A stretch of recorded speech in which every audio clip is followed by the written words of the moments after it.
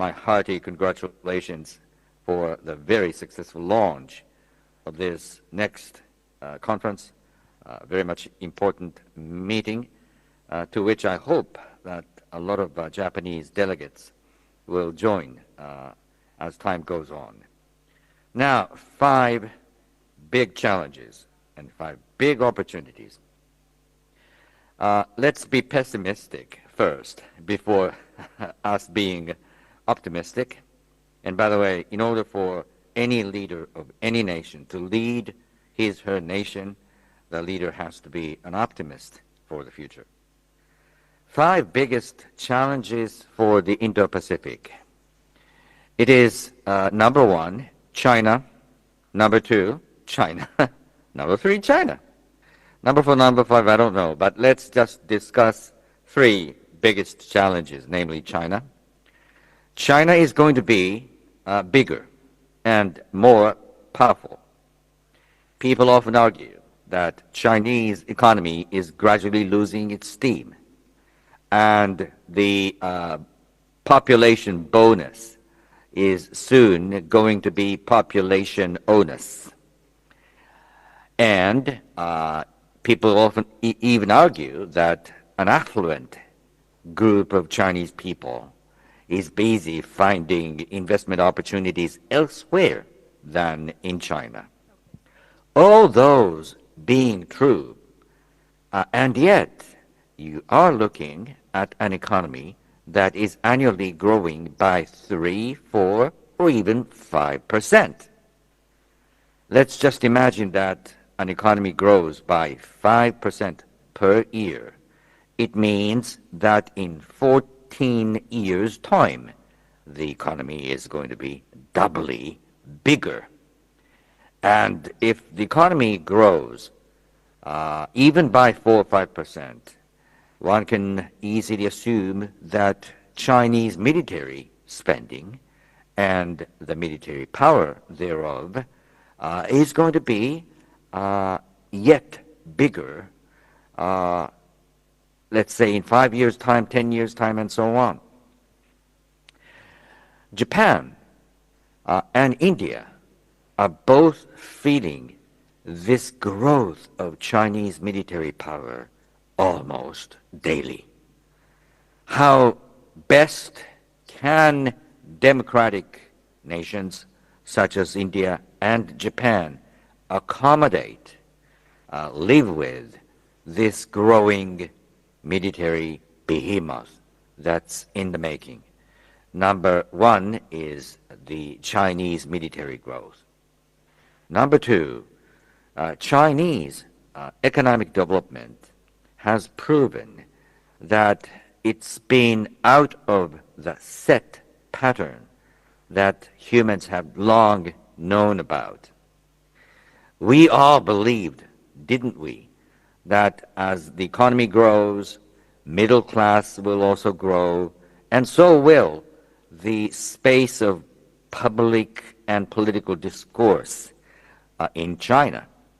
That's proven to be untrue. The Chinese society is going to be even more, not less, authoritarian. I think that's going to give a powerful influence throughout the world.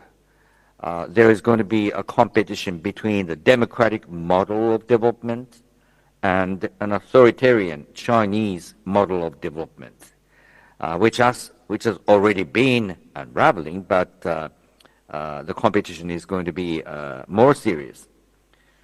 Number 3, it's not necessarily about China, but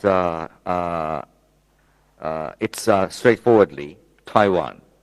And to those of you who are watching this interview, may I say that for my country, for Japan, Taiwan's fate is and will be the most important part for the future of Japan. If you lose Taiwan, if Taiwan gets annexed by the communist regime, there will be very much squeezed strategic space for Japan. Emotionally, psychologically, it's going to be harder for the Japanese to be able to stand tall against China, to maintain its public discourse, the space of public discourse. So Taiwan's fate is a great concern. Number 4, it's one of the conventionally thought about issues. It is the future of the United States. It is still true that the United States is the biggest power in the world, and its military power is still the biggest. And yet, the recent trend has told us in India, in Japan, and elsewhere that the volatility of the U.S.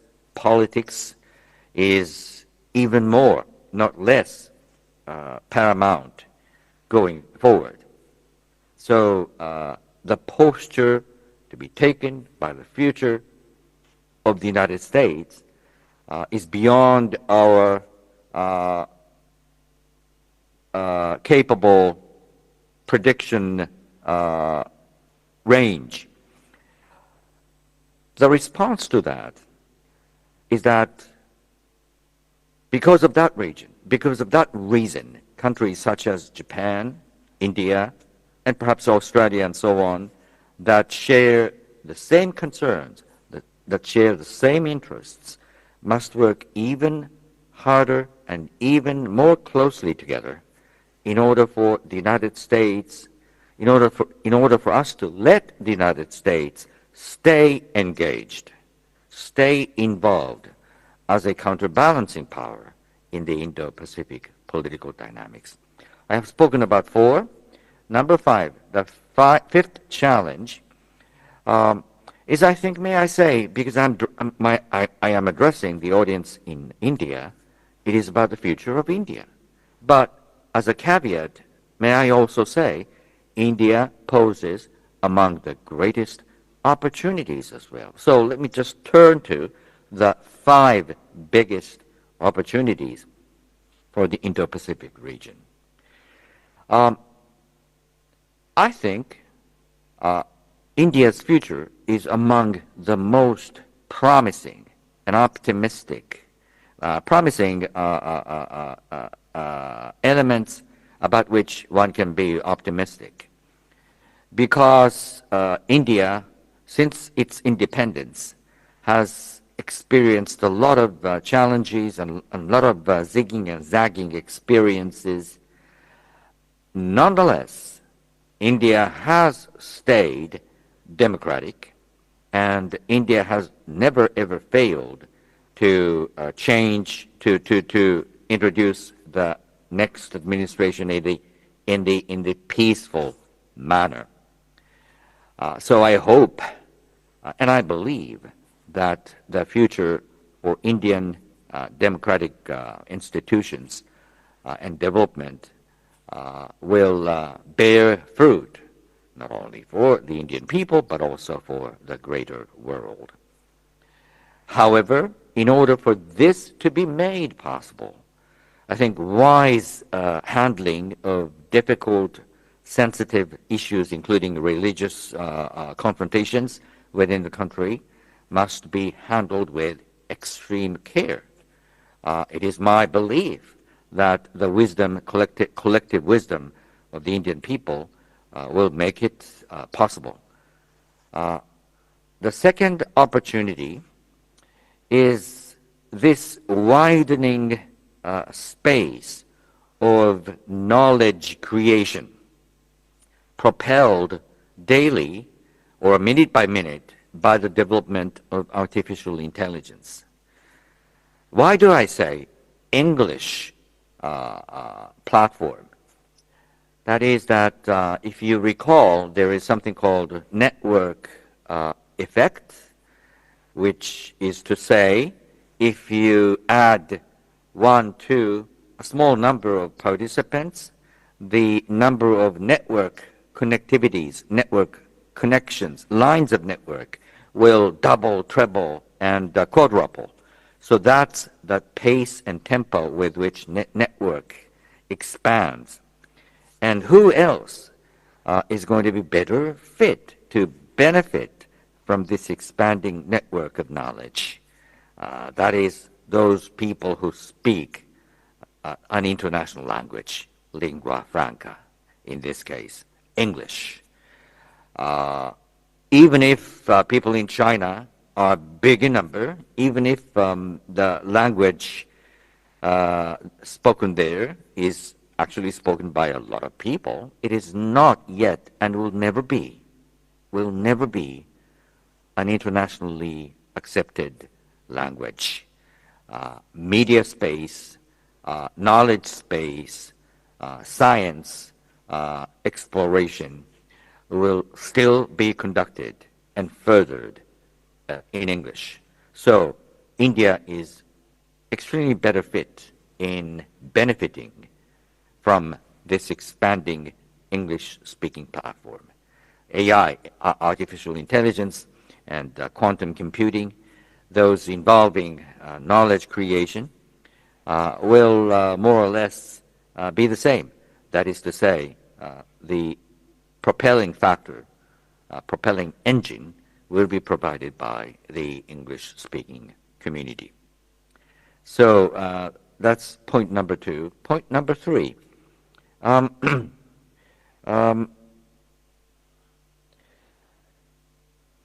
think there will be new Asian tigers, if you like. They're already in the making. If you look at Bangladesh, Bangladesh is becoming very much fast one of the manufacturing centers in the Southeast Asian region. And I think it's incumbent upon countries such as India and Japan to, as much as possible, collaborate and cooperate with people in Bangladesh so that the development of Bangladesh is going to be both prosperous and democratic. But if you look at such countries as Bangladesh that are gaining traction in their economic development, one can be optimistic. Fourth, I have not spoken about Japan. Japan poses its own domestic challenges, the population decline, graying society. One can easily be very much pessimistic about the future of Japan. Let's look at the other side of the same coin. The grave challenges can provide you with lots of new opportunities. So I'm trying to be very much optimistic, even though the picture in front of us is gloomy, to say the least, if you look at the declining population and so on and so forth. But by solving those big societal challenges, I think Japan can still grow. And it's important for countries such as Japan to show to the rest of the world that very much mature, aging society can still grow. So I'm hoping that is going to be the case. The fifth opportunity may be found elsewhere than on the surface of the earth, maybe in the deep seas, maybe in the deep space, on the surface of moon, on the surface of Mars. I think it's going to be made possible for humans to exploit opportunities to be found elsewhere than on the surface of the earth. I think that itself poses a great opportunity for India, for Japan. Both leaders of India and Japan, leaders of India and Japan have already spoken many times about the possibility whereby Indian scientists and Japanese scientists could collaborate when it comes to exploring the Earth and deep space. One has to say we have spoken about those things, but we have just talked the talk. India and Japan must now walk the talk. Have I covered those 10 negatives and positives? Absolutely, absolutely, Dr. Taniguchi. You have given us that extensive elaboration of how the Indo-Pacific Quad and particularly India and Japan relations are going to forge in the coming years. A round of applause for Dr. Taniguchi, and we then move on to the next session. Thank you very much, Megha, for that. Absolutely. And now, without further ado, we are, of course, going to swiftly move forward to our next session today. But before that, we have to thank those without whom today's and tomorrow's event would not have been possible. Yes, those partners who, of course, have collaborated with us to organize this global gathering that you're seeing here today in New Delhi, in India. This event today is powered by Adani, State Partner, Government of Haryana, State Partner, Government of Rajasthan, State Partner, Government of Madhya Pradesh, State Partner, Government of Chhattisgarh, State Partner, Government of Uttarakhand, Session Partner, the NTPC, National Thermal Power Corporation of India, Session Partner, Power Grid, Session Partner, Mahashiyan the Hatti Private Limited, MDH, Session Partner, Paytm, Session Partner, and Reality Partner, ACE Infrastructure, Reality Partner, NBCC, National Buildings Construction Corporation Limited, Reality Partner, Housing and Urban Development Corporation of India, that is HUDCO, Session Partner and Reality Partner, M3M, Reality Partner, Bhutani Group, Reality Partner, Signature Global, Reality Partner, Green Circle, Reality Partner, Swastik Greens, Tourism Partner, Tourism Finance Corporation of India Limited, TFCIL. Also, Exchange Partner, National Stock Exchange of India, the NSE.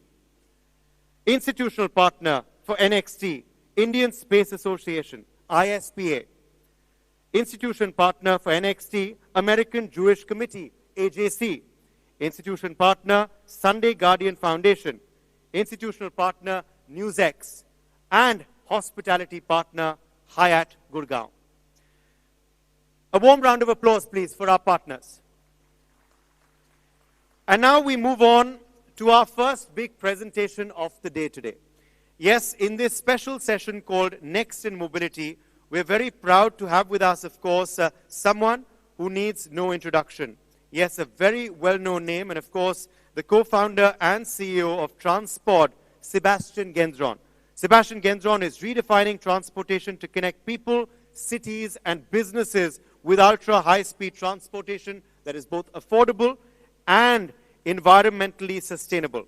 In fact, under his leadership, Transport has become the first vacuum tube transportation company to confirm finance for a multi-billion-dollar infrastructure project. He's also an active speaker in the technology and transportation communities and seeks every opportunity available, like the one today, to engage, educate, and inspire the next generation to innovate and think outside the box. And I can see a lot of youngsters in the audience here today, so get ready to engage with Sebastian Gendron, the founder and CEO of Transport. Could we please have you on stage, sir?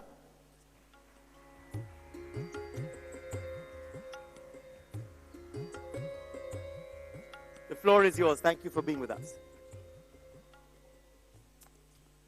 Good morning, and thanks again for the invitation. I'm pleased to be here and share about the future of mobility and what's coming next in terms of transportation. There is a pretty good ecosystem in India already, and we'll go into the details and what transport has been doing so far and what we could do in India. So, just to kick off our session, I would like to pinpoint the fact that if you want to develop a new mode of transportation, it has to be better than existing ones. Otherwise, it's kind of pointless to develop something new, so it has to be better than cars, trains, aircraft, and of course, boats. Otherwise, it's literally useless. So our vision is really to create the next generation of high-speed transportation. For those who are familiar with the current state of the art, high-speed train have been around for 50 years, I would say now. And at Transport, we truly believe that the next generation of high-speed transportation belongs to what we call tube transportation, or you may have heard about Hyperloop. We'll have 15 minutes to go through that, and we'll try to keep 5 minutes for Q&A. So I really encourage the audience, especially at the back. I see lots of young people which may be interested, so to ask questions about that. So a few words about Transport. So Transport is a Canadian company. We're based in Toronto. And we started the company in 2015, so it's already kind of 10 years old. And we have activities as well in Europe, in France. And we have also an office in the UAE. And I hope that maybe by the end of this year, we'll have something in India. We talk about taking actions. So that's really the plan here. It's to be able to take actions and to see what we can develop here. Just a few words about the journey. I used to work for a big manufacturing aircraft company like Airbus and Bombardier, and personally I'm not a good employee, so it was better for me to start my own company. And so after kind of 10 years, we kind of kick off the ground, started to develop some initial technology, our own IP, and move forward with several infrastructure projects, and we'll go into the details. So first of all, what are we talking about? You've heard about Hyperloop and tube transportation for quite some time now, but we're talking about tube transportation. So it's literally, so it's a concept again, which have been around for more than 100 years, and it consists in a really basic way to remove 99% of the air in a tube where you allow the vehicle to achieve the same speed as an aircraft because you avoid aerodynamic friction. So today trains are limited to 300 kilometers per hour. With that kind of idea to remove most of the air, you can achieve 1,000 kilometers per hour. Now, be careful, we're not designing a magnetic gun, okay? We're not shooting people in a tube. We're talking about decent acceleration and deceleration. So it will take a few kilometers to reach top speed and then several kilometers to decelerate so it can accommodate every, I would say, passengers. The vehicle we've been developing today at Transport is called the FluxJet. So it's the size of a train coach or a bus, so it's 25 meters long. But as you can imagine, within that tube, okay, so there's no air, so it looks more like an aircraft without wings. So it's really made of composite material to build that vehicle with magnetic propulsion and levitation system. The trick here is also in the power transmission. So it's kind of similar to, I would say, a subway with a power rail touching and transmitting energy into the vehicle, but we're using electrical arcs, and this is one of our key IP and key, I would say, competitive advantage over China. We just talked about China, who's kind of the country leading this development nowadays. The infrastructure itself, it's quite similar to what we already have. So the infrastructure is similar to the one we have for the subway here in Delhi. So we're talking about elevated structure. It can be, of course, underground if you need to go across, I would say, the Rockies, I would say, in Canada, or the Himalaya here in near India. But for most of the infrastructure, it will be elevated with a section, I would say, atmospheric section at low speed. then it enter into what we call an airlock, and then move on into high-speed zone, where you achieve higher speed and save on time travel. Here, a more closer look at the infrastructure with stations similar to railway stations. Again, the low-speed zone, elevated guideway, then the airlock, and moving on to the high-speed zone. Our progress to date, back in 2022, we revealed in Toronto a first demonstrator, a scaled-down version of the vehicle to demonstrate the key aspect of our technology. So again, the levitation, the propulsion, and the power transmission. We just started last year construction of a test facility in France, which is moving forward and part of our development plan, which is kind of over the next 3 to 5 years to reach commercialization. And then preliminary work in Alberta. This is our first, I would say, infrastructure project. We signed in 2020 a memorandum of understanding with the Alberta government to develop our first, I would say, line between Calgary and Edmonton. And for those who follow a bit I'm glad that we have a former Prime Minister of Canada here in the audience. The Alberta government just announced last year a transportation plan to define their mobility plan up to 2060. And they have a report currently ongoing, which is due for this summer, with a decision they're committed to take this fall. So starting this fall,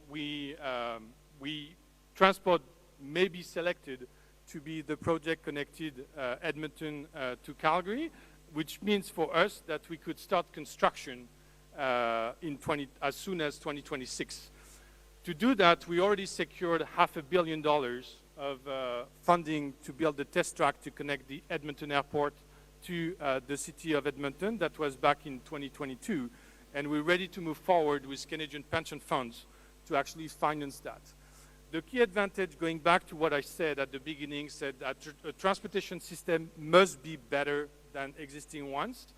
When you look at high-speed corridors worldwide, whether it's in Europe or in Japan, they are heavily subsidized, okay? Only the main lines are profitable, and the others, you need heavy taxpayers' money to make it work. So we wanted to avoid that when we started transport, and one way to make a better business case is actually to mix with freight. So our line can transport both time-sensitive freight and passengers, which makes the business case much better, and then you can attract private funding to build those infrastructure. So my point here is that what's next in terms of mobility is like more than the speed, the convenience, and all the benefits associated to that system. You can also finance that system with the private sector in a way better way than it is done today for high-speed train corridor. So where are we? Not only in Alberta, we started to work as well in Texas. Texas is showing interest to build a line to connect Dallas to the Mexican border. Dallas, Austin, San Antonio, and Laredo. We also have some good conversation in the UAE. For those who follow, again, this ecosystem, the UAE just decided to build an high-speed train to connect Abu Dhabi and Dubai. However, there's still some need to build a freight line between those two cities to connect the two airports and being more efficient in terms of moving goods. And of course, there's Saudi Arabia. We also have a former, and we have, I would say, a former Prime Minister of Australia in the room. And Australia is also showing lots of interest. We started to work with the airport of Melbourne, who is looking to connect their airport, and then maybe down the road connect Melbourne to Sydney. And again, it's to bring private sector funding to that. As a conclusion, and to refer to what's been said before, It's really important as a country who wants to lead to walk the talk. Today, China is leading the pack. They're already invested, and they know that if you want to be a leading country, you need to be able to take a bit of risk and develop new technologies in order to be leader in that new field in the next few years. Anyway, I think we still have a bit of time for Q&A. I don't know if there is a microphone going around, but happy to answer any questions you might have on the technology and everything else. Hello, I got a question that how your system is different from Hyperloop, which has been propagated by Elon Musk, and they already have some proof in various cities in USA and all over the world. It's working. That's the main difference. So we always said that the devil is in the details. And this is where you need to really look carefully at what Elon Musk proposed 10 years ago, our value system. I'll compare, to make it simple, I'll compare what China is doing and what we're doing. In theory, okay, for our system, you can use existing technologies such as maglev developed in Japan, okay, and install it in a tube, remove most of the air, and achieve the speeds you can achieve by avoiding aerodynamic friction. The challenge with maglev is cost. It's 5 times more expensive than an high-speed rail corridor. And so in order to address that, and it's expensive because the tech is split between the infrastructure and the vehicle. The key aspect on our side is that we were able to consolidate all the technology on the vehicle to keep the infrastructure as basic as possible. And the main change also is on the levitation system. We're not pushing from the bottom, we're pulling from the top. So we're using electromagnets, and those electromagnets are interacting with the steel tube to pull the vehicle to the top rather than pushing from the bottom. And thanks to that, you don't need to have, I would say, magnets on the infrastructure, and then you're saving costs. I'm trying to kind of simplify that, but that's basically our approach so far. Any other questions? I see some hands over there. Yeah. Oh, yeah. We got 10 seconds left. Good morning, Mr. Sebastian. Yeah. Here. Where are you? Left, right? Okay, over there. Yeah. Right. I have a question. Like, when environmental conservation has become a global concern and therefore a global mission, how does transport meet this expectation? Yeah, it's a really good question. So first of all, it's a fully electric system, okay? And so the objective of what we're developing is to replace, to some extent, or to complement, I would say, short-haul flights. If we're looking at city pairs like Edmonton-Calgary or Toronto-Montreal, or let's say New Delhi-Mumbai, it would be to remove or replace some of the aircrafts between those two cities, and then reducing the carbon footprint. There's also a key aspect. It's to minimize the carbon footprint during construction. As you know, as you build infrastructure, it creates lots of CO2. And that's also something we're looking at to work with companies reducing, I would say, CO2 as well in the concrete, on the steel as well, and looking. So it's part also of the supply chain we're developing today.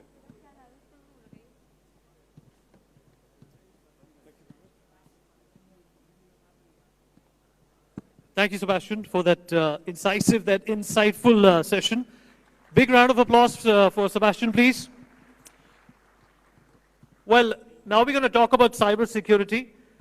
It's a very sensitive topic because cybersecurity is something that is, in fact, becoming the norm of the day when you deal with AI and computers and technology.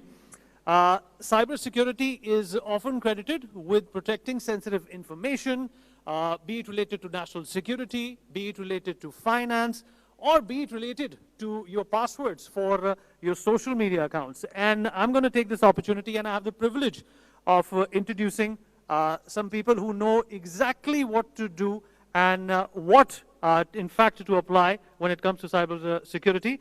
I'm going to take this opportunity to welcome Mr. Rizwan Sheikh and Mr. Anil Kaushik for our next session, which is on cybersecurity, and this is going to be moderated by my colleague and our news editor, Ms. Devika Chopra. Big round of applause, please.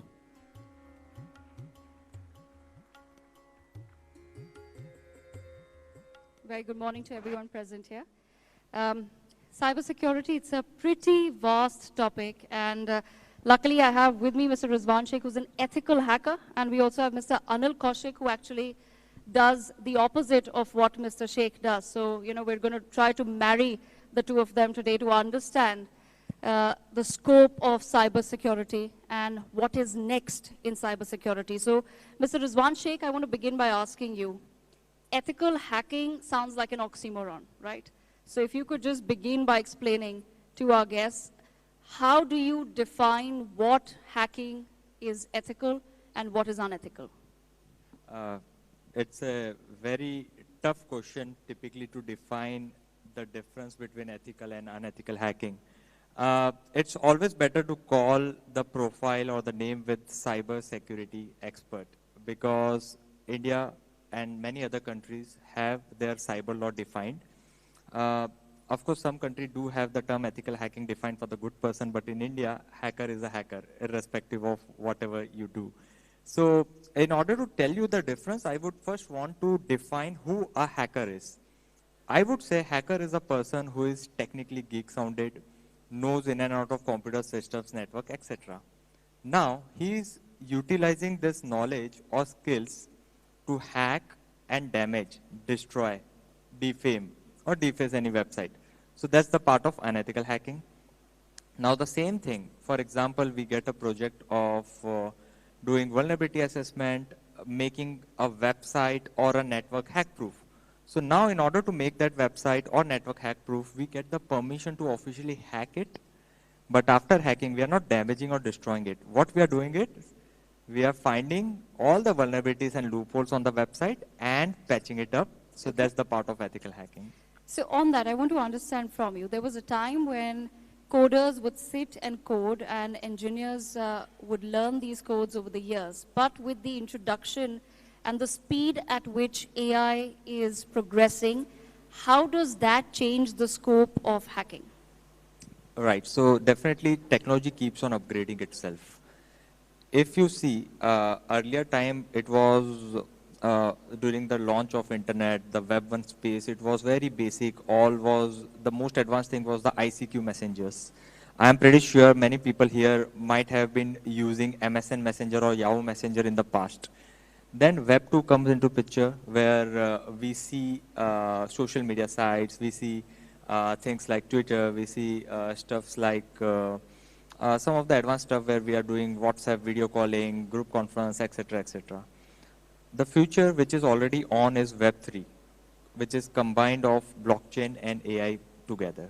Web 3 is more advanced, decentralized, giving control more to the people, having a decent level of encryption to protect your privacy. But at the same time, as the tech evolves, the vulnerability or the hacking stuff also evolves at the same time. If you see AI, definitely it has many use cases. ChatGPT, one of the best examples we got. Yes. But at the same time, we got AI deepfake. Yes. If you notice, editing someone's photos, replacing anyone's face with anyone else's body, replacing anyone's audio to speak something else. Like there have been AI deepfakes available. Suppose I have your 15 seconds of audio recording, you're talking something. I can use that audio to speak something else in your tone, in your pitch. So this is AI deepfake. The same happens with videos as well. Now, Yes. in cybersecurity, it's a major concern. If you have noticed, cybercrime is ever evolving. Cyber criminals are coming up with new technologies to commit crime, and many people are falling victim of it. There have been incidents reported already all across the world, including India, that someone is receiving a call from their children, from their daughter, from their son in their own voice, asking for money. And parents ended up paying the money, but it was a cyber criminal call. So it's both the ways. Okay. AI is going to defend AI. So in cybersecurity, to mitigate this definitely another AI will be used to do that. Okay, so I'm going to come to Mr. Kaushik on that. Mr. Kaushik, Rizwan Sheikh has listed out some of the ways in which the whole system of cybercrime is really evolving. How is it that you then advise governments in particularly sensitive sectors like homeland security, like the defense sector, how do you advise them to keep their systems upgraded? Yeah, thanks. So first of all, I will agree with Rizwan that there's no hacking, ethical or non-ethical, because if you are looking at somebody else's premise, that's a invasion, unauthorized invasion. So cybersecurity is a very challenging subject, but I think that it is reactive in terms of security. So what we need to go in this, through this next conference, that we should be traveling from cybersecurity to cyber defense. So the time is coming when we need to focus more on offensive security measures. So just to make it understandable for everybody, that you have your house, then you have your office, and then you have a road to travel to your office. So your house is your device, which is the endpoint, which is used by yourself. It may be a mobile, it may be a laptop, it may be a tablet. The road is the network from where you travel every day. And your office is like, you know, your server or your virtual storage, maybe in a hybrid location. So the problem can be resolved in terms of your endpoint management. So your device can be managed, your storage can be secured, but the problem is really with the network. The networks are not secured. So the challenges which we are facing today to how to safeguard all these three locations where the most of the attacks are being happening. So my contention is that the cyber defense is a very, very important subject to understand, and it should be, it should be understood by the world in a different sense. Like, we are spending a lot of money on the weaponry, the custom, the traditional weaponry. But now it is the time that the country should start spending more on the cyber defense than the traditional weapons. Okay. The army, the frontiers should be capable of actually defending their nation against the cross-border cyber attacks. We are already at war. I mean, it's not that we will be waiting for something big to happen. It is already happening. Ms. Anil Kaushik, could you quantify that into some examples for our audience to understand? When you say that it's not just about physically defending our borders anymore, but it's about defending our networks and our online systems, because that's essentially where the whole world gets together and meets today. We're not meeting physically necessarily. Can you quantify that? What does that mean? And we also have some ex-servicemen in the audience. I'm sure they'd like to take that back away from this particular conference. I'll give you a very simple example. Like, suppose you wake up in the morning and you find that there's no electricity, there's no internet, there's no money in your account, so everything has been, vanished. That's the future war. The war will happen, will be on the internet. In the internet only. Suppose, there's some enemy nation which is looking to destroy your economy. What they can do? They can just wipe out your bank accounts. They can wipe out the entire data on the stock market. What will happen? Your economy will be zero. Your credit rating will be zero. There will be no transaction at all after that. Your electricity system can be demolished. So these are the future challenges for the cyber warfare, where I believe that every nation, and a nation like India, should be very ready to defend ourselves. We need to create the cyber warriors which can be working under the army or maybe the paramilitary forces. Yes, if you could break that down further, when you say we need to create a cyber war force, what would that entail? What does that look like? And would that include individuals like Mr. Rizwan Sheikh, who, like he said, that ethical hacking is essentially, we would help governments and other machineries to figure out whether their systems can be hacked or not? Yeah, so I think we need to start an integrated cyber command center where we can join all the three wings of the army, Air Force, Navy and Army. And we can start, by forming a complete equipped command for cybersecurity defense. That is what the future is. And I think people like Rijwan could be also asset for these kind of forces.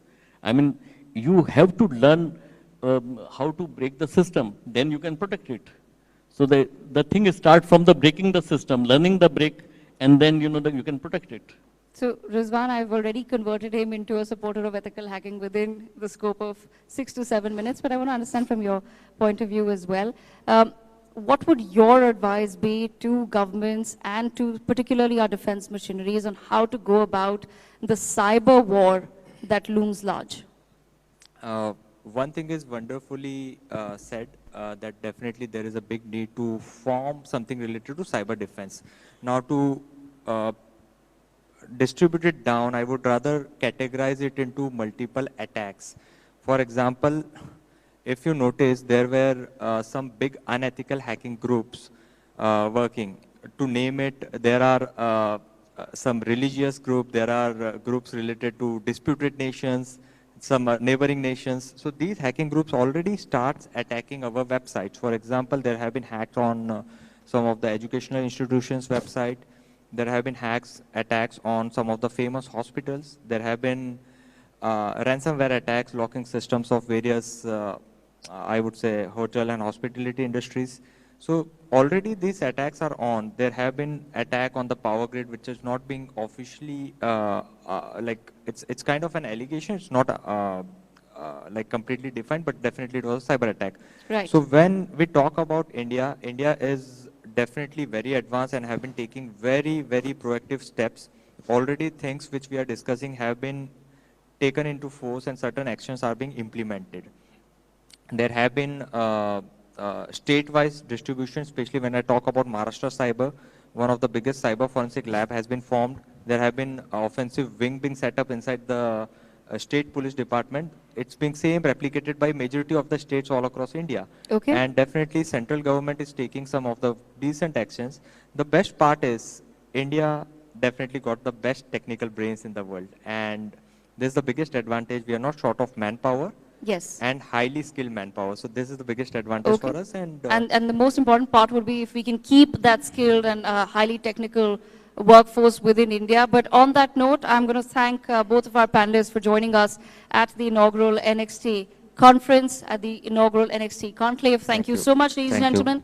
Huge round of applause for Mr. Anil Kaushik and Mr. Rizwan Sheikh. They are also available later for anyone who would like to meet them personally. Thank you, Devika, for that session. And of course, thank you to our two speakers, as they, of course, do that quick photo up there. We conclude this session on Next in Cybersecurity.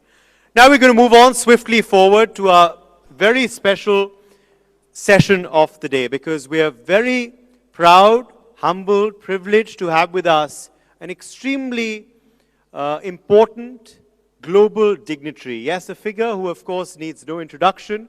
He's been the 22nd Prime Minister of Canada, someone who, of course, has enjoyed extremely close relations with India. Yes, under his leadership, India and Canada ties enjoyed great warmth, progress, and reciprocity. He also has a personal rapport with Prime Minister Narendra Modi. In fact, Prime Minister Modi has been to Canada when he was in power for a bilateral visit. And we are going to now hear from Right Honorable Stephen J. Harper. He's with us this morning at the NXT Summit. So I invite you on stage, Prime Minister Harper, for your keynote address. Thank you so much for being with us today. And we are eagerly awaiting your keynote address. So warm round of applause for Prime Minister Harper, please.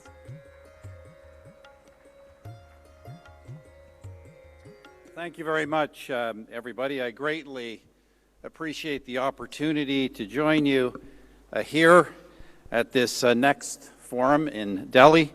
This is a world-class gathering, and as such it is befitting both India's rising importance in the world, but also next leading role in India itself.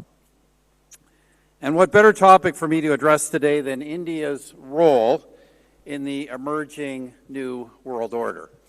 But before I discuss the role of India in the new world order, allow me to take a few minutes to ask, what is this new world order exactly? For example, you will often heard it said that the world is moving from a US-led unipolar order to a multipolar order. I do not believe that is correct, or rather, I believe that it is correct only in part. The multipolar part may be true, but the order part is not. The world is not moving from one order to another. The world is moving from order to disorder. It is moving from a global, rules-based and institution-based arrangement to something much more akin to the survival of the fittest and the triumph of the strongest. It is moving away from the idea that interaction between countries through markets and trade can be and should be mutually beneficial. It is also moving away from the idea that freedom and democracy and the values that attach to them are aspirational and beneficial for everyone. In short, it is not just a shift away from rules and institutions. It is a shift away from a mindset to a new mindset. It is a shift away from a mindset of mutual benefit to a mindset of zero sum. This has been happening progressively over the past couple of decades. Powers like Iran, Russia, and China and others have been allowed to use global rules and institutions when it suits them, while also simultaneously using raw power to intimidate or coerce others, especially in their own neighborhoods. In effect, they have been increasingly building old-fashioned spheres of influence. The United States, with its Western allies, has been increasingly unable to rein in these developments. But now, they are increasingly unwilling to do so. Indeed, under President Trump, the United States is now turning quite explicitly to its own version of this approach. I think of the U.S. position that Ukraine's sovereignty can only be defended if it surrenders its mineral wealth to the United States.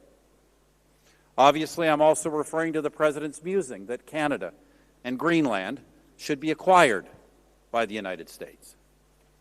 As a Canadian, I must say that I find this a shocking development. My country has long been the deepest and most balanced economic and security partner of the United States, of any, frankly, the most integrated economic and security partner of any the United States has anywhere in the world.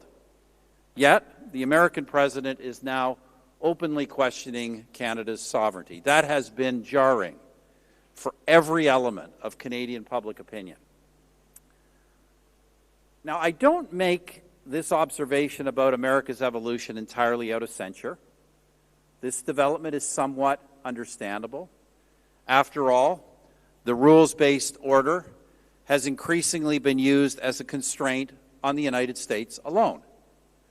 It has certainly not been a constraint on its geopolitical rivals, but it has often not been a constraint on America's own allies either, because the truth is that they have too often been willing to free ride on American economic access and security guarantees, while at the same time charting international courses without any reference to their relationship to the United States. In any case, what I'm seeing in the world is that given this new multipolar disorder, and particularly given the growing rivalry between the United States and China, many smaller and weaker countries are attempting to protect themselves by hedging between these powers. However, that need not be the case for this country, India. Fortunately for India, this rising nation should be more than able to cope with this new state of affairs. Now, it's true, as I understand it, that India would have preferred a different course. India would have preferred a revamp of global rules and multilateral institutions to recognize its importance. Sadly, those such global rules and multilateral institutions now seem increasingly doomed to fall by the wayside. However, I'll come back to that. But in any case, the decline of global rules and multilateral institutions does not mean that India need to be forced into mere hedging strategies, because India is itself emerging as an important global power. And India can be that kind of power both because it is big enough and because it possesses attributes that make it an attractive partner for other major powers in the world. First, let's talk about size. India is on track to become the largest country in the world by population, if it has not already done so. Your economy, by any measure, is no less now than the 5th largest in the world, and it is growing more robustly than any other country in that top category. Combine this with your huge landmass and your unique cultural force, and India is unquestionably on track to become a new global power in its own right. Now, I do not say this to flatter, because India does have some significant challenges. Your economic structures, particularly in agriculture, could hold this country back. Also, India's military might does not yet match its economic strength. And military strength in this new dog-eat-dog world is really going to matter. And your influence, even in your own neighborhood, is today challenged, both by China on the one hand and by forces in the Islamic world on the other. But as I've said, India has attributes that make it a desirable partner rather than a target for other world powers. For example, you've long had a productive alliance with Russia. It's something that, as a longtime opponent of Vladimir Putin, I admit only grudgingly, but it is real. India's democratic ethos also makes you a compatible force with the European Union and, of course, even more importantly, with the United States, particularly as you both cannot ignore the nature of China and its long-term threats. India's status as an emerging post-colonial nation also allows you to build linkages with many others in the global south, regardless of their systems of governance. I think, for example, of the Gulf, of Africa, Brazil, many others. So despite this new emerging multipolar global disorder, India is one country that should grow in influence and that should continue to prosper. However, ladies and gentlemen, friends, if I may, we should be under no illusion that the world I'm talking about, the world that is emerging, is not a desirable state of affairs for humanity. In fact, this state of affairs ominously mirrors the rivalries of the pre-World War I period, and history tells us where that led. God help us as we enter a new such period with its combination of advanced weaponry and computer power. So for this reason, I do hope that India will not totally succumb to hard power, sphere of influence global politics, but that you will, on some level, also continue to champion the soft power values of the free and democratic civilization of which you are a member. Look at the challenges that confront us.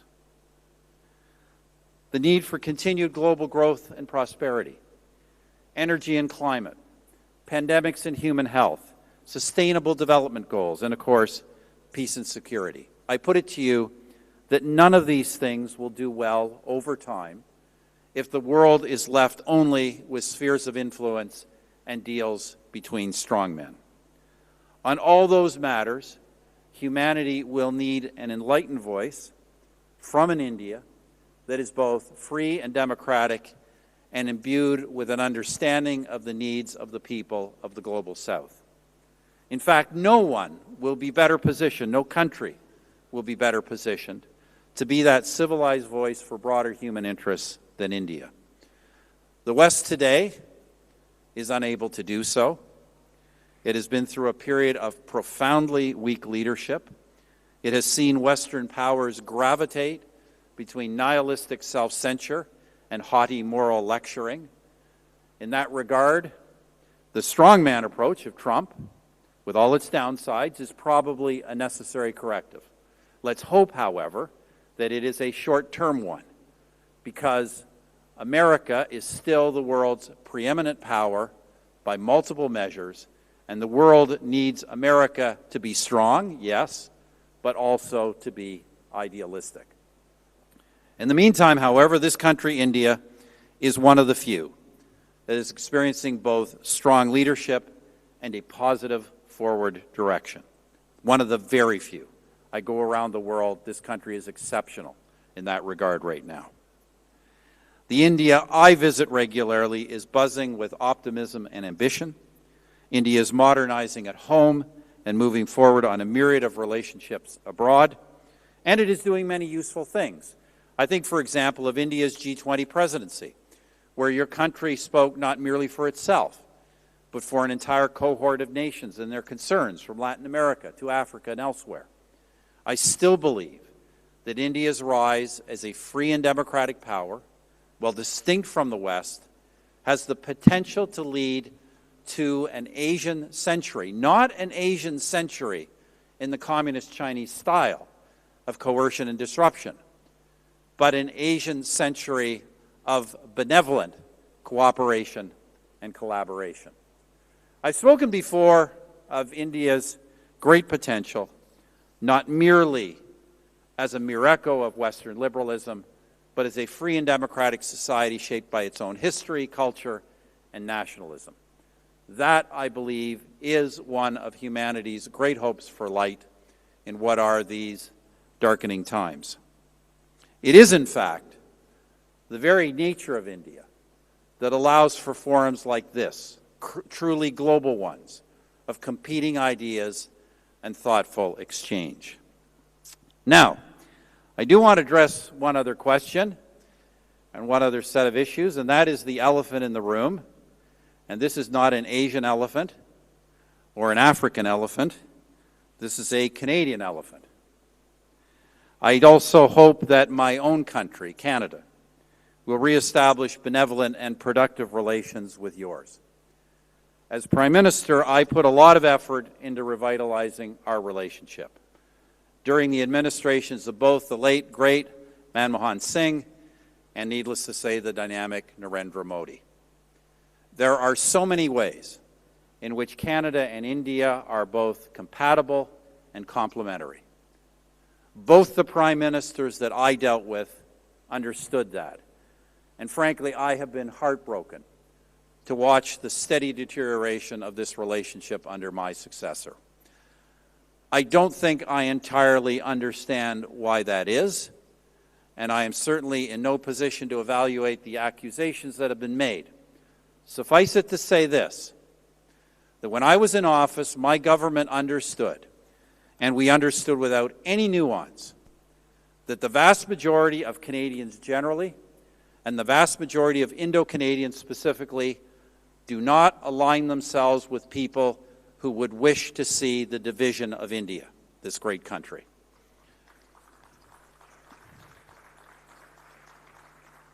Let me leave it at that, except to add that now, with my own country, Canada, facing for the first time in well over 100 years a hostile United States, we on our side need to rebuild the Canada-India relationship as never before.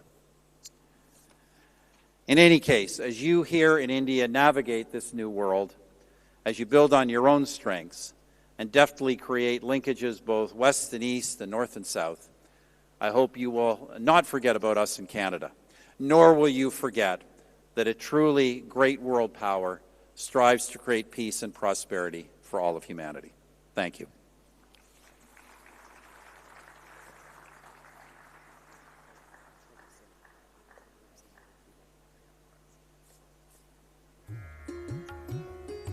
Thank you very much for that address, Prime Minister Harper. You've truly set the tone, of course, for India-Canada ties ahead, and also given us much to ponder about India's position in the New World Order. But I'd urge you to please stay on stage for a very special question and answer session as well. There are some further questions that my colleague Megha Sharma would like to pose to you on your address and your wider vision for not just South Asia, but the world at large. So now over to Megha for this next special session as we continue Prime Minister Harper's time with us on stage at the NXT Summit. Thank you, Uday, and a very warm welcome from all of us at Next to you, Honorable Prime Minister Stephen Harper. Let's dive straight into it, and we are talking about Next in democracy. How important is it for one of the oldest and the largest democracies, whether it is talking about Canada and talking about India, to work together in this multipolar world than to be drifting apart as we see in the current state of affairs? Look, I think it's very important.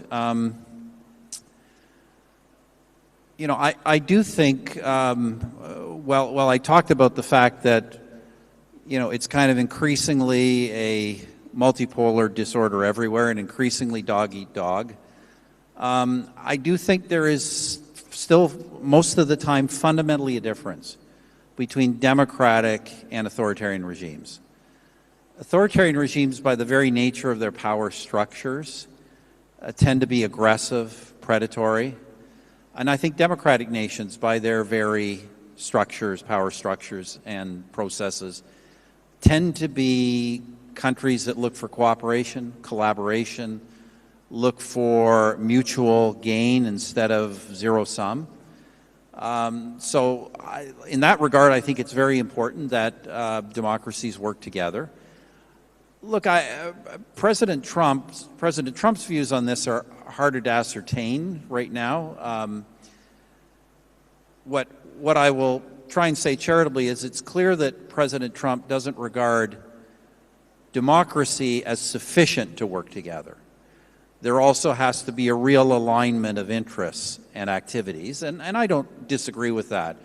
But I just hope it's not forgetting that the nature of America and of our countries, India and Canada, means that we really do have a special ability and mission to make the world as a whole a better place. Right, absolutely. And you talk about President Trump and his second term as the US president of talking about, in the larger scheme of things, there has been a dramatic shift in his policy vis-a-vis Canada, whether it is talking about huge tariffs being imposed, the threats that he has been issuing, talking about making Canada the 51st state of United States of America. How do you view the current state of affairs, particularly in this dynamism that we witness right after his election as the president? Well, first, Megha, I think it's important to say, and I'll be the first to admit, I have been surprised by a number of things President Trump has done, both domestically and foreign, not all bad, but I've been surprised in the sense that I expected more continuity with the first term. Yes, I did expect him to be more bold and aggressive in the directions he was going, but there has been some significant discontinuity, and one of them, of course, is what seems to be increasingly hostile view of a number of traditional allies. And in all honesty, I can't entirely explain it in the case of Canada. In fact, I can't really explain it at all. There is no doubt that President Trump and Prime Minister Trudeau had a poor relationship, and there's kind of hostility on that level. But President Trump's comments about Canada go well beyond disagreements with our government. President Trump has repeatedly asserted that Canada, in both economic and security terms, is a massive drain. First of all, on economic terms, that Canada is a massive drain on the American economy. He has asserted that on the security front that we are an enormous burden on American security and present a significant security, large-scale security threat on our border. The difficulty I have with these things, and it's not to suggest that, you know, there aren't economic or security irritants we can discuss, and certainly Canada should be spending more on defense, but these are propositions of President Trump are just fundamentally untrue. Canada-U.S. trade is 98% tariff-free and almost entirely beyond that unencumbered by non-tariff barriers. It's the most integrated economic relationship in the world. Canada is the United States, you know, right now we have a small surplus with the United States, but Canada is the United States' largest export market in the world. We are a larger, and many Americans don't understand this, Canada is a larger export market to the United States than all the countries of the European Union combined. It is a massive economic asset for the United States. Obviously, they are an even bigger asset relatively for us, but it's a massive economic asset. In terms of security, are there issues on the border? Yes, but the northern border is not the southern border. They're not hundreds of thousands or millions of people crossing the border.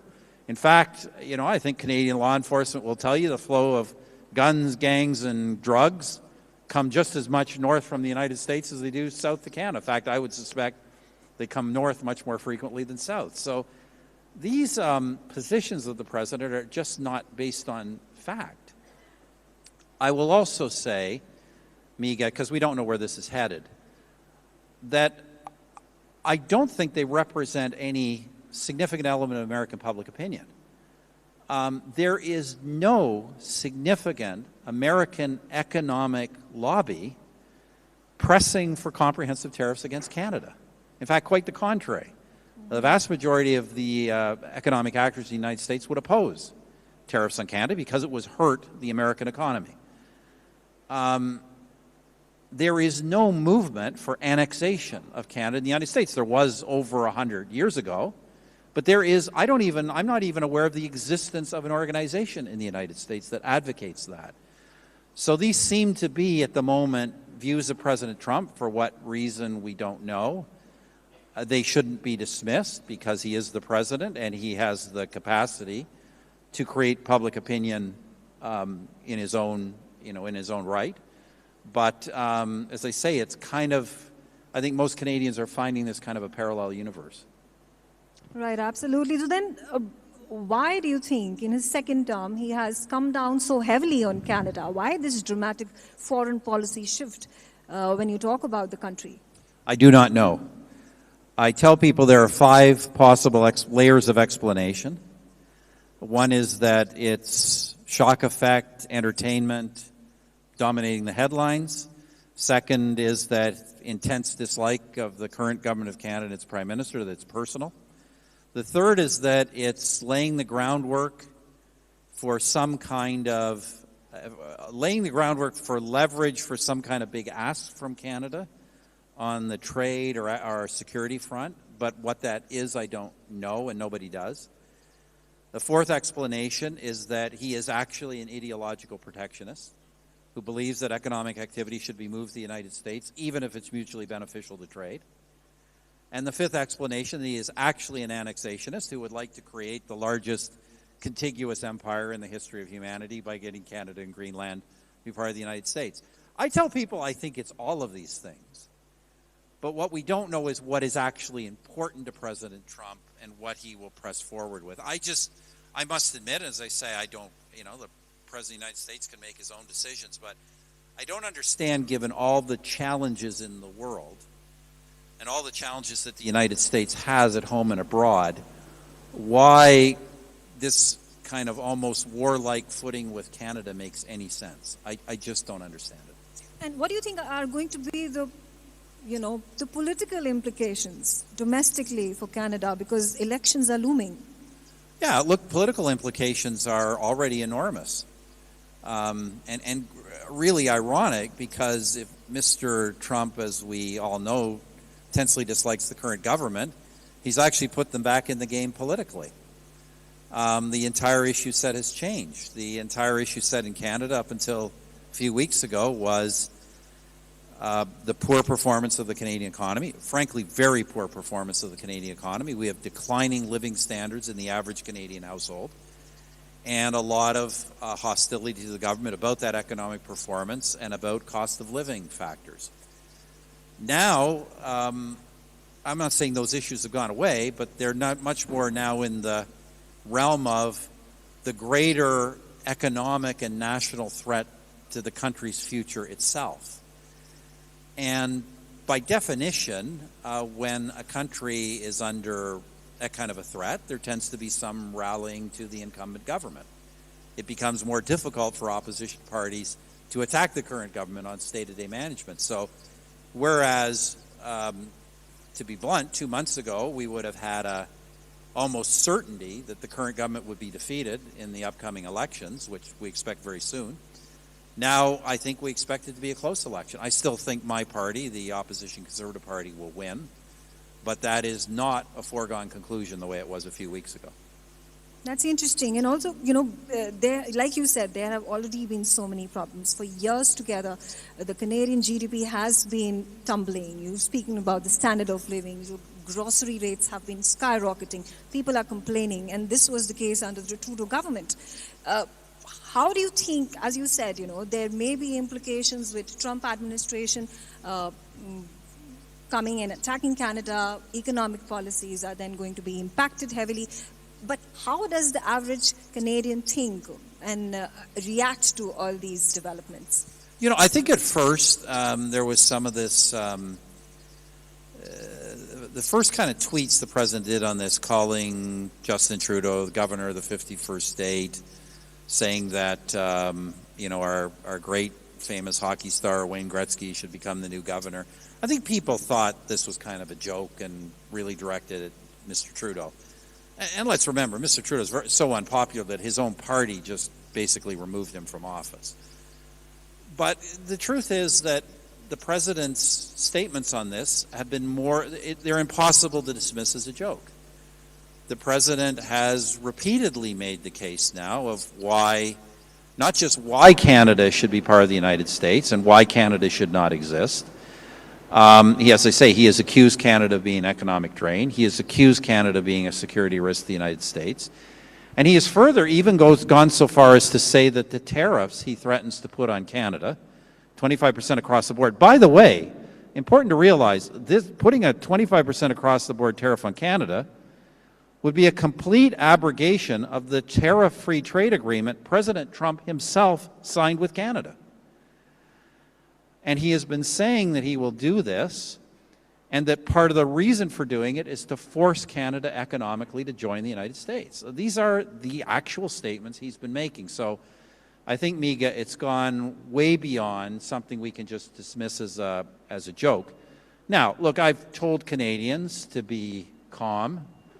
The president has threatened many things he hasn't done. He backed off 25% tariffs a month ago. He says he's going to do them this month. I don't know. We obviously have to be prepared. But as I say, let's not panic until we see what actually happens. Let's have plans, but let's not panic. And let's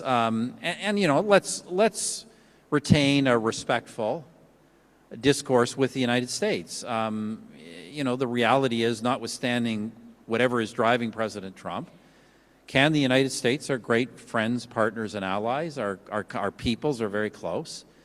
And it is not in our interest to escalate this. It's our interest to, deal with whatever does have to be dealt with. We're very unclear what that is, but find a productive way forward. So, be prepared, but be prepared for the worst, but don't contribute to it. Okay, thank you, Prime Minister Harper. There are a lot of members from the audience who would like to ask you a lot of questions. So let's open the floor for our guests. Can we have the first question? Yes. Yes, sir.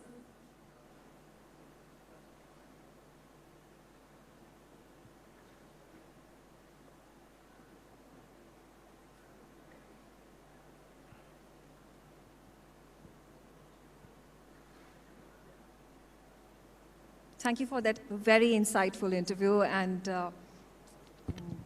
Shri Kartikeya Sharma, Member of Parliament, Rajya Sabha, has a very, I think we've got a mic problem. very. Good morning, Prime Minister. I wanted to know, in the face of a hostile America, how do you see the bilateral ties between Canada, India, and also the trade relations?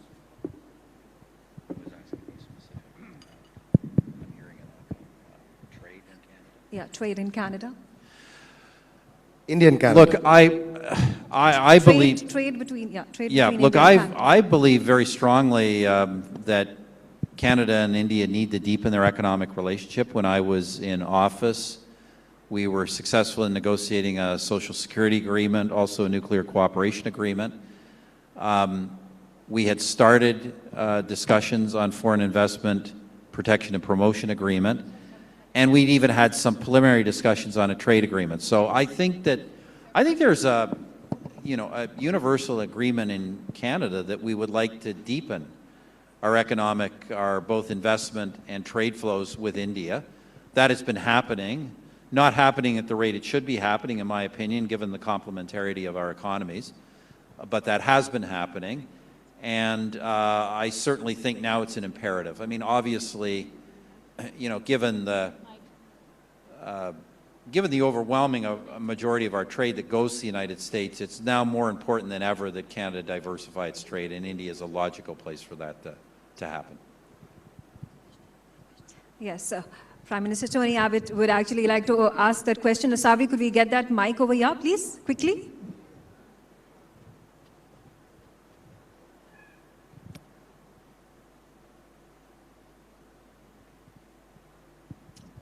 Well, Stephen, thank you for that very thoughtful and insightful address. I'm going to suggest later today that on balance, Trump is more good than bad for the wider world. And I'm wondering what you think. Is he more good or is he more bad for the wider world? Yeah, look, Tony, Prime Minister Abbott, great question. Look, I thought, looking back, I'd be very candid. I looked at the last time President Trump was in office, those 4 years. Obviously a time of upheaval. He challenged many basic assumptions of U.S. foreign policy. And then we had 4 years of the Biden administration. I think it is unquestionably the case that the world was stronger and safer under the first Trump administration than under the Biden administration. We had, subsequent to Trump leaving office, we had 2 major wars break out, and threats of wars elsewhere. We had the further retreat of democracy and democratic nations around the world. And frankly, just, I thought just a heightened lack of clarity from the West about who its friends and enemies were. I mean, we saw it with this country. We saw in the rather cool treatment that the Modi government got from the Biden administration frequently. We saw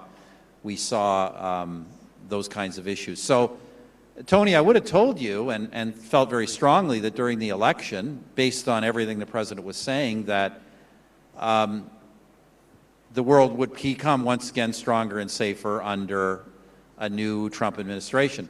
I think the jury is now out. I think we've got to admit that we're all being thrown some curveballs. And the curveballs are 2 things, one of which I already alluded to. The president's seemingly agnostic view about whether a country is democratic or not as being an important thing. President Trump's willingness to make nice with Russia, with Turkey, and others, while at the same time launching, attacks on Canada, Denmark, others, I think raises real red flags. And I think it's just the broader case that it's not clear who in the president's mind are friends and who are opponents? And I must tell you, well, look, I understand the geopolitical argument that wouldn't it be great if the United States could cement a better relationship with Russia and pull Russia away from China. That's a great theoretical argument. The problem is this. You and I, and more so me, my time in office, spent a lot of time with Vladimir Putin. Like, I watched George W. Bush and Barack Obama try to make an ally of Vladimir Putin. Vladimir Putin doesn't want to be an ally and is not an ally and will never be an ally. He is a geopolitical rival of the United States who is intent on the destruction of American power in the world. And the fact that President Trump doesn't seem to understand that, I think, is very concerning. The fact that President Trump wants, as I said earlier, Democratic allies to pony up, put real resources on the table, participate with the United States, make concrete contributions to shared values and shared goals, as the Israelis have done, frankly, as your government in Australia has often done, and some other allies have done. That's understandable. But as I say, just gratuitous attacks on countries like Canada and Denmark are incomprehensible. Denmark, Greenland. The United States has military bases in Greenland.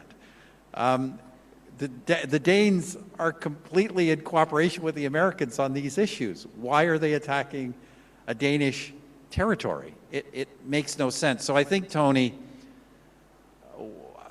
this it's possible this will sort itself out and the president's overall objectives will become clearer, but I have to say at the moment that he has created, I think, far greater uncertainty. First of all, economic uncertainty around the world. You're starting to see markets get jittery. And more importantly, I think he's created really serious uncertainties in a range of capitals, not just in Europe, but also now in the Asia-Pacific. Real uncertainty about whether the United States is really committed to kind of a global security alliance with other democratic nations around the world. Perhaps that'll be corrected, but right now I think it is in serious doubt. Sauri, there are more questions that our members of audience want to ask. Prime Minister, thank you for an excellent talk and your question-answer session. May I ask one more question in relation to what you just said in your comments? Is seeing that India and Canada are both middle power countries, what are the, especially in this multipolar world, what are the key areas of collaboration that you see between other democratic multipolar countries beyond the obvious keys of technology, let's say, trade, etc.? What can you see beyond that with the other middle power democratic countries? Well, if there is to be a global democratic security alliance, there is no reason why India and Canada can't be more robust participants in that. When I was Prime Minister, we greatly strengthened security collaboration between the security agencies of our two countries. Collaboration, contact became very regular. It wasn't Five Eyes regular, but we had elevated it significantly. India has since become engaged in the Quad. Canada has not become engaged in those Asia-Pacific and Indo-Pacific exercises. It should. I think under a new Conservative government it would. So certainly on the security front. The economic front, obviously trade, but more important than trade is just the greater security that provides both our countries. Canada has, as you know, immense mineral and energy resources that India wants. Canada is not today in a position to export those. It should be. That is a link that could be built. And likewise, Canada could use the diversification of its market, particularly given the current troubles with the United States. So that economic partnership could be not just more fully developed, but developed in a way that really bolsters the securities of both our countries and of our allies. Finally, we could really and should really greatly enhance the people-to-people links. As you know, we now have, I think it's getting close to 2 million Canadians of Indian background. Many come back here not just to visit, but to do business. There are growing linkages. I will give the government of Prime Minister Modi great credit for not disrupting those people-to-people ties, given the current coolness between the governments. But we should be building those. And look, let me be very blunt on the Canadian side. On the Canadian side, as I said in my remarks, Canadians generally, and Indo-Canadians specifically, are overwhelmingly supportive of this country's unity and of our ties to this country. And it is about time that all political parties and politicians in Canada made building those people-to-people ties that represent the vast majority of our peoples the priority, and not the priority of building relations with Khalistanis. When I was Prime Minister, it was very clear to anyone in my government there was to be no interaction with Khalistanis in Canada. They are a fringe minority of the Canadian population. They are injurious to good relations between our countries. And that should be put aside. In Canada, you have a right to be a Khalistani. It's a democratic opinion. But it should not be infiltrating our governing party, and it should not be inhibiting good people-to-people relations between India and Canada. Thank you. Thank you so much, Prime Minister Harper, for this wonderful, insightful session. Unfortunately, that's all the time that we have. A huge round of applause for Prime Minister. Thank you. Stephen Harper.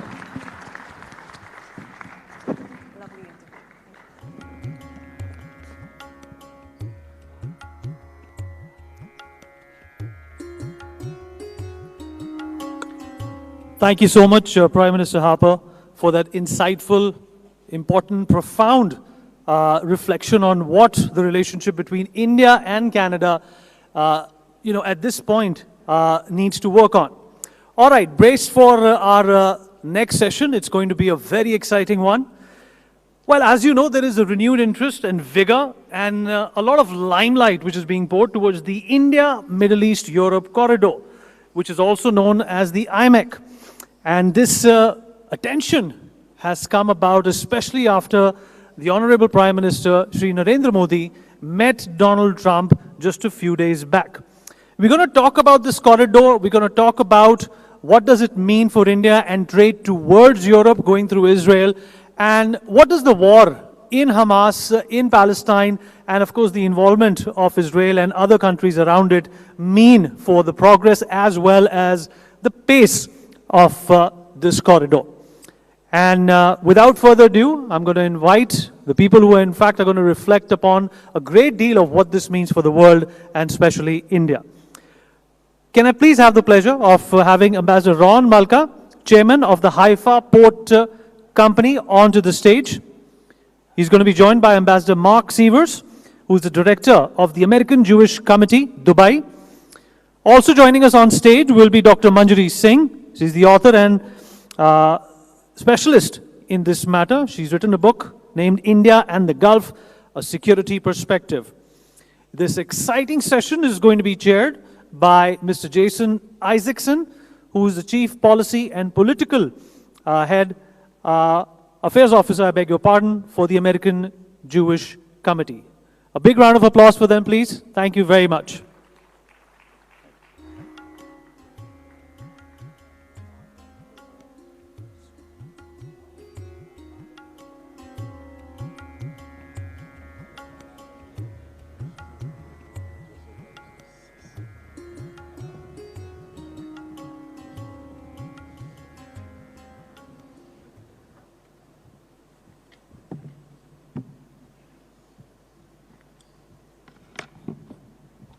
Good morning.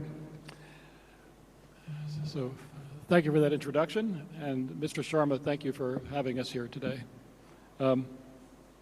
Presented at the G20 Summit in New Delhi in September 2023, the India, Middle East, Europe Economic Corridor was a far-sighted, potentially transformative product of the new regional thinking generated by the Abraham Accords. And then barely a month later, in October 2023, October 7th happened, and a framework of regional cooperation in which Israel would play a central role suddenly became more complicated.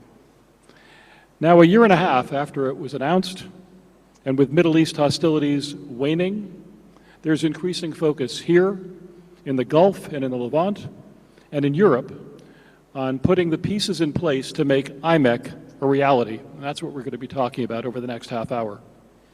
How would you describe, I'm going to ask you to begin, Dr. Singh, how would you describe the current status of the project, especially after Prime Minister Modi's recent meetings with President Trump in Washington, and also after the higher visibility that we're seeing now in official contact between the UAE and Israel? The Israeli foreign minister was recently in the UAE. We had a UAE delegation that was recently in Israel. It seems to be more possible now to talk about that relationship that has been on track since 2020, but was maintaining a much lower visibility after the Israel-Hamas war. Before discussing what happened after, Prime Minister Modi's visit to the US, I would like to say that, today, if you look at it, I mean, of course, the 20th century was the century of geopolitics, but the 21st century is the century of the geoeconomics. And it has become so important, geoeconomics has become so important that it is now a cliche, rather, right? So in that context, if you look at IMEC, it is truly a multilateral, a multi-sectoral, and a multi-stakeholder kind of a framework corridor, right? So in that sense, if you look at, of course, there were certain hurdles from, September 23 up until now, but the progress is not that slow. Because before the meeting between the American president and the Indian Prime Minister, there were many other things that had taken place. For instance, in March last year, India and UAE had already, signed an agreement, a framework agreement, intergovernmental framework agreement was already running between the two countries. And then by June, you see that India had formed a, Indo-Mediterranean Initiative, IMI, with the Mediterranean countries, including Italy, Greece, and other nations. So that was also, a very big deal for the countries to come forward and, to cooperate on these agreements. The third thing that happened was that IMEC has been repeatedly mentioned since November of last year in the Mediterranean dialogue, and now, in intellectual domains, also in intellectual talks also, whether it was in Kochi dialogue, whether it was in, Indian Ocean dialogue, or recently between the President of America and India.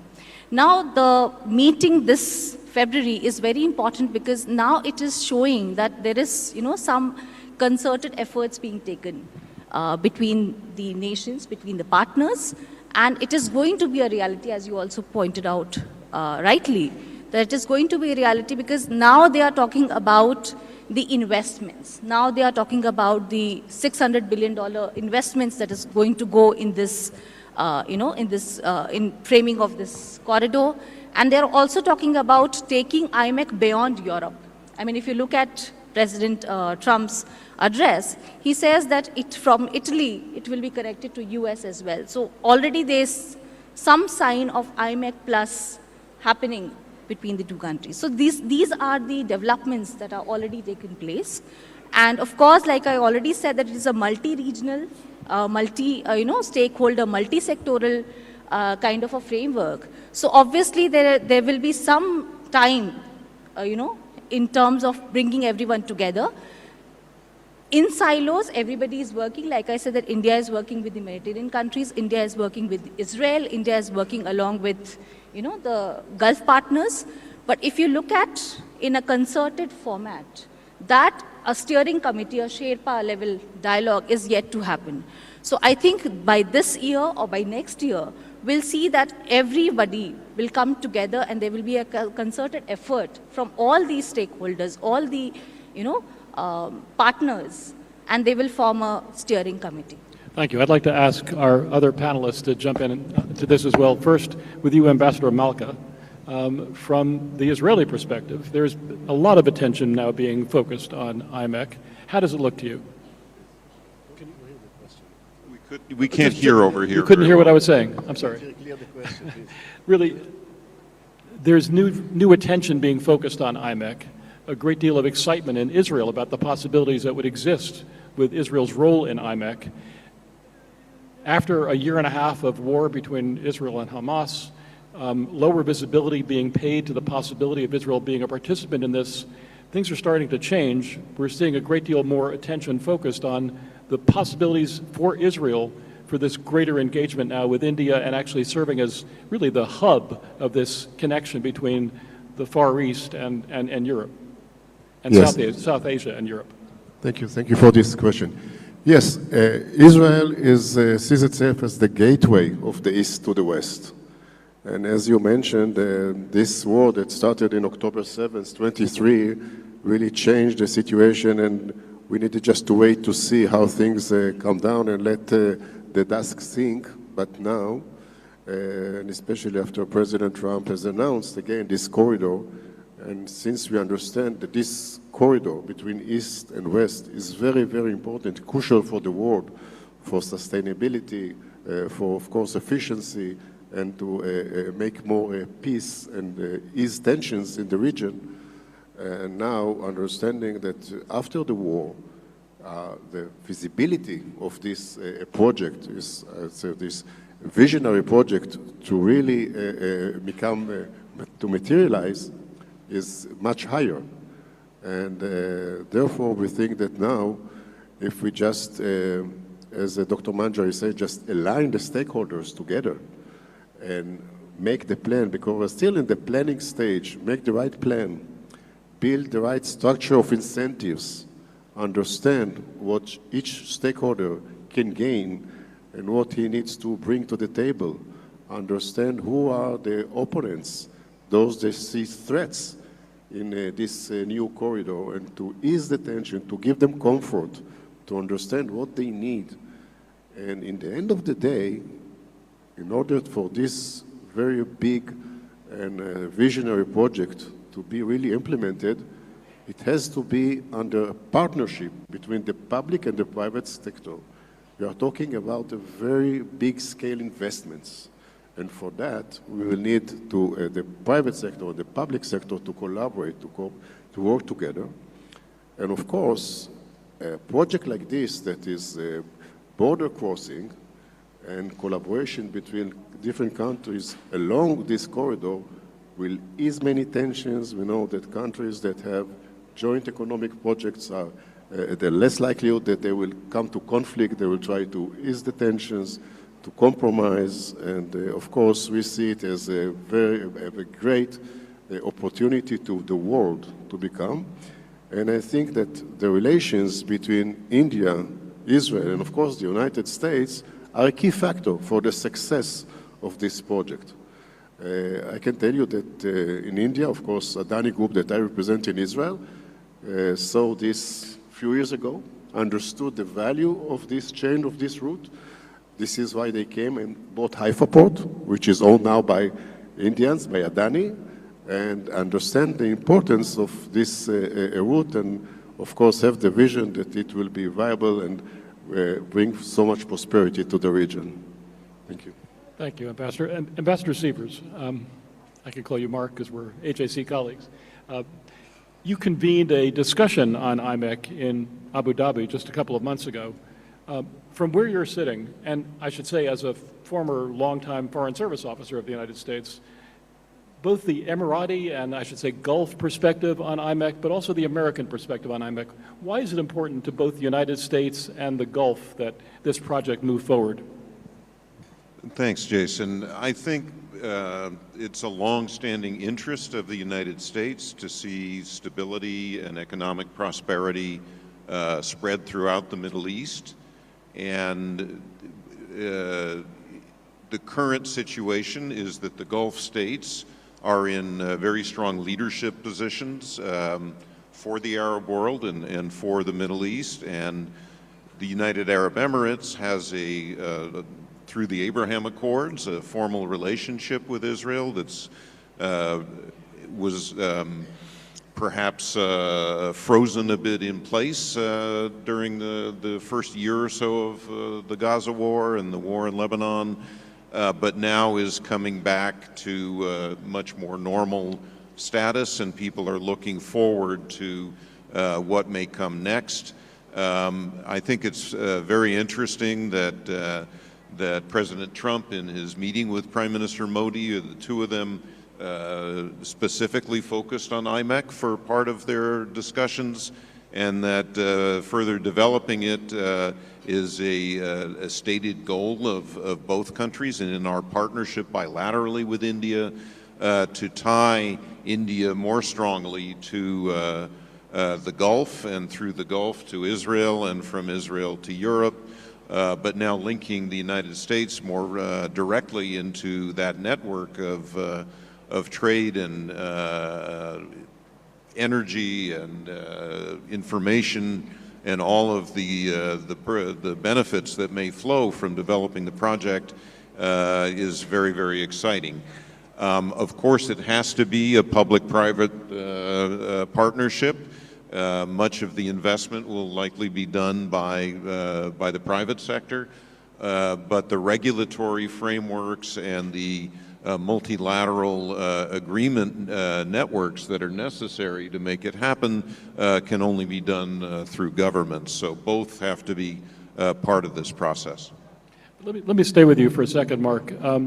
You served as the chargé d'affaires in Cairo, number 2 in the U.S. Embassy in Egypt. There's an Egyptian angle on IMEC, and I would think an Egyptian concern about IMEC because of the Suez Canal traffic that might be reduced because of that. Is that something that we ought to factor into this? I think Egypt has a genuine interest in this and has some concerns, but I also think there are potential to bring Egypt into this. The IMEC trajectory that's planned goes through India by sea to Jebel Ali in the UAE, by rail through Saudi Arabia, Jordan, Israel to Haifa port, and then to some destination in Europe that's still under discussion. But there's the potential, once it's established, to have other linkages, other routes that are included, including Egypt is certainly a possibility. Some people have also discussed the possibility of some sort of compensation for Egypt's interests. I'm not sure that's necessary, but Egypt should be part of the discussion. And, you know, Egypt has somehow managed to largely tolerate the Houthi blockage of the Red Sea over the last year and a half, something that I find inexplicable. So they can adapt to this, but there should be some way to bring Egypt into these discussions. Very good. Dr. Singh, I wonder if I could ask you just for some basic facts about IMEC, if you could just talk a little bit about the nature of the project, the extent of the project, the possibility of expanding the project beyond India to Europe by way of the Gulf and Israel and Jordan. I would like to start with, Egypt. So if you look at it, Egypt as of now is not part of IMEC. But if you look at Egypt, and especially after the, Houthi attacks, because it is one country which is controlling the, the Suez Canal. And by virtue of controlling the Suez Canal, it had a lot of pressure on its revenues. There was a lot of pressure on its, expenditure in safeguarding the canal for attacks. So if you look at from that perspective, I mean, it was estimated that around 40 to 60% of its revenues, there was a slump in the revenues after the Houthi attacks. And if you look at it, about 50% of the military spending in Egypt goes for acquisition to kind of safeguard the canal. So it is this kind of, pressure on one country is, unimaginable. It is too much for a country to handle. So in that context, if you look at this particular project, the IMEC, because there are multiple actors, there are multiple countries involved, and because there are multiple sectors, the PPP is also involved, so there is a sharing of the burden. So because of that sharing of the burden, it is a more, viable option in the coming times. And also because there are multiple actors involved in IMEC, it also kind of gives it a security, because, I mean, whether we like it or not, in the coming times, whenever it gets operationalized, it is going to be a strategic asset for most of the countries and for the world for that matter, if it expands beyond, if it rather expands to the east as well. Because if you look at the Southeast Asian countries, like Singapore, like, South Korea, they are also interested. They are also watching what is happening in IMEC, right? So in that context, if it becomes a global infrastructure development project, so in that context, what is going to happen is that it will need a lot of security. So in that, the very nature of, providing security to the corridor, the alignment of these countries coming together, and if you look at it, it is an alignment of developing and developed world. It is not just, one global north and global south kind of situation. So all these countries coming together and building a network like this, I think it's going to be, it's going to be a very profitable asset for everyone involved in this infrastructure project. So let me pick up on that a little bit. Ambassador Malka, back to you. The aspect of IMEC that really involves kind of global power competition between the global south and the rest of the world, between the east and the west. How does IMEC fit into this equation? Belt and Road Initiative of China. I know Turkey has a plan for Iraq, the Iraq Development Road Project. How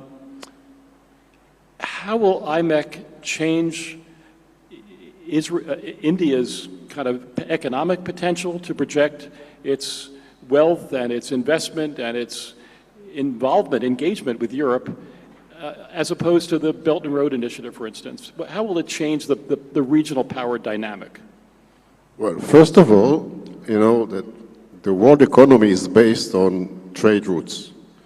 And IMEC aims to provide a new, modern, alternative trade route between East and West. So it opens another alternative. An alternative brings value. For this to happen, of course, we need to see that, the question you asked before that about Egypt is exactly a shining example how we can ease tensions, maybe also with Turkey, but let's start with Egypt. Egypt is concerned that it might lose cargo and transportation to the IMEC. But if you look at the scales and you think how many, for example, containers you can ship from the Gulf to Haifa and to Europe on train, it's hundreds, not more than hundreds. One mega ship can carry 21,000 containers. One mega ship that will go. So it's not a real competition for Egypt. Once we talk about this, we can ease many of the tensions and the concerns. I think the same goes about Turkey and other countries that are now our opponents to this corridor. Once they will understand the value, the contribution, because IMEC is not only about transportation and trade. IMEC is about energy, green energy, about sustainability, is about communication, about technology. Think about Israel, the startup nation, how much technology can be brought to the table to this corridor, which all the countries, all the stakeholders can enjoy and benefit from.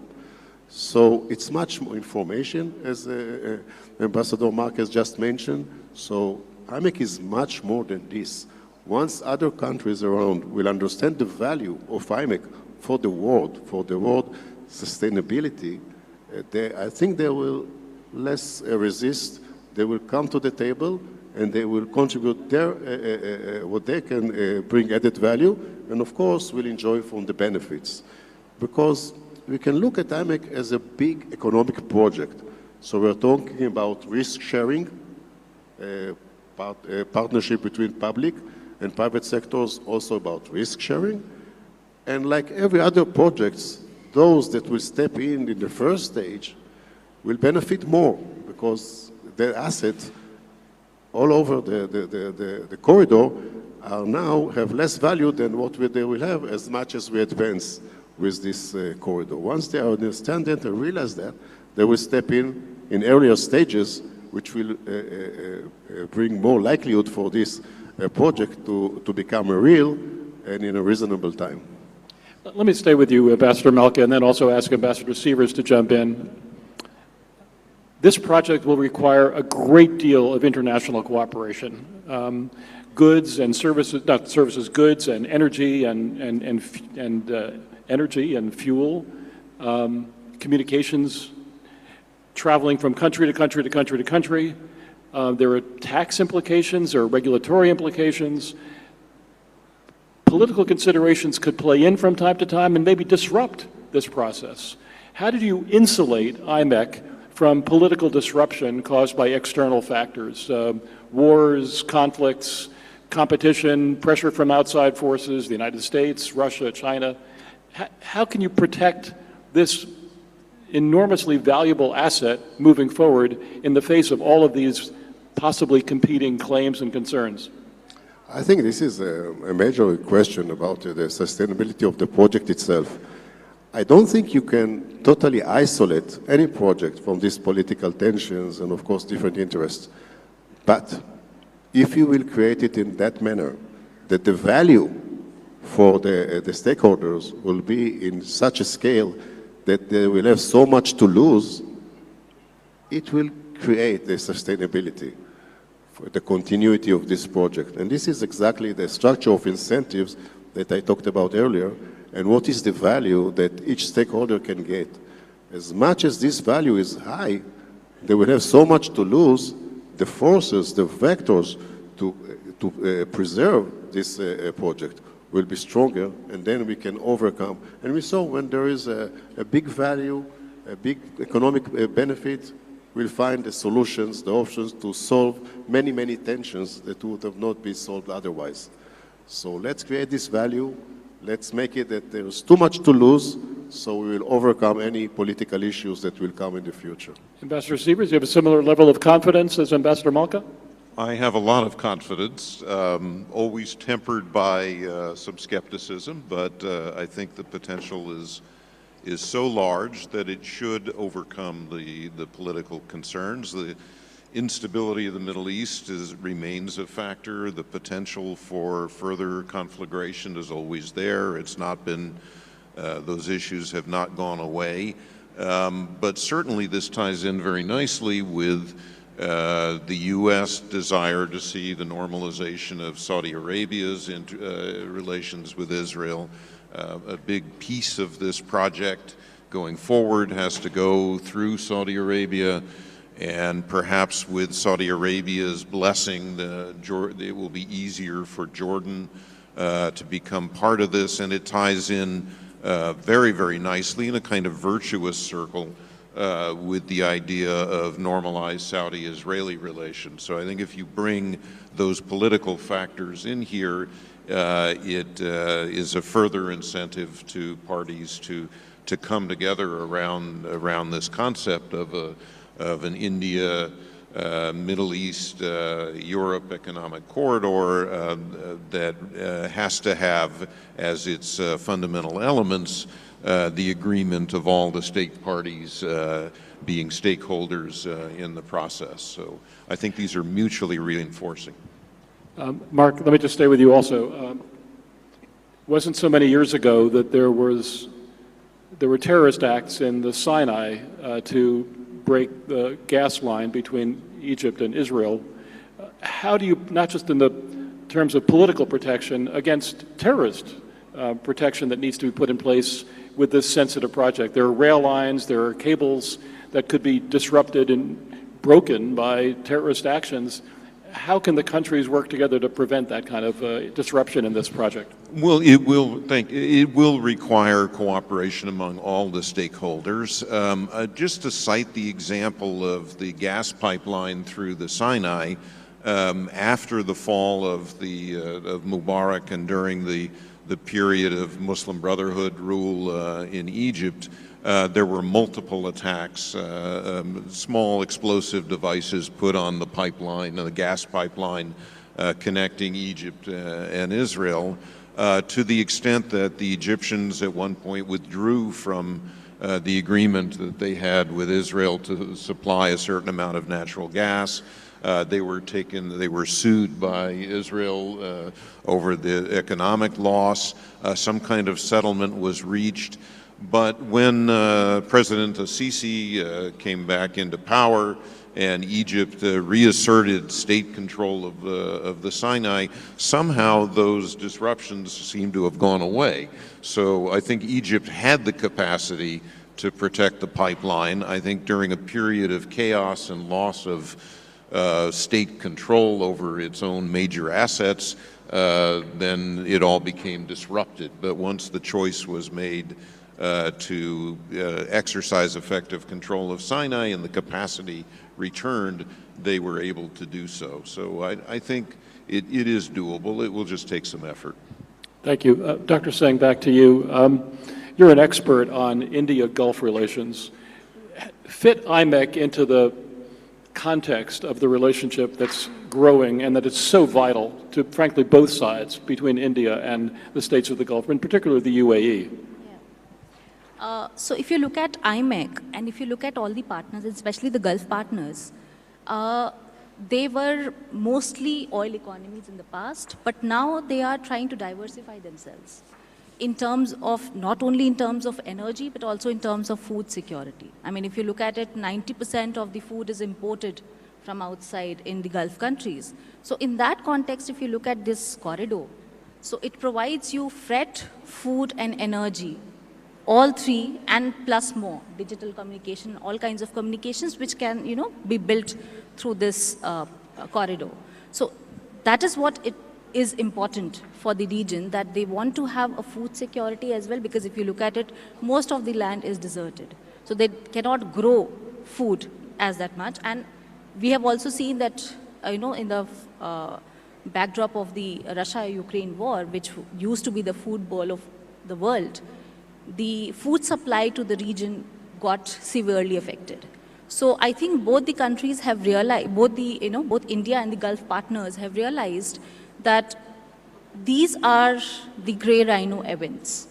Food, energy, these are the things that are going to be affected in the past, if not addressed in the present.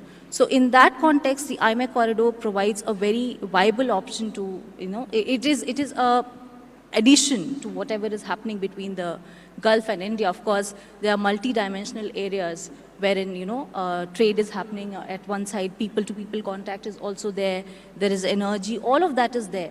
But a corridor building will provide that kind of sustainability in terms of these areas as well. So in that way, it complements the relationship between Gulf and India. Very good. Let me stay with you for a second, Dr. Singh.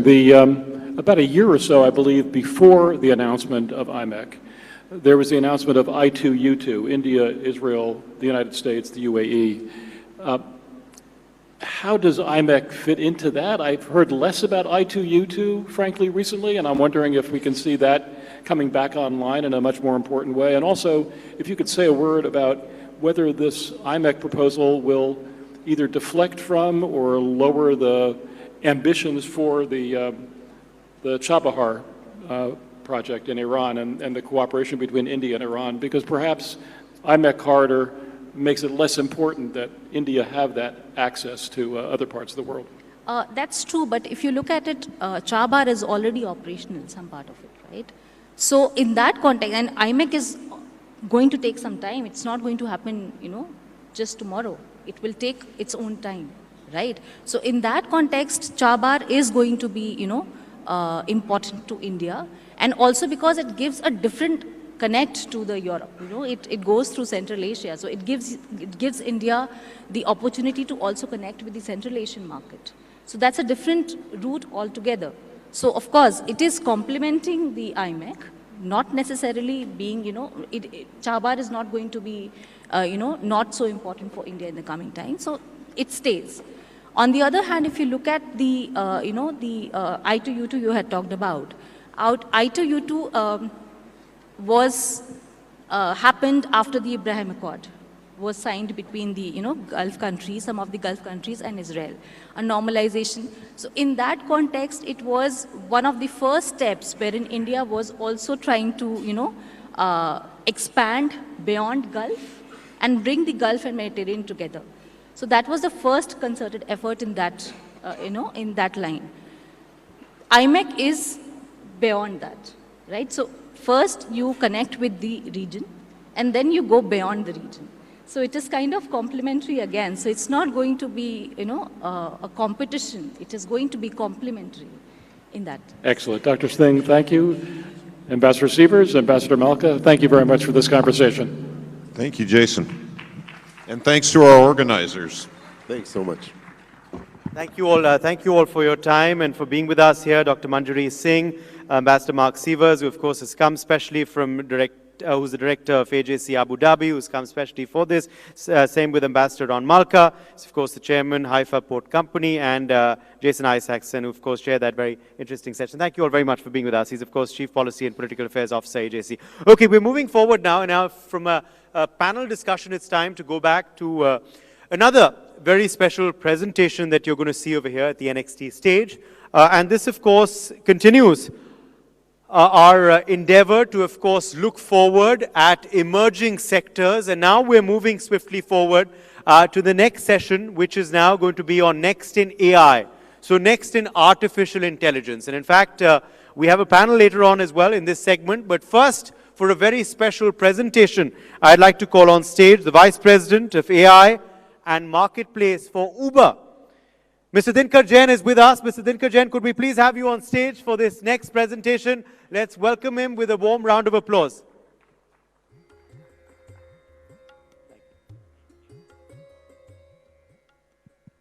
Okay, this looks like this. No, people can now hear me? All right. Okay, so my job today is to explain a little bit about what I think India can do. Everybody is fully aware of where AI is, what potential it holds, how much the world is excited about it. And I thought I'd cover 3 or 4 very specific topics on what could be next in AI for India. Okay? So I just want to kick it off by saying that it's not a secret to any of us today that we have a massive data dividend and it remains untapped. What does that mean? So if you look at the global population of internet users outside China, the developing world, and India as a big part of that, dominates that population. 75% of internet users outside China are from the developing world. And these are the people, whenever they like something, they click something, they do anything with their phones, they are generating digital data, right? That digital data is what powers all of these companies. On this list, you'll find some of the storied names in the world of AI. All of these companies are powered with AI, whether it's Google search engines, recommendations in a social media app, or anything like that. That's all AI powered. And how do these companies create all of this AI? Through user-generated data. Where is that user-generated data coming from? It's coming from the developing world. But none of these companies are originated from the developing world.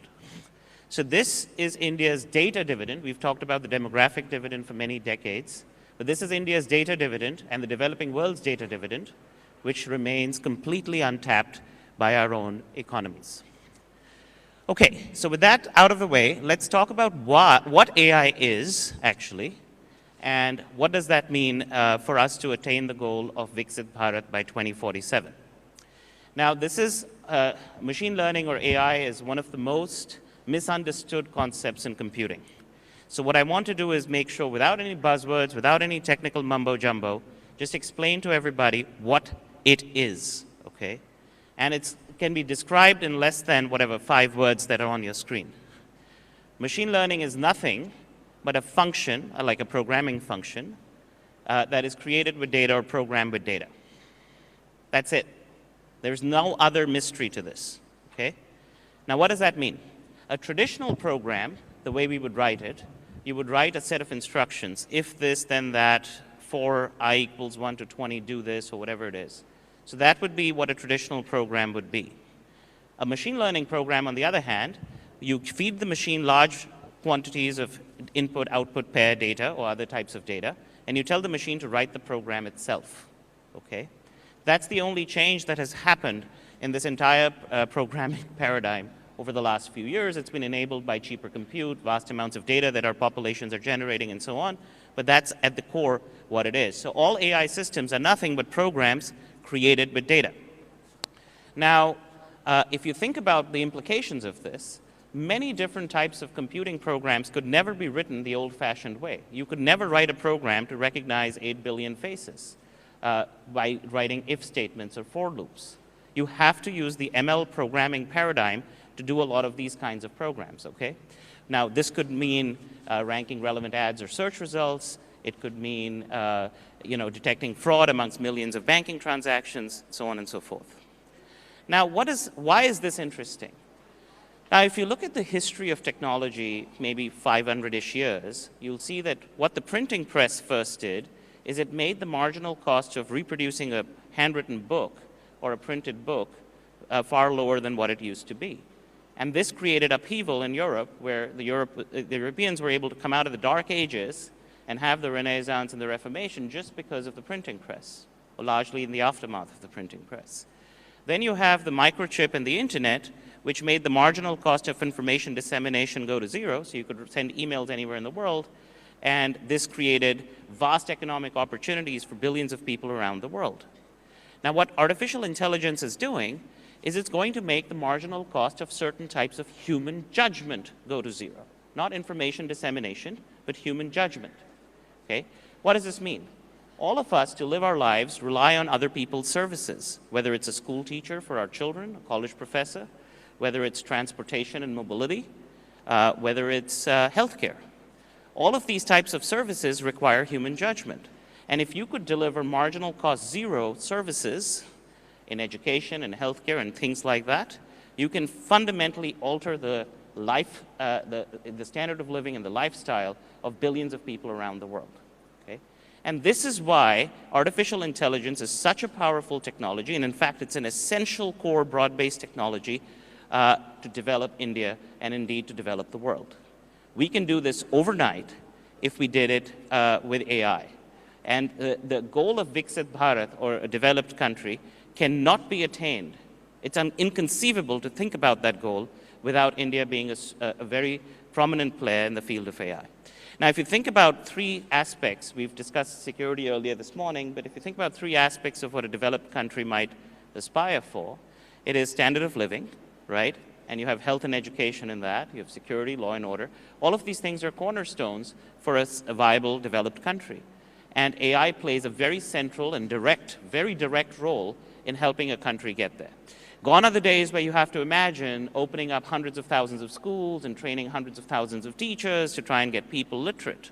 Today you can imagine an artificial intelligence app, literacizing your entire population within a matter of years, right? You don't have to make those kinds of old school investments anymore to get to this goal, and that's why AI is the only path to getting to this goal.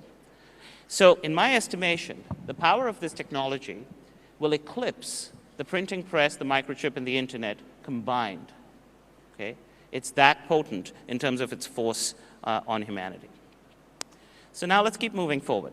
So we've discussed how we have a massive untapped data dividend. We've discussed how critical it is to realize the goal of a developed country. Now let's talk about something different, which is a particular angle of AI economics and what India can do to usher in a new international framework. Okay? Now, AI economics are very different than what most people imagine. It has enormous network effects, and remember, machine learning is just a function program with data, so the more data you have, the better your AI will be. It's really simple. The cheaper it'll be and the better it'll be. And on the right here, you'll see a diagram which shows air crashes per million departures. And when the Federal Aviation Authority in the US demanded that airlines share their data across each other from black boxes of plane crashes, you can see in the late 50s, the crashes drop, they drop immediately, right?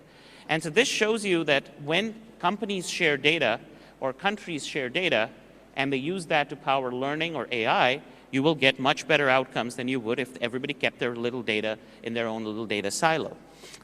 Now, so what we need is India to step up and pioneer an international framework, not unlike the WTO, for example, or the non-aligned movement, to facilitate the creation of these path-breaking, development-focused AIs. So what the world is trending towards is, like, let's say we have 195 countries in the world. They're all trying to create their own little AI system. So each country wants to keep their data inside their little silo and create their own AI system.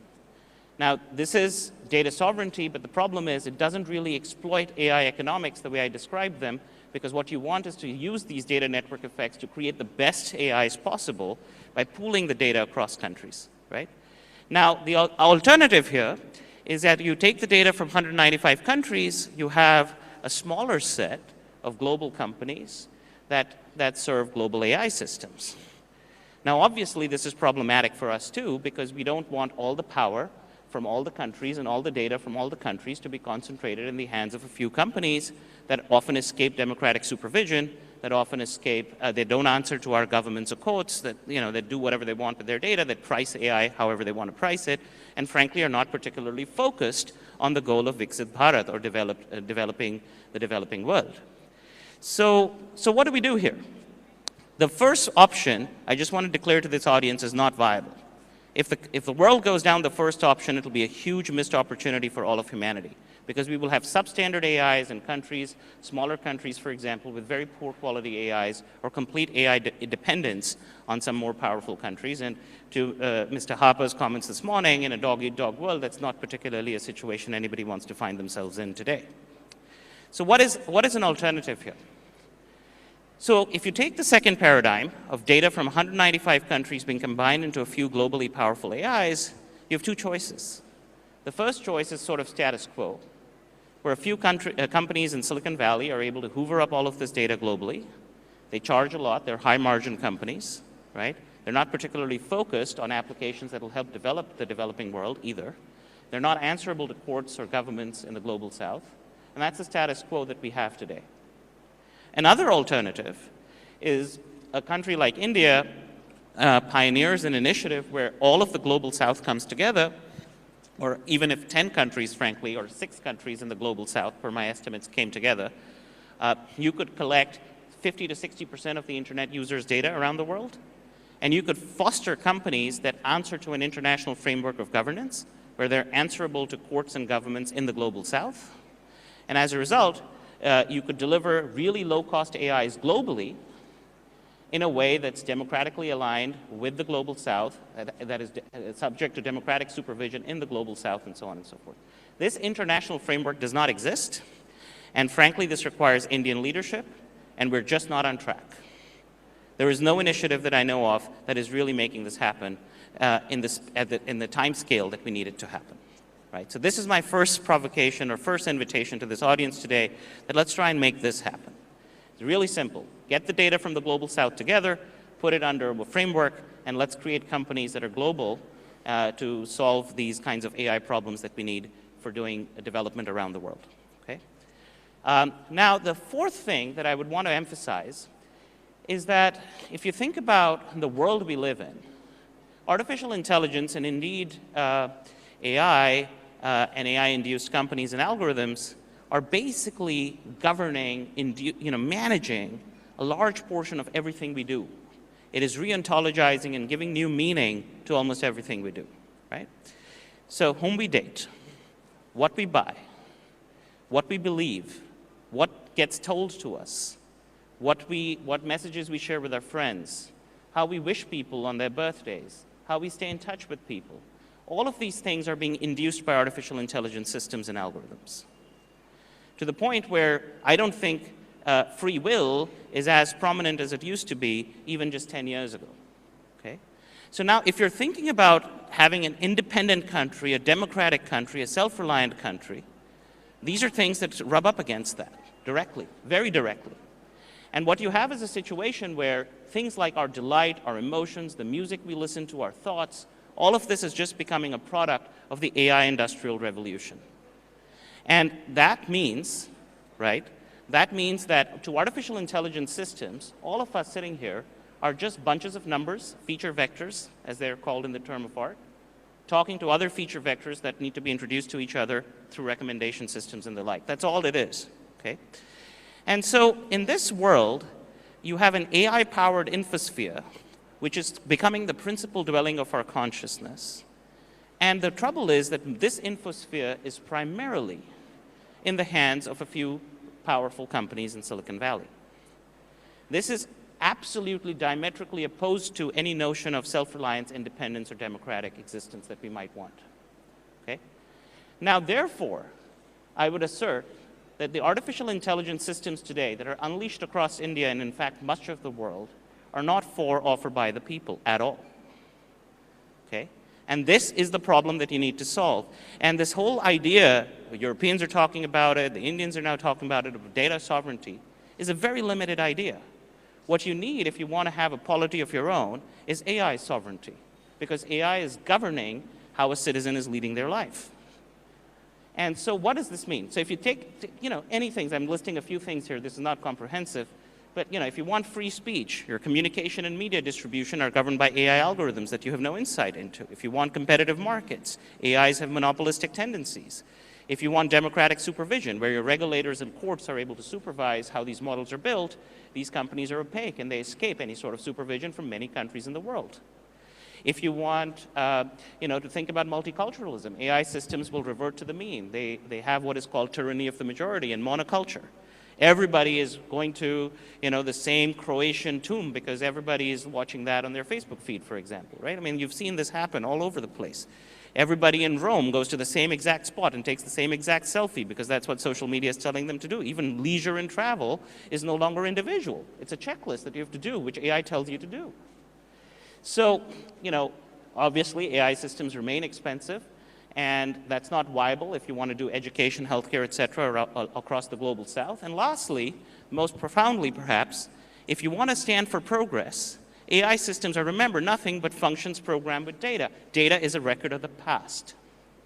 So if AI systems were built in the 1800s, it would be perfectly okay for the AI system to say demeaning things about people with color, right? Because that would be the data that would be prevailing at the time. And therefore, that's what the AI system will learn. So if you want to stand for progress and you want to change status quo, there is no way you're getting there with just AI, especially AI controlled by a few companies. So remember, what we need is an AI sovereignty strategy, not a data sovereignty strategy, and we're far away from getting there. And in concluding motions, because I'm up against time, I will say this is my manifesto. These should be the goals that India should lead the world on, and indeed the global south on. There should be about 500 AI unicorns that are coming out of the global south by 2030. This is not an unreasonable goal. We should be targeting to be a net exporter of AI finished products by that time as well. And we need to establish a global treaty like the WTO, where you have data cooperation, democratic supervision, and profit sharing of these AI companies clearly laid out, where there's good trust between multiple countries. And by the way, you only need 5 or 6 countries with the biggest populations to get there. You don't need an entire kit and caboodle of 100 countries. And lastly, I would say that you have an opportunity here in India to serve as the prime data custodian and the prime AI steward for all of this, because this is the largest data bank in the world because of the Indian population, and it's a country with established democratic and legal norms that can be extended to project this sort of leadership and soft power around the world. So that's all I have for you guys today. Thank you for paying attention.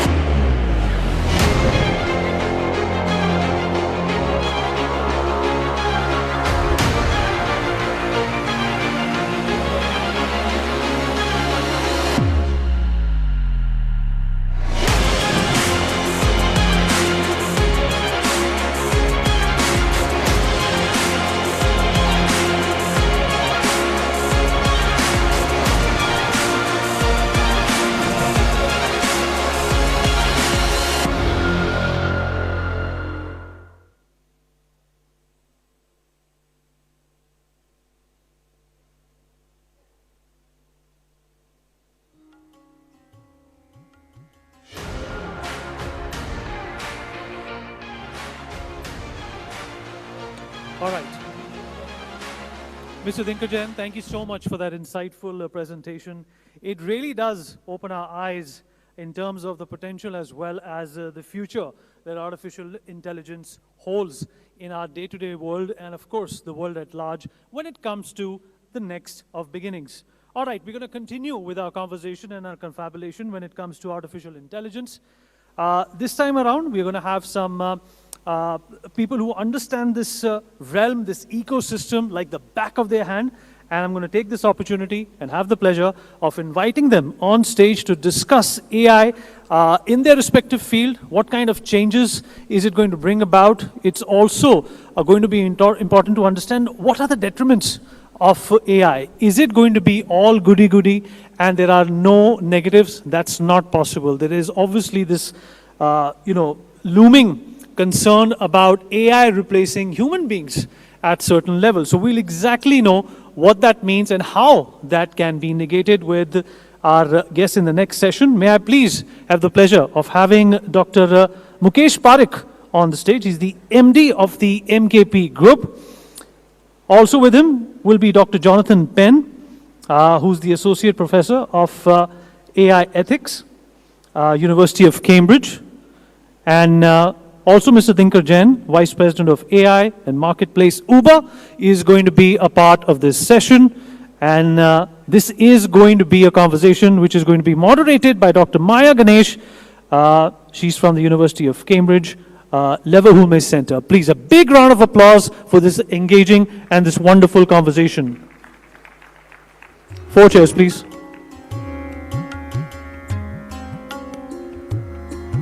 Can I please request you to come on stage?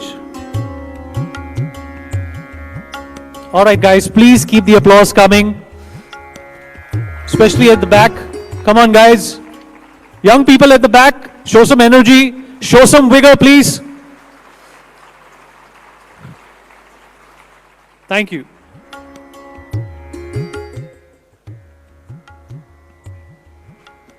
Is this on? Hi, everyone. Good morning. Good afternoon, almost. I think we can sit anywhere we want. This is a hybrid panel. I think by now we're all quite used to hybrid conversations following just everything we've been through in the last few years. My name is Dr. Maya Indra Ganesh. I'm Associate Director at the Leverhulme Center for the Future of Intelligence at the University of Cambridge, and I study the social and political and cultural dimensions of AI. I'm going to be joined by my colleague from Cambridge remotely, so that's the hybrid part. And with me we've just heard from Mr. Dinkar Jain and Mr. Mukesh Parekh, and I'm going to let them do their own introductions in a second. I think our panel has been brought forward a little bit. We were supposed to start with a keynote from the minister, but I think he's running a little bit late, so we're just going to get into it. Could I ask you both to just introduce yourselves again? Dinkar has just been on, of course, but maybe Mr. Parekh, Mukesh, would you like to just say a little bit about yourself? Sure. Thank you, Doctor. Mukesh Parekh. I also go by Michael Parekh in America. I've been there a little under 50 years, and I visited Alabama for an undergrad, and my roommate couldn't say Mukesh, so I became Michael. Main kya karu, raam mein Michael ban gaya. I'm a finance wonk, MBA. I joined Goldman Sachs in '82 and have been attracted to technology for over 30 years. I built the Goldman Sachs internet franchise back in the mid-90s, so a lot of the technology waves in my firm at Goldman, we've been involved with most of the technology companies that we all talk about today, that Mr. Jain talked about in terms of the Mag 7. We took Microsoft public in '86, Dell in '88, and I left about 20 years ago. I've been an investor advisor to all of the usual suspects, including OpenAI, etc. And I've been deeply involved in AI over the last decade. Machine learning that Mr. Jain you spoke about, that's the genesis. Uber is really the biggest AI application company when you think about it in the first generation of it. And this technology wave of AI, I agree with your directionality of the importance of this to the transistor and the printing press, But Sorry, I'll just say one thing, if I may. Okay. That okay. everything we've been talking about is addressed to yourself. Don't give all the good stuff out right No, in no, the I'm beginning, not. I'm is not. all I meant to say. I just wanted to provide context, only in the sense that it's not about me, but the AI is very unique relative to the technology cycles of the past. And it's very easy to make comparisons to the old things, but there are some big differences that I want to touch on. Okay, great. Well, I think we've just heard from you, Dinkar. I'm hoping that my colleague, Dr. Jonathan Penn, is online. Well, I can see him on the screen here. I don't know if everyone can see him because he's not on the big screen up here, but we can see Johnny down there.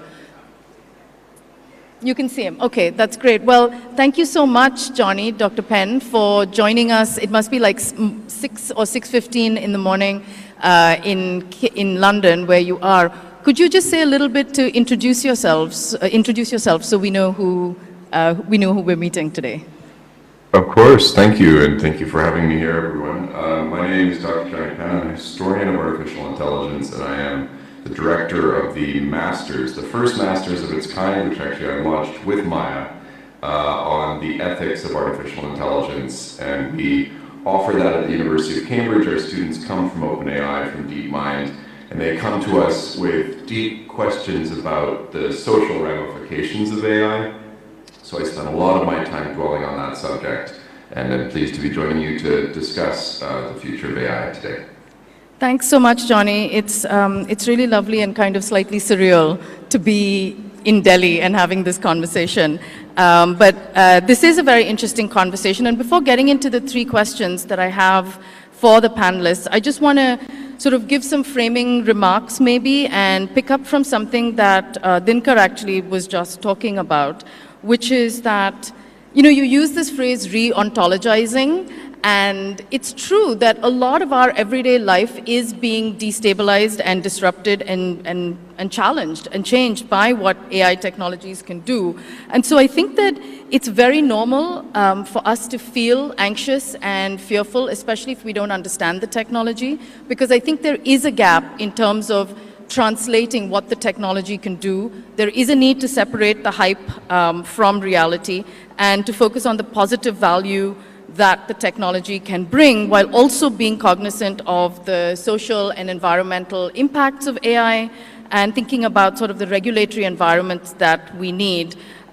There's also something else you said about the printing press, and I'm glad that you did, because I think Johnny's someone who can sort of like speak to the histories of technology and what technologies do and how they reshape society. So I'm going to come back to that a lot. I think you teed us up really well for this conversation. So I'm going to come back to that, and just a note to Johnny, I know that you think about these trajectories and continuities a lot. But the question I really had for each of you is, well, there are 3 questions actually.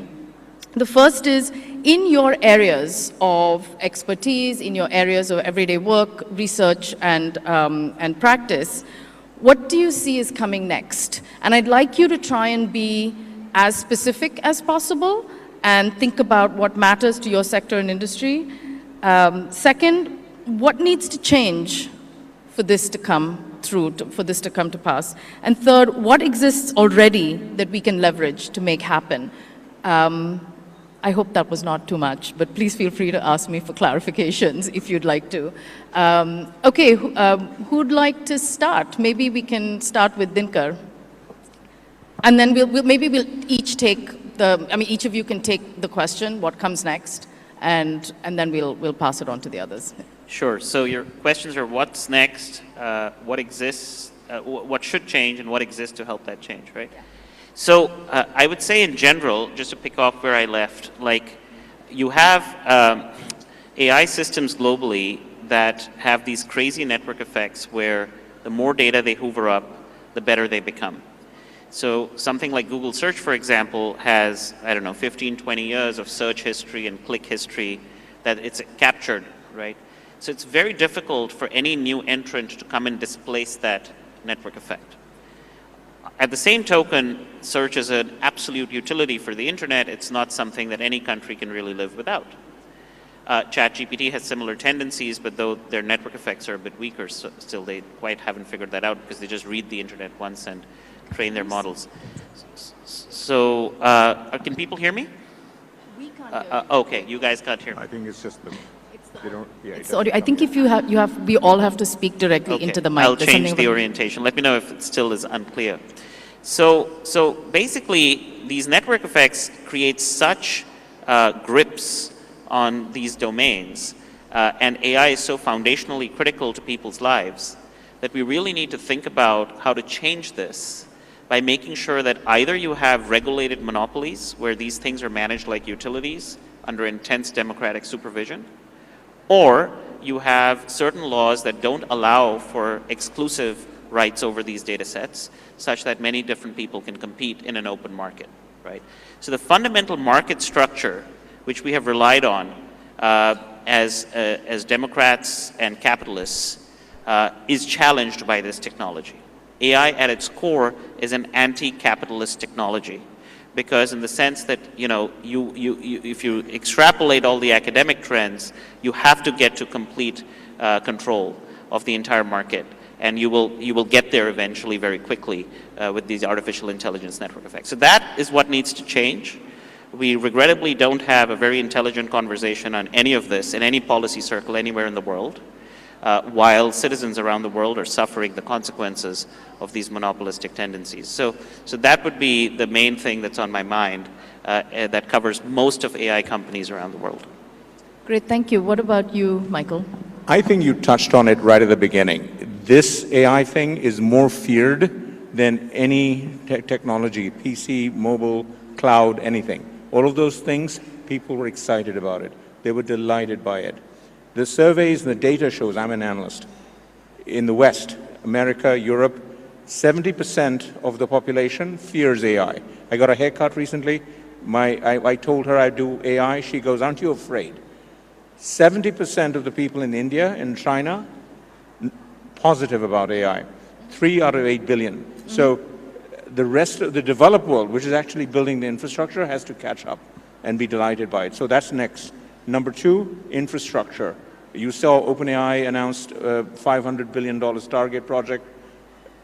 Microsoft is doing 80+ billion. We need more infrastructure. And Sam Altman was here in India a couple of years ago and said, India doesn't do foundation models. I think India has a huge opportunity to do foundation models. Mukesh Ambani is doing a 3 gigawatt data center. I've spent the last 3 or 4 or 5 years on data centers. We need a lot more infrastructure. And it's just at the beginning of the beginning. More power for that. So that's really next. And that means more spend in this cycle in the next 3 to 5 years than we saw in 20 years of the internet. Meaning, at Goldman, we helped raise $1 trillion to build the fiber connectivity for the internet. This time, we're going to see $1 trillion in less than 5 years in terms of data centers. So huge amount of infrastructure before AI, we can all actually use AI to do all the cool things that we are hoping for.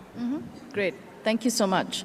I want to pass on to you, Johnny, if you can talk about what you think comes next. What do we need? What needs to change for that to happen? And what can we leverage that we already have? Thanks. Yeah, and it's very interesting to hear from my colleagues on the panel. Thank you both for sharing. I'll echo the investment that's coming. We see around $300 billion of CapEx put in this year, plans to be spent this year by the big American tech companies. That's a significant amount of investment. And if you think about infrastructure as having a kind of multi-decade lifespan, you know, if you build a nuclear power plant, you're going to use it for a while, and the same is true of these data centers, then we already know we're kind of locked into a future in which things like agential AI are going to play a big part of our lives. Agential AI hasn't come into the conversation yet. I'll throw it out as something that is going to be transformative. If you have a premium account with OpenAI, you can use their operator function already. That tool was demoed to me here in London on Tuesday, and I've played around with it a little bit. It searches the web on your behalf. You can tell it to find a book that you want. within a 3-mile radius, and it will search every website in that area and use it as a human would, you know, move through the bookshop's website, see if it has its the book you want, buy that book. And the unusual thing for the future is if you scale that up to every human user having an AI agent working on their behalf. Because if you think about the internet as we've known it as, you know, a series of highways, there are going to be more robot drivers than human drivers. That's a simple way to think about it. Now, there's lots of social ramifications, economic, political ramifications of this. It's going to be a bit of a mess, I think, in the short term. I'm interested in the ecological ramifications because all of that requires a great deal of electricity and has just been mentioned in terms of the kind of infrastructural change we can expect. You know, Europe's electricity grid is expected to need about $1 trillion or $1 billion worth. Now I'm getting my numbers mixed up. A significant amount of money to kind of alter it so that it can accommodate data centers, AI data centers, at least in that context, and it's true in the States and elsewhere as well. So what should happen, as has been mentioned, I think maintaining democratic norms is going to be difficult but critical in this next stage. And in part, I think, you know, if we were to approach this just economically, I think the kind of democratic strategy is going to be strongest because it will allow for the most experimentation, or at least kind of sustainable, healthy, societally healthy types of experimentation, because it's not clear to Sam Altman, to Elon Musk, or any of the other kind of big players in AI exactly how they're going to make their money back. It's going to come down to creative young people seeing creative uses, and I think, as we've seen in the States, that will happen in democratic contexts if supported and kind of fostered properly. So I'll stop there for now, but it's a very interesting conversation. Thank you so much. I'm curious about, you know, a couple of things that came up in terms of the big picture issues around democracy and geopolitics. I think that's the kind of regulatory environment or the kind of trade environment that sort of emerges from that is going to be important. I think that's going to play into the environmental and the energy requirements, because as we've been hearing, this is like not something that one country can do on its own. We need to kind of be able to share resources on it. And the third thing that's of interest to me is, you know, this question of work and jobs. This is actually part of the fear. The reason why a lot of everyday people and companies and organizations sort of have anxieties is because you think about jobs. I think in the West, definitely, because there is stagnation, there is a challenge around work, there are concerns about jobs, but I want to sort of emphasize that it is actually only skills that I think we must focus on, not entire jobs. I mean, some jobs will definitely have significant change, but how do we protect workers even as we think about changes in work? You know, so I want to make the difference between work and workers. And I want to ask you three to sort of, in the time that we have, what do you think within your sectors and industries you would do to protect the interests and concerns of humans, not markets, not big, you know, not data centers, not kind of important concepts like democracy and politics, but in terms of actually humans, because yesterday I was on a panel in Gurgaon about what does it mean to be human in the age of AI, and so that's really my question. My next question to you is like, what do we do about us humans? We kind of like each other and we want to hold on to each other, I think. So yeah, please. I don't think we need to be afraid of AI. It is, humans are going to be just fine. We are going to be augmented with this stuff. We're going to use this and run with it. And we are going to be 10, 20, 30% more productivity out there. Goldman Sachs, my former firm, has a projection of 7% increase in global GDP from 120 billion over 10 years. I think they're low. Satya Nadella just said, he was asked, how does he justify his 80 billion? He says 10% economic growth for the world economy. I think that's what humans are going to find. We are not going to replace things. AI is not going to replace jobs. We're going to need people for AI to do amazing things. I think the Infosys for AI is yet to be created in India.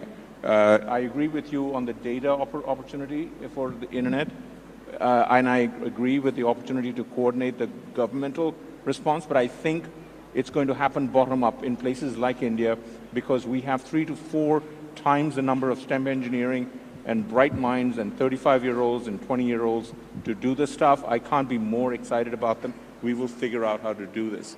Humans are extraordinarily adaptable. Last thing I'll say, because I came to Delhi for the first time in 10 years, Uber, I'm waiting for Uber. Delhi airport is the most requested of 700 airports around the world.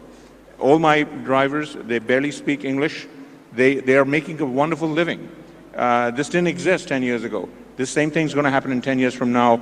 We'll come back to India. India, people are going to do so many amazing things because this is there.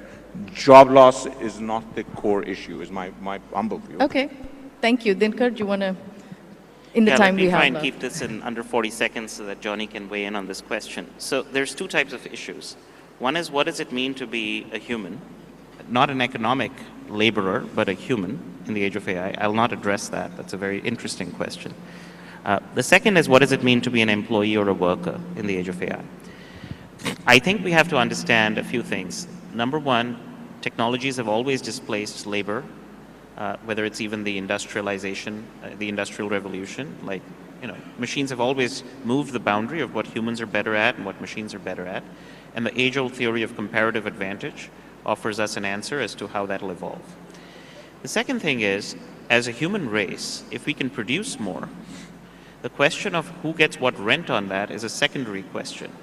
It may be that a bunch of people are just sitting around doing paintings and poetry while they get a check from the government, right? I mean, so the ability of the economy to produce more and expand the production frontier should not be held back by the fact that labor needs to be structured a certain way. The labor paradigm for 1800s is new. It came after the Industrial Revolution. The labor paradigm for 2100 could be different. So we don't need a labor paradigm to hold us back in terms of producing more and more in the economy. How we distribute the goodies from that is an independent question, in my view. Okay, thank you. And in the 1 minute and 16 seconds that we have left for this panel, I think Dr. Penn is well teed up now to sort of close us out with sort of your response to that. But also I would really appreciate if you could talk about this last piece about looking at technological change and disruption. Both of the previous speakers have talked about, kind of earlier waves of technology. And I wonder if you could kind of respond to that, Johnny, and also maybe the printing press thing. Yeah, sure. I think, and this is something I tell my students, we live in an era of extraordinary technological ambition. I think we should have the same, if not more, higher level of ambition for what our societies look like. If we do talk about the printing press, for instance, it took 400 years after the invention of the printing press for mass literacy to spread across Europe. And so it's a funny kind of historical anecdote. It's an example of not just kind of creating a tool and suddenly everybody can benefit from it. The difference that made a difference at the tail end of that 400-year period was the introduction of free mass education. It was a social reform, a social innovation that accompanied and kind of unlocked, in a sense, the technological innovation. And I think about this a lot. What are the same social innovations that will unlock the kind of technological capabilities of AI? It's a fascinating question. I think it's important when we think about the future not to foreclose on large language models, for instance, as the sum total of AI. There are going to be new developments. There is a lot more happening outside of just that suite. So we mustn't get too distracted by the open AIs and the kind of current paradigm. There are going to be additional changes. And about the future of work and workers, John von Neumann, who's one of the most well-respected mathematicians of the 20th century, right at the tail end of his life, wrote an article for Fortune magazine saying, "Can we survive technology?" And the point that he was kind of stuck on in the tail end of his career was, the planet is of a finite size and we cannot grow forever. So what will we do after growth? What will the kind of post-growth look like? And I think to kind of square this with what does it mean to be a human in the age of AI, in my lifetime, in my experience, I think the people that get at the question of what it means to be human most deeply aren't the technologists, aren't the economists, aren't even the business people often. It's the artists, the poets, everybody else. And we need to, as you guys have alluded to, kind of create the conditions that they can still contribute and not have to be an Uber driver or something else, if that's the only way to make a living. So yeah, I think there's a lot of reasons to be ambitious now and to contribute even if you don't see yourself as an AI researcher. I know we're tight on time, so I'll stop there, but fascinating conversation. Thank you so much, Johnny, for that, and thank you both. I think our time is up, but I think it's been like really interesting, and thank you for your thought-provoking contributions. And I think the prompt that goes out to everybody is like, what is the social innovation that's actually going to accompany the important changes that we're going to see coming in other areas of our life? So thank you all very much, and I'm happy that we could have this chat. Thanks, everyone. Thank you.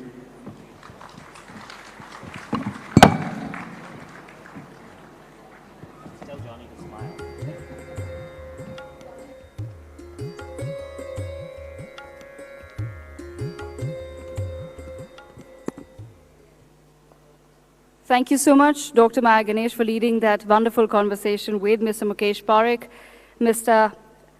Dinkar Jain, and Dr. Jonathan Penn for joining us virtually at the NXT Conclave. I would now like to take a moment to introduce our next guest, who also joins us virtually. We have with us Mr. Keith Vaz. He is former MP, House of Commons, United Kingdom. He's also the longest-serving Indian origin member of Parliament. Conducting this conversation will be Senior Consulting Editor of NewsX, Mr. Vineet Malhotra. They will be discussing a very pertinent topic, next in global affairs. Vineet, over to you. Thank you, Devika. Thank you so much. All right, Keith is here with us. Keith, appreciate you joining us.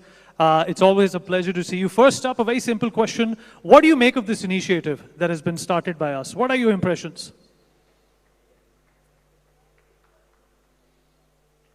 Greetings from London. I'm so sorry that I can't be there in person. I really wanted to be with all of you in New Delhi, because I think this is a very important conclave.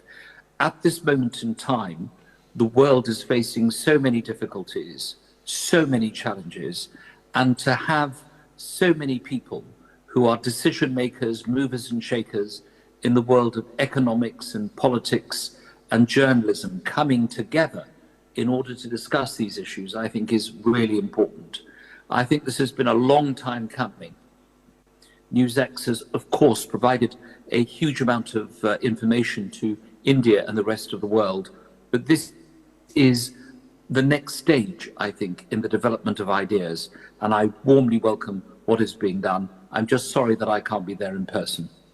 Keith, a very important question. What do you think the India-UK relationship is going to look like, say, in the next 10 years, according to you?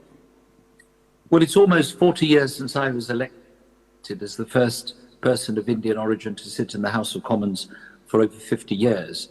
And at that stage, the relationship was good, but it was very much one of India being on the periphery of world affairs.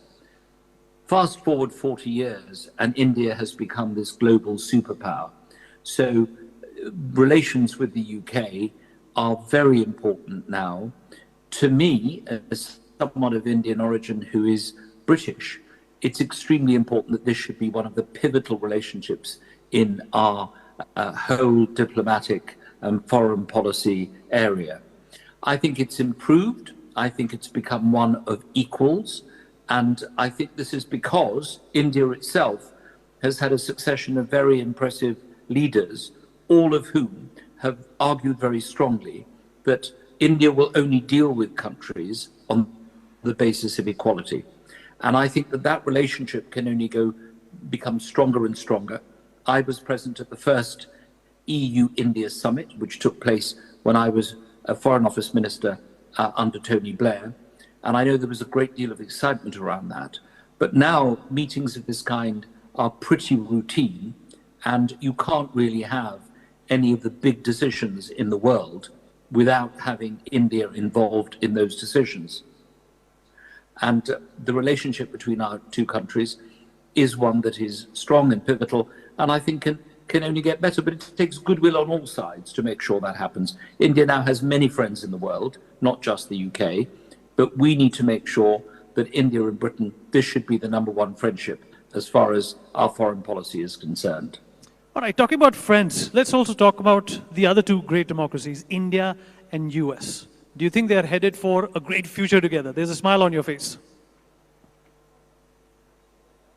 I mean, one can only look at the chemistry between Narendra Modi and Donald Trump to know that there is something very special going on. It's probably beyond a bromance. It's much more important than that. And what we saw is that Prime Minister Modi went to Washington before many other world leaders, certainly before the Prime Ministers of the United Kingdom and other countries, and the President of France. He went there, he met President Trump in the Oval Office. There was a great deal of warmth, no doubt, manifested by many years of friendship. And I think we can all remember Trump's visit to India, how successful that was, and Prime Minister Modi's visit to the United States previously. But a visit is not enough. What really matters is bilateral negotiations. I'm very worried about the threats that the United States is making to put on tariffs on India and other countries. I think we should be moving into an era of free trade. It's very odd that a Republican president, a free trader, should be talking about tariffs. So I think what we need to do is make sure Prime Minister Modi has further conversations with Donald Trump and explains to him that tariffs are not going to help the world economy. It's not going to raise people out of poverty. It's not going to assist. I think these are things that really matter. However, I think there is one fly in the ointment, if you like, and that is the treatment of Indians in the United States who happen to have overstayed their visas. I was very alarmed to see the way in which Indian people were being treated in America, put on planes suddenly, even though some of them may have strong family relationships there, and treated in this way. There's no need for that. If we're going to be friends and want to work together, then we need to respect our citizens and make sure that the next time it happens, it's done with due process, not the knocks on the door by ICE and just putting Indian people on planes and sending them back. We don't want that. We saw that with Canada and overseas students. Indian people studying and working abroad make a huge contribution to the countries that they live in. 1.8 million Indians live in the United Kingdom. If they suddenly left, it would be a complete disaster for the British economy. So while we go on with our special relationship, while Mr. Modi and President Trump have a good relationship, let's treat our citizens with respect. That is very important. It shouldn't overshadow the relationship, but it is a staging point which we need to acknowledge, and it needs to stop. Let's treat people with respect. Keith, you represent both the worlds, India and the United Kingdom. You know, for both these countries, what does the future hold, especially in the age of artificial intelligence?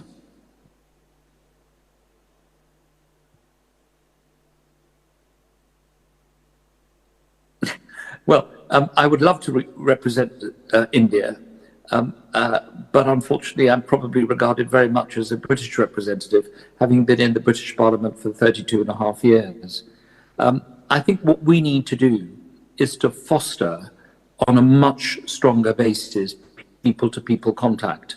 And we need to also make sure in this day and age that there is a better connection between small businesses in India and in the United Kingdom. I think there's far too much emphasis on the big companies getting together and creating wealth.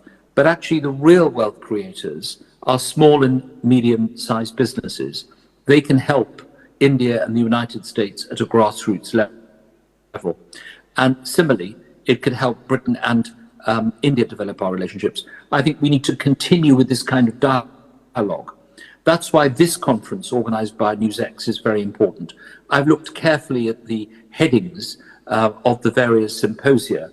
I would very much like to have been at the health symposium because I suffer from type 2 diabetes, and I chair a charity that deals with diabetes.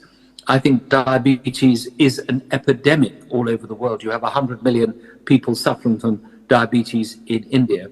Some of our best doctors, some of our best endocrinologists are of Indian origin. We need to share that information and make sure that it works. Let me give you one practical example. Abbott, an American company that operates in Chicago, has developed a very special tracking system for your blood sugar. However, it costs 5,400 rupees every time you buy one of these, and you have to change it every 2 weeks. Now, this is outside the scope of the average Indian to be able to afford this kind of mechanism.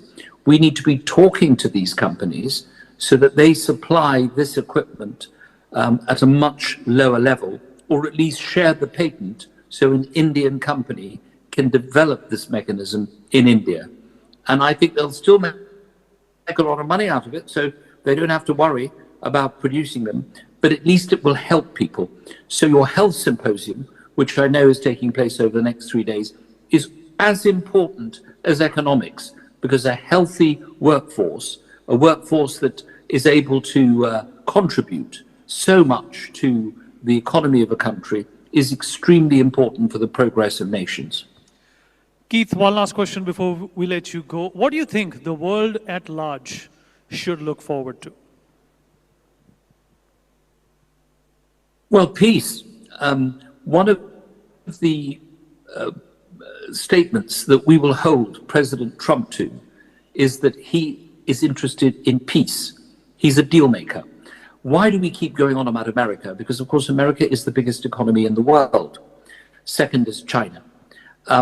We need to make sure that when the President of the United States speaks, that he speaks with the support of what we call the free world, the democracies. And one of the things he said is, in his last administration, there was no wars started when he was president. I think there were some wars, actually. It wasn't kind of a blanket no wars, but what he was saying was he didn't start any of them.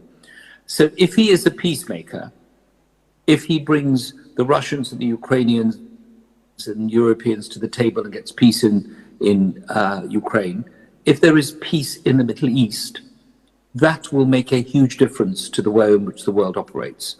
This would help the entrepreneurial talent of the Indian people and the British people be able to produce so much more effectively the economy of the future.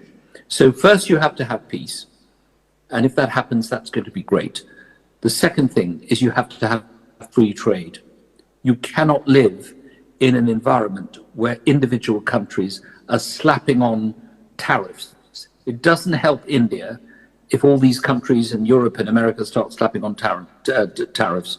We need to have a proper free trade agreement with all these nations. So those are the two things I think I'd like to look forward to. Peace, free trade and prosperity, which will lead to an alleviation of poverty. And that's what we have to do. We need to make sure that people are able to live their lives in fulfillment. Reducing taxes, providing an economy that allows businesses to grow, and giving education to young people. So many people of talent cannot have the benefit of education because it's not available to them. And of course, to be healthy. All these topics are brilliantly covered in this incredible symposium that you all have put together. The conclave of NewsX, I think, will come out with so many ideas. But as we all know, it's all very well meeting. What matters is the legacy. And the next thing is holding this conclave again in either New Delhi, or may I offer you Leicester as your next port of call. You don't always have to hold this in Delhi. You can hold it elsewhere, but I hope it's going to be very successful. And I only wish that I was able to join you at this incredible NewsX conclave. I hope it's going to be very successful. Keith, thank you so much. Really appreciate you joined us all the way from Leicester, United Kingdom. You've taken care of all our questions the way you took care of Leicester for so many years. Keith was, everyone. A big round of applause. Indeed.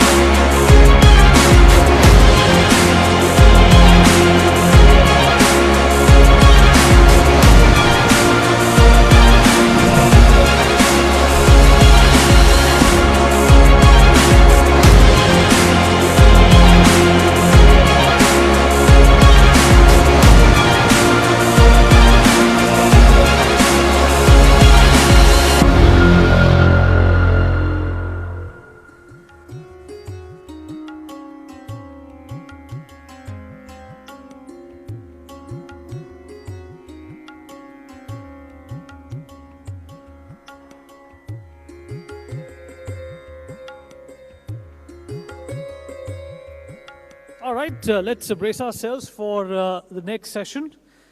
It's going to be quite an engaging one. This is next in Bharat and Germany. And of course, the relationship between both these countries have been ever so important from various points of view.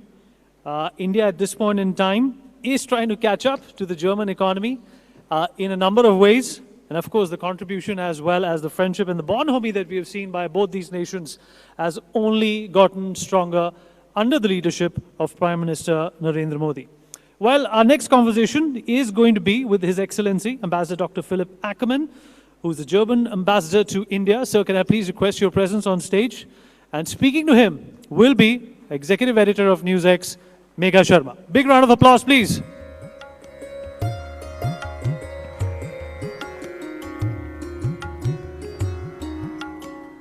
Good afternoon, everybody. Thank you very much for having me here. Let me make a very short elevator pitch, as it were, for this idea of Germany and India. Now, I think this NXT Conclave is looking at upcoming trends for India in the future. Now, I have to say that Germany-India is a trend that is quite around for quite a while already, so it's not new, but it's upcoming, and I think we are well positioned for the future. You might have, followed last year's Germany Mahotsav, Germany-India Mahotsav here in Delhi, where we had a fantastic series of bilateral interactions between politicians and from both sides, and that was culminating in the intergovernmental consultations in October last year. We had a series of very, very interesting military exercises together with the Indian Army, and we have this wonderful thing which we call the Green and Sustainable Development Partnership, where we work together with the Indian side on so many urging issues, so relevant issues to fight climate change. Now, let me give you 3 good reasons why this partnership will, in the years to come, going on a next level. First of all, I think business is super important. We have 2,200 German companies here in India, and the number is growing. Why? Because India becomes a more and more attractive place to invest, to come to, and to get India's expertise, get the people of India's super well-trained and educated knowledge in many, many ways. So I think we'll have in the years to come a bigger German investment here and engagement here on the business side. And I want to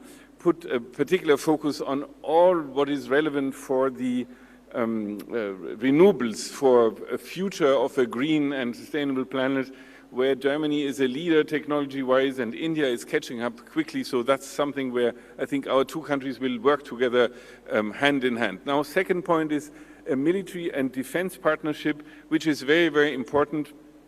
I think in the last years we have seen that the German and Indian armies and armed forces are discovering each other with more interest, and we had this wonderful series of joint exercises last year. That means also that we will be working much more closely in defense production and defense purchases. That's also a very, very good and new development. And my third point is, and that's maybe the most the newest of all points, is the question of migration.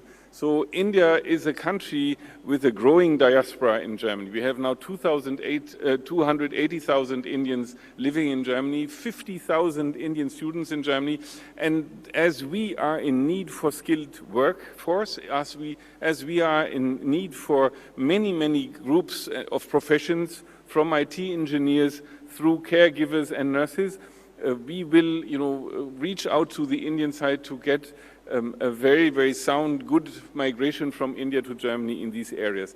And that's something where, I see an enormous potential for the relation between the 2 countries, the people-to-people contact and the sort of awareness raising in both countries on the other partner. So for me, that is basically the essence of the trend, Bharat Germany, India Germany, for the years to come. I'm very happy to be in the midst of it and as ambassador part of it. Thank you very much.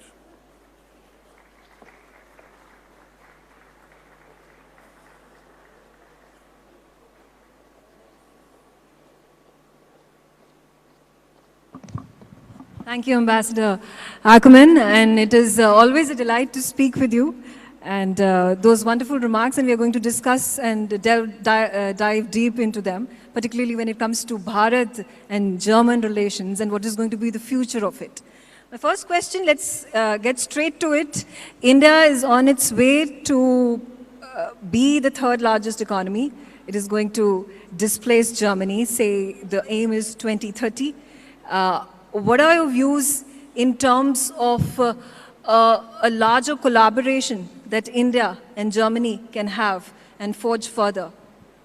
So I have to say that we are eagerly awaiting India to, overtake us in this statistics, because I think this is a country of 1.4 billion inhabitants with a strong and growing economy, and I think it's only natural that it moves up on this ladder. So Germany, you should not forget, is of the size of Tamil Nadu population-wise. So I think I would not be surprised if in the years to come India will overtake Germany. But that means also this growing and strong economy means room for more partnership, more engagement, and India, through its growing economy, becomes more and more interesting for German business. That's what I mentioned a couple of minutes ago. I think the more the Indian industry grows, the more the Indian private sector becomes global, the better it is for our bilateral trade relations. Right, absolutely. It's also interesting that the German elections have just concluded. There has been a conservative party that has won the election. There is going to be the new Chancellor of Germany, Friedrich Merz. How do you see the relations between both the countries moving forward under this new leadership? So, as you know, the elections took place last Sunday. We are in the first steps of what we call the coalition building. The Conservative Party, who has won the elections, needs a coalition partner to get elected in Parliament, and that will happen now in the weeks to come. It will take a certain while, maybe a month or two, but at the end of the day, we will have a stable and very sound government, which is a center government, clearly. And therefore, I say that with my political experience, is that there won't be a change when it comes to the German-Indian relations. So you remember that a very, very long time, it was the German-Indian relations were dominated by Prime Minister Modi from the Indian side, but also Chancellor Angela Merkel from the German side. Now she is from this conservative party who has won the election, so I'm very, very convinced that her successor in the chancellery, namely Friedrich Merz, will also continue this very, very dedicated, friendly course when it comes to Germany and India. So we'll see, I think, a very India-friendly government, although it has not been built up yet so far, I have to say. I do want to delve into the domestic politics. And what do you think has brought about this dramatic change from a liberal party to a conservative, where there has been an exceptional percentage of people who have come out and voted this time around? So I wouldn't call it a dramatic change. There was always two parties who came with candidates for the chancellery, the Social Democrats and the Conservative Party. So it's basically a normal anti-incumbency vote, as it were. But what is dramatic, of course, and there you are right, is that the result of the elections has, for the first time, 20% going to a far-right party who will not be part of this government. And that's a new phenomenon with which we have to cope. I think what you mentioned, namely that we have a voter turnout of 83%, which is an unheard top of voter turnout, is quite fabulous and shows that people really do, that democracy matters to people. People are really committed to go to vote, and they really are ready to express their political affiliation or their political wishes or their discontent also in these elections. So I think it is a proof of a very sound democracy if you have 83% who go to the urns. Talking about elections, whether it's in Germany, you talk about Italy, the presidential elections in the US concluded, and it is again far-right or right-of-center ideology that is taking precedence across the globe. What are your views on it? So it's a trend. We are talking trends. That's clearly a trend. You see that not only in the big countries you mentioned, you see it also in Finland, you see it in the Netherlands. So there is a sort of a trend going towards extreme or far-right parties. Now, in my country, that's a difficult trend. I have to admit that very clearly. Because of Germany's history, we are particularly careful in trying to avoid an involvement of parties that, are less critical with our own past than others. So, what is normal in the Netherlands, what is normal in Finland, that part of these, that these right-wing parties are working within the government, I don't see that coming very quickly. We have to be very honest with ourselves. It is the expression of an unsatisfied electorate. 20% is a lot. It's every fifth German who voted for an extreme right party, and we have to, I think the task of the new government will be to get this these voters back to the center and to the country, the parties who are more mainstream than the extreme right parties. Okay, on that note, I'm going to open the floor. There are a lot of our audience members who have questions to ask you. And Asavri, can we have the first question? Yeah. Hello, Ambassador. My question is about the US and Europe. Now, are we witnessing a rupture between the US and Europe? And of course, in that context, what is the future of NATO and the Ukraine war? The rupture between Europe and America? Right. Okay, now I got it. Sorry, I didn't understand. I didn't hear it very clearly. So it's no secret that, the first contacts with the US administration have been a little rough. It was not, it was different from previous administrations' contacts. I have to state, however, that, the partnership between Germany, the West, and the United States is a very deep and old one. It has grown over decades. So this will not disappear from one moment to the other. We might have disagreements. We always had, actually. We might differ on some views, but I think there will be a very steady contact between Washington and Berlin. And I think the new chancellor will invest a lot of his time, a lot of his foreign policy expertise in solidifying this partnership between between Western Europe, Germany, and the US. Now, I also see NATO as a very, very important military alliance that will not disappear from the soil of this earth. It will be prevailing, but we have to say very clearly, and I think that is, the talk of the town in Europe, is that Europe has to beef up its own security, and we have to maybe shoulder more burden in this military alliance than before. But I am very confident that NATO will survive. Okay, we also have another of our audience members who wants to ask you a question. Thank you so much, Ambassador. Earlier this morning, we had Prime Minister Harper talk about the importance of democratic blocs and cooperation between countries with democratic values. But what is the proper democratic response when a democratic election yields results that are unpalatable to traditional parties? Are these results outside of the realm of democracy? Or if AfD were to win an election in the future, would that be outside the realm of democracy? What is the proper democratic response? So I can only speak for my country. As you have seen, we have a right-wing party, in parts extremist party, that in some of the state elections get a very, very big share of the vote, and now they do also in the general elections. They are there, they get the share of the votes, they are in parliament, so nobody puts them in jail, everybody can say whatever he or she wants. Whether they will be part of a government, that's a different question. It's up to the parties to decide with whom they will side for a coalition. And it was very clear that the incoming Chancellor, Friedrich Merz, had no intention whatsoever to bring them in a common government, and that is his absolute right. And I think we should,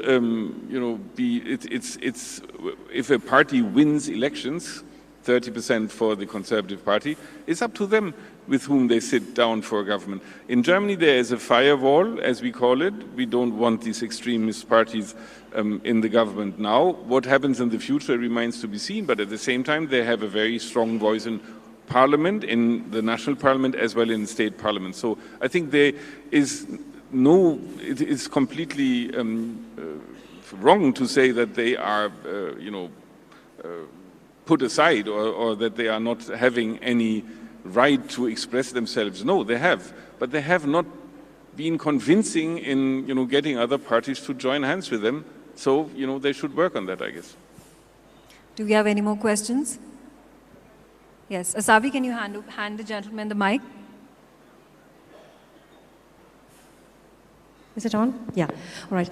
There are so many terms, far right, conservative, especially as a German living in India and having lived in the US and the UK, I find these terms are different in each country and at each time. And given the problematic history of Germany, I don't think the term conservatism is a good term. How would you define it?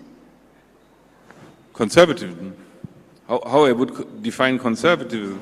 It's a political trend that values traditions, that values grown traditions in many ways, be that religious or be that family traditions or be that values of social values that have been developed over the decades. I agree with you. In every country, in every democracy, it means different things. And I think that's not a bad thing. You have to respect democracies. The American democracy, the French democracy is different from the German one, let alone the Indian democracy. And I think every democracy has to decide by itself what they want to do with parties that are basically on the fringes of the political spectrum. And in my country, it's more difficult than in many others. Okay, that's all the time. Okay, I have a question from PM Tony Abbott as well. Thanks very much, Ambassador. Look, I'm intrigued by the constant reference to the alternative for Deutschland as far right and extreme right. Why is it extreme right, in inverted commas, to want immigration controlled and migrants to be properly integrated into the mainstream of German society?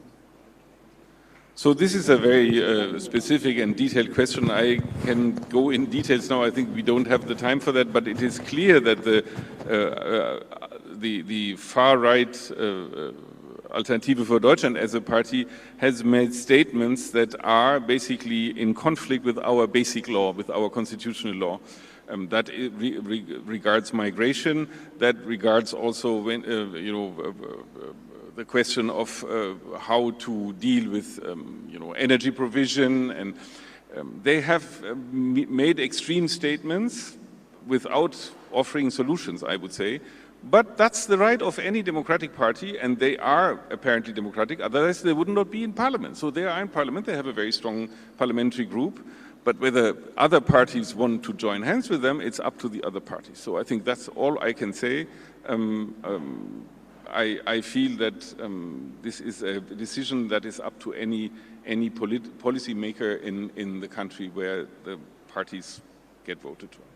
Okay, thank you, Ambassador Ackerman. It's, like I said, always a pleasure. Insightful comments that have been made by you, and thank you once again for joining us. It was a pleasure. Thank you, Next. Megan. Thank you very much.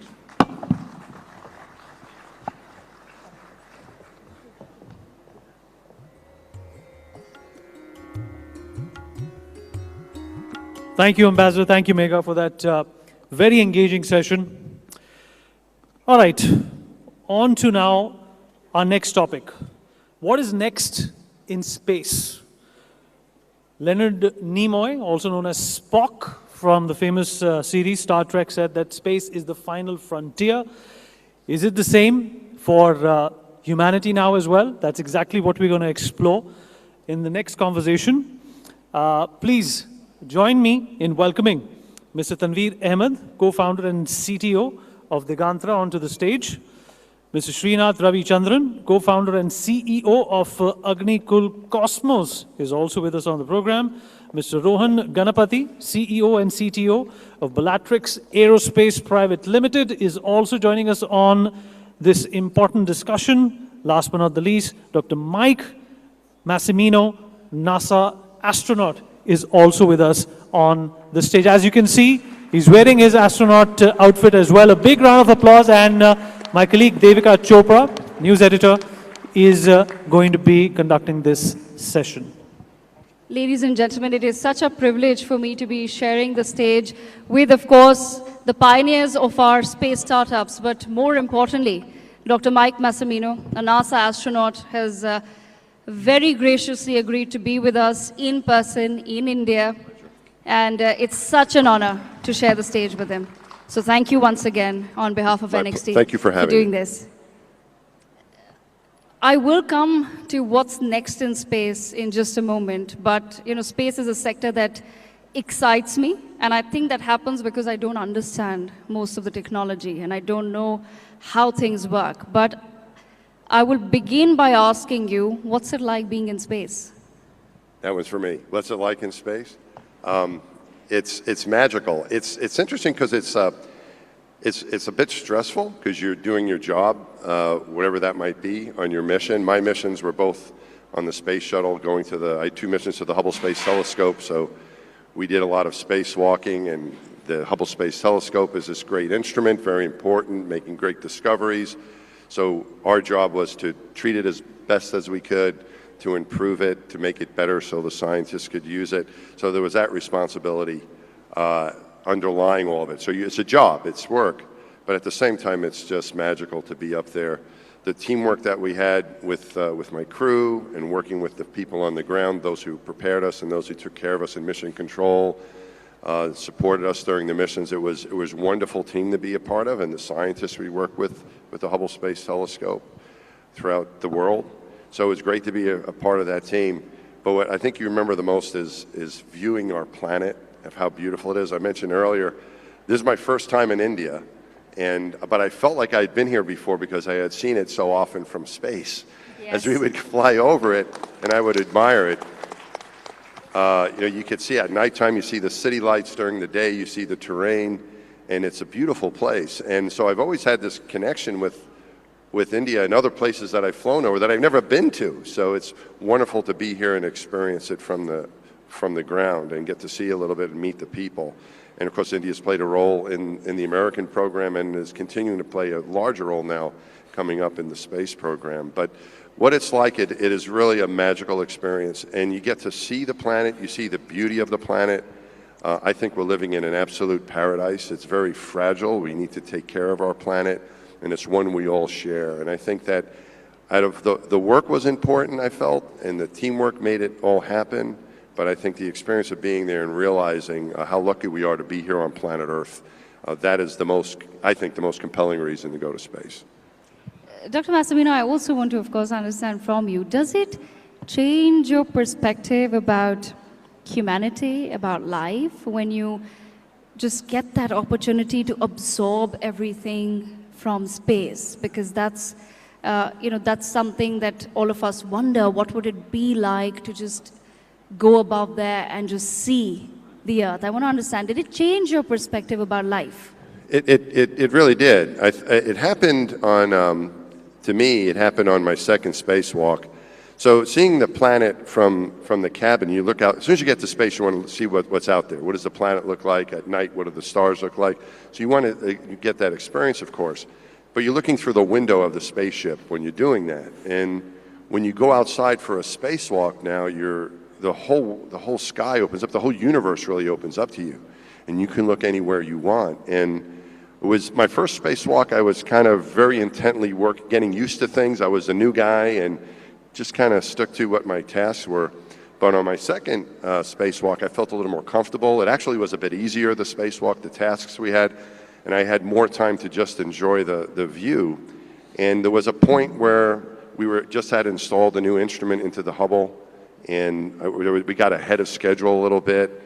And I knew I had a few minutes because my spacewalking partner, Jim Newman, was going to come help me with something. And then I thought, after about a moment, I thought, no, that's not quite it. This is what heaven must look like. It's a complete paradise. And you see the beauty of our Earth, but you also see the fragility of it. It's a very thin atmosphere, and we know that it's a fragile place. But when you see it from space, you see the atmosphere, just a thin blue line. If you think of the Earth as an onion, that top thin layer of the onion is the size relationship of our atmosphere to the rest of the planet. So it's very, you feel the fragility of it. I could only see that view because I was wearing a spacesuit. But you see it as such a beautiful and a perfect place. There's no borders. It's very harmonious. And that does stay with you. I do think we're living in a very special place. We're very lucky to be here on planet Earth. We need to take care of it as best we can. And it's a place we all share. But I see that you see the beauty from space, but you can engage it on Earth.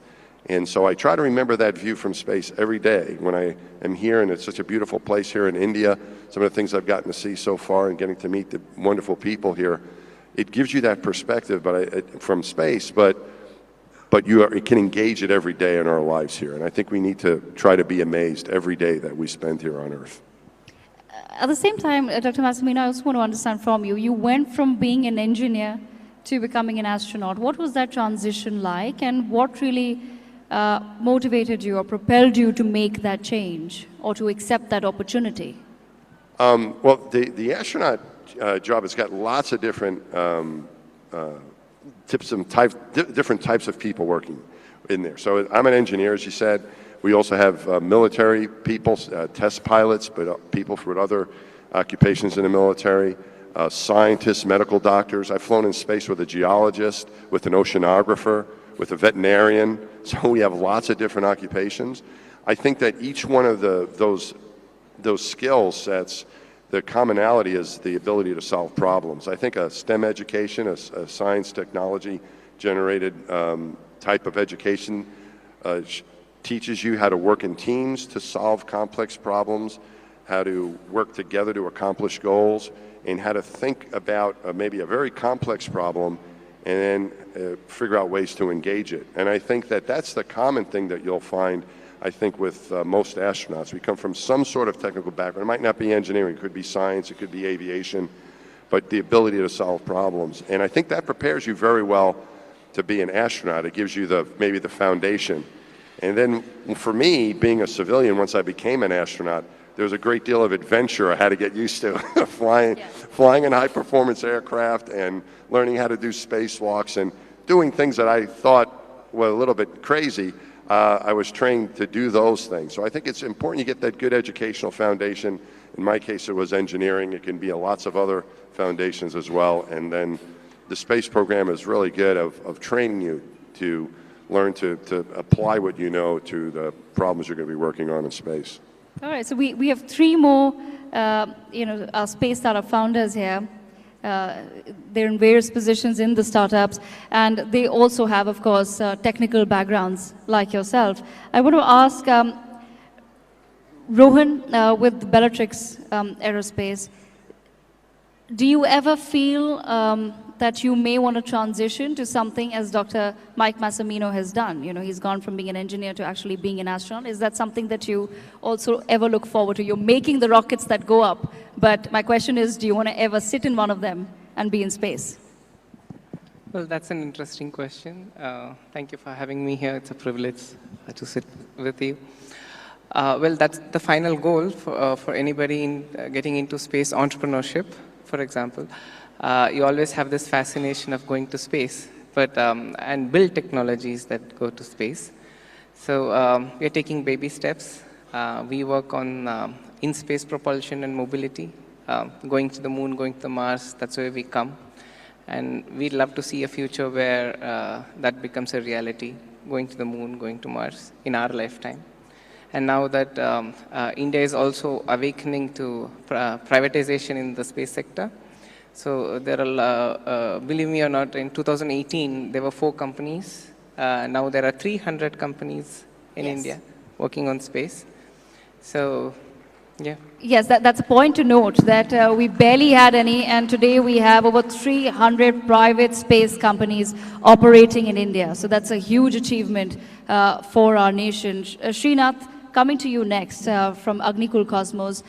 I want to understand from you, how has that experience been working with, say, the government in terms of the support you need to set up a private space company? Because at the end of the day, every venture, when you get into it, you want it to be profitable. But space is one of those businesses where you need heavy investor backing. You need money which literally gets burned as you go up. So how has that experience been operating in India?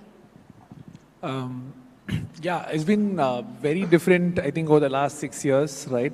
So when we started in 2017, literally the number of people who asked me the question of whether it's even legal to build a private rocket company in India is way too many to answer here, right? And from there, in 2022, with the government support, we were able to set up our own private launch pad within the country.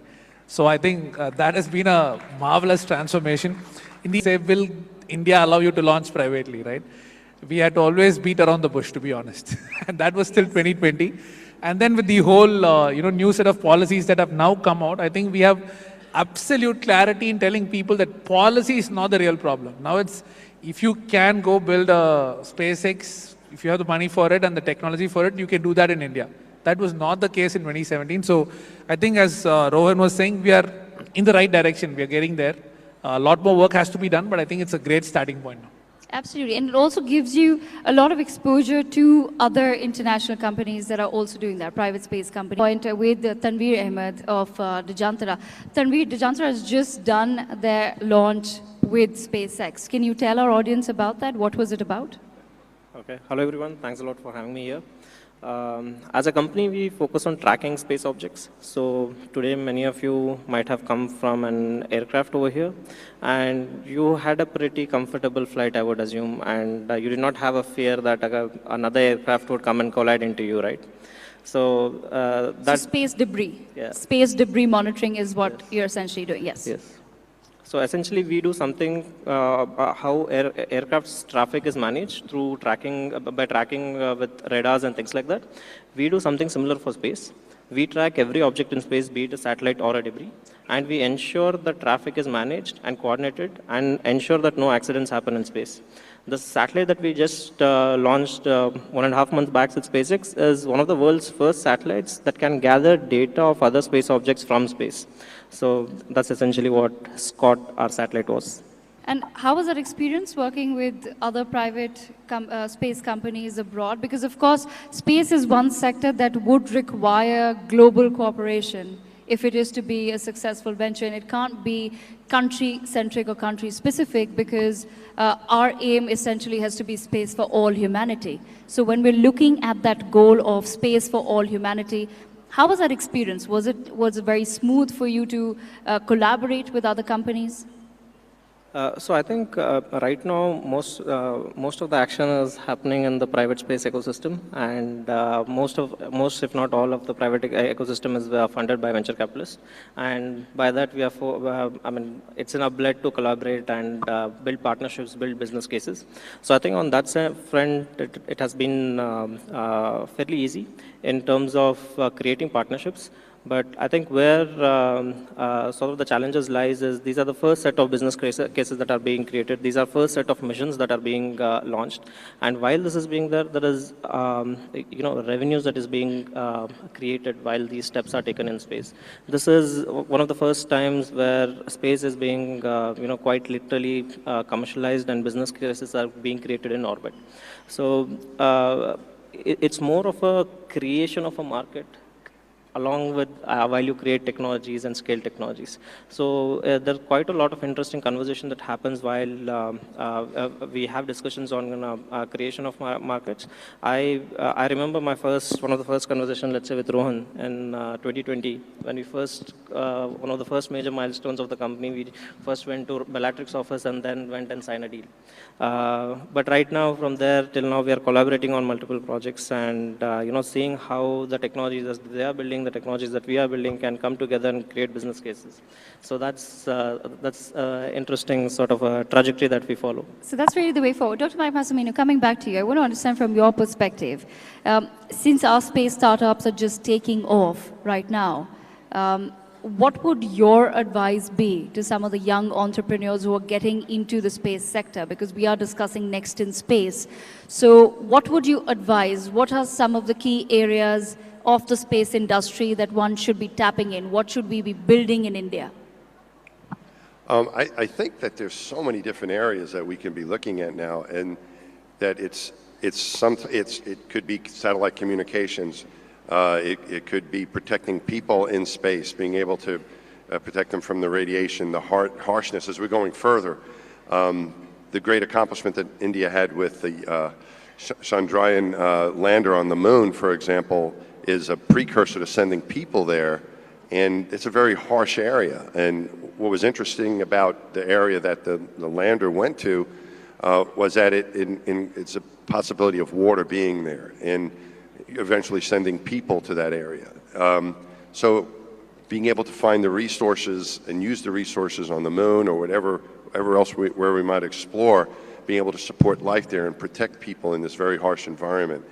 I think there's so many different areas to look into, both with people and with communications and with science exploration, that I think it's looking at what people are most interested in. If I was an entrepreneur, I think I would be thinking, well, where, from what my interests are, where do I think I would be able to contribute the most?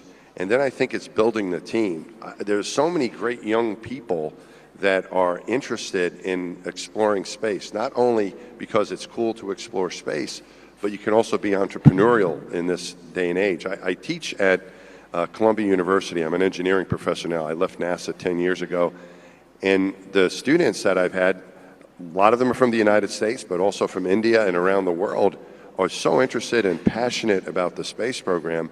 If I was a young entrepreneur, I would go into the back here where we have all the students and see who we could team up with, because I think the young people today are so passionate and qualified and smart and well-educated. I think that's what I would do. I would try to attract as much talent as I could and pick an area out of there's so many areas you could go into, but pick the one that you say, okay, this is what I'm most interested in. This is what I'm passionate about, because I think there's going to be bumps in the road no matter what you do in general, whatever you pursue. So if you have that passion for what you're doing, that'll allow you to persevere through those. So I think there's so many things to choose from. For me, I would choose, human life support and what we could do to help people get to space. But it's propulsion materials. There's many areas that you could look into. I would follow the passion, collect a good team, and go for it. Okay. Rohan, I want to understand from your perspective as well, the same question, because you already reached a certain point in your journey as a space startup where you've probably studied the sector really well. So if you were to perhaps give some advice to young entrepreneurs who want to enter the space sector, what would you suggest that, these are some of the areas where perhaps India is lacking, or that we don't have enough private space companies that are working on certain aspects of space? What's your suggestion going to be? Okay, it's very interesting. I'll answer in two parts. The first, we need to understand what's the space market about. Currently, it's $450 billion US. At the end of 2030, it's going to reach $1 trillion. And the Prime Minister's vision is having one of the best space agencies in the world. Why do we contribute less than 0.5% to this global space industry? So you need more private people. That gives you an answer to the PM's vision. Second, as Mike said, Earth is a very fragile planet with a fragile ecosystem. And we are class 0 in the evolution scale. So we are dependent on the natural resources for our own survival. So you can't continue to mine Earth for our existence. So mining on the moon or asteroids is no longer science fiction, and that's happening. But how do you do it cost effectively? Gold is available underneath the ocean. You don't mine because the cost of mining is more than the value of gold. Similarly, why don't I mine on the moon? It's the cost. So now there are people willing to fund for this, go to the moon, mine, bring natural resources, okay, so, save the planet. Srinath, I'm going to take a follow-up on that. Go to the moon. That's always been in conversation. Of course, we've managed to land on the moon, but there's a lot of chatter about becoming an interplanetary species. Do you see that happening in our lifetime? And I'm being very specific, in our lifetime. Yeah, I think the first set of deep space missions with people will happen. I don't know if it'll be at a level where it'll actually be sustainable enough in terms of scale. But I think the first set of deep space missions with people will happen in our lifetimes, if you're getting there. I think the number of technologies will have to be developed in an economical way to do that at scale, that is still yet to be figured out, right? And that actually connects us back to the previous questions you were asking. That is why space entrepreneurship, there is so much more scope, because I'm seeing this journey happen again and again over the last 60 years. So there's a technology that's first figured out, but then it's too expensive to commercialize, and then you see some player or a group of players come in, and then they execute it to some level of, economical to make economical sense. And then after that, that becomes almost like a trivial technology, and then you start building on top of that. So that, I think, about 200 or 300 technologies like that will have to be figured out for human space missions to happen at scale, to say we are actually truly interplanetary as a species. But that's the opportunity also. Yes, so as we move towards more and more opportunity and more companies coming up and more companies sending, in a way, material up in space, that's where, Tanveer, I come back to you. What role do you think tracking of the space debris is going to play? Because the next big conversation, say 10 years from now, is going to be that we've sent up too many things in space and we don't know how to really manage the space debris. That's a really critical part of a conversation about next in space, about the sustainability of managing the space debris. So how do you think that's going to chart out? So I think we are already at a place where I think we'll have sustained commercial human presence in orbit maybe in a decade or two. So that means orbits have always been sort of a resource where you place satellites, but right now that's also a resource where you can place humans. So once humans, lift their feet from ground, you need to ensure that wherever you are, it's pretty safe. So till now, the space has been utilized in such a way that, like any other industry like oil or gas, the resource, the space and orbits have been exploited. But right now, it's the inflection points, it's the markets have been created, enough space missions have been operated, such that both the space industry and space sustainability both has to go hand in hand. And that's when a sustainable sort of business cases would be created and sustained presence of humans will be there. So as I usually like to say, we have to ensure that our orbits are infinitely sustainable, which are not there as of today. Yeah. Okay. Dr. Massimino, of course, I want to circle back to you and I want to ask you the same question. It's one of my favorite questions to ask, which is what I just asked Srinath as well. Do you feel that we will be an interplanetary species in our lifetime? And that's a conversation that happens a lot in the United States of America about becoming an interplanetary species. Do you think that's going to happen in our lifetime? Interplanetary species? Like going other places and living there? Yes. Absolutely. I think one of the things that's exciting for me is the opportunity we've had a lot of experience in low Earth orbit, but now the opportunity to go back to the moon. And we haven't had people on the moon for over 50 years. I was a very little boy. This what inspired me to become an astronaut. I was 6 years old when Neil Armstrong took those first steps on the moon. But we haven't been back in a long time. But we're not going to go back just for a visit. We're going to go back to settle there. And I think the accomplishment that India had with the moon landing, we just had another one launched last night from the United States, another private mission. And so it's not just governments anymore. It's also these private companies. And so we're great countries like India, the United States, and other countries that are spacefaring. It's not just their governments now, it's also their companies, the ingenuity that they have in the commercial areas to do these things. So I think now we really stand a chance to accomplish this because so many people are getting involved, not just countries, but companies. So I think that the moon is the starting point for that. We have a lot of experience in low Earth orbit, lots of, over 20 years of experience of people being there around 24 hours a day, every day since. But now, what's it like to live on a planetary surface? How can you find water? How can you use the resources there? And the moon is close enough that we can still get back if there's an emergency. We can have communications back and forth between the Earth and the moon so that when there's help needed, we can supply it.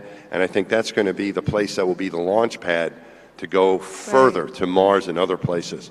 So I'm very excited about what's going to happen. I think in the next few years, that'll lead us to being interplanetary, not just the moon, but other planets as well. Dr. Massimino, I also have a slightly philosophical question for you. So, for a very long time in India, we had a slight mindset where we would really say, okay, this is possible, this is not possible. And that mindset has shifted in the past decade, okay, drastically, as some of our startup founders have also pointed out, that the opportunities they didn't have before, which were just not possible, they're now possible, right? And we don't write anything off anymore. But that's a mindset that America has always had. And that's why you have, or rather that's the impression that we get, that America always dreams really big, right? So they follow that you dream of the moon, but you land on the stars. So I want to understand from your perspective, how do you suggest, this is a philosophical question, how do you suggest that we adapt more of that mindset where we just say, this will be possible? Yeah, I think the mindset that I think I've had, that I learned and that we had at NASA was that when you first sometimes hear about an objective you want to do, if you're dreaming big, you want to go to the moon, you want to build a space station, you want to have a lander on the South Pole of the moon, these things might seem impossible. And I think I was told by one of the moonwalkers, Alan Bean, it was a mentor, he was out of the 12 people that walked on the moon, he was the fourth, and he told me, Mike, at some point in your career, you're gonna be asked to do something that's impossible. You're gonna dream about something that's impossible. Don't think of it that as impossible. Start talking about it with a group of creative people. Start exchanging ideas. And what you'll find is that it's not impossible, it's just really, really hard. So I think when you have these impossible dreams, I think it's important to have a good creative group of people with different ideas.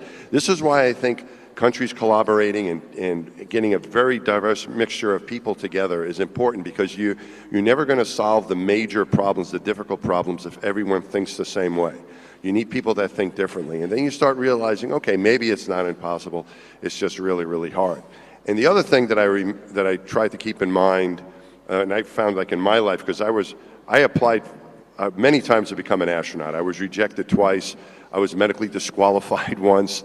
And I just kept trying, and I felt like, you think things might be 1,000,000 to 1, and it can't happen, but that's not true. It's just very unlikely, some of these impossible things. And the only way that something is truly impossible is if you don't try, or if you give up. If you don't try or you give up, then you know the outcome, and yes, it is impossible. If you don't try, it's impossible. If you give up, it will be impossible. So I think that's what you need to keep in mind is, no matter how hard it is, don't give up and surround yourself with a diverse team of thinkers to attack the problem. That's an absolutely lovely thought. I just have another 1 minute left, so I'm going to quickly go across the aisle here. Rohan, I just want to understand from all three of your perspectives, the next decade for space, what does that look like? What does it look like? Yes, what is the next decade of space? How do you envision it? Turning science fiction into reality is what we see, and a lot of capital being spent on space. But the beauty of space is, yes, it is expensive, but the rewards are much bigger. The first software code was written for Apollo lunar landing, right? But now software is a different industry in itself. Same thing is going to repeat. You're going to see that Apollo era, the 60s, the late 60s. So that's what we predict for the next 10 years. Okay, Srinath. I think adding on to Rohan's point, I think at least in India, it's going to become a lot more commonplace, not more normal to talk about it. When we started Agnikul, I was a little shy to go and tell people that we were building a rocket company. I think that will become a little more normalized, and that's a sign of the country and the community actually embracing space to also be something that you can actually build careers in, you can actually have a so-called normal trajectory in that one as well. So I think that is going to be the next decade. And I think you guys are setting a great example for parents and young people in the audience as well. When they see you as successful entrepreneurs in the space sector, I'm sure they take that back home with them, and some dreams get built here as well. Tanvi, I'll leave the last word with you. 20 seconds, please. Yeah, I think we have launched both in Earth orbits and interplanetary orbits. I think in the next decade we'll be doing that at scale. So I think I would like to end it with launch, baby, launch. Okay, all right. That's great. That's a great thought to end it on. Once again, I thank Tanveer Ahmed, Srinath Ravichandran, Mr. Rohan Ganpati, and last but not least, and once again, sir, an honor to have you with us, Dr. Mike Massimino. Thank you so much for discussing the next in space at the inaugural NXT conference. All right, thank you for that amazing space session, if we can call it that. Yeah, before we in fact get into our next conversation, you're going to have a look at this video. बिजली कब आएगी और पंखा कब चलेगा?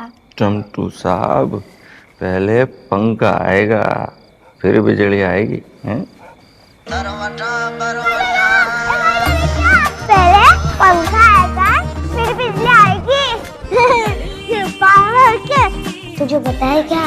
पहले पंखा आएगा, फिर बिजली आएगी। बारी को क्लास में तंतु, उसका बोल दो। पहले पंखा आएगा, फिर बिजली आएगी।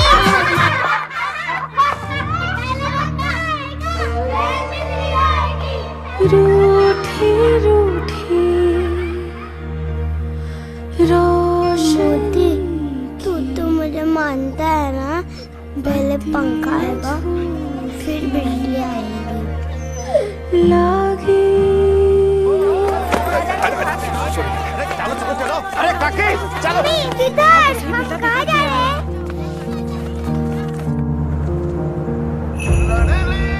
ये पंखा आएगा, फिर बिजली आएगी। पहले पंखा आएगा, बिजली आएगी। ऑन करो।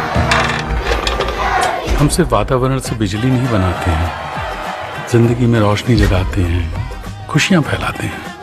अदानी, हम करके दिखाते हैं।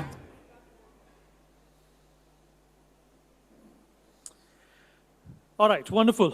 On to our next session. We're going to continue talking about space.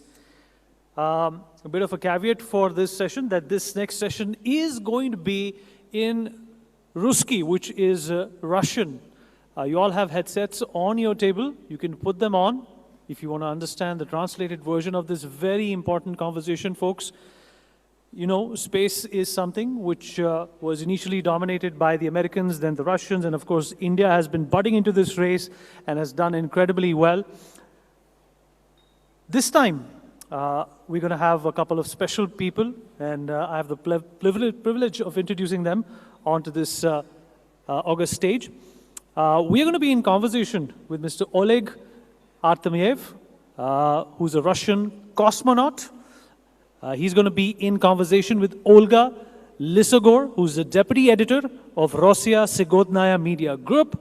She's also the head of Sputnik News, a very important space-related magazine and platform in Russia. So big round of applause for this conversation. And please, I would request you to put your headphones on and try and understand what is being discussed. Over to you.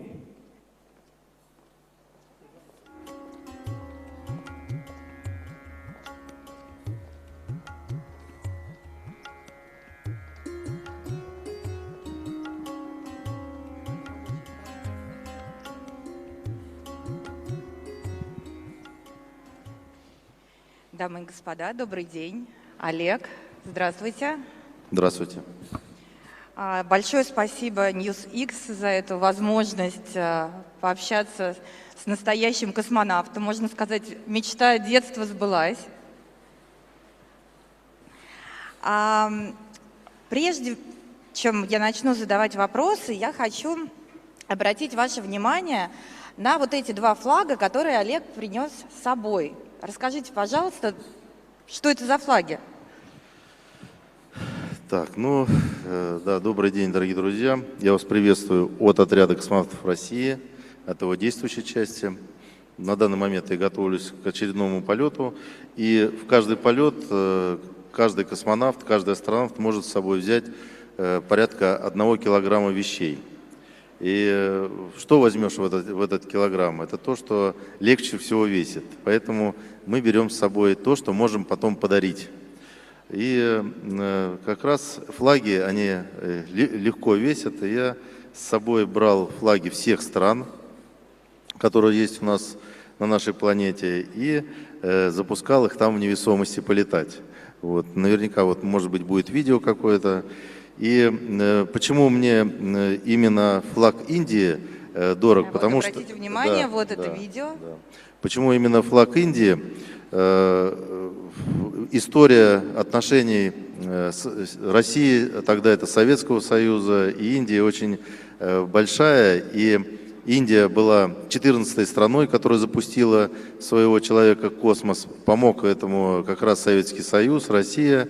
И в то время, когда первый индийский космонавт приехал к нам в Советский Союз, я тогда учился в школе на Байконуре, откуда отправляли ракеты, и откуда он полетел. И я стоял в строю тех детей и махал флажками, когда приехал Ракеш Шарма на Байконур. Поэтому флаг у меня еще остался с тех времен, и я его взял с собой в космос, и он со мной 3 раза слетал. Я надеюсь, он останется здесь и займет свое достойное место на территории Индии. Но я надеюсь, что не за горами то время, когда очередной космонавт или астронавт, гаганавт полетит в космос, который, кстати, у нас готовились недавно в Центре подготовки космонавтов, и флагов Индии в космосе будет больше. Да, вот, наверное, не видно, но здесь даже Да, есть штампы. да, подтверждение того, что флаги были в космосе, это как раз штамп, когда он прилетел в космос и когда улетел. Кстати, он, наверное, в другой стороной перевернут. Да, получается, зеленый должна быть вверху. Ну наверное. ничего. Да, сейчас перевернем. Да. Угу. Олег, Да. а как вы считаете, какое будущее вообще у российско-индийского сотрудничества в космосе? Я думаю, что это планомерный, закономерный процесс. Мы будем очень близки в космосе, и так как многое, что может сделать Индия, у нас сейчас пока нет, вот это микроэлектроника, программирование и наши технологии полетов в космос. И, скорее всего, мы вместе будем работать и на лунной базе, и при полетах к Марсу, при освоении дальнейшем Солнечной системы. И самое главное, что в этом деле это, конечно, наше сотрудничество и наша миролюбивость. То есть мы очень похожи между собой, и Индия, и Россия – это миролюбие, дружелюбие и семейные ценности. Поэтому в этом деле мы это в крепком союзе, и все, что мы не будем делать в космосе, мы обязательно будем делать вместе, и это будет легче тогда. Наши страны успешно сотрудничают в рамках БРИКС. И вот как вы считаете, какую роль именно БРИКС играет в космической безопасности и в урегулировании гонки вооружений? Самую непосредственную, потому что то, что пропагандирует и то, что предлагает страны БРИКС, это зона, свободная от любых вооружений, это космос, это миролюбивый космос.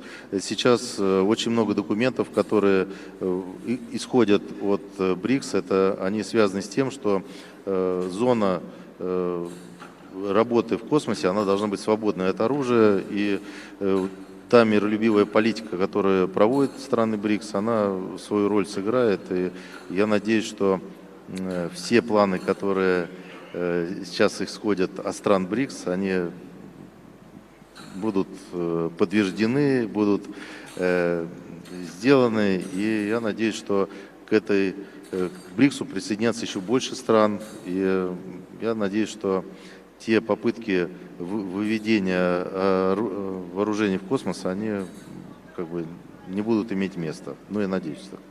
Да, очень надеемся на это. Вы несколько раз бывали в космосе. Сейчас я знаю, что вы готовитесь к очередному полету. Да. Давайте вспомним ваш первый раз. Вот скажите, пожалуйста, было ли что-то, к чему, несмотря на долгую подготовку, вы оказались абсолютно не готовы там, на МКС? У нас очень хорошая подготовка в Центре подготовки космонавтов, и те гаганавты, которые уже начали, уже подготовились, они знают об этом, но то, что ты видишь первый раз, это и то, что к чему ты никогда не будешь готов, это когда ты первый раз видишь Землю со стороны. И до того, То есть как... даже вот эти все видео, они не Ни одна фотография, ни одно видео, оно не показывает те красоты, которые есть на самом деле. То есть надо это обязательно самому увидеть. Я желаю всем, кто в этом зале, обязательно когда-нибудь побывать в космосе и увидеть Землю со стороны. И тот вид, потому что до полета ветераны, те космонавты, которые летали, они говорят, вот тебе повезет, что ты увидишь Землю со стороны. И эта фраза замыливается, ты даже уже не обращаешь на это внимания, но тот момент, когда обтекатели от ракеты уходят, и ты видишь в иллюминатор Землю, ты понимаешь, что если бы хотя бы ты на секунду окажешься в космосе, то та подготовка, которая была до этого, ты 11 лет к полету шел, она не зря. И слава Богу, что у тебя это получилось. Поэтому все такое ощущение, знание, оно все переворачивается, и ты понимаешь, как все-таки здорово, что мы живем на такой планете, на красивой, такой, в то же время хрупкой, в то же время могучей, и ты понимаешь, что это какое-то чудо, что есть жизнь на Земле. Но вы также провели много часов в открытом космосе. Вот об этом расскажите. Когда вы первый раз вот вышли в открытый космос, каково это, да, вот что, какая первая мысль? Ну, у меня сейчас есть с чем сравнить. Вот я сегодня первый раз оказался в Индии и первый раз оказался в аэропорту, когда вышел из самолета. И это очень похоже, вот как раз выход в открытый космос и выход как раз за пределы аэропорта. В Индию это очень, ну, когда ты еще страна тебе неизвестна, поэтому там тоже эта неизвестность. И получается, что это самое интересное, самое опасное и самое желаемая работа для космонавта. То есть это то же самое, как вот вскарабкаться на Джомолунгму, на Эверест. Все люди об этом мечтают, ну, многие те, кто альпинисты, они мечтают об этом, несмотря что это очень опасно. А не страшно? Вот, это, вот там конечно, вот. Ну не то, что страшно, это космонавтам страшно не должно быть, потому что они их готовят, они хладнокровные, у нас есть специальная подготовка, виды подготовки, но все равно вот эти неожиданные моменты. Одно дело, когда ты смотришь на Землю, на космос из иллюминатора, а совсем другое дело, когда ты смотришь через застекление скафандра на 180 градусов, это, конечно, тоже это можно отнести к чуду. И опять же, это еще раз повторю, это самая опасная работа, которая только может быть в космосе, это работа в скафандре. То есть это маленький корабль, только он не на реактивной тяге, а на мускульной тяге. И ты понимаешь, что ты надо каждую секунду понимать, что будет впереди. То есть ты можешь за несколько шагов надо просчитывать все свои действия, потому что ты можешь отлететь от корабля, ты можешь получить удар микрометеором, ты можешь повредить свой скафандр. И все вот эти моменты, они отыгрываются на специальных тренажерах в Центре подготовки космонавтов. Ты к этому готов. У тебя на перчатке есть таблица, сколько тебе остается жить при определенных моментах. И там самое минимальное, это тебе 3 минуты осталось жить. За 3 минуты ты должен дойти из шлюзового отсека, подстыковаться к кораблю и к линии кислорода. Или там у тебя полчаса, ты можешь еще закончить работу и еще за эти полчаса вернуться. И еще плюс у тебя есть твой напарник, у него то же самое может случиться, и ты должен постоянно в голове держать мысль о том, что у тебя должны быть силы, чтобы своего напарника затащить в станцию и его спасти. Поэтому ты должен просчитывать каждый момент, каждую секунду нахождения за пределами станции. Поэтому это такая... А были какие-то внештатные ситуации у вас в открытом космосе? Нештатные ситуации были, но на самом деле все нештатные ситуации, они проигрываются на Земле. Порядка 80% той работы, которую мы делаем на Земле, это тренировки, это выход из нештатной ситуации. Это пожары, разгерметизация, неисправности всякие. И ты, когда летишь в космос, на самом деле ты отдыхаешь от тех тренировок, которые есть на Земле. И ты ждешь, когда же это все случится, а этого ничего не случается. Поэтому все нештатные ситуации, они бывают, но ты их потом не замечаешь просто. Ну, вот желаю, чтобы у вас их было гораздо меньше во время вашего следующего полета. И к разговору о напарниках. Вам очень много на тренировках и в полетах приходится общаться с людьми разных национальностей все-таки, разница менталитетов, культур. Вот, тяжело это или космос, он как-то сближает, и неважно, из какой страны, там, какой религии человек и так далее?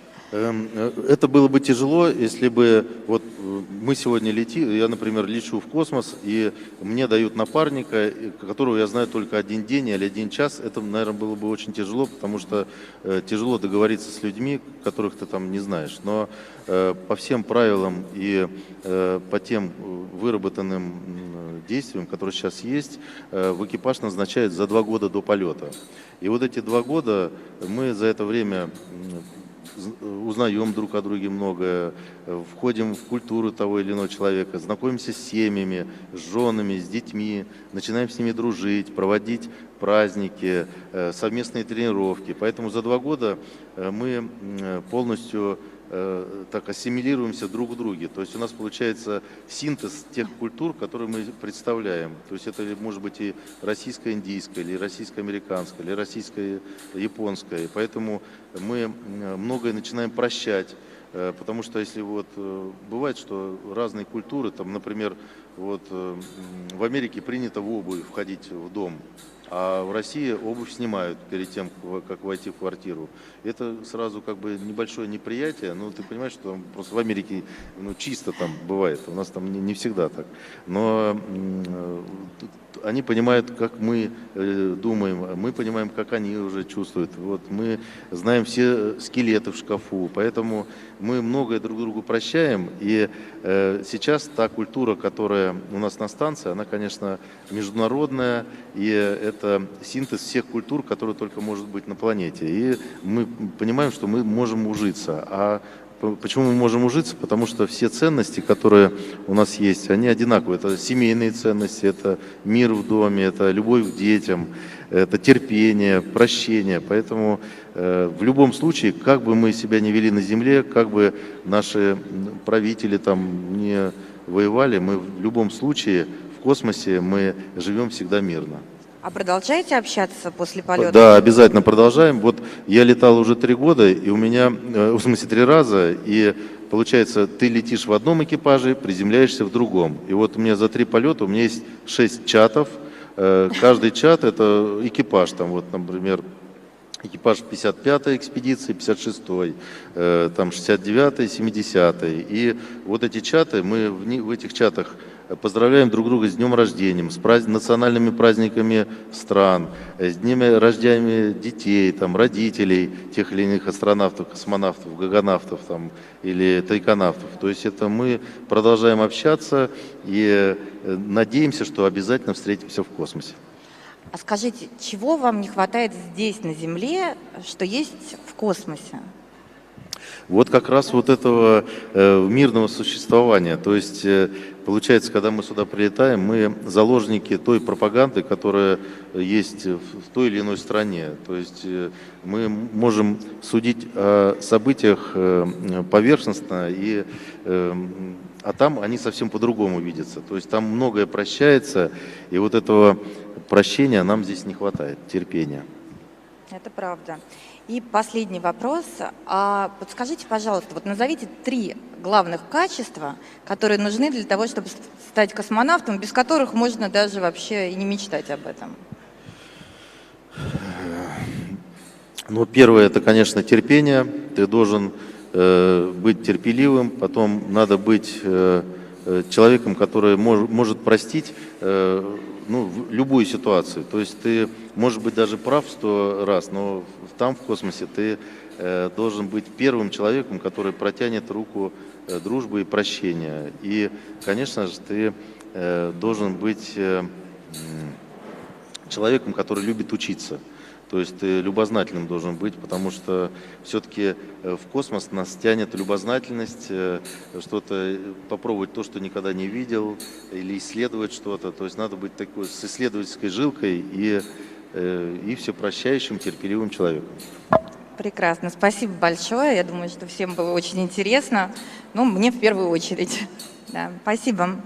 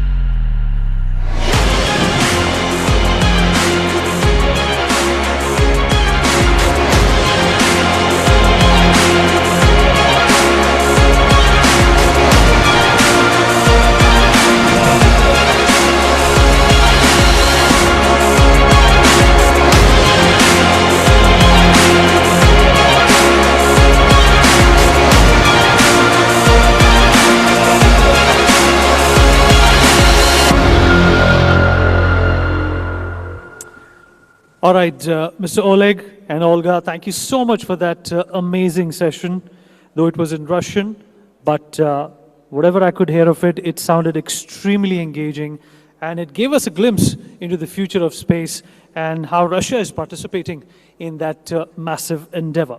Okay, on to something that perhaps, we use every day, almost all the time, and without which our lives would be extremely difficult. And I'm talking about Google.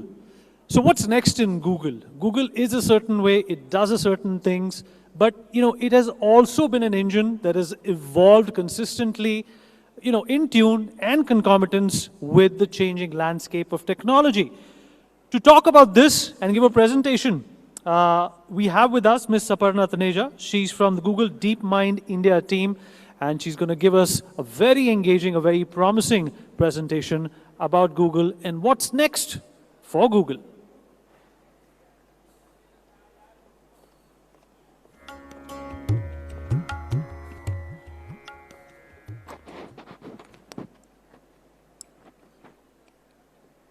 Hi. Hi. Thank you for the lovely introduction. I'm Aparna, and I lead health research efforts for Google Research, or Google DeepMind India. For those of you in the audience who are millennials like me, we actually can remember a time when technology played a relatively marginal role in our lives. Cut to 2025, however, it feels impossible to go back to that life. Technology has irrevocably changed how we communicate, shop, navigate our spaces, and even speak. In the last couple of years, the buzz around artificial intelligence has captured the popular imagination. The hype isn't overstated. As a researcher in this very space, I can tell you that force multiplier capabilities that AI will bring to our lives has the capacity to transform entire industries, be it agriculture, financial services, medicine, education, and even the outermost bounds of the known universe. But this is where I want to take a moment. When we say that this leap will be unlike any other in the past, there's one fundamental reason for it. And that is the pace of diffusion. In every seminal shift we have seen in the past, be it the telephone, television, or even the internet, each of these technologies spent decades limited to the affluent sections of the society. It took decades before devices became cheaper, networks expanded, and these innovations proliferated into the general population. AI, however, will be different. With technical infrastructures hugely expanded and mobile phones in the hands of practically every Indian, the benefits of AI will proliferate to the bottom of the pyramid instantaneously. And for a developing country, this has massive implications. It can fundamentally transform our approach to citizen services, disaster management, healthcare, and access to credit for the people who need it the most. And when we talk about India, its complexity and multifarious nature is always mentioned. This is complex because its diversity makes it less predictable. What's true till Bareilly changes completely by the time we reach Shimla. This means for any administrator to accurately govern the whole country, they need data from every district and every tehsil of the country. And the combination of high-quality data and AI-powered fine-grained insights can change how we design public policies. Imagine personalized learning experiences that cater to every student's unique needs. Precision farming techniques that maximize crop yields while minimizing environmental impact. And accessible healthcare solutions that reach even the remotest corners of our country. And speaking of healthcare, let's go a little deeper into it. Now, India is often referred to as the pharmacy of the world. We are a significant global supplier of essential medicines and therapeutics. We have the highest number of medical colleges and remain one of the largest exporters of healthcare workers in the world. Yet, our own public healthcare facilities often find themselves stretched to the limits. Despite India having the 6th largest health workforce globally and being a primary center for medical tourism due to our quality healthcare delivered at reasonable prices, we grapple with a stark reality. Despite the large and high quality supply of medical professionals, there are too few per capita for our own vast population.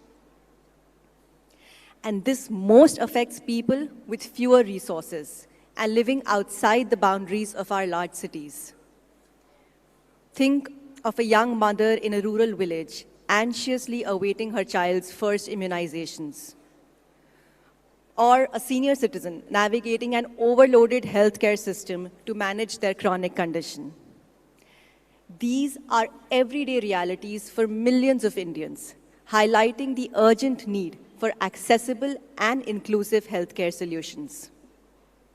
Child undernutrition, high maternal mortality rates, and a growing burden of non-communicable diseases weigh heavily over our communities. And this is precisely where the potential and promise of AI emerges. Not as a replacement for human compassion or professionals, but as a powerful ally, a force multiplier in the quest for reliable quality healthcare.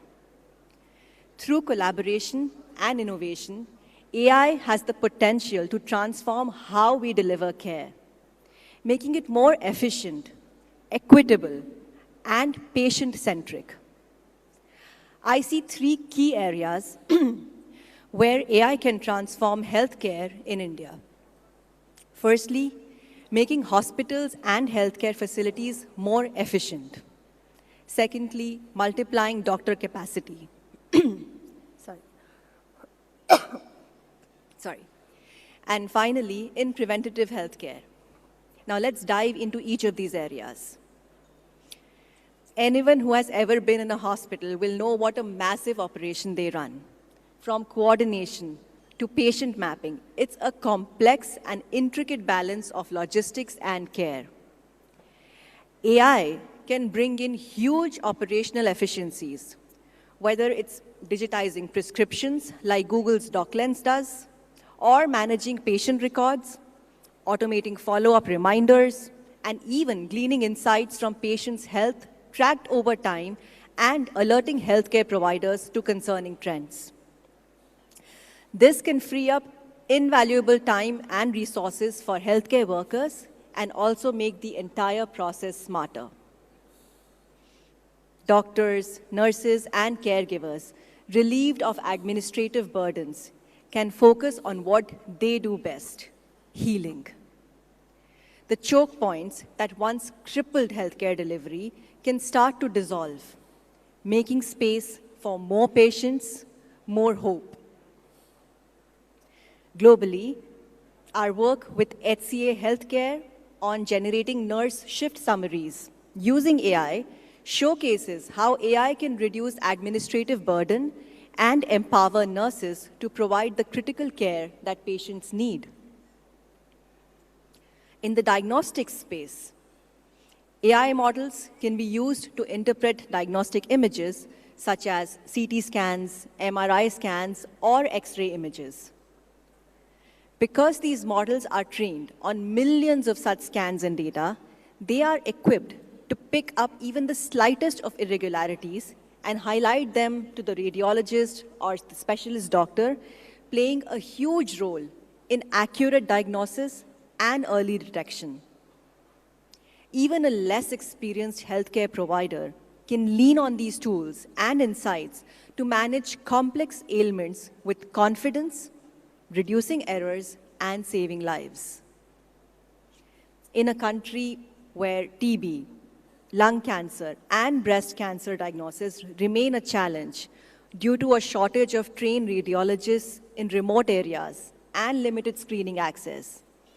AI can address these issues by interpreting chest X-rays for TB signs, aiding lung cancer screening, and assisting radiologists in interpreting mammograms for breast cancer detection, making these services more accessible and improving early detection rates. Apollo Radiology International is an example of this.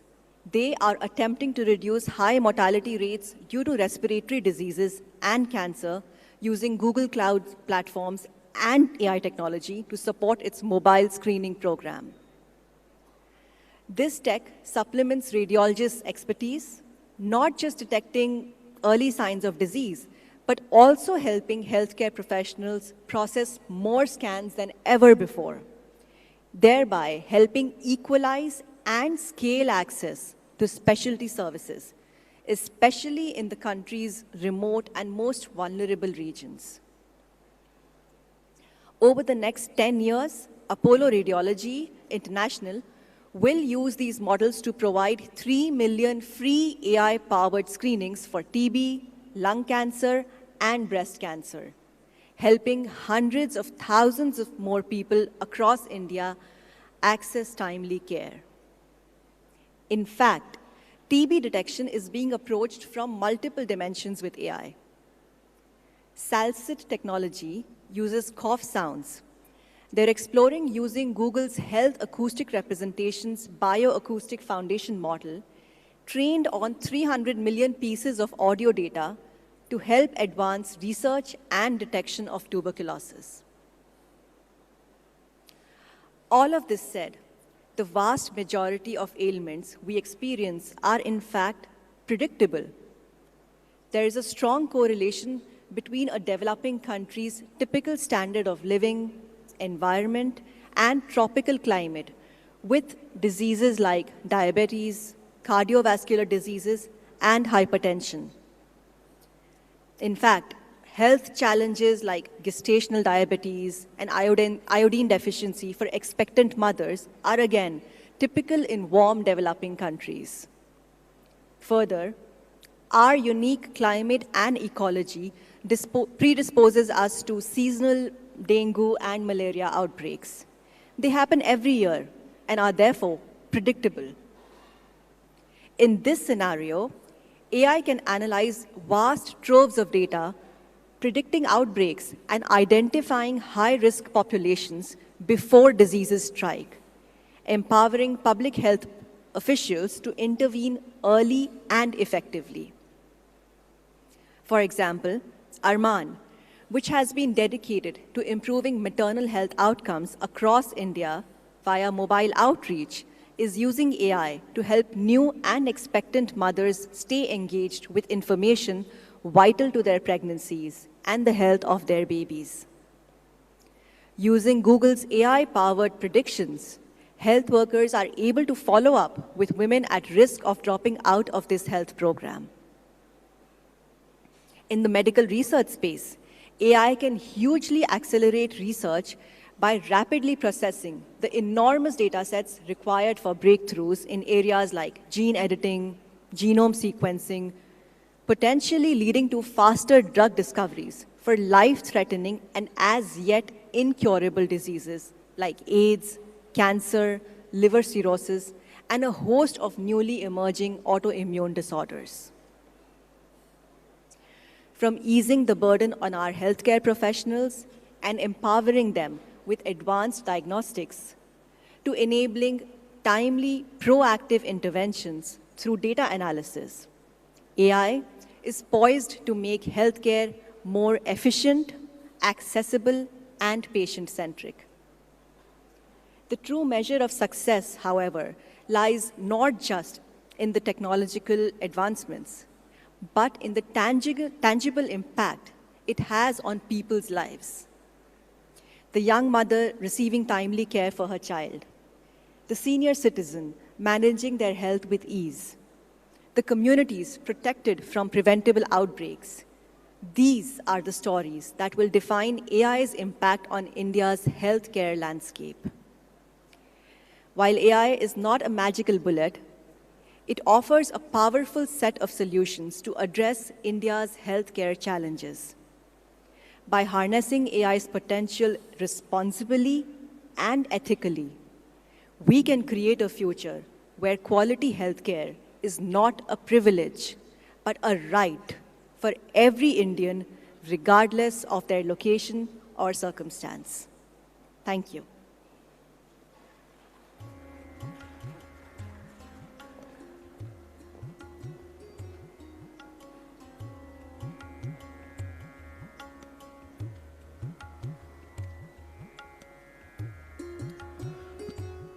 Thank you, Aparna, for that amazing presentation and that insight into what AI is capable of and what the long-term results and benefits of AI can be. All right, everyone, we're going to break for lunch at this point in time. I would request all our guests and delegates to congregate at level 1, meeting room number 6 for lunch. The audience, there's lunch for you on your right-hand side and towards my left. We'll be back in half an hour. We'll break for lunch right now. Thank you.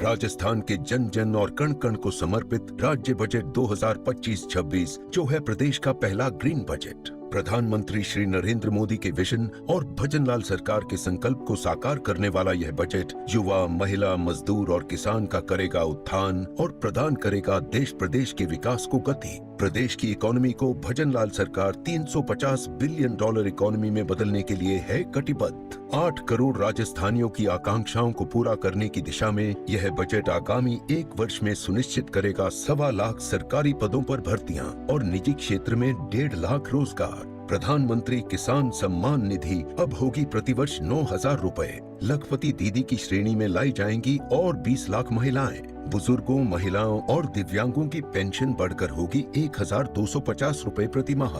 Rajasthan budget 2025-26 की बात निराली। हर गांव शहर समृद्धि और हर घर खुशहाली।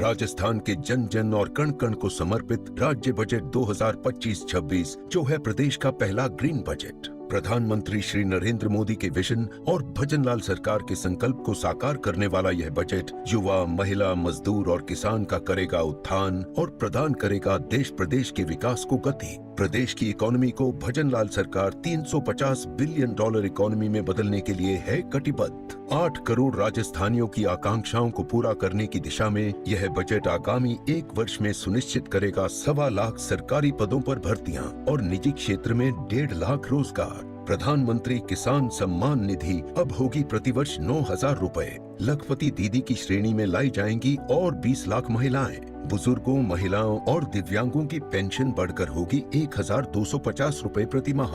Rajasthan budget 2025-26 की बात निराली। हर गांव शहर समृद्धि और हर घर खुशहाली।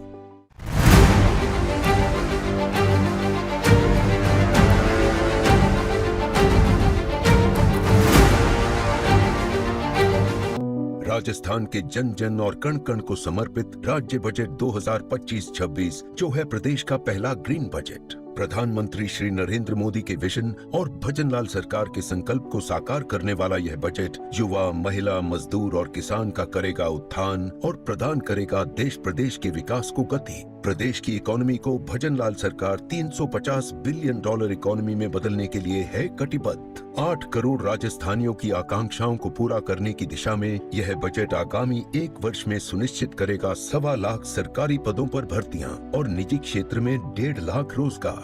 प्रधानमंत्री किसान सम्मान निधि अब होगी प्रतिवर्ष 9,000 रुपए। लखपति दीदी की श्रेणी में लाई जाएंगी और 20 लाख महिलाएं। बुजुर्गों, महिलाओं और दिव्यांगों की पेंशन बढ़कर होगी 1,250 रुपए प्रति माह।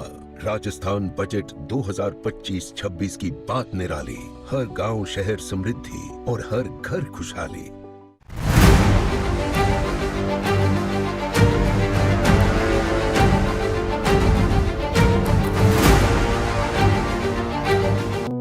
राजस्थान के जन जन और कण कण को समर्पित राज्य बजट 2025-26 जो है प्रदेश का पहला ग्रीन बजट। प्रधानमंत्री श्री नरेंद्र मोदी के विजन और भजनलाल सरकार के संकल्प को साकार करने वाला यह बजट युवा, महिला, मजदूर और किसान का करेगा उत्थान और प्रदान करेगा देश प्रदेश के विकास को गति। प्रदेश की इकोनॉमी को भजनलाल सरकार $350 बिलियन इकोनॉमी में बदलने के लिए है कटिबद्ध। 8 करोड़ राजस्थानियों की आकांक्षाओं को पूरा करने की दिशा में यह बजट आगामी 1 वर्ष में सुनिश्चित करेगा 1.25 लाख सरकारी पदों पर भर्तियां और निजी क्षेत्र में 1.5 लाख रोजगार। प्रधानमंत्री किसान सम्मान निधि अब होगी प्रतिवर्ष 9,000 रुपए। लखपति दीदी की श्रेणी में लाई जाएंगी और 20 लाख महिलाएं। बुजुर्गों, महिलाओं और दिव्यांगों की पेंशन बढ़कर होगी 1,250 रुपए प्रति माह।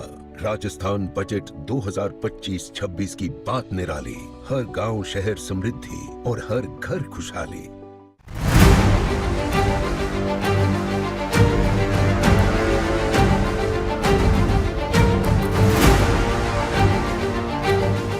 राजस्थान के जन जन और कण कण को समर्पित राज्य बजट 2025-26 जो है प्रदेश का पहला ग्रीन बजट। प्रधानमंत्री श्री नरेंद्र मोदी के विजन और भजनलाल सरकार के संकल्प को साकार करने वाला यह बजट युवा, महिला, मजदूर और किसान का करेगा उत्थान और प्रदान करेगा देश प्रदेश के विकास को गति। प्रदेश की इकोनॉमी को भजनलाल सरकार $350 बिलियन इकोनॉमी में बदलने के लिए है कटिबद्ध। 8 करोड़ राजस्थानियों की आकांक्षाओं को पूरा करने की दिशा में यह बजट आगामी 1 वर्ष में सुनिश्चित करेगा 1.25 लाख सरकारी पदों पर भर्तियां और निजी क्षेत्र में 1.5 लाख रोजगार। प्रधानमंत्री किसान सम्मान निधि अब होगी प्रतिवर्ष 9,000 रुपए। लखपति दीदी की श्रेणी में लाई जाएंगी और 20 लाख महिलाएं। बुजुर्गों, महिलाओं और दिव्यांगों की पेंशन बढ़कर होगी 1,250 रुपए प्रति माह।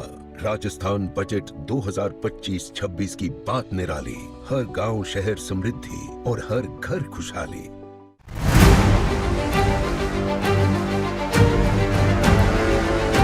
राजस्थान के जन जन और कण कण को समर्पित राज्य बजट 2025-26 जो है प्रदेश का पहला ग्रीन बजट। प्रधानमंत्री श्री नरेंद्र मोदी के विजन और भजनलाल सरकार के संकल्प को साकार करने वाला यह बजट युवा, महिला, मजदूर और किसान का करेगा उत्थान और प्रदान करेगा देश प्रदेश के विकास को गति। प्रदेश की इकोनॉमी को भजनलाल सरकार $350 बिलियन इकोनॉमी में बदलने के लिए है कटिबद्ध। 8 करोड़ राजस्थानियों की आकांक्षाओं को पूरा करने की दिशा में यह बजट आगामी 1 वर्ष में सुनिश्चित करेगा 1.25 लाख सरकारी पदों पर भर्तियां और निजी क्षेत्र में 1.5 लाख रोजगार। प्रधानमंत्री किसान सम्मान निधि अब होगी प्रतिवर्ष 9,000 रुपए। लखपति दीदी की श्रेणी में लाई जाएंगी और 20 लाख महिलाएं। बुजुर्गों, महिलाओं और दिव्यांगों की पेंशन बढ़कर होगी 1,250 रुपए प्रति माह।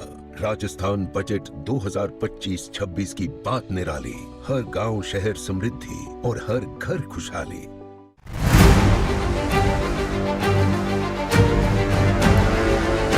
राजस्थान के जन जन और कण कण को समर्पित राज्य बजट 2025-26 जो है प्रदेश का पहला ग्रीन बजट। प्रधानमंत्री श्री नरेंद्र मोदी के विजन और भजनलाल सरकार के संकल्प को साकार करने वाला यह बजट युवा, महिला, मजदूर और किसान का करेगा उत्थान और प्रदान करेगा देश प्रदेश के विकास को गति। प्रदेश की इकोनॉमी को भजनलाल सरकार $350 बिलियन इकोनॉमी में बदलने के लिए है कटिबद्ध। 8 करोड़ राजस्थानियों की आकांक्षाओं को पूरा करने की दिशा में यह बजट आगामी 1 वर्ष में सुनिश्चित करेगा 1.25 लाख सरकारी पदों पर भर्तियां और निजी क्षेत्र में 1.5 लाख रोजगार। प्रधानमंत्री किसान सम्मान निधि अब होगी प्रतिवर्ष 9,000 रुपए। लखपति दीदी की श्रेणी में लाई जाएंगी और 20 लाख महिलाएं। बुजुर्गों, महिलाओं और दिव्यांगों की पेंशन बढ़कर होगी 1,250 रुपए प्रति माह। राजस्थान बजट 2025-26 की बात निराली। हर गांव शहर समृद्धि और हर घर खुशहाली।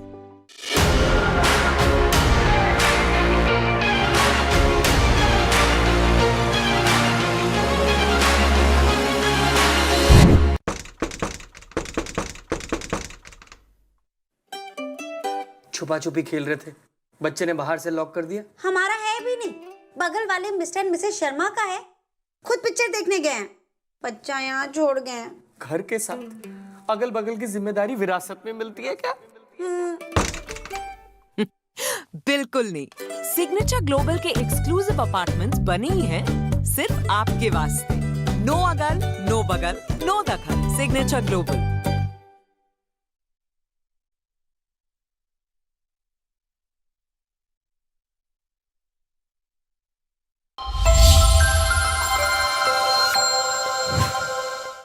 राजस्थान के जन जन और कण कण को समर्पित राज्य बजट 2025-26 जो है प्रदेश का पहला ग्रीन बजट। प्रधानमंत्री श्री नरेंद्र मोदी के विजन और भजनलाल सरकार के संकल्प को साकार करने वाला यह बजट युवा, महिला, मजदूर और किसान का करेगा उत्थान और प्रदान करेगा देश प्रदेश के विकास को गति। प्रदेश की इकोनॉमी को भजनलाल सरकार $350 बिलियन इकोनॉमी में बदलने के लिए है कटिबद्ध। 8 करोड़ राजस्थानियों की आकांक्षाओं को पूरा करने की दिशा में यह बजट आगामी 1 वर्ष में सुनिश्चित करेगा 1.25 लाख सरकारी पदों पर भर्तियां और निजी क्षेत्र में 1.5 लाख रोजगार। प्रधानमंत्री किसान सम्मान निधि अब होगी प्रतिवर्ष 9,000 रुपए। लखपति दीदी की श्रेणी में लाई जाएंगी और 20 लाख महिलाएं। बुजुर्गों, महिलाओं और दिव्यांगों की पेंशन बढ़कर होगी 1,250 रुपए प्रति माह।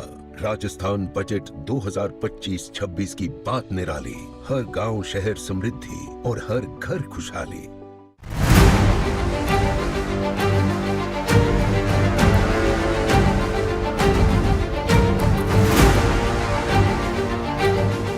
राजस्थान के जन जन और कण कण को समर्पित राज्य बजट 2025-26 जो है प्रदेश का पहला ग्रीन बजट। प्रधानमंत्री श्री नरेंद्र मोदी के विजन और भजनलाल सरकार के संकल्प को साकार करने वाला यह बजट युवा, महिला, मजदूर और किसान का करेगा उत्थान और प्रदान करेगा देश प्रदेश के विकास को गति। प्रदेश की इकोनॉमी को भजनलाल सरकार $350 बिलियन इकोनॉमी में बदलने के लिए है कटिबद्ध। 8 करोड़ राजस्थानियों की आकांक्षाओं को पूरा करने की दिशा में यह बजट आगामी 1 वर्ष में सुनिश्चित करेगा 1.25 लाख सरकारी पदों पर भर्तियां और निजी क्षेत्र में 1.5 लाख रोजगार। प्रधानमंत्री किसान सम्मान निधि अब होगी प्रतिवर्ष 9,000 रुपए। लखपति दीदी की श्रेणी में लाई जाएंगी और 20 लाख महिलाएं। बुजुर्गों, महिलाओं और दिव्यांगों की पेंशन बढ़कर होगी 1,250 रुपए प्रति माह। राजस्थान बजट 2025-26 की बात निराली। हर गांव शहर समृद्धि और हर घर खुशहाली।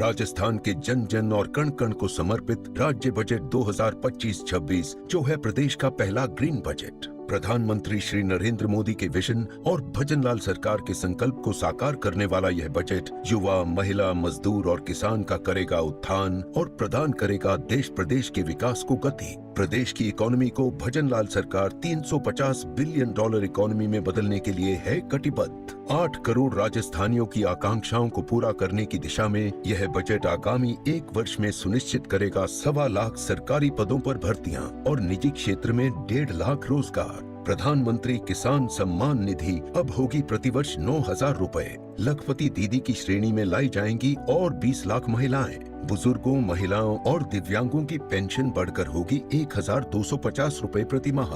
राजस्थान बजट 2025-26 की बात निराली। हर गांव शहर समृद्धि और हर घर खुशहाली।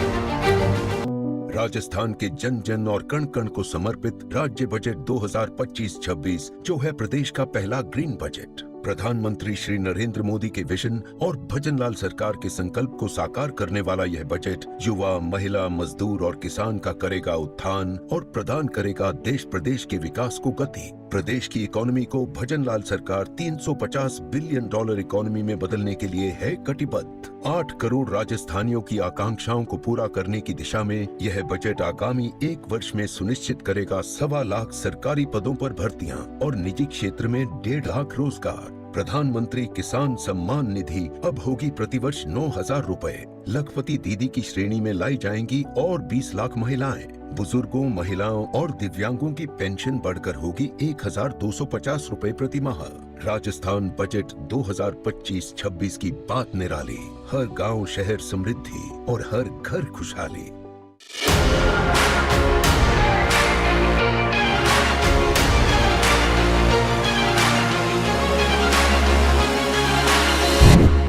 राजस्थान के जन जन और कण कण को समर्पित राज्य बजट 2025-26 जो है प्रदेश का पहला ग्रीन बजट। प्रधानमंत्री श्री नरेंद्र मोदी के विजन और भजनलाल सरकार के संकल्प को साकार करने वाला यह बजट युवा, महिला, मजदूर और किसान का करेगा उत्थान और प्रदान करेगा देश प्रदेश के विकास को गति। प्रदेश की इकोनॉमी को भजनलाल सरकार $350 बिलियन इकोनॉमी में बदलने के लिए है कटिबद्ध। 8 करोड़ राजस्थानियों की आकांक्षाओं को पूरा करने की दिशा में यह बजट आगामी 1 वर्ष में सुनिश्चित करेगा 1.25 लाख सरकारी पदों पर भर्तियां और निजी क्षेत्र में 1.5 लाख रोजगार। प्रधानमंत्री किसान सम्मान निधि अब होगी प्रतिवर्ष 9,000 रुपए। लखपति दीदी की श्रेणी में लाई जाएंगी और 20 लाख महिलाएं। बुजुर्गों, महिलाओं और दिव्यांगों की पेंशन बढ़कर होगी 1,250 रुपए प्रति माह। राजस्थान बजट 2025-26 की बात निराली। हर गांव शहर समृद्धि और हर घर खुशहाली।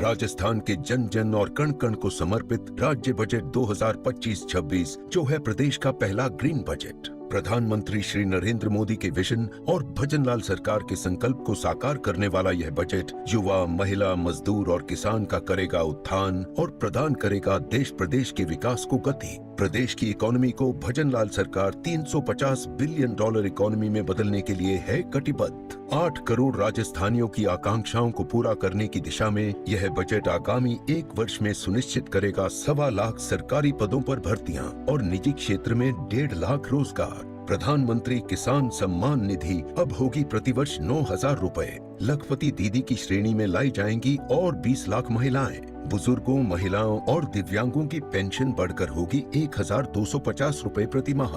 राजस्थान बजट 2025-26 की बात निराली। हर गांव शहर समृद्धि और हर घर खुशहाली।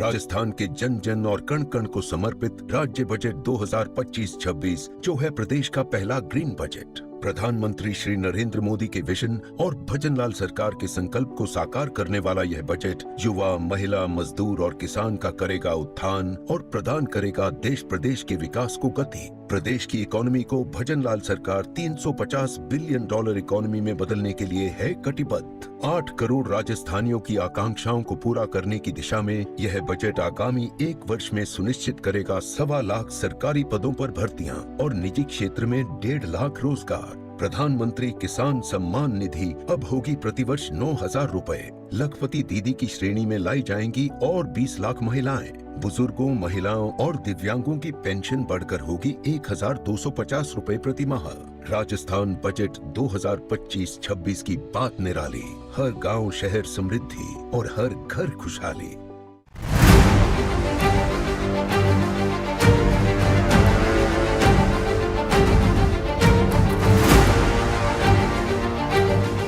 राजस्थान के जन जन और कण कण को समर्पित राज्य बजट 2025-26 जो है प्रदेश का पहला ग्रीन बजट। प्रधानमंत्री श्री नरेंद्र मोदी के विजन और भजनलाल सरकार के संकल्प को साकार करने वाला यह बजट युवा, महिला, मजदूर और किसान का करेगा उत्थान और प्रदान करेगा देश प्रदेश के विकास को गति। प्रदेश की इकोनॉमी को भजनलाल सरकार $350 बिलियन इकोनॉमी में बदलने के लिए है कटिबद्ध। 8 करोड़ राजस्थानियों की आकांक्षाओं को पूरा करने की दिशा में यह बजट आगामी 1 वर्ष में सुनिश्चित करेगा 1.25 लाख सरकारी पदों पर भर्तियां और निजी क्षेत्र में 1.5 लाख रोजगार। प्रधानमंत्री किसान सम्मान निधि अब होगी प्रतिवर्ष 9,000 रुपए। लखपति दीदी की श्रेणी में लाई जाएंगी और 20 लाख महिलाएं। बुजुर्गों, महिलाओं और दिव्यांगों की पेंशन बढ़कर होगी 1,250 रुपए प्रति माह।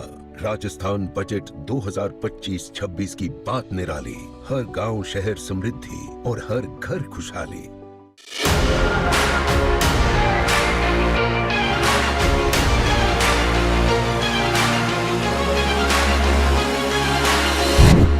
राजस्थान के जन जन और कण कण को समर्पित राज्य बजट 2025-26 जो है प्रदेश का पहला ग्रीन बजट। प्रधानमंत्री श्री नरेंद्र मोदी के विजन और भजनलाल सरकार के संकल्प को साकार करने वाला यह बजट युवा, महिला, मजदूर और किसान का करेगा उत्थान और प्रदान करेगा देश प्रदेश के विकास को गति। प्रदेश की इकोनॉमी को भजनलाल सरकार 350 बिलियन डॉलर इकोनॉमी में बदलने के लिए है कटिबद्ध। 8 करोड़ राजस्थानियों की आकांक्षाओं को पूरा करने की दिशा में यह बजट आगामी 1 वर्ष में सुनिश्चित करेगा 1.25 लाख सरकारी पदों पर भर्तियां और निजी क्षेत्र में 1.5 लाख रोजगार। प्रधानमंत्री किसान सम्मान निधि अब होगी प्रतिवर्ष 9,000 रुपए। लखपति दीदी की श्रेणी में लाई जाएंगी और 20 लाख महिलाएं। बुजुर्गों, महिलाओं और दिव्यांगों की पेंशन बढ़कर होगी 1,250 रुपए प्रति माह। राजस्थान बजट 2025-26 की बात निराली। हर गांव शहर समृद्धि और हर घर खुशहाली।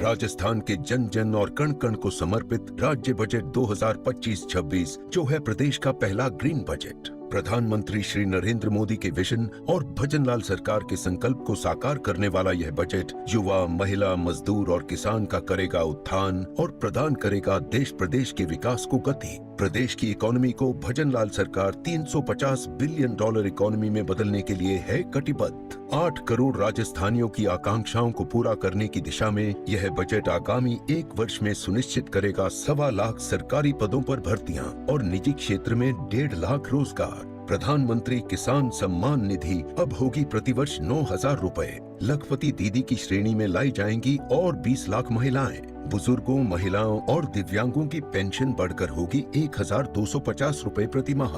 राजस्थान बजट 2025-26 की बात निराली। हर गांव शहर समृद्धि और हर घर खुशहाली।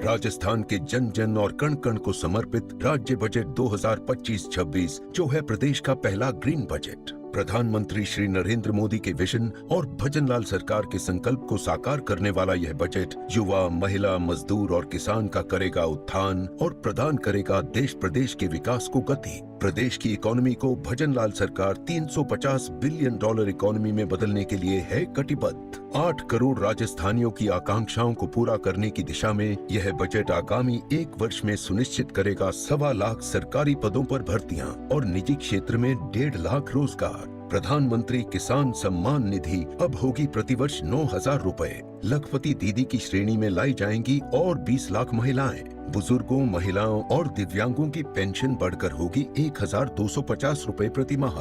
राजस्थान बजट 2025-26 की बात निराली। हर गांव शहर समृद्धि और हर घर खुशहाली।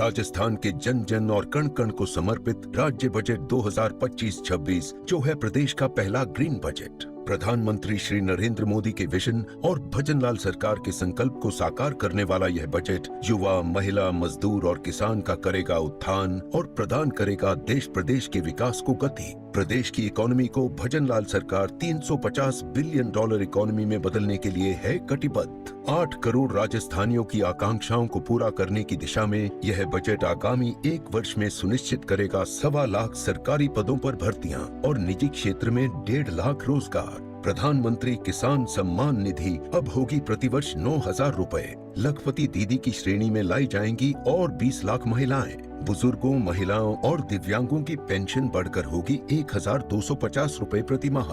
राजस्थान बजट 2025-26 की बात निराली। हर गांव शहर समृद्धि और हर घर खुशहाली।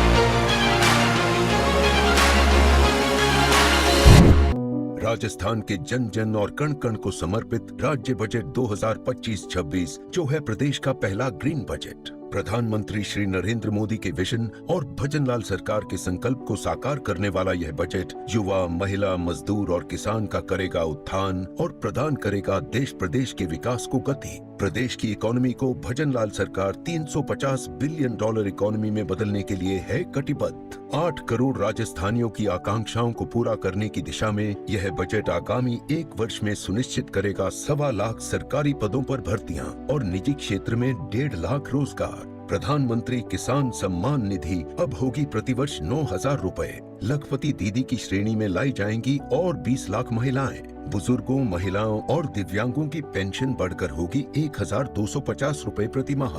राजस्थान बजट 2025-26 की बात निराली। हर गांव शहर समृद्धि और हर घर खुशहाली।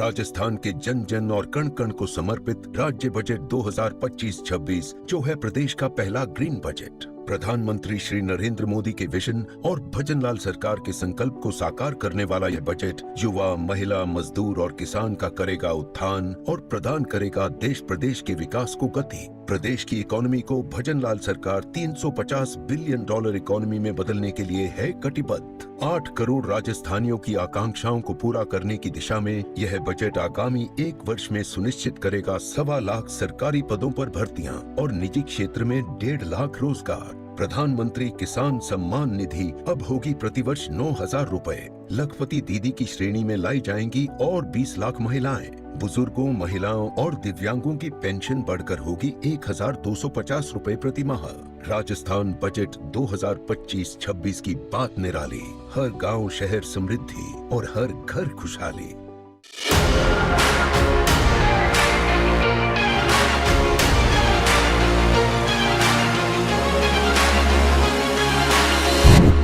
राजस्थान के जन जन और कण कण को समर्पित राज्य बजट 2025-26 जो है प्रदेश का पहला ग्रीन बजट। प्रधानमंत्री श्री नरेंद्र मोदी के विजन और भजनलाल सरकार के संकल्प को साकार करने वाला यह बजट युवा, महिला, मजदूर और किसान का करेगा उत्थान और प्रदान करेगा देश प्रदेश के विकास को गति। प्रदेश की इकोनॉमी को भजनलाल सरकार $350 बिलियन इकोनॉमी में बदलने के लिए है कटिबद्ध। 8 करोड़ राजस्थानियों की आकांक्षाओं को पूरा करने की दिशा में यह बजट आगामी 1 वर्ष में सुनिश्चित करेगा 1.25 लाख सरकारी पदों पर भर्तियां और निजी क्षेत्र में 1.5 लाख रोजगार। प्रधानमंत्री किसान सम्मान निधि अब होगी प्रतिवर्ष 9,000 रुपए। लखपति दीदी की श्रेणी में लाई जाएंगी और 20 लाख महिलाएं। बुजुर्गों, महिलाओं और दिव्यांगों की पेंशन बढ़कर होगी 1,250 रुपए प्रति माह।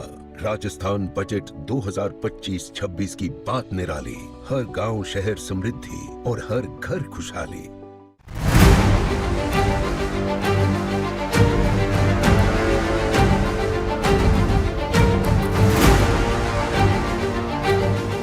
राजस्थान के जन जन और कण कण को समर्पित राज्य बजट 2025-26 जो है प्रदेश का पहला ग्रीन बजट। प्रधानमंत्री श्री नरेंद्र मोदी के विजन और भजनलाल सरकार के संकल्प को साकार करने वाला यह बजट युवा, महिला, मजदूर और किसान का करेगा उत्थान और प्रदान करेगा देश प्रदेश के विकास को गति। प्रदेश की इकोनॉमी को भजनलाल सरकार $350 बिलियन इकोनॉमी में बदलने के लिए है कटिबद्ध। 8 करोड़ राजस्थानियों की आकांक्षाओं को पूरा करने की दिशा में यह बजट आगामी 1 वर्ष में सुनिश्चित करेगा 1.25 लाख सरकारी पदों पर भर्तियां और निजी क्षेत्र में 1.5 लाख रोजगार। प्रधानमंत्री किसान सम्मान निधि अब होगी प्रतिवर्ष 9,000 रुपए। लखपति दीदी की श्रेणी में लाई जाएंगी और 20 लाख महिलाएं। बुजुर्गों, महिलाओं और दिव्यांगों की पेंशन बढ़कर होगी 1,250 रुपए प्रति माह।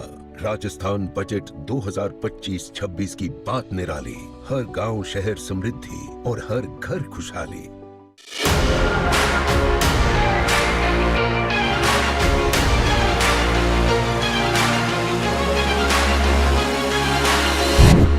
राजस्थान के जन जन और कण कण को समर्पित राज्य बजट 2025-26 जो है प्रदेश का पहला ग्रीन बजट। प्रधानमंत्री श्री नरेंद्र मोदी के विजन और भजनलाल सरकार के संकल्प को साकार करने वाला यह बजट युवा, महिला, मजदूर और किसान का करेगा उत्थान और प्रदान करेगा देश प्रदेश के विकास को गति। प्रदेश की इकोनॉमी को भजनलाल सरकार $350 बिलियन इकोनॉमी में बदलने के लिए है कटिबद्ध। 8 करोड़ राजस्थानियों की आकांक्षाओं को पूरा करने की दिशा में यह बजट आगामी 1 वर्ष में सुनिश्चित करेगा 1.25 लाख सरकारी पदों पर भर्तियां और निजी क्षेत्र में 1.5 लाख रोजगार। प्रधानमंत्री किसान सम्मान निधि अब होगी प्रतिवर्ष 9,000 रुपए। लखपति दीदी की श्रेणी में लाई जाएंगी और 20 लाख महिलाएं। बुजुर्गों, महिलाओं और दिव्यांगों की पेंशन बढ़कर होगी 1,250 रुपए प्रति माह।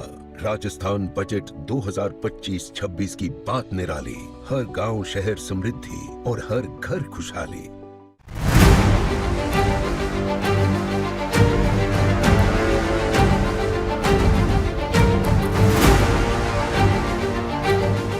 राजस्थान के जन जन और कण कण को समर्पित राज्य बजट 2025-26 जो है प्रदेश का पहला ग्रीन बजट। प्रधानमंत्री श्री नरेंद्र मोदी के विजन और भजनलाल सरकार के संकल्प को साकार करने वाला यह बजट युवा, महिला, मजदूर और किसान का करेगा उत्थान और प्रदान करेगा देश प्रदेश के विकास को गति। प्रदेश की इकोनॉमी को भजनलाल सरकार $350 बिलियन इकोनॉमी में बदलने के लिए है कटिबद्ध। 8 करोड़ राजस्थानियों की आकांक्षाओं को पूरा करने की दिशा में यह बजट आगामी 1 वर्ष में सुनिश्चित करेगा 1.25 लाख सरकारी पदों पर भर्तियां और निजी क्षेत्र में 1.5 लाख रोजगार। प्रधानमंत्री किसान सम्मान निधि अब होगी प्रतिवर्ष 9,000 रुपए। लखपति दीदी की श्रेणी में लाई जाएंगी और 20 लाख महिलाएं। बुजुर्गों, महिलाओं और दिव्यांगों की पेंशन बढ़कर होगी 1,250 रुपए प्रति माह। राजस्थान बजट 2025-26 की बात निराली। हर गांव शहर समृद्धि और हर घर खुशहाली।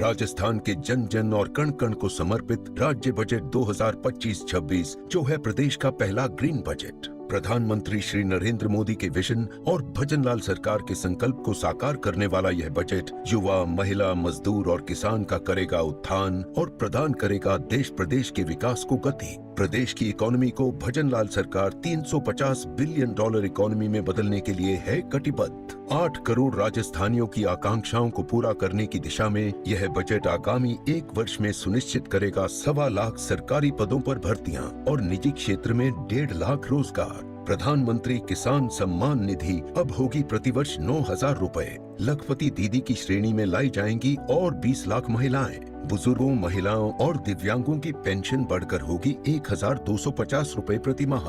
राजस्थान बजट 2025-26 की बात निराली। हर गांव शहर समृद्धि और हर घर खुशहाली।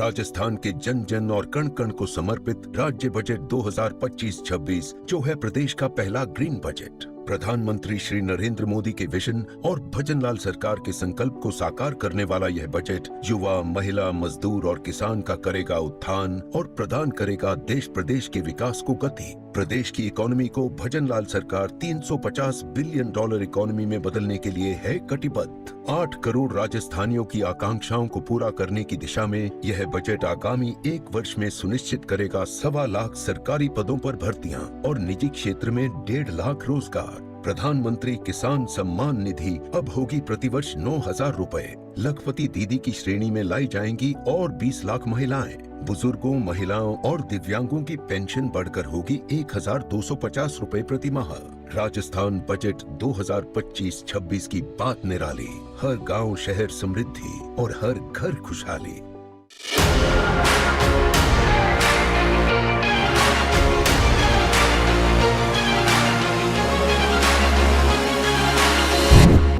राजस्थान के जन जन और कण कण को समर्पित राज्य बजट 2025-26 जो है प्रदेश का पहला ग्रीन बजट। प्रधानमंत्री श्री नरेंद्र मोदी के विजन और भजनलाल सरकार के संकल्प को साकार करने वाला यह बजट युवा, महिला, मजदूर और किसान का करेगा उत्थान और प्रदान करेगा देश प्रदेश के विकास को गति। प्रदेश की इकोनॉमी को भजनलाल सरकार $350 बिलियन इकोनॉमी में बदलने के लिए है कटिबद्ध। 8 करोड़ राजस्थानियों की आकांक्षाओं को पूरा करने की दिशा में यह बजट आगामी 1 वर्ष में सुनिश्चित करेगा 1.25 लाख सरकारी पदों पर भर्तियां और निजी क्षेत्र में 1.5 लाख रोजगार।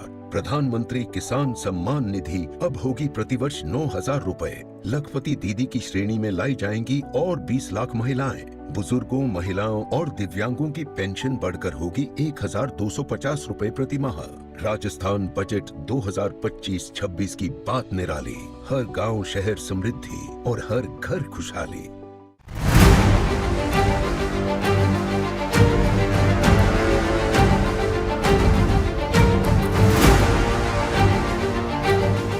राजस्थान के जन जन और कण कण को समर्पित राज्य बजट 2025-26 जो है प्रदेश का पहला ग्रीन बजट। प्रधानमंत्री श्री नरेंद्र मोदी के विजन और भजनलाल सरकार के संकल्प को साकार करने वाला यह बजट युवा, महिला, मजदूर और किसान का करेगा उत्थान और प्रदान करेगा देश प्रदेश के विकास को गति। प्रदेश की इकोनॉमी को भजनलाल सरकार $350 बिलियन इकोनॉमी में बदलने के लिए है कटिबद्ध। 8 करोड़ राजस्थानियों की आकांक्षाओं को पूरा करने की दिशा में यह बजट आगामी 1 वर्ष में सुनिश्चित करेगा 1.25 लाख सरकारी पदों पर भर्तियां और निजी क्षेत्र में 1.5 लाख रोजगार। प्रधानमंत्री किसान सम्मान निधि अब होगी प्रतिवर्ष 9,000 रुपए। लखपति दीदी की श्रेणी में लाई जाएंगी और 20 लाख महिलाएं। बुजुर्गों, महिलाओं और दिव्यांगों की पेंशन बढ़कर होगी 1,250 रुपए प्रति माह। राजस्थान बजट 2025-26 की बात निराली। हर गांव शहर समृद्धि और हर घर खुशहाली।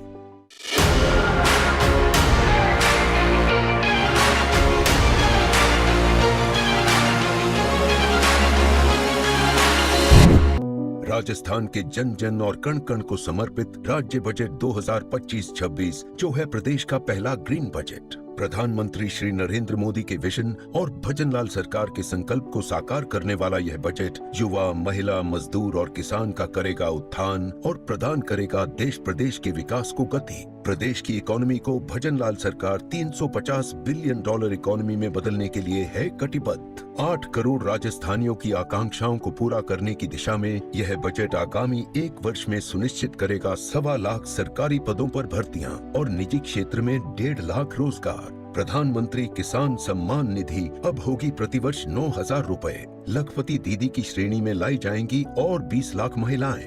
बुजुर्गों, महिलाओं और दिव्यांगों की पेंशन बढ़कर होगी 1,250 रुपए प्रति माह। राजस्थान बजट 2025-26 की बात निराली। हर गांव शहर समृद्धि और हर घर खुशहाली।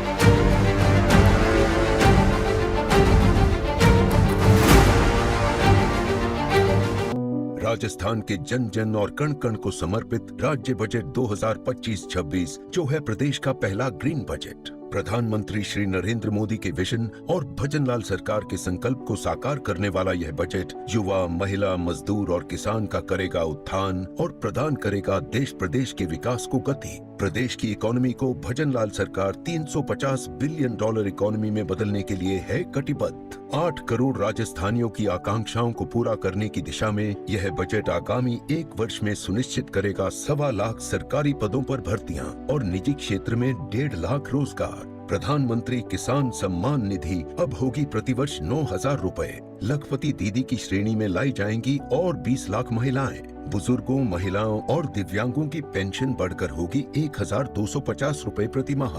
राजस्थान बजट 2025-26 की बात निराली। हर गांव शहर समृद्धि और हर घर खुशहाली।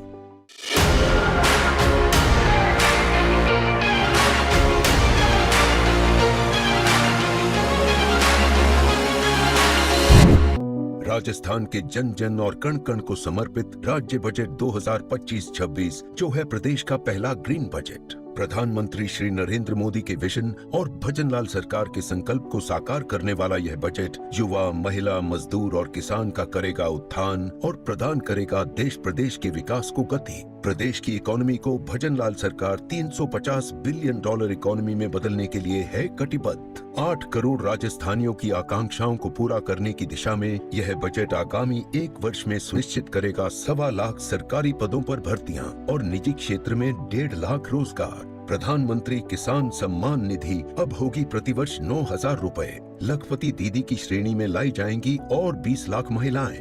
बुजुर्गों, महिलाओं और दिव्यांगों की पेंशन बढ़कर होगी 1,250 रुपए प्रति माह। राजस्थान बजट 2025-26 की बात निराली। हर गांव शहर समृद्धि और हर घर खुशहाली।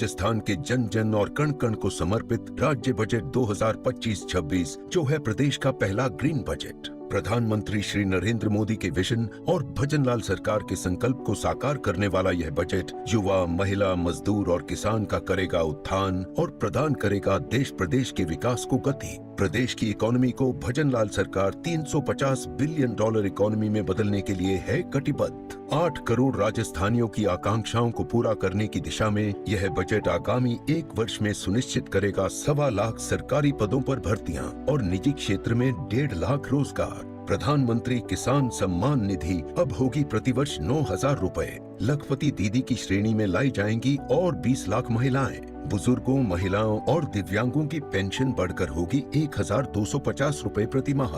राजस्थान बजट 2025-26 की बात निराली। हर गांव शहर समृद्धि और हर घर खुशहाली।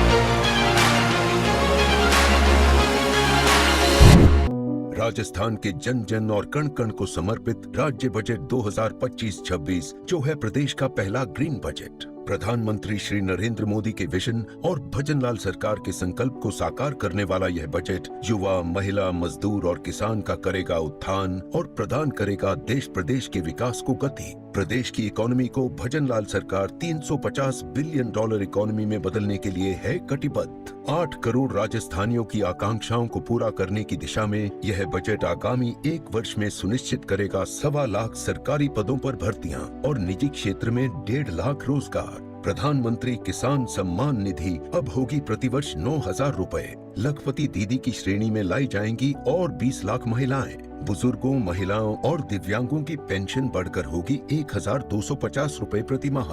राजस्थान बजट 2025-26 की बात निराली।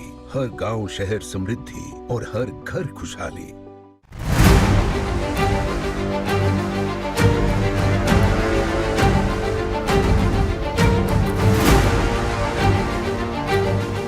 राजस्थान के जन जन और कण कण को समर्पित राज्य बजट 2025-26 जो है प्रदेश का पहला ग्रीन बजट। प्रधानमंत्री श्री नरेंद्र मोदी के विजन और भजनलाल सरकार के संकल्प को साकार करने वाला यह बजट युवा, महिला, मजदूर और किसान का करेगा उत्थान और प्रदान करेगा देश प्रदेश के विकास को गति। प्रदेश की इकोनॉमी को भजनलाल सरकार $350 बिलियन इकोनॉमी में बदलने के लिए है कटिबद्ध। 8 करोड़ राजस्थानियों की आकांक्षाओं को पूरा करने की दिशा में यह बजट आगामी 1 वर्ष में सुनिश्चित करेगा 1.25 लाख सरकारी पदों पर भर्तियां और निजी क्षेत्र में 1.5 लाख रोजगार। प्रधानमंत्री किसान सम्मान निधि अब होगी प्रतिवर्ष 9,000 रुपए। लखपति दीदी की श्रेणी में लाई जाएंगी और 20 लाख महिलाएं। बुजुर्गों, महिलाओं और दिव्यांगों की पेंशन बढ़कर होगी 1,250 रुपए प्रति माह। राजस्थान बजट 2025-26 की बात निराली। हर गांव शहर समृद्धि और हर घर खुशहाली।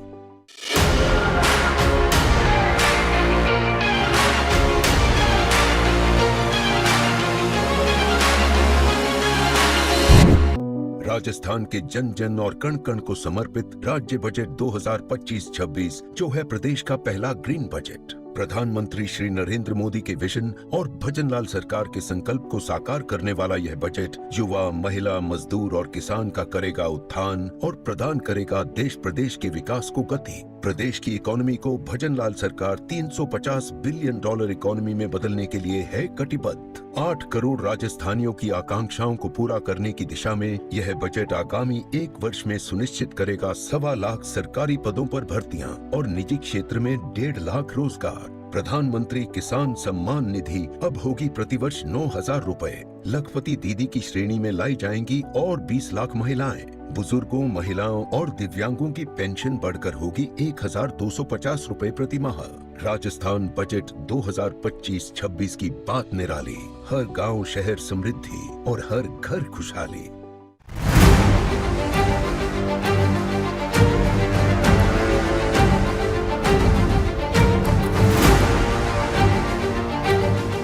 राजस्थान के जन जन और कण कण को समर्पित राज्य बजट 2025-26 जो है प्रदेश का पहला ग्रीन बजट। प्रधानमंत्री श्री नरेंद्र मोदी के विजन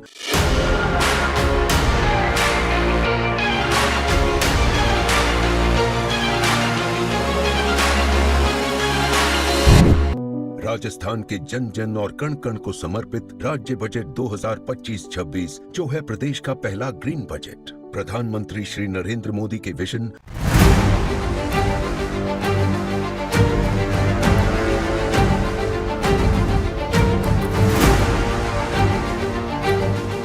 राजस्थान के जन जन और कण कण को समर्पित राज्य बजट 2025-26 जो है प्रदेश का पहला ग्रीन बजट। प्रधानमंत्री श्री नरेंद्र मोदी के विजन और भजनलाल सरकार के संकल्प को साकार करने वाला यह बजट युवा, महिला, मजदूर और किसान का करेगा उत्थान और प्रदान करेगा देश प्रदेश के विकास को गति। प्रदेश की इकोनॉमी को भजनलाल सरकार $350 बिलियन इकोनॉमी में बदलने के लिए है कटिबद्ध। 8 करोड़ राजस्थानियों की आकांक्षाओं को पूरा करने की दिशा में यह बजट आगामी 1 वर्ष में सुनिश्चित करेगा 1.25 लाख सरकारी पदों पर भर्तियां और निजी क्षेत्र में 1.5 लाख रोजगार। प्रधानमंत्री किसान सम्मान निधि अब होगी प्रतिवर्ष 9,000 रुपए। लखपति दीदी की श्रेणी में लाई जाएंगी और 20 लाख महिलाएं। बुजुर्गों, महिलाओं और दिव्यांगों की पेंशन बढ़कर होगी 1,250 रुपए प्रति माह।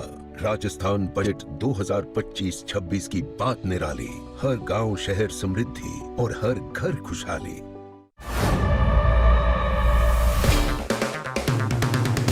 अगर आप बनना चाहते हैं एंकर या फिर आप में है जुनून एक तेज तर्रार न्यूज रिपोर्टर बनने का, तो आप ज्वाइन करें ITV और इंडिया NewsX का media school. ITV next media international school का कोर्स आपको मौका देता है देश के दिग्गज एंकर्स के साथ काम करने का। ITV next media international school में आप बेहद नजदीकी से देख पाएंगे किस तरह से ITV नेटवर्क के दिग्गज पत्रकारों की टीम दिन रात खबरों पर काम करती है। इस कोर्स के दौरान आप सीखेंगे एंकरिंग की एक एक बारीकी उन एंकर्स के साथ जो देश को रखते हैं हर खबर से बाखबर। ITV next media international school का ये कोर्स आपके एंकरिंग स्किल्स को करेगा इतना सशक्त, मजबूत, जिससे आप बनेंगे पत्रकारिता की दुनिया का वो चमकता चेहरा जो दुनिया देखेगी और पसंद करेगी। राजस्थान के जन जन और कण कण को समर्पित राज्य बजट 2025-26 जो है प्रदेश का पहला ग्रीन बजट। प्रधानमंत्री श्री नरेंद्र मोदी के विजन और भजनलाल सरकार के संकल्प को साकार करने वाला यह बजट युवा, महिला, मजदूर और किसान का करेगा उत्थान और प्रदान करेगा देश प्रदेश के विकास को गति। प्रदेश की इकोनॉमी को भजनलाल सरकार $350 बिलियन इकोनॉमी में बदलने के लिए है कटिबद्ध। 8 करोड़ राजस्थानियों की आकांक्षाओं को पूरा करने की दिशा में यह बजट आगामी 1 वर्ष में सुनिश्चित करेगा 1.25 लाख सरकारी पदों पर भर्तियां और निजी क्षेत्र में 1.5 लाख रोजगार। प्रधानमंत्री किसान सम्मान निधि अब होगी प्रतिवर्ष 9,000 रुपए। लखपति दीदी की श्रेणी में लाई जाएंगी और 20 लाख महिलाएं। बुजुर्गों, महिलाओं और दिव्यांगों की पेंशन बढ़कर होगी 1,250 रुपए प्रति माह। राजस्थान बजट 2025-26 की बात निराली। हर गांव शहर समृद्धि और हर घर खुशहाली।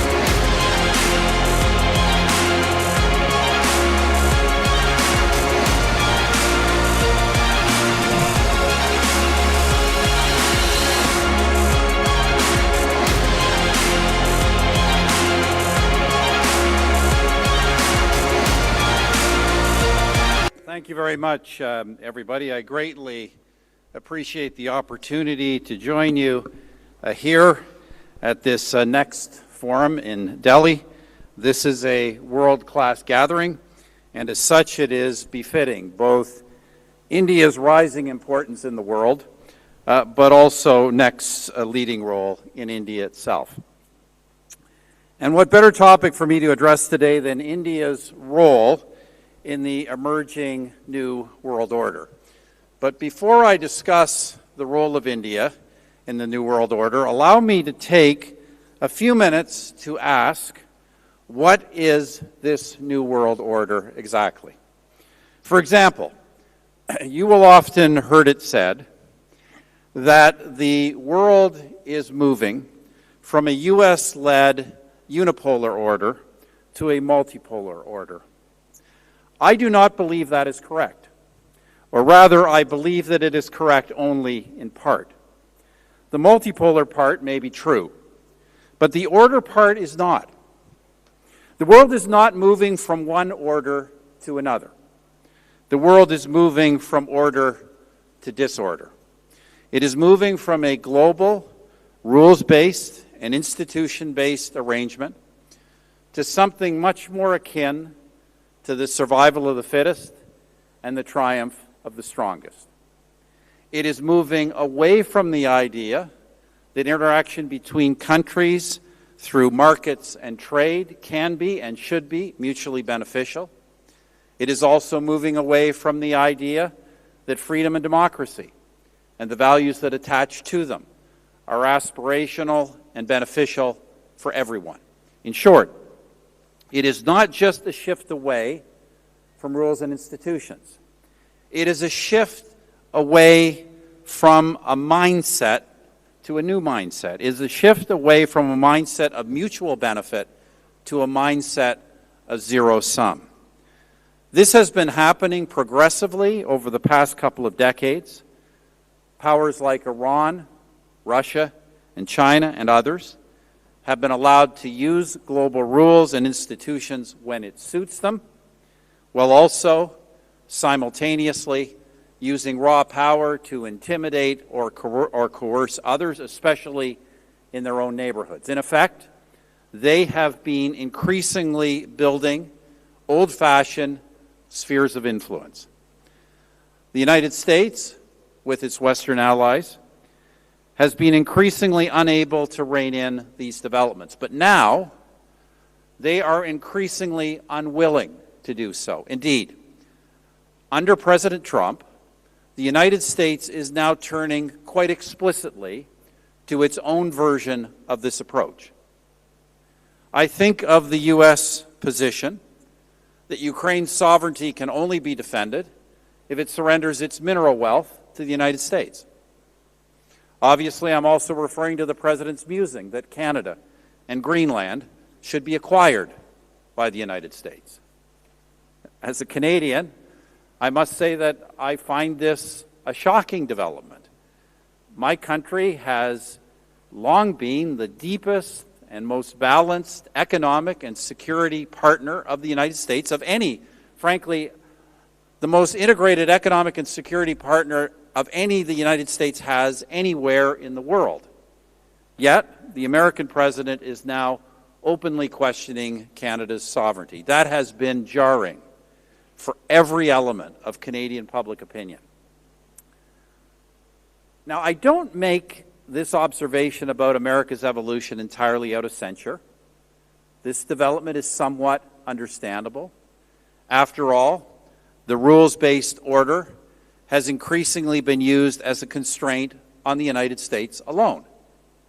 It has certainly not been a constraint on its geopolitical rivals, but it has often not been a constraint on America's own allies either, because the truth is that they have too often been willing to free ride on American economic access and security guarantees, while at the same time charting international courses without any reference to their relationship to the United States.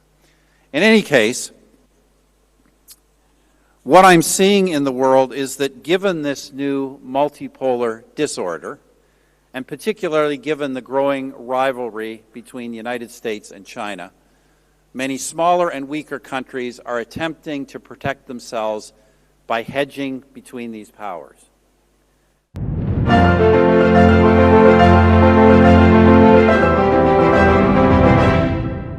Start momentarily.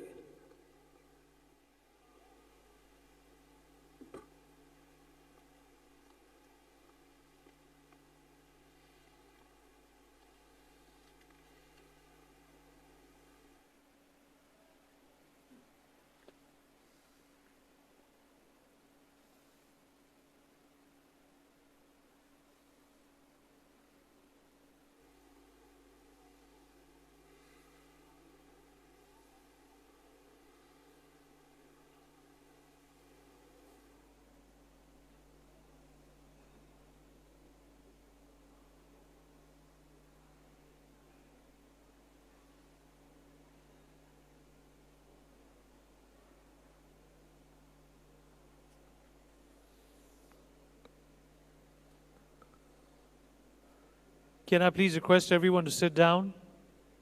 Everybody, please settle down.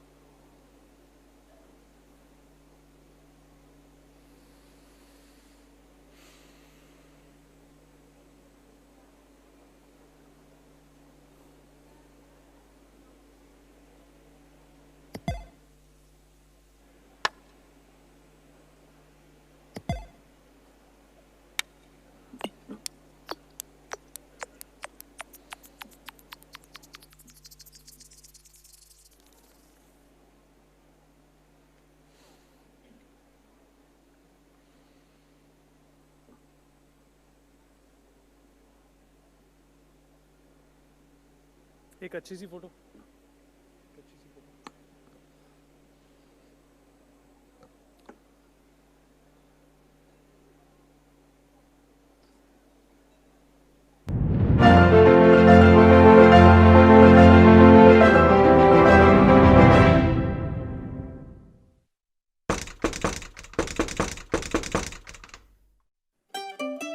छुपा छुपी खेल रहे थे, बच्चे ने बाहर से lock कर दिया। हमारा है भी नहीं, बगल वाले मिस्टर एंड मिसेस शर्मा का है।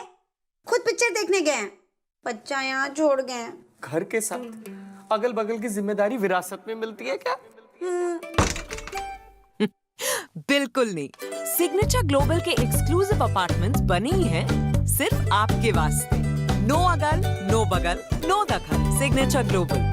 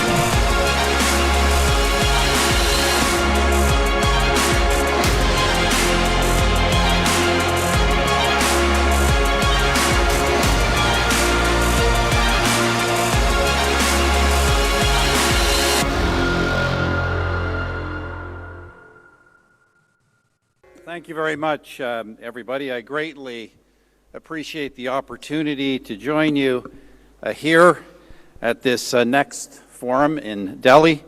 This is a world-class gathering, and as such it is befitting both India's rising importance in the world, but also next leading role in India itself.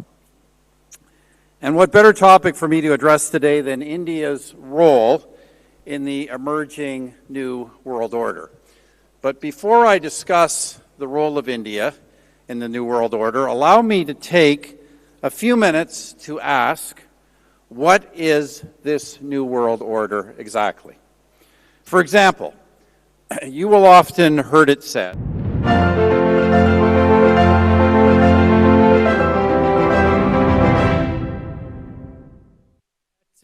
MIT Sloan Management of School, but while I was speaking to him backstage, he also said that his day job is a venture capitalist. So of course, this conversation, this chat, this address is going to be full of fun, a lot of knowledge. So grab your notepads and get ready for this next session with Professor Jonathan Fleming.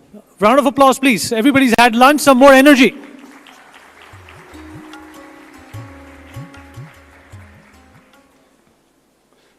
So one of the first rules that you're given if you are somebody who speaks at conferences is don't be the first speaker after lunch. And so what I'm going to try to do in my brief talk is to stimulate you a little bit and get your blood going again and get you ready for some of the great sessions that are going to follow. The other thing I guess I would say is I always wanted to be an astronaut. And after having listened to Mike and Oleg, I still want to be an astronaut instead of what I am. And I want to thank the organizers not only for bringing me here to talk to you, but also for the opportunity to meet so many fabulous other speakers. So let's see if I can be up. I am. Let's see if I can make that work, and I can. So the first thing I wanted to do was just explain to you what I am doing here. So my journey actually begins in San Francisco. I'm the son of two hippies, and I was raised to make the world a better place. And it took me quite a bit of time to figure out exactly how to do that. Ultimately, I discovered the profession of venture capital. Venture capital is, I'm not the doctor, I'm not the scientist, I'm not the inventor, I'm not even the brilliant founders like some of the people that you saw this morning get up on stage.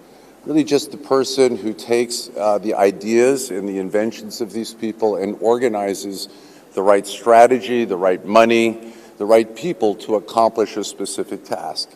And the beautiful thing about what I get to do is the ability to fulfill the injunction of my parents to make the world better, because the products and the services that these people develop that I work with, they save human lives.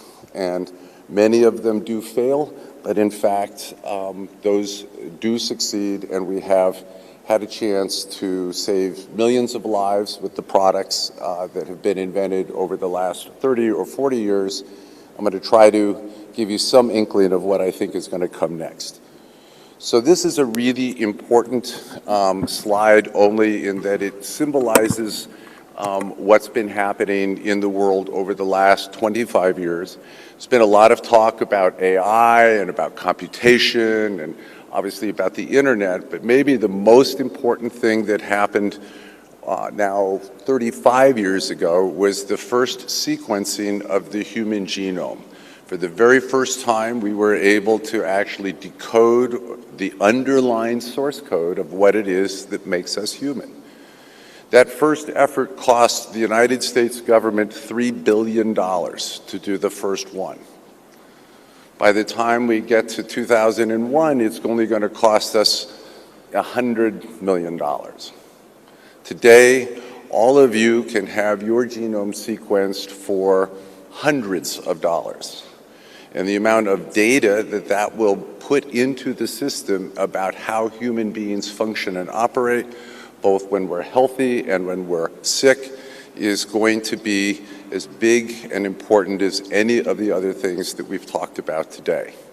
And here in India, just as I heard from the gentleman who came from Uber, that we need to put more data in the system, India needs to put a lot more energy into creating the capability of sequencing the genomes of Indians. This sequencing of the human genome, this explosion of medical knowledge has led to extraordinary accomplishments in healthcare, whether it's ability to find cures for HIV, for hepatitis C, for COVID, all of those things and many, many more have been a result of this explosion of scientific knowledge. And what it has done is it has lengthened our lives.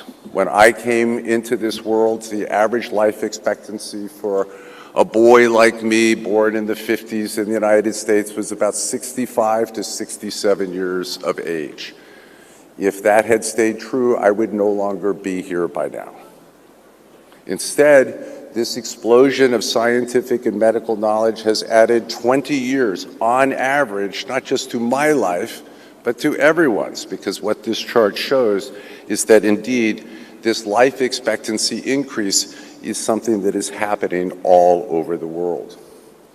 And my point to you today is that we can continue to add to that. We can actually add more additional years and decades to people's lives, even people alive today, and we don't have to invent any breakthrough new medicines to do it. The first thing that we have to do is that we just have to be able to use the medicines that we have today more effectively, to find the right medicine at the right time for the right patient. The second thing we have to do is take the medicines that we have and make sure they get out into the world so that the entire global population of the earth can benefit from these advances and not just the people in the developed world. We need to focus a lot more on the prevention of disease. The cheapest way to prevent a disease or to cure a disease is not have it to occur in the first place. We need to focus a lot on getting humans to take better care of themselves. This is a field called behavioral health. Good luck with that. And we need to use technology to automate care. One of the most important things that's happened in the last few years in the field of medicine is the field of replacement parts. 4 years ago, I would not have been able to walk up these stairs to this podium because my knees were gone, essentially had no knees. Today, I stand before you with 2 knees that are made of titanium and that were printed by a 3D custom printer, and I can walk and run and chase my grandchildren like I was 40 years old. So one of the examples that I work on, the company is actually created by a Canadian Indian American out in Silicon Valley, takes the incredible complexity that we have today in treating cancer.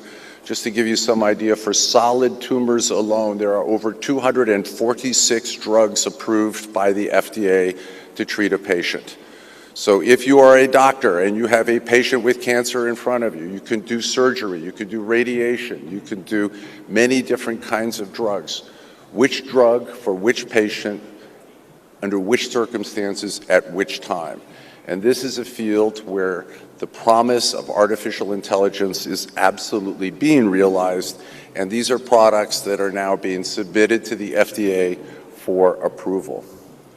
Robots. Robots are going to be incredibly important in the future in terms of getting care out of academic medical centers and into communities and homes where more advanced procedures can be done. This particular robot came out of, it's being developed in Boston, out of MIT, and what it enables you to do is to put in a femoral line or a central line or an IV line in any setting done by any human anywhere. I myself, not a healthcare worker, have put a line into in this case it was a cadaver, using this robot. And so what this means is that instead of having to fly to Boston in order to have some advanced procedure, increasingly Boston will fly to you in the form of the robot. I mentioned screening and prevention. So There are 128,000 cases reported in India of cervical cancer every year. Last year, there were 78,000 reported deaths. By comparison, in the United States, about 1,000. Almost all of the deaths of these young women are preventable, just through better screening and prevention. And the little device in the bottom right hand is another robotic AI-powered device that I've been working on here in India, which we are going to deploy throughout the country in order to bring this kind of screening and prevention that you get by going to the most advanced OBGYN in Boston into the home or into the rural clinic here in India. So the next mountain that we have to climb in healthcare is the brain. Diseases of the brain are going to be the ones that really start to kill us more as we get better and better at treating cardiovascular disease or diabetes. And addiction is going to be one of the major problems, at least in the United States, that we are grappling with. We had over 100,000 deaths last year just from overdoses. Depression, schizophrenia, Alzheimer's, Parkinson's, ALS, all of these are diseases that we are working on in the biotechnology and in the advanced medicine sector. But I have to say that we still have a very long journey in front of us. One of the areas where we do have incredible hope, and this hope comes directly from that first slide that I showed you about the cost of sequencing a human genome. So in the past, we have viewed diseases such as Alzheimer's or Parkinson's or ALS as a single disease. Like we used to say, you had cancer. Today, if a young woman presents to a doctor, we don't say that she has cancer. We would say that she has a lesion in her breast characterized by the following genomic signature, and we would qualify it and specify it in a number of important ways. And today, there are 9 primary different treatment paths to treat breast cancer. So when I was 6 years old, my mother passed away from metastatic breast cancer. If she got that diagnosis today, she would have a 93% chance, not just of being treated, but a complete cure. So taking that same approach of untangling a disease such as ALS and really understanding the different pathways, which different genetic mutations or different environmental pathogens start to create the cascade of disease, and treating them differently is going to be how we are going to unlock these diseases. And I am participating now in several global clinical trials with ALS patients where we're not trying to cure the entire population of ALS patients, but we have identified genetic subtypes of patients that we can cure. And we can cure them with these new genetic medicines that we develop in Boston. And we do have, for the very first time, genuine hope that getting an ALS diagnosis does not mean that you are not with us in 3 years. So this is maybe the most exciting area of the brain that I can talk about, because the others get a lot harder. Behavioral health is one of the hot topics in the United States. It's pretty much hard to go to any kind of healthcare conference or where people are talking about either the challenges in the healthcare system in the United States or things that people are working on. But we really do have, as humans, a need to grapple with the wiring of our brain and how it leads us into these addictions. So whether it is smoking or alcohol, whether it is drugs, whether it is gambling, something that is now legal in the United States, and we have a growing problem with addiction, or our addiction to our phones, which I also think have a very deleterious effect on your brain, all of these come under the rubric of behavioral health. And you are now seeing in the United States dedicated centers and communities that do nothing but treat these 5 things. People walk in with these addiction problems and try to get them treated. We have not had any success really developing new medicines against these addictions until very recently. And just by sort of observation, we have seen that patients who are on these GLP-1 drugs, these are the ones that help you lose the weight, turns out that patients on those drugs are also doing very, very well, not just in not eating, but in not smoking or not drinking or not gambling. I don't know about the phone thing, but the point is that there is now also some hope in a new medicine that is coming onto the market in these Ozempic and Wegovy meds and their competitors that I think is going to be very powerful. Hope for patients with PTSD. So I don't know if any of you have ever thought about what it's like to be a policeman or a firefighter or an ambulance driver, much less a soldier, and the kinds of horrific traumas that you have to deal with every day in your job. But those people get profoundly damaged. They have very bad PTSD, and until recently, there has not been any good way to treat them. Fortunately, and most of this work is actually being done in Canada, as opposed to the United States, there is now very carefully done clinical studies where we can show the benefits of psychedelics in helping patients who have profound disabilities from their trauma, from their PTSD, and their ability to return back to the workforce. The statistics in Canada are amazing in terms of their ability to return firefighters and policemen and soldiers back to the workforce as normal functioning people again, because they were able somehow to deal with this trauma in a way that they can manage it going forward. So just in conclusion, I know whether I'm involved with it as a venture capitalist or not, that we are going to continue to add years to our lives, and that it's certainly routine in my community to have people living into their 90s. It will soon be very routine for people to be living into their 100s. But let us all remember that a long life is not necessarily a happy life. And what are you going to do with all of this extra time that you have been given? And for me, a happy life is one that is filled with purpose, with some mission, some goal, some project where I get to work with brilliant people or committed people, dedicated people in a team, because humans do love to work in teams, and work on something that is going to save a human life and make the world a better place. I hope all of you here at NEXT make the connections, to form the collaborations, to start those projects in each of these areas that we so desperately need new medicines. Thank you for your attention.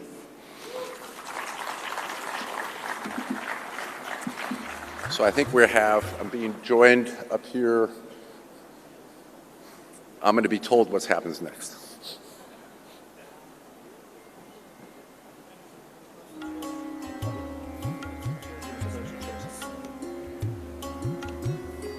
Thank you, sir, for that amazing session, and that, some of the things that you told us are completely groundbreaking and startling in terms of how simple and profound they are. Can I please request the arrangement team to put up 3 chairs?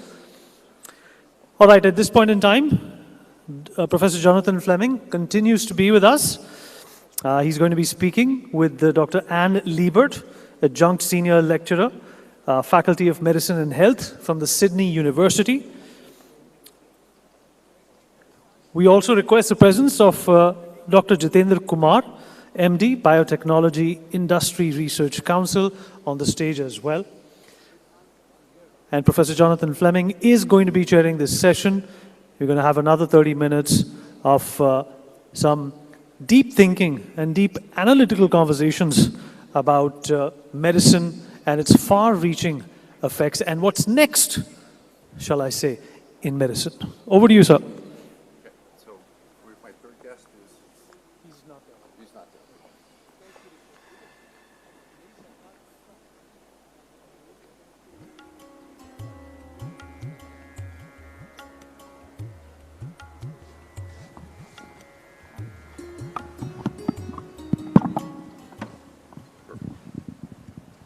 Thank you very much.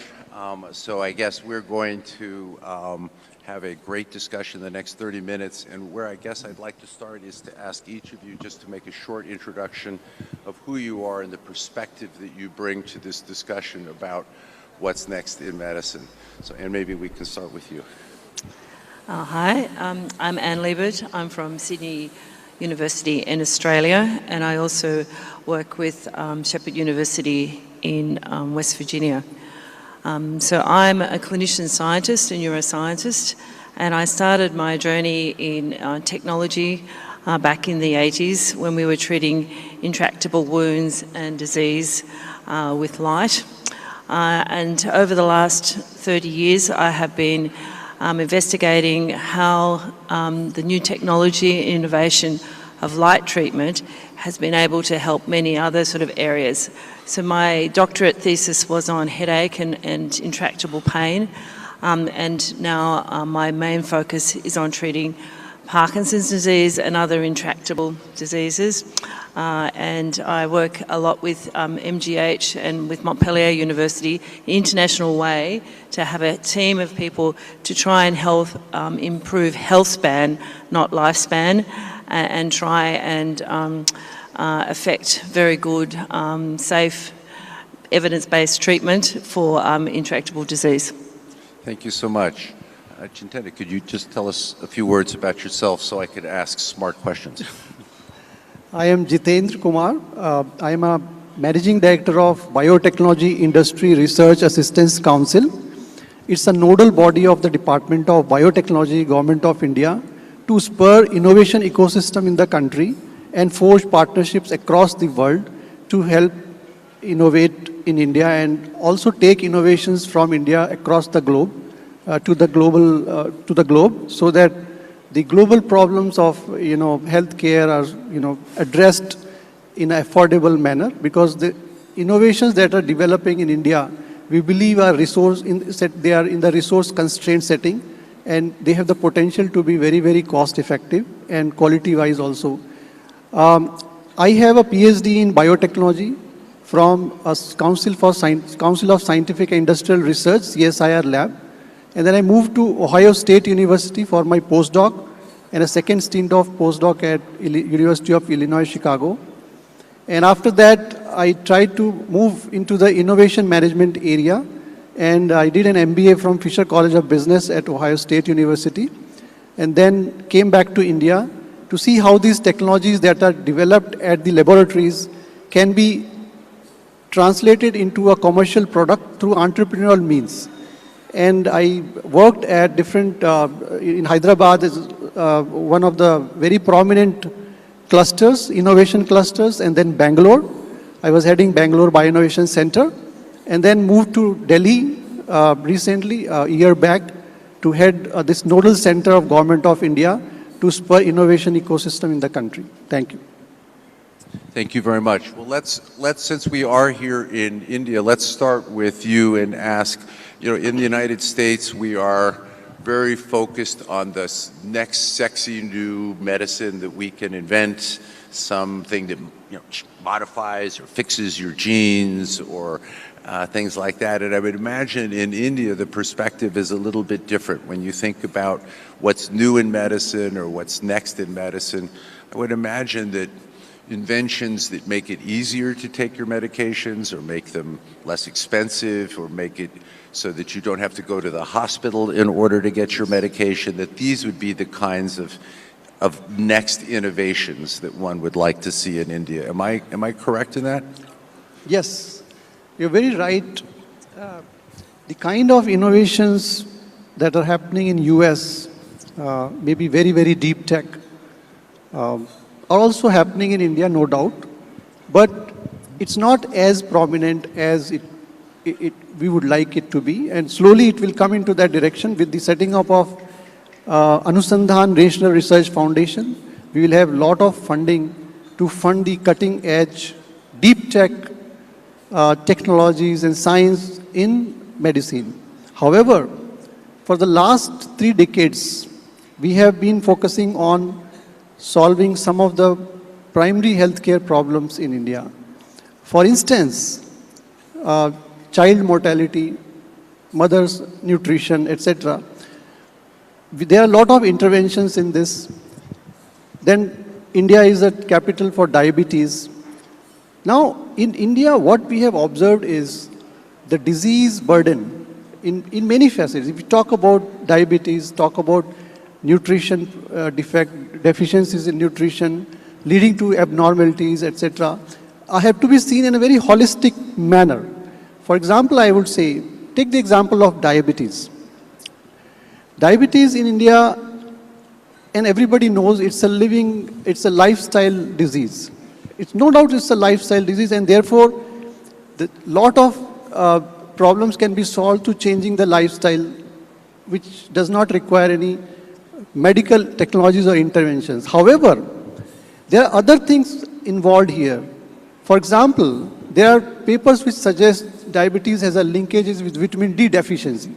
There are a lot of, these new papers are coming in the forefront. So even if you are a healthy, presumably very good healthy person, but because of your lifestyle, because we are not getting enough sunshine nowadays, we are going to home and from home to office all the day.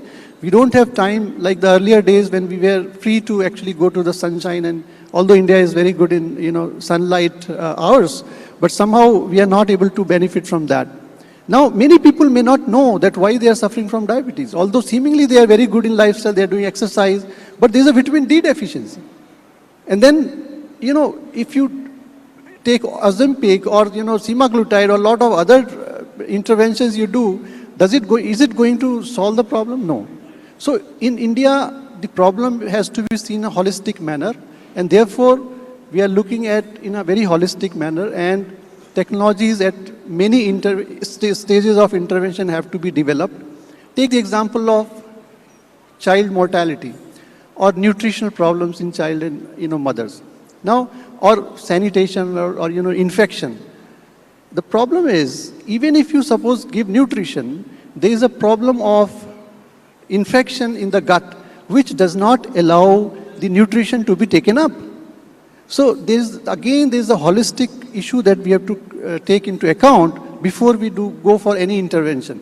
So before we embark on our journey for a very high-end cutting-edge technologies, which we are going to do, actually we have to see all the problems in a very, very holistic manner and solve at a very initial stages of it.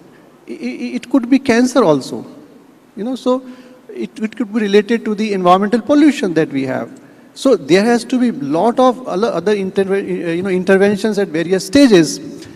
Now we are doing 1,000 genomes, the genome project in India that we have done. So it will help in personalized medicine also. So I think these are the areas somewhere where India is focusing on. And as you said, the affordable medicine, the medical devices is another sector which we are focusing on, because from tier 2 cities, tier 3 cities, very difficult to go to tier 1 for hospitals. So telemedicine is another area that we are focusing on. Affordable devices. If recently one innovator has developed very affordable. So Dr. Kumar, I'm going to try to let Dr. Liebert have a chance to speak before we sit down. So the perspective from Australia is really quite different, right? You are not only down under and looking at the world upside down, but you have this huge landmass and not very many people. Whereas in India you are dealing with this billion people that you're trying to, with all the myriad of diseases that come with just the density that happens. So in Australia you have kind of a whole different perspective, and you bring to that perspective, it sounds like, also great collaboration with the U.S. and other places around the world. Does being there, do you see the need in new medicines differently than, for example, what we're talking about in India, which is really how to get more people treated with what we have? So why don't we let you talk for a minute? I think the problems are surprisingly similar. And I do work with MAHE in Manipal for the same problem. So we have increasing health span problem with our lifespan. We have chronic diseases, very similarly in Australia and now in India. And you brought a very good point about the lack of light. And so what happens is the further away from the equator, there are many latitude-related illnesses like Parkinson's disease and multiple sclerosis, which were quite rare around the equator. But in the last 10 years, it has now doubled Parkinson's disease and multiple sclerosis in India. And we have these persistent chronic diseases because, as to your point, about 75% of teenagers in India are now short of vitamin D. So not playing cricket and being inside. So we have a treatment that has been around in India for more than hundreds and hundreds of years, Ayurveda medicine, which is involving light and the natural plant extracts. So what happened in 1850 in the Boer War, Florence Nightingale found in her soldiers the most important thing for recovery of injury was clean air and light, and it had to be natural light. And in 1903, someone got the Nobel Prize in Denmark for treating smallpox scars with light, and it's been continuous in our hospital in Australia for 100 years, but most recently we have been using it more for chronic intractable pain, chronic intractable Parkinson's, where there are no other treatments. And our lab and our research, both firstly in the lab and now in people 5-year trials, show consistent improvement in 8 out of 12 people over 5 years in Parkinson's, which is unheard of. So improvement and sustained improvement, if not continued improvement. But interestingly, we have done the research, as to your point, about the microbiome. And when our patients got better, after about 3 months, they got their sense of smell back, other gait improvements, none of them have fallen in 5 years, their microbiome has improved. And we've just done the same with kidney problems, and kidney disease is also increasing in India a large extent, and we have done recent work with other groups with MAHE on using photobiomodulation, which is the use of light, non-thermal light, for therapeutic purposes, and we have had some very good results. So now in America, where I work at the Shepherd University, we are implementing as compulsory nursing training in having to do photobiomodulation for wounds, and it is now standard of care if you have complications of cancer treatment, radiation, which is across Australia and India.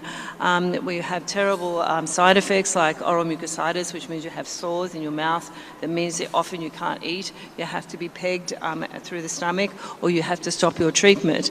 With this photobiomodulation treatment, it is now a standard of care. And in America, under Medicaid, as a bipartisan ruling, now you can have, instead of opioids, you can now have photobiomodulation as a treatment, because the most likely reason you will start opioids is having started them after surgery. So it doesn't matter if it's in any country. We have a continuing problem with chronic diseases, that we have a treatment. But interestingly, the circadian rhythms is incredibly important. Our experiments with mice and multiple sclerosis, they got better, remyelinated. They got rid of the disease, except if they had the treatment in the afternoon. And so we have to marry our normal medical treatment with our normal circadian rhythms, and with this treatment that's been around for 40 years without any side effects, as a new opportunity to have a safe, efficient, and the results of the longevity dividend is both decreased health costs, improved social and other areas for family, and also people not having to be in care at the end of their life. So I think what we can all conclude is this is a very complicated topic. We use a lot of fancy words when we are talking about it. But I think one of the takeaways is that while the long life that we have given the world is a blessing, it has also created in India and in other societies a number of complications through the increase in chronic disease. And so the medicines that we need to work on now are less about treating acute disease and infection, but rather really dealing with this rise of chronic disease, multiple sclerosis and diabetes and such. And so I think we're down to our last minute, but I cut you off before, so I'm going to give you a chance to make the grand summary of our session. Okay. So I heard your lecture, and definitely there are some where the medicine is moving next. That was the first part that we dealt with. Dr. Fleming summarized it very nicely. There are devices related to AI and intersection with biology, which is going to rule the world. Second thing I think, which has a lot of effect on the medicine and the human health, would be climate change. Because see, a lot of epidemics and pandemics have, there are a lot of studies which suggest that due to climate change, many microorganisms are, that balance of ecosystem, the ecological balance is disrupting, and many outbreaks can happen. So this is something which affects the poor population much more than the wealthier population, because they do not have a proper sanitation, housing, and nutrition. So the effects are exacerbated. So these two, I think, topics are going to rule the medicine. And the third one, which I think where India has a lot of focus, is to understand the metabolism of the body, the human body. Because ultimately, most of the diseases would actually have origin in the perturbance in the metabolism of the human being. So be it diabetes, be it aging, be it cancer, if the metabolism is properly maintained, I think many of the diseases can be controlled. And therefore, we have a lot of studies going on in metabolomics, and to understand how there are key signal molecules which can retain your metabolism to the more normal state.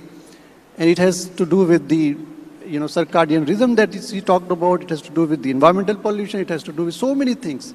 But in this midst of crisis, if we can maintain our metabolism, I think that will lead to a lot of good things. And then, of course, I keep on saying the affordable medical devices are the key to success in the countries like India. Thank you very much. So please give my two guests a round of applause, and thank you so much, both of you, for joining me up here on stage. I believe the discussion on health is going to continue with our next speaker. Thank you much. Thank you both very much again.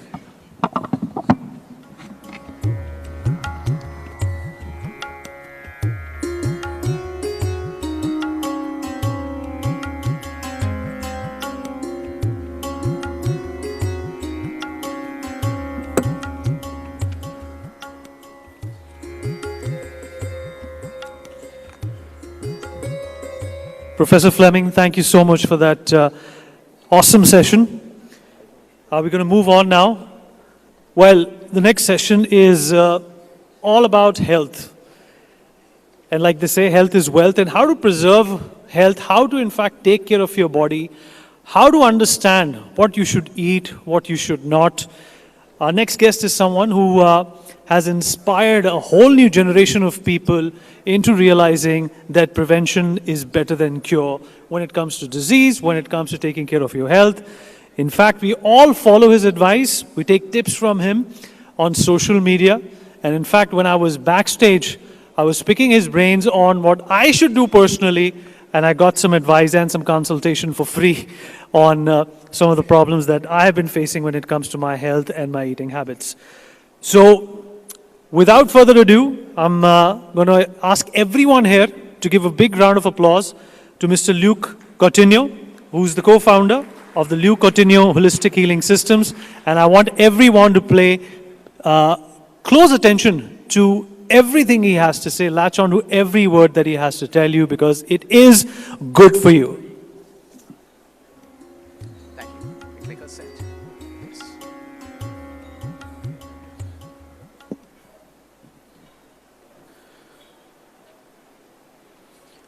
Hi, good afternoon, everyone. I hope you had a great lunch.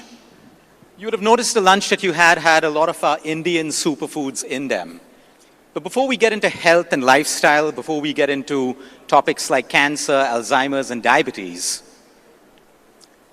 it was the 27th of November, 2020, amidst the lockdown. I was with my family. We were in the beautiful state of Goa. My mom, my family around, and we got this official letter from the government. The letter spoke about our Prime Minister, Honorable Prime Minister Modi ji. his vision for a fit India. It explained about lifestyle and how he had a vision to take fitness across our country, prevention across our country, and lifestyle across our country to the next level. There was a request for me to be the champion of lifestyle and wellness for his Fit India movement, which I was proud to receive. From then till now, it's been an amazing journey across our country, trying to fulfill our Prime Minister's vision when it comes to lifestyle, prevention, and a holistic approach towards looking at disease. We had two great speakers, three of them in fact right before, that spoke about medicine, that spoke about lifestyle, that spoke about prevention. I had the honor of spending some time with Professor Anne last evening before the session. And she was talking about her work in the space of integrative Alzheimer's, the requirement to look beyond the symptom, the requirement to look at how lifestyle can impact prevention and assist with recovery. The future of wellness in our country is focused way beyond medicine alone. Dr. Jonathan just spoke about right medicine, right person, right time. He also spoke about the best investment being in prevention. When we look today at the future of wellness, it will require us to have an approach beyond the symptom. While we have medicine to treat the symptom, how will we address the root cause of a condition? When we look at cancer, we look at diabetes, we look at obesity, we look at autoimmune conditions in our country.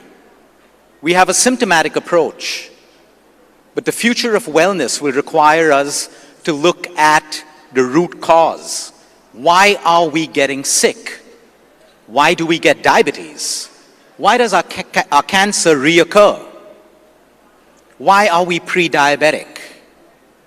Why do we have our Prime Minister launching a campaign to fight obesity in our country? The future of medicine will look at AI, technology, science, medicine, and the fragments of our healthcare system, which include nutrition, dietetics, emotions, sleep medicine, exercise and movement, and how we can use science and AI to put all of this together as we look at a patient as a whole and not as a disease. Today in my talk, I want to present to you the fundamentals of human health. We have two categories of health in our world right now. We have complication, where the latest trends are red light therapy, ice baths, longevity supplements and pills. And then we have a category which focuses on, before complication, have we got the basic fundamentals right? What are these basic fundamentals that every one of us need? You, me, all our citizens across the country and the world. What are these fundamentals that we need? How do diseases start to get better when we use the best medication, but we also complement it with the right lifestyle? We're aware of emerging sciences showing us the correlation of sleep deprivation with a suppressed immune system. We're aware of the science showing us chronic stress levels, the impact on cortisol, adrenaline, hormonal health, and our immune system and inflammation. We're aware of a sedentary lifestyle and what it does for our immune system, and we're also aware of extreme overtraining without the right nutrition. I would like to start off with our first pillar, which is nutrition. And today we are honored to discuss and unveil to you some of our hand-selected superfoods that grow in our own country, selected by our Honorable Prime Minister, Modi ji. The United Nations declared 2023 as the International Year of Millets, spearheaded by our Honorable Prime Minister. India is the world's largest producer of millets, 38.4% of the world's total production. But why millets? A lot of people will say, but Luke, that's a carbohydrate. Who said carbohydrates are bad? We have poor quality carbohydrates, and we have the overconsumption of carbohydrates. We have an imbalance on our plates. We have more carbohydrates but less protein. We have carbohydrates disguised in junk food and ultra-processed. Let me make a correction, because junk food is not food. So we have carbohydrates disguised in junk and ultra-processed. When you look at millets, agriculturally in our country, it's favorable, but it is gluten-free and fiber-rich. Low glycemic index, allowing our pre-diabetics and diabetics to also have and consume balanced nutrition and balanced meals. Rich in minerals and antioxidants, something that we all need to maintain low inflammatory levels in the human body. It supports digestion, health, and a healthy weight. It enhances cognitive function because of its rich constituency of potassium, magnesium, and B vitamins that help you with your cognitive health. It's an excellent choice for people across all ages, including students. In our country, we have finger millet, pearl millet, also known as ragi, bajra, sorghum. At most of your meals, you would have tasted some of these millets today. The second superfood, loved by our Prime Minister and by all of us as well, is makhana. Fox nuts, but it's actually a seed. I love to call this the great Indian popcorn. If you've tasted makhana, which is crunchy, and it is made the right way, it can match up with popcorn. Calories, protein, fiber, very well-balanced snack when it is paired with protein and the right ingredients. Low glycemic index, making it a great snack and a food for people who are metabolically unfit. It's a complex carbohydrate, great high-fiber snack, rich in bioactive compounds and B vitamins. How can we consume makhana the right way? It's very simple. In less than 2 minutes, you can make your own snack at home, where you roast it with pure ghee, which is a healthy fat, a little bit of turmeric, a little bit of coconut oil, salt, and pepper. While makhana is becoming big in our country, it's a shout out to all the food manufacturers. Please don't take away the health values of makhana by putting in unnecessary ingredients like sugars, chemicals, and anything else that isn't fit for human consumption. We can make this at home. Another superfood in our own country. A lot of Indians are chasing blueberries and blackberries and raspberries. These are great fruits for you when you're eating them in the country that they grow. We don't have a lack of berries in our country. We have something called the Indian superberry called the amla. It's got 6 to 8 more vitamin C than oranges. Antioxidants, 17 times antioxidants more than pomegranates. The health benefits move on from lowering your LDL to your blood pressure. When we say anti-cancer properties, it does not mean by eating amla your cancer will go away. Nutrition is supportive to cancer. It is not a replacement for your disease or your medication. It strengthens your bones and your oral health. We can consume it raw in the form of juices, powders, pickles and chutneys, and candy with the healthy ingredients. Every time I go to New York, which is probably once in 45 days to see my patients, I have a lot of people saying, hey, Luke, can you get me some A2 Desi ghee? This is a superfood that originates in our country. It's a cooking medium. It is called the food of gods because of its nutritional benefits, and it's existed in our ancient Ayurvedic systems and in modern medicine as one of the healthiest saturated fats. Please understand, by just eating pure ghee will not solve your problems. If you eat too much of saturated fats, you will have problems. Some of our benefits: vitamin A, E, and K. Pure ghee will aid your digestion. It'll help you with your immune system.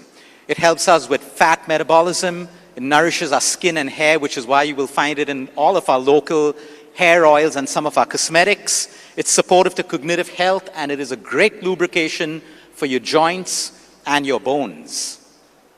We can use it as an alternative to refined oils. We can cook. We can deep fry, although we should be careful of deep frying in our country, especially since we're all trying to support a vision of helping reduce obesity. It can be used in herbal remedies and as a substitute for butter. Moringa grows abundantly in our country and Africa. plays a huge role in remote villages in our country where young women and pregnant women have anemia. They have a lack of iron. Moringa is extremely rich in this, and it finds itself getting into the diets of young women, women carrying children, and children post-delivery as well. Loaded with vitamin A, C, and B, calcium, iron, potassium, this plant grows easily across our country. Most traditional homes will have a moringa tree in the background. The leaves, you can use it in soups and salads. The powder, you can add to your smoothies, your herbal teas, or warm water. And the drumsticks are included in your curries, your lentils, and your stews. The beauty of this plant, and this was a project that we had in Africa several years ago, the seeds of the drumstick are used to purify water. So there are many ways that we can use nature with the right science and the right methods to enhance holistic living. Turmeric, India's golden superfood. A lot of our mums gave us a warm glass of haldi doodh before we slept at night, which is nothing but turmeric and milk. 7 years ago when I went to California, I was at Starbucks and there was a golden latte for $7. And I was like, oh, let's try this. And I was like, $7 for haldi milk? No, let me just get a coffee. But the way turmeric is moved around the world has been phenomenal, but just in the name of nature, it can also become dangerous. People overdoing it on curcumin capsules, turmeric supplements when they have liver problems, aggressive cancers. We need to have the right ways of using these things. But if you use it in the form that nature has given it to you, which is raw, fresh turmeric or turmeric powder, it is magical. One of the highest anti-inflammatory spices on this planet. Helps you with pain, immunity, cholesterol. Everything I say is not magic. You need to bring in exercise, your emotional wellness, your sleep, and everything to make the efficacy of food work better. How do you include it in your diet? Before bedtime, tea, curries, black pepper has to be mixed with turmeric for its absorption. The Indian garam masala. Brian Johnson spoke about this. He's saying, I have garam masala as one of my longevity hacks. Great job, Brian. We've had Indian garam masala in our traditions for years and years in our country. The beauty of this is every garam masala can be made differently. The primary ingredients would be cloves, cardamom, black pepper, cumin, bay leaves, nutmeg, coriander seeds. Different states in India will make it differently. But every ingredient that you see over here on this ORAC scale of inflammation, these are the highest anti-inflammatory spices. By just adding a little bit of this garam masala, if you're vegetarian, to your curries, to your stews. If you're non-vegetarian, as marinades for your fish, for your meat, or however else you want to add this to your diet. We can use it in these particular ways. Local seasonal fruits and vegetables in India continue to be a superfood. And that's why we're constantly trying to work with the government to create an honest food chain. Fruits are great until they're filled with pesticides. Fruits are great until the quality changes. We have so many local fruits in our country and vegetables. I want to talk about beans as a superfood in India because we do have a protein gap. We do have people who are deficient in protein for two primary reasons. One is we're eating too much of outside food and too much of junk, which is devoid in protein. And number two, as primarily a vegetarian country, you have lesser options than the non-vegetarians. When you look at common beans like rajma, kidney beans, the Bengal gram, the green gram, your local black-eyed peas, your black beans, your black gram, these are powerful, powerful protein sources when they are mixed with a grain. Having a bowl of beans alone is an incomplete protein. It has to be mixed with either rice, millets, sweet potato. Some people like to mix it with quinoa. You have to mix them for it to become a complete protein. Our Honorable Prime Minister has given us the privilege and honor. And Mr. Kartik, it's such a pleasure to be on the stage today. As the founder of NXT, thank you for this platform where you have brought so many great speakers together. So many great speakers, so many ideas. Because I believe healthcare in the future is going to be fixing the missing parts of the puzzle. While we have advancements in medicine, we have nutrition, we have emotional science, we have sleep medicine. How do we bring it all together? And it's a platform like this which is going to do that for us. Some of our top lifestyle tips for the country: choose fresh and local. Your timing and your portions matter. When you eat, what you eat, and what time you eat. Early dinners. I know India loves late night meals. Please bring down your dinners. This is for your blood sugar levels, for your digestive health, acidity, and a lot more. Chew your food well. Bless your food. You don't have to be religious to bless your food. A simple thank you is a prayer of gratitude. Limit junk, 10-minute deliveries. You can never cook healthy food in 10 minutes. I want you to understand that. When we are supporting the Prime Minister's vision of overcoming obesity, it is the little things like this that will matter. Balance your macros, India. We are a carb-heavy nation. We have to increase our activity, reduce our carbs, and have our macros balanced. Eat mindfully, prioritize home-cooked meals. It's something that we call Ghar Ka Khana, which is your home food. Men, learn to cook. Teach your sons how to cook. It's such a beautiful stress relief activity to learn how to cook and cook your own meals. And reduce oil, cut it down by 10 to 15%. One of your meals can be steamed, one of your meals can be poached. This suggestion is by our Honorable Prime Minister. Overcoming obesity or any disease will be synonymous with nutrition and movement. The Fit India movement, which is the brainchild of our Prime Minister, encourages every Indian citizen to take personal responsibility when it comes to our own fitness. Simple things. We're not here to talk about complication. We're here to talk about moving daily, training holistically. What does that mean? You're training for strength, muscle, endurance, stamina, flexibility, mobility.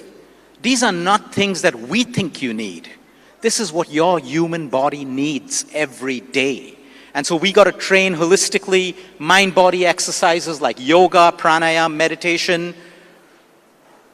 If you didn't have a 1-hour slot for your workout, do 45 minutes. If you didn't have 45 minutes, do 30 minutes. If you don't have 30 minutes, do 15 minutes, because something is better than nothing.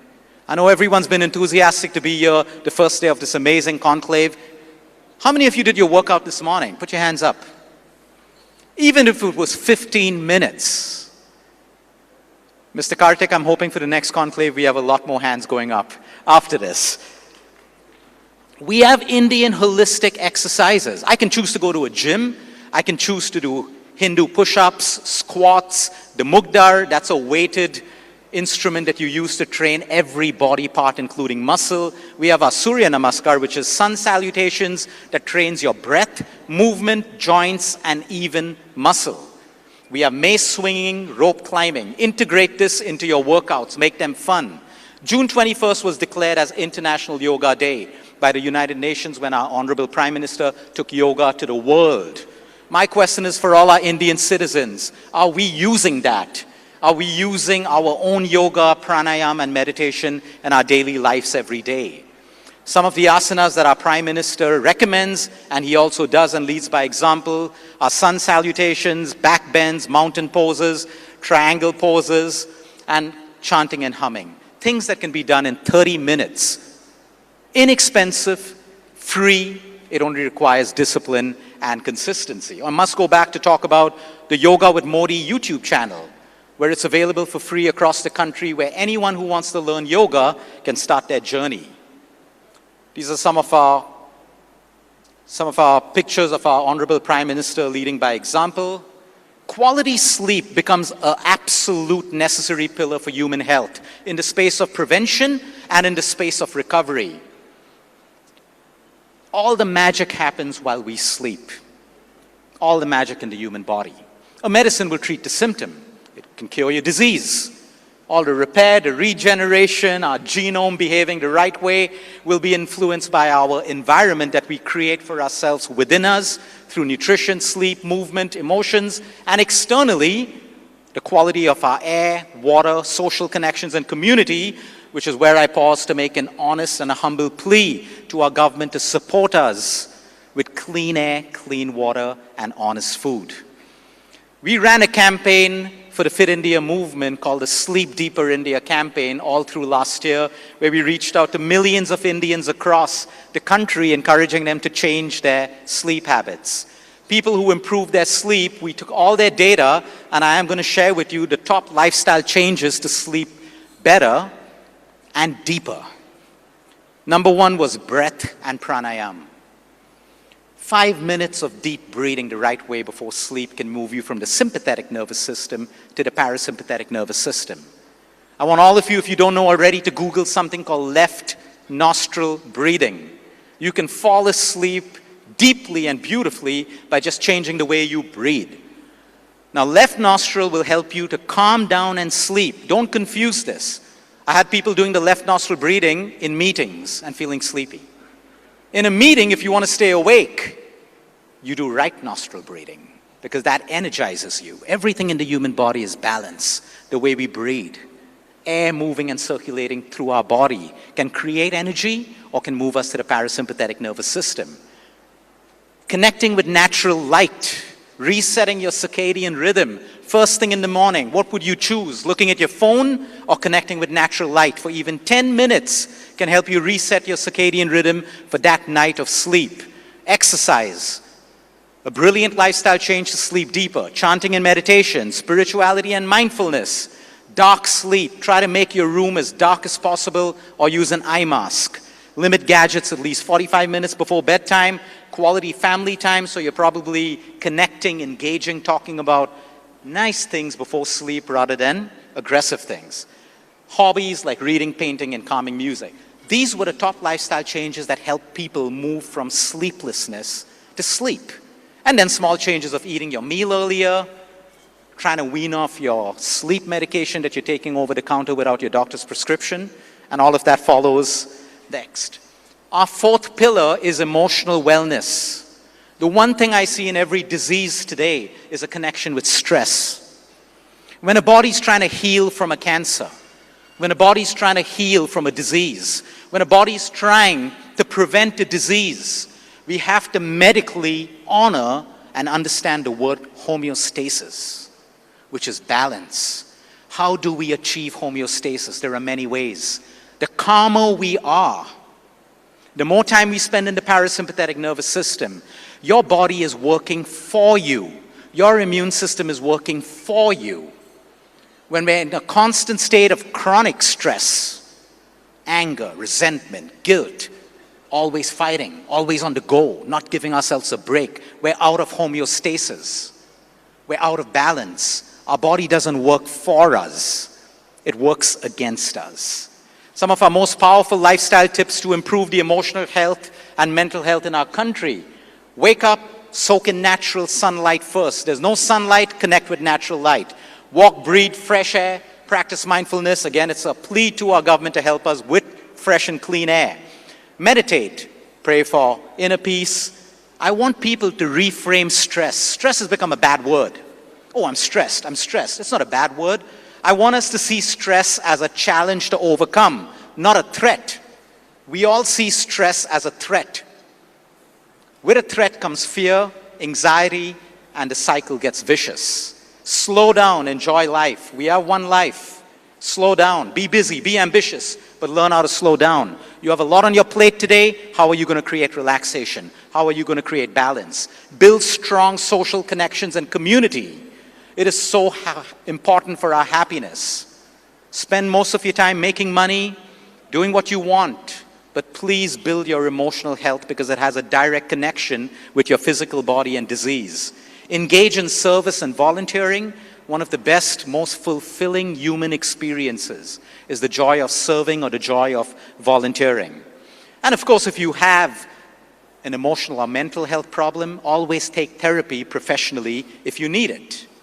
Today we have a special announcement to make. It is an absolute privilege to be requested through this amazing conclave and by our Honorable Prime Minister to create a Modi dish for our country and a Modi menu for our country and lifestyle tips based on superfoods inspired by his lifestyle and inspired by what exactly our country is going to need to invest in prevention and to help with obesity, diabetes, and everything else.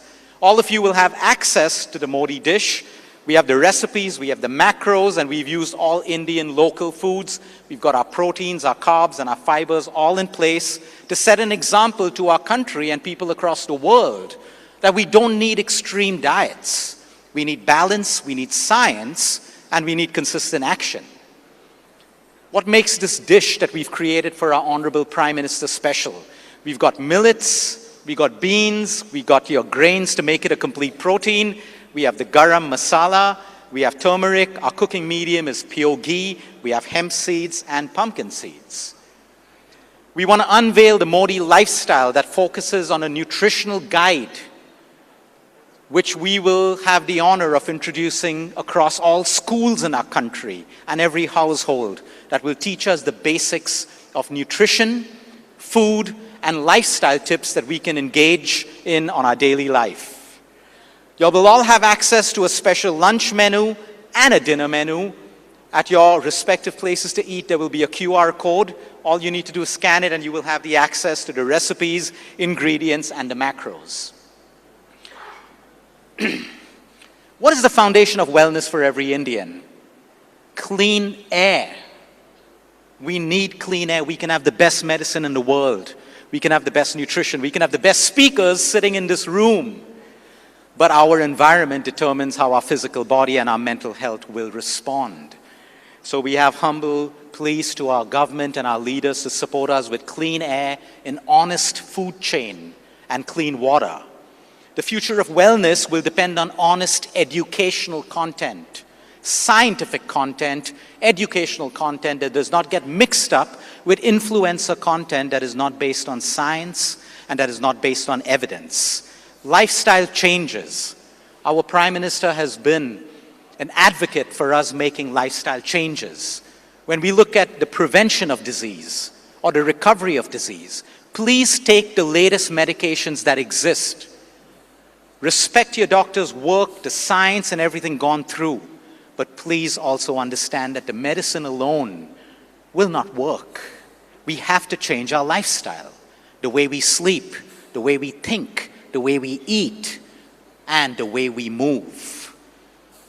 We have to look at honest medicine. We need to look at integrating and making use of technology and AI in an honest way. And we also have to inspire personal responsibility of every Indian to do your part to get healthy. The small little things that you and I can do every day that we should do. Before I end this, I love this quote by our Prime Minister. Yoga helps us as individuals. As we evolve into better versions of ourselves, we create better communities, a better society, a better humankind, and ultimately a better world. I'd like to add, if this all can happen through yoga, imagine when we start living 360 degrees, looking at everything that the human body needs to prevent and to heal. I'm absolutely grateful to our Honorable Prime Minister Modi for inspiring us with the Fit India movement and your focus and constant support on health and wellness in our country. Shri Kartik Sharma, it's an absolute pleasure for this amazing stage that you have created for all of us to be here today. To all my fellow speakers, dignitaries, thank you for your patience and thank you for all the amazing content that you'll have been sharing. And last and not the least, my amazing team out there, we have a big job. We have a big, big job to do. Thank you, everyone. I would like to end it by saying anger and hatred will not solve the problems and challenges that we're trying to solve.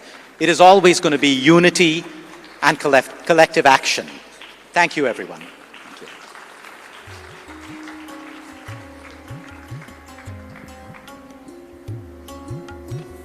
We have questions. Are we doing question and answers? No, right? No, thank you so much.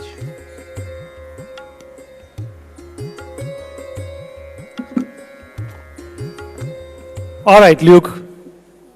What you said was not only amazing, it was useful. It is something that all of us will benefit from.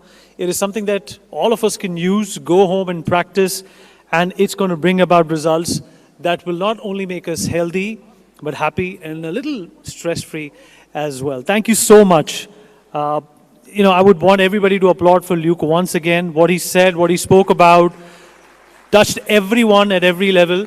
And of course, what he was trying to synopsize is that health means not only wealth, but it also means peace at a number of levels.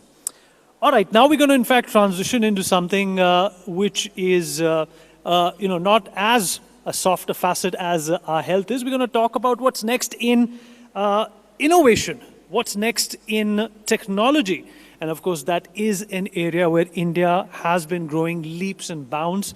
India is synonymous with the technological advancement, technological upgradation, and technological leadership as well.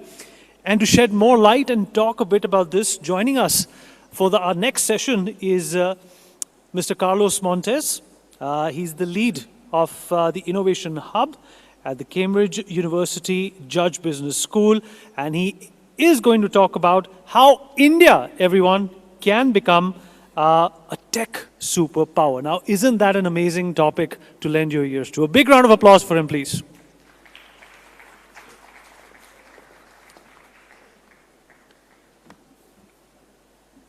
It's an honor to be here with you. I'm originally from Peru, but I've been in the UK for some time.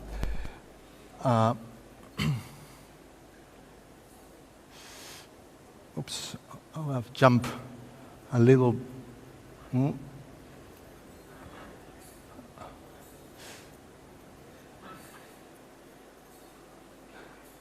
It's not coming.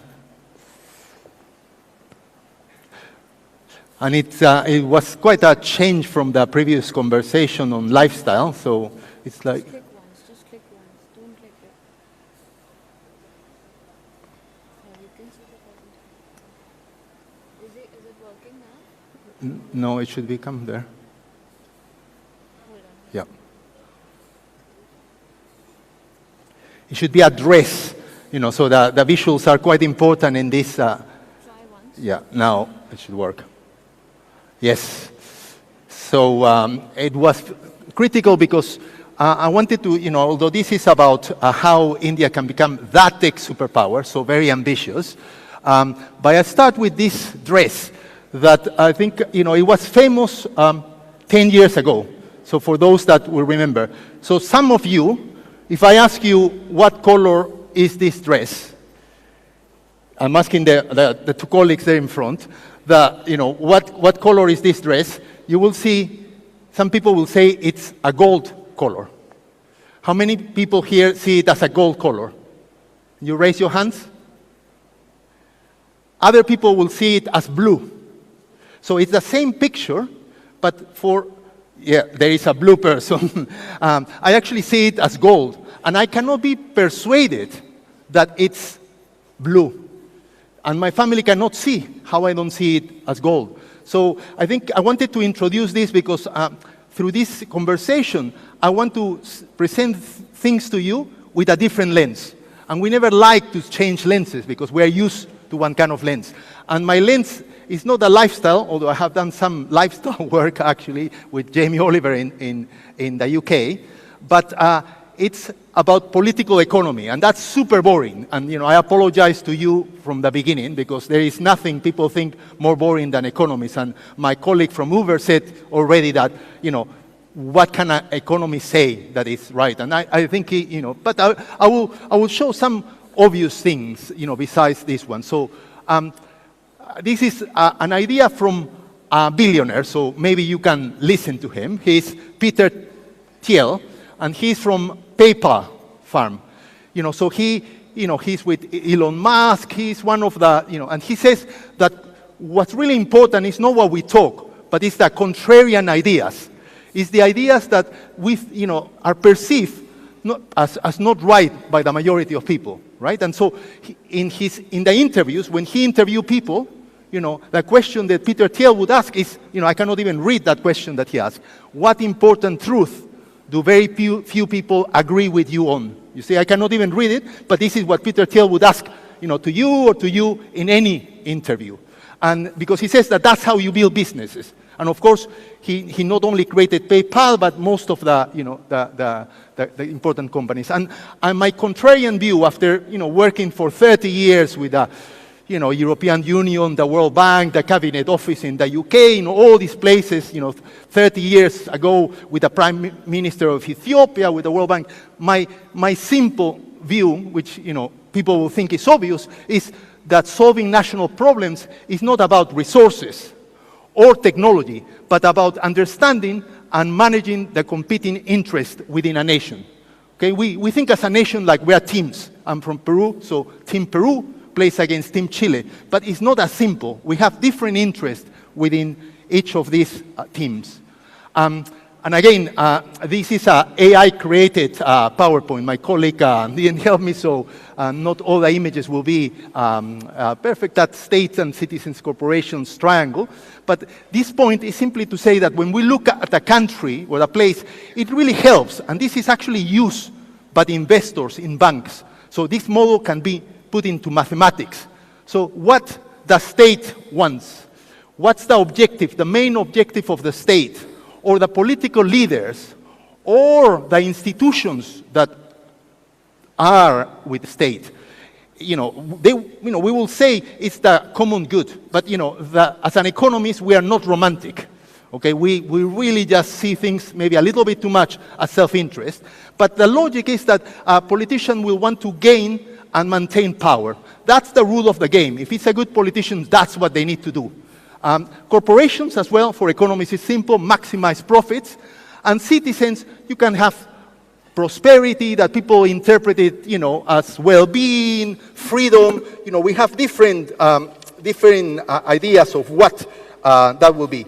But with this simple model, people could look at different countries, right? So North Korea, to put a simple case, in North Korea, if you're a politician there, you need just to have the support of your essential supporters, right? Who would that be?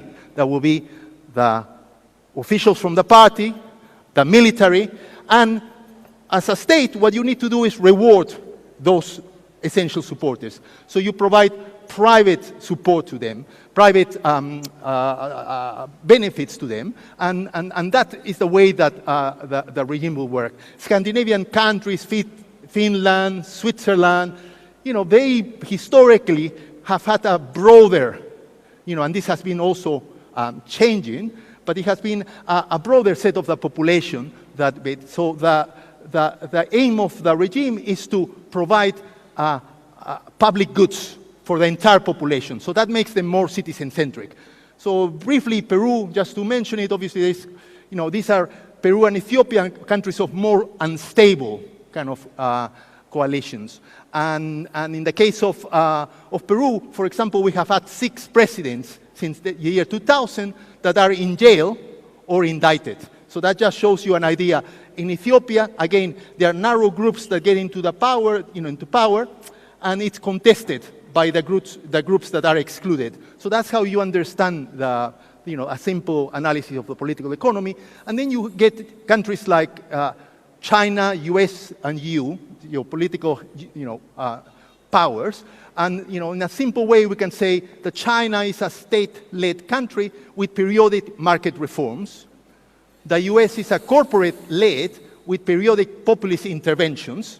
And the EU is a citizen-centric with comprehensive regulations. So,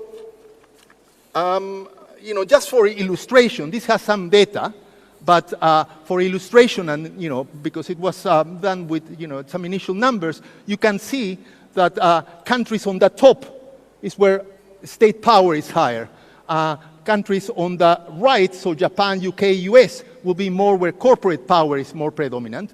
And on the left, where there is more citizen power, so Norway, Denmark, Finland, Estonia.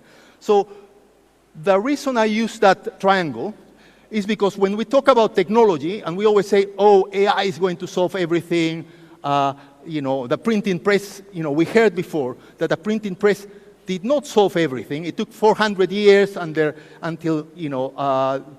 education, that made it happen. But these are, the most famous new people in economics, as Emoglu and Johnson.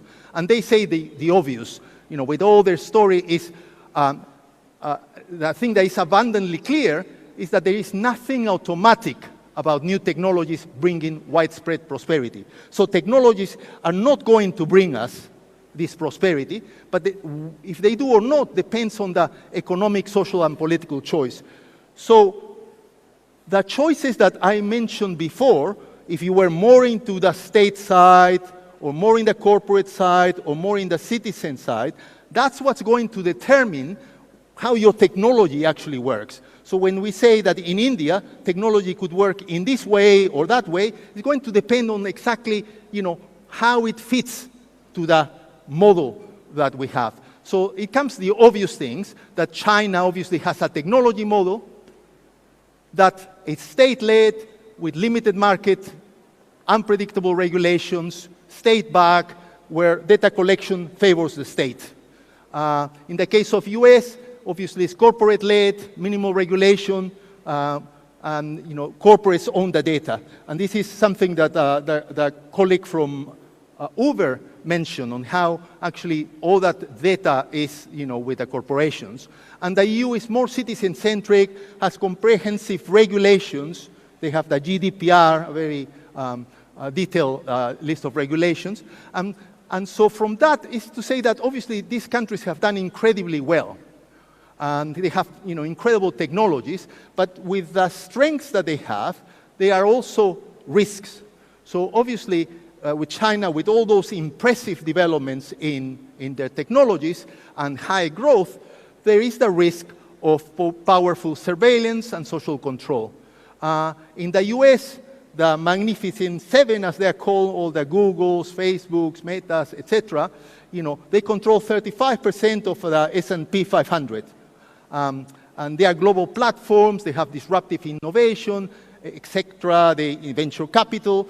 But the risk, obviously, is that they develop a monopolistic power, as it was mentioned in the discussion before, that can lead to control of regulations and even control of the state, right? So Peter Thiel, for example, says that it's not a problem to be a monopoly, because monopolies are even good for the economy. I guess the question is, what happens when those monopolies actually are in control also of the state? Right? And the EU, and this is mentioned by a lot of people in tech, obviously has this nice data protection regulations, etc., but it has the risk of over-regulation and tech stagnation. In terms of India, how, and I discussed this with a few colleagues, before to see, is that the world has observed the incredible emergence of India. It's not only a global power, it's, I think, the top 13 investment destination in the world, but Bangalore is the 8th startup city in the world. So it's only, in Europe, it's only second to London. And besides that, the complementarity with the US tech system, etc. On governance, obviously, it's the world's largest democracy and peaceful transitions, a world leader in public technologies, and a talent pool, was mentioned before as well, is the largest English-speaking engineer pool in the world. So that's an incredible set of assets in terms of defining what technology it could adopt and what to do with its technology. I think in terms of the challenges, there is still a low income per capita, and education quality is, again, still one of the challenges. This table just shows you, this is from the World Bank wealth accounts, just shows you a little bit the challenges behind. This is the wealth for the United States, which is about, $750,000, and then, you have the other countries sort of there. And then this is the table that I mentioned in terms of how that city in India is like after Shanghai, the 8th startup city in the world. And now the key point is how to become that tech superpower. And the colleague again from Uber mentioned before the challenge. He even said India needs to be in a war footing in order to achieve this. And what I present here is that a key thing that India needs to do is look at the options that other people have taken. So China has made amazing progress, but at the same time, it had a historical time of open trade, etc., that it's not available anymore. And the fact that India has the world's largest democracy as well makes it, difficult to sort of look at China as an example.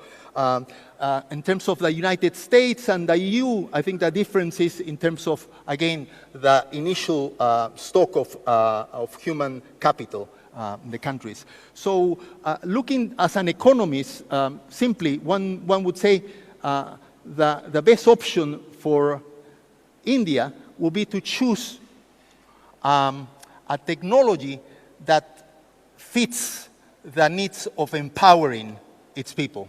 And so that's something that we all would agree with. But I think the challenge is that sometimes the political economy does not lead you to that, because,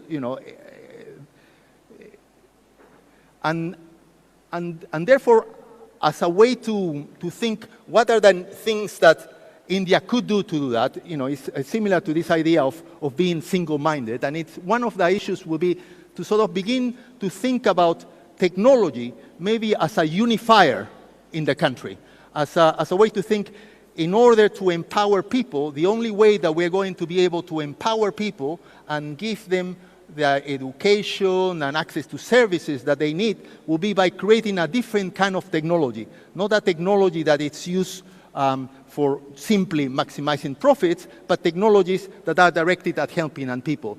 And therefore, as a result of that, the idea of building consensus with inclusive coalitions, moving beyond short-term politics, ensuring neutral and independent regulators and state institutions, which again are necessary in order to make sure that the economy works for all, and with the advantage that you already have of having a decentralized system, a federal system, where you can do policy experimentation and local solutions. And this is something that has been observed again in many countries, that decentralization can be used very positively.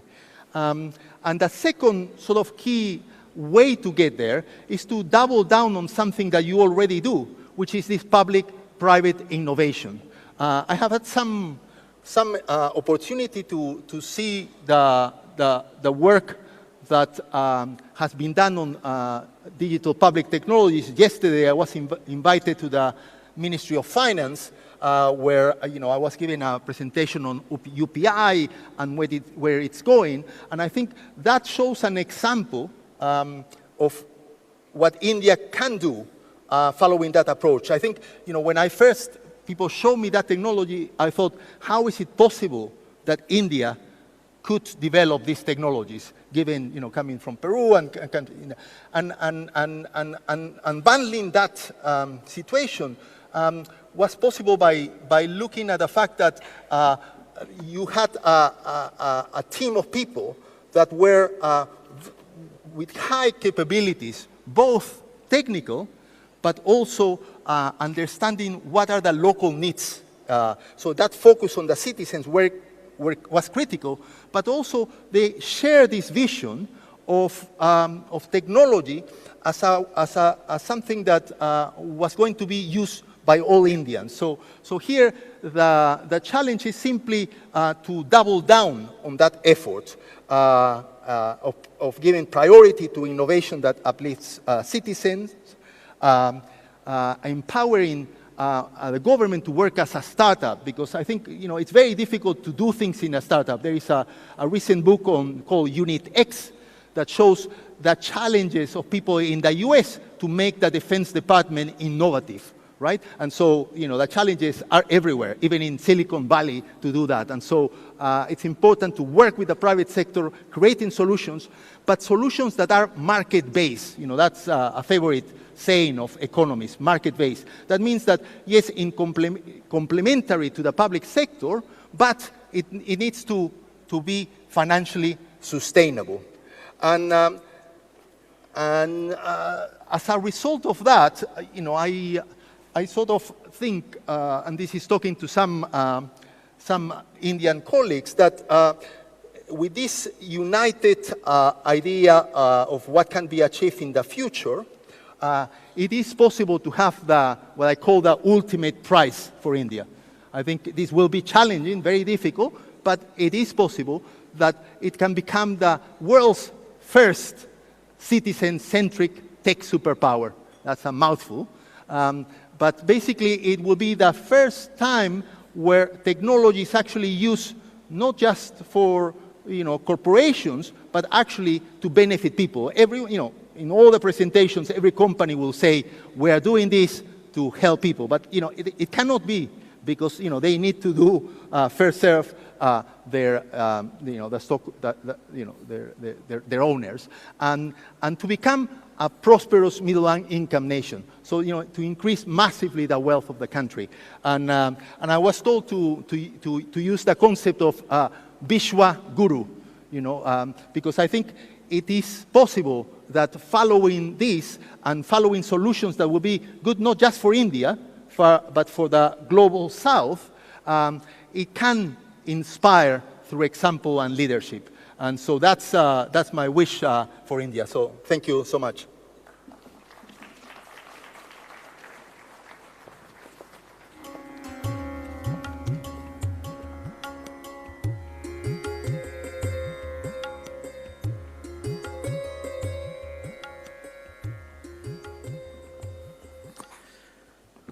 Mr. Carlos, thank you so much for that insightful session.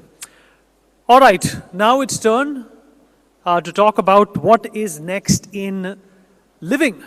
And of course, living is a broad spectrum, a broad area, which we're going to discuss.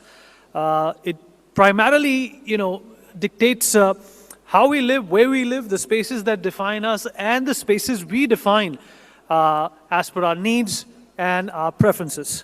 And I will take the opportunity to invite upon stage some people who can, in fact, give us a very grand idea as to what living is going to be like in the next few years. Let me take this opportunity to invite Mr. Sanjay Kulshrestha, Chairman and MD of HUDCO. A round of applause, please. May I also please request Mrs. Payal Kanodia, Chairperson and Trustee, M3M Foundation, onto the stage, please. A big round of applause. Shamroop Roy Chaudhary, founder of True Habitat. Can I please have you on stage as well? And to moderate this session, I'm going to call upon my colleague Uday Pratap Singh on the stage. Uday? Big round of applause, please. Keep them coming, especially people in the back. Come on. Everybody's had lunch. Everybody's full of energy. We're just getting started.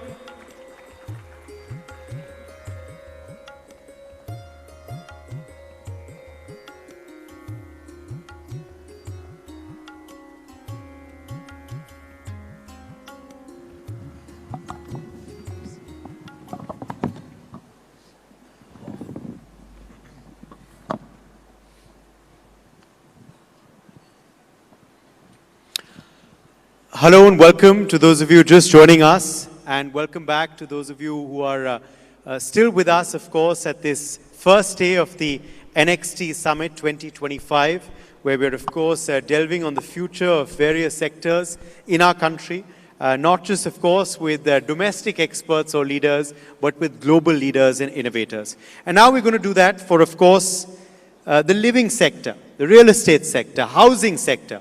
Yes, in our next session titled Next in Living, we have, of course, three, very well-known individuals from the industry who, of course, have already been introduced. So let me go straight into the conversation and start with you first, Sanjay Kulshrestha, on what you feel is really going to be the buzzword for housing, for living, for real estate in the future. Where do you see the sector headed, and how much progress has really been made in the last few years in particular in, of course, the affordable housing sector, but overall in the real estate sector as a whole? Thank you. I think the living sector, which includes the housing and the infrastructure, Government of India has a big push to create an households, and we had came out with PMAY 1, now the PMAY 2. The Government of India wants that every head should have one roof. So by 2047, I think we will be having an sustainable, smart homes for everyone. Nevertheless, we have a target of 5 years that PMAY 2 had came, wherein the urban and the rural population will have the housing needs scattered through these programs. So when I say about the housing, I think housing is the epicenter of the development, and they are the actual key for the Viksit Bharat. And everything which is going along, it starts from the housing only.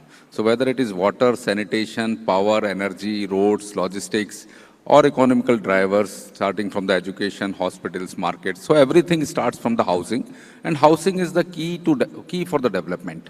HUTCO as a company, we are into housing as well as the urban affairs. So we are into the financing, we are into the consultancy. And as a strategic organization of the Government of India, we had taken the responsibility that all these things has to come in a timely manner, in a sustainable manner, in a smart manner, and in a very eco-friendly manner. So I think the future is very bright regarding the housing, and lot of things regarding the standardization of the sustainable product has been done. Standardization of the layouts has been in process. We are doing R&Ds also to have a sustainable material for house building. So all these things are in line, and lot of things we had already achieved, and I am sure that within a year or so, most of the things will be coming to the ground. Let me take that to you, Payal Kanodia ji, on, of course, now the, this particular sector, and also affordable housing. How much more affordable is housing going to become, of course, in the future?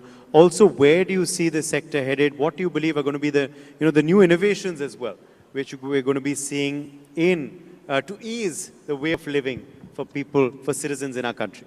So this sector is always going to grow. Of course, the need is ever increasing, and the growth will continue to happen. So where affordable housing is one part of it, the luxury living is another part of it. So we see India going both ways, where affordable and luxury is bound to grow hand in hand. And when we talk about sustainability, affordability, climate change, exploding population, when we build future cities, we need to keep these in mind, and the smart cities need to take into consideration all these points, and we need to be sure that just like we have a concept of circular economy, we need to have a concept of circular cities, where whatever a city is built on, it takes all its resources from within and then reuses it. Because climate is one big thing that's going to be very impactful, and we really need to take care of the climate. So whatever we do for future, whatever technologies, AI, whatever we talk about, it has to take climate and growing population into consideration, of course, keeping the price point in mind. Shamrul Roy Chaudhary, let me take that across to you as well, on where you see the sector really headed. Firstly, how much strides have really been made, according to you, in the last few years in particular, not just for affordable housing, but overall for the real estate sector? And are you bullish about the way forward for this sector? Is this going to be one of the big growth drivers for India as we head towards the Viksit Bharat dream for 2047?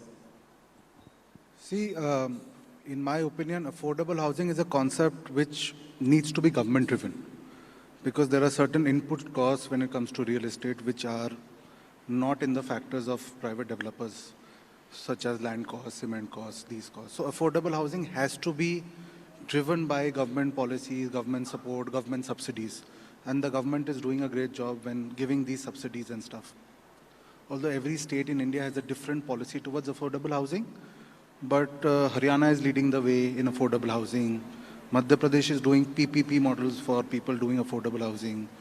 Uttar Pradesh also has an affordable housing model, but then again, it is through the auction allotment system. So sometimes those projects may not be actually affordable in nature for people, but people are trying, the government is trying, policies are evolving, things are changing. So affordable housing is one aspect, but when it comes to a more sustainable living, that I think urban living, urban planning is a major factor when it comes to something like this. So urban planning means, wherever the societies are coming, wherever the density is moving, wherever the population is moving, you need to give those amenities to the people over there, like your social services, your transportation services, your metros, your other civic amenities which these people need. So these have to, move forward, evolve for the sector to grow. But I think the sector is growing. At least for the past half a decade or so, the sector has been growing steadily. And let's hope it keeps growing in such a pace going forward. Let's just talk then a bit about your personal journeys in your personal organizations. So as far as, of course, True Habitat now is concerned, what biggest innovations are you looking at right now? I'm not telling you to reveal any trade secrets, of course, but how are you going to, shake up the sector? What's going to be the biggest innovations from your, company? Where do you see your company growth going as well? Are you also looking at potential global collaborations? Is that something also that could we see in the real estate sector? I know big real estate players have come in the past, but is that something we could continue to see? We're seeing so many global leaders from different fields here at the NXT Summit. So True Habitat was mostly formed with the idea of doing affordable housing per se, and we're doing about 1 million square feet of affordable housing, which is a little more than 1,000 units in Haryana.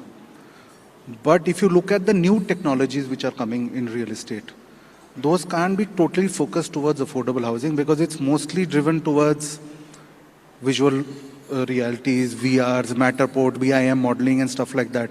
Those kind of help the efficiencies of the business to become better, and VR kind of helps the sale velocities or the sale technology for larger developers to become, more focused towards clientele servicing. This VR and stuff helps builders reach customers in different global markets also. So I think global collaborations for technology, global collaborations for improving efficiencies for Indian developers, and global collaborations to enter different regions. I think that's an open market for a lot of the Indian developers to move forward to. Yes. Also, let me quickly, in fact, take that to you as well, Payalji, on, of course, M3M. And as far as M3M goes, what have you collaborated globally so far? Is this something that you're going to see as a trend, in the next few years? Also, as far as M3M is concerned, what innovations have you already done? What innovations are you planning as well in the near future? I know you also, of course, closely involved with the foundation as well. How is that also aiding more sustainability, more affordability in our homes as well? So at M3M, while we take care of, affordable housings, of course, we have a global brand called Trump on board with us already. They are partners with us. And there are many more global collaborations that are coming because while we are sitting here in India and talking about real estate, globally real estate is way, way ahead of what we think here in India. Hence, getting global collaborations will always aid to, a better future, more technology, more advancements. And when you talk about adding technology to our work, yes, in terms of customer experiences, technology definitely comes in handy. It gives customer more personalized experience, more customizations are possible. When you talk about your sales, your algorithms, there the technology comes into play. And when we see future of construction, AI-driven construction, of course, might happen in future, but currently, when we talk about, we're talking about 3D models for real estate buildings and other stuff. So technology definitely is playing a significant role today, and I'm sure in future it's only going to grow larger.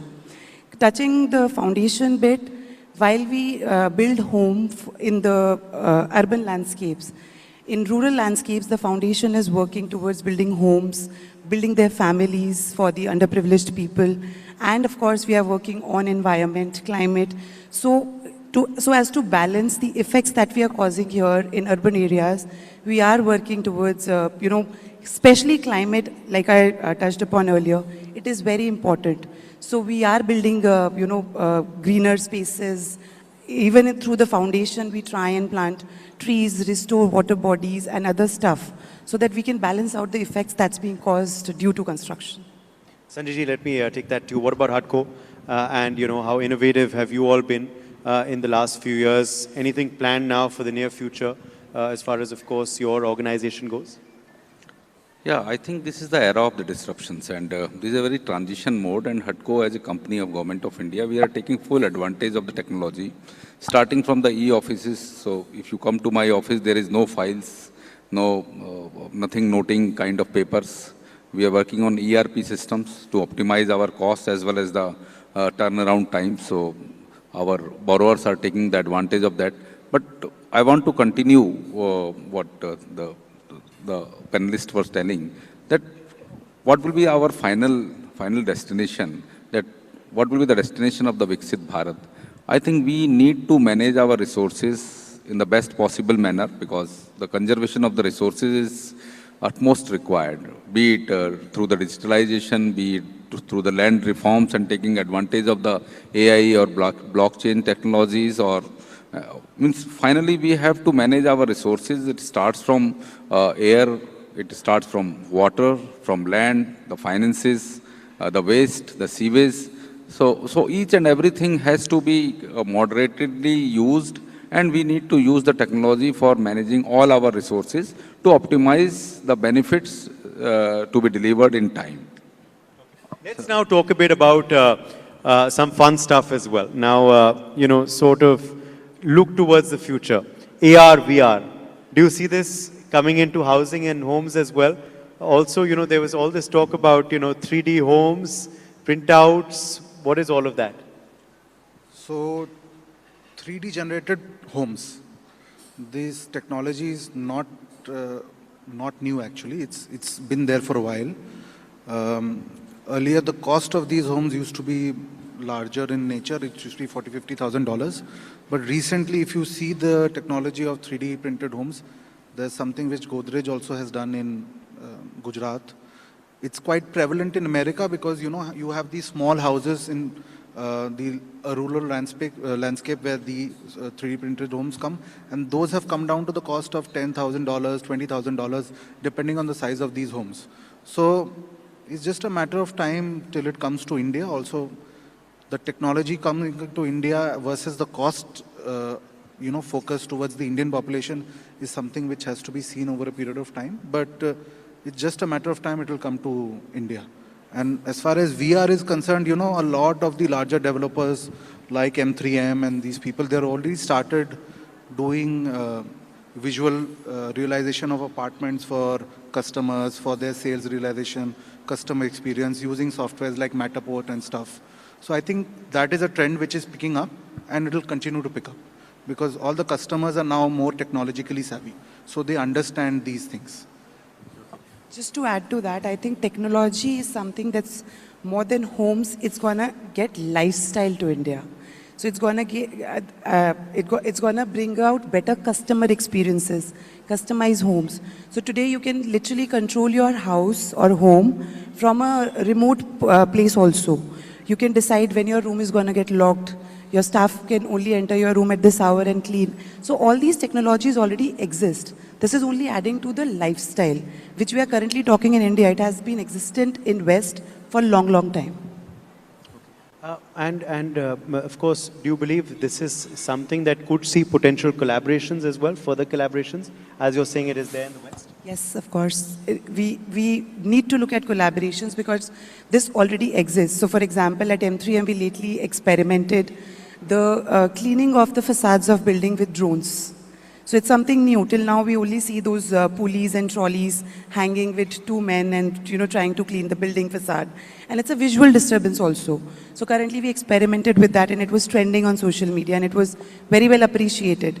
So these kind of technologies, of course, we need to bring from West, collaborate with them, get to India, and make real estate more advanced.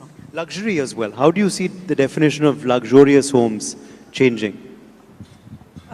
Luxury in terms of, customer is demanding more customized homes, more brands. Earlier, the requirements for branded fit-outs was not there. Currently, that is there. Customization to the extent of individual needs of a family member. So today, that is the luxury. And that is what we are talking about today in real estate. Also, the fact is that as this Viksit Bharat dream, of course, materializes, do you believe every Indian is going to have a pakka home? 100%. I don't have any doubt that every Indian, it will be happening very soon within a span of 4 to 5 years of the time, because the commitment of the policymaker, the government of India, not in terms of only the words, I think the proper budgetary allocations are available, total institutional framework is there, states are on board, and the housing policies had been framed. So I think this is the time that every citizen will have that pakka house on his roof, and there is no doubt about that. Other than the pakka house, we are talking and discussing about the Amrit Cities program also. We are discussing now in the last budget recently presented. There is an urban challenge fund also which has been created. All these things are there to see that how the resources can be well managed, starting from the waste, the construction waste or the plastic waste or the sewage. So all these things we are working, and there is a huge fund of around 1 lakh crore which has been recently announced in the budget, which will take care of our urban household, urban sanitation, urban water needs, urban power, energy. So everything we are working together, and there are a lot of programs and lot of steps and the initiatives proactively taken by the government of India as well as the state government to ensure that the proper living will be provided to each and every citizen.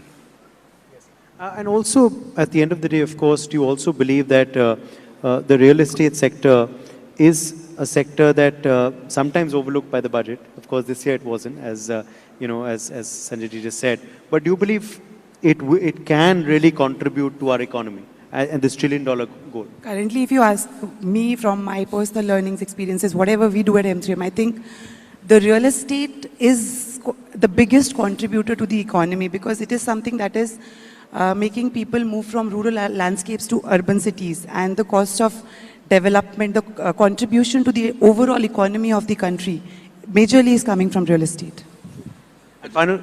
Just to continue, now around 7.5% of the GDP is coming from the housing and the real estate, and by 2034 we are expecting, by 2047 we are expecting it will be around 15%. So it will be a quantum jump in the percentage contribution from the sector towards the total GDP. So I think a lot of things will be changing, and the way the requirement is coming, now we are using around 500 billion USD in this state, and we are expecting that it will be turned around to around 15,000 billion USDs. So a lot of things are happening, lot of money requirement is coming, and that is where these financial institutions are coming into the picture. Final word to you, Shamroop, the last word on the panel I'll leave to you on, of course, one big thought that you'd like to leave us with on, of course, the future of living in India. What's it going to be like?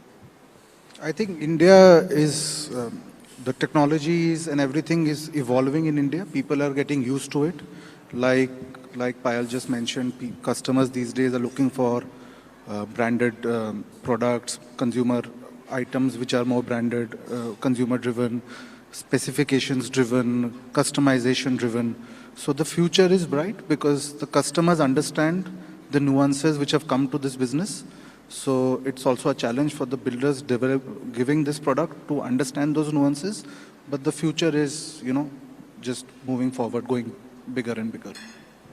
Well, let's leave it at that. Thank you very much to all of our panelists for joining us on this special session, and let's hear it for them once again. And thanks to our audience as well for being with us today at this special NXT Summit. I'll hand it back now to our MC, Vineet.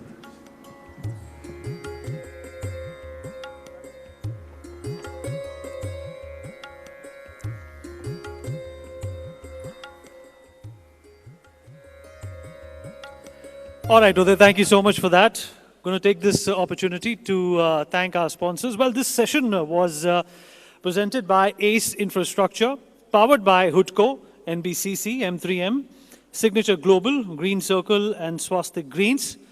And before we move on to our next session in innovation, we're going to play out these videos for your reference.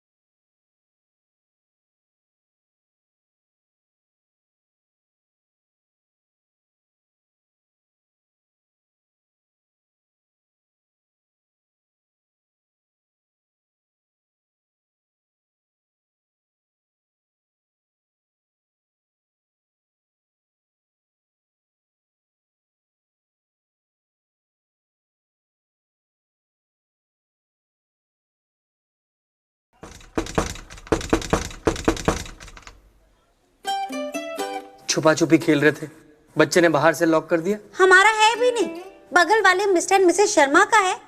खुद picture देखने गए हैं, बच्चा यहाँ छोड़ गए हैं। घर के साथ अगल बगल की जिम्मेदारी विरासत में मिलती है क्या? बिल्कुल नहीं। सिग्नेचर ग्लोबल के एक्सक्लूसिव अपार्टमेंट्स बने ही हैं सिर्फ आपके वास्ते।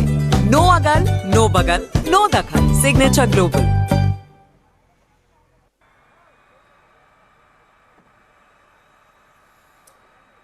All right. Well, we're moving on to our next session. We're continuing to talk about what is next in innovation. And we have something very special at hand now. We're going to be having a conversation with Mr. Janos Chak, who is or was a corporate leader. He served as the Minister of Culture and Innovation, also served as an ambassador of Hungary to the United Kingdom between 2011-2014. He is going to be in conversation about innovation with my colleague and news editor Devika Chopra. Round of applause, everyone. Thank you so much for joining us at the NXT Conclave. When I was reading up on what is it that we should discuss and talk about, and of course the topic is next in innovation, it's very interesting that you were the Minister for Culture and Innovation. That's not a concept that we have yet adapted in India. I want to understand from your perspective, how does that work as far as the government's role is concerned? What does a Minister of Innovation really do? First of all, thank you very much for the invitation. It's a pleasure to be here. Congratulations for this conference and best wishes for the future. My ministry was called Culture and Innovation Ministry. But in fact, I had many more functions. For example, family policies belonged to the ministry. University systems, research institutions belong there, and even vocational training. And I tell you why.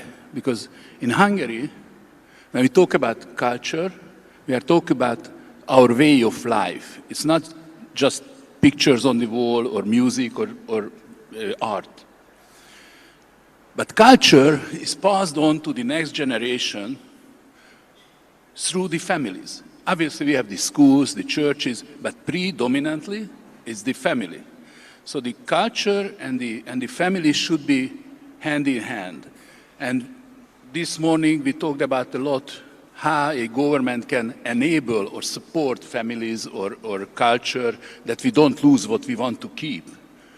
So therefore, you need economic prosperity. And in this fast-changing world, where does that come? From the education, from universities, where from the young people can go to corporate life, research life, university life, because through those people, through the elite, can the resources and the assets of a country be mobilized, and therefore produce added value, economic added value, which in turn is required to support your families and culture.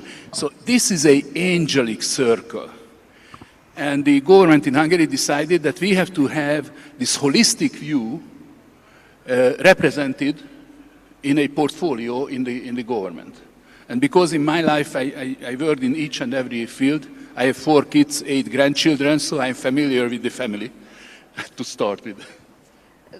That's such an interesting perspective, because you say that at the core of culture in Hungary is family and family values. And basis that comes the idea that innovation is critical, because that will lead to economic prosperity, which in turn helps and supports families across Hungary. That's such a brilliant concept, and you've put it out so simply for our audiences to understand. I also want to just know from you then, what exactly does the job entail? How do you go about it when we talk about a ministry of innovation? what sort of innovation are you looking at? And I'll come to what next in innovation, but I want to understand what so far would you say have been some of the biggest success stories? I think the role of a government is to facilitate what a government can do. The government can provide money to support ideas, infrastructure, or regulation. And the wise governments, in my opinion, build on the strengths, the existing strengths, what a country has. Last year, when I was still a minister, Hungary won 2 Nobel Prizes. Katalin Karikó for the mRNA, and Ferenc Krauss for capturing and picturing the subatomic particles. Well, they've been working on their field for 40 years or so, but it was my time when they got the Nobel Prize, so I take the credit for that. But anyway, so it means that the health sciences and life sciences and physics, chemistry is somehow developed in Hungary in a very strong way. So when first we started to think about how to improve our ecosystem in innovation, we said that we select 3 focus areas. One is digital transformation. And it starts with, Hungary is full of very smart mathematicians, starts with deep mathematics, which is the heart of AI, quantum, you name it. Then green transformation is no question. But in the green, we mean not only energy, but water, agrarian issues, and those things. And last but not least is I would call it the health questions, aging, longevity, pandemics, and these kind of things. So we decided as a government that we will focus our efforts, our money, our infrastructure development, and our regulation to help this ecosystem. And the good thing was that the higher education belonged to me. Today, Hungary has a very strong manufacturing platform. American companies, Chinese companies, German companies, French companies are all there and manufacturing high-tech products. To support that, obviously, we need talents, engineers and researchers. And in the Hungarian higher education system, some 13% of the students are already foreign students. That's in the top 15 countries in the world, out of the, say, UN 200 countries. While Hungary's size is 95th in population or territory. So we are punching above our weight. But our goal is that by 2030, we will increase this number to 20% plus. Because if you want to develop a strong manufacturing base, you have to have a knowledge base. You have to nurture and develop those engineers and those experts who will be able to work there. Not necessarily just on research. The research ecosystem is important. What we did, that all government money, any penny that is spent on innovation, will be spent on projects where clearly demonstrated that there is a cooperation, association between the corporate sector, research institutes, and universities. Because the university students should see corporate guys walking on the corridors and researchers. MIT in Boston was made based on that idea.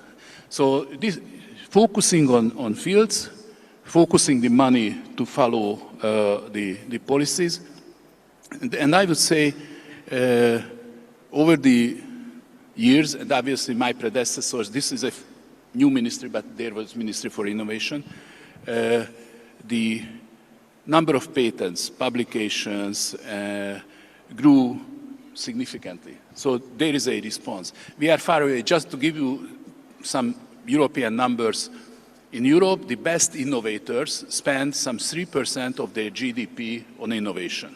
Yes.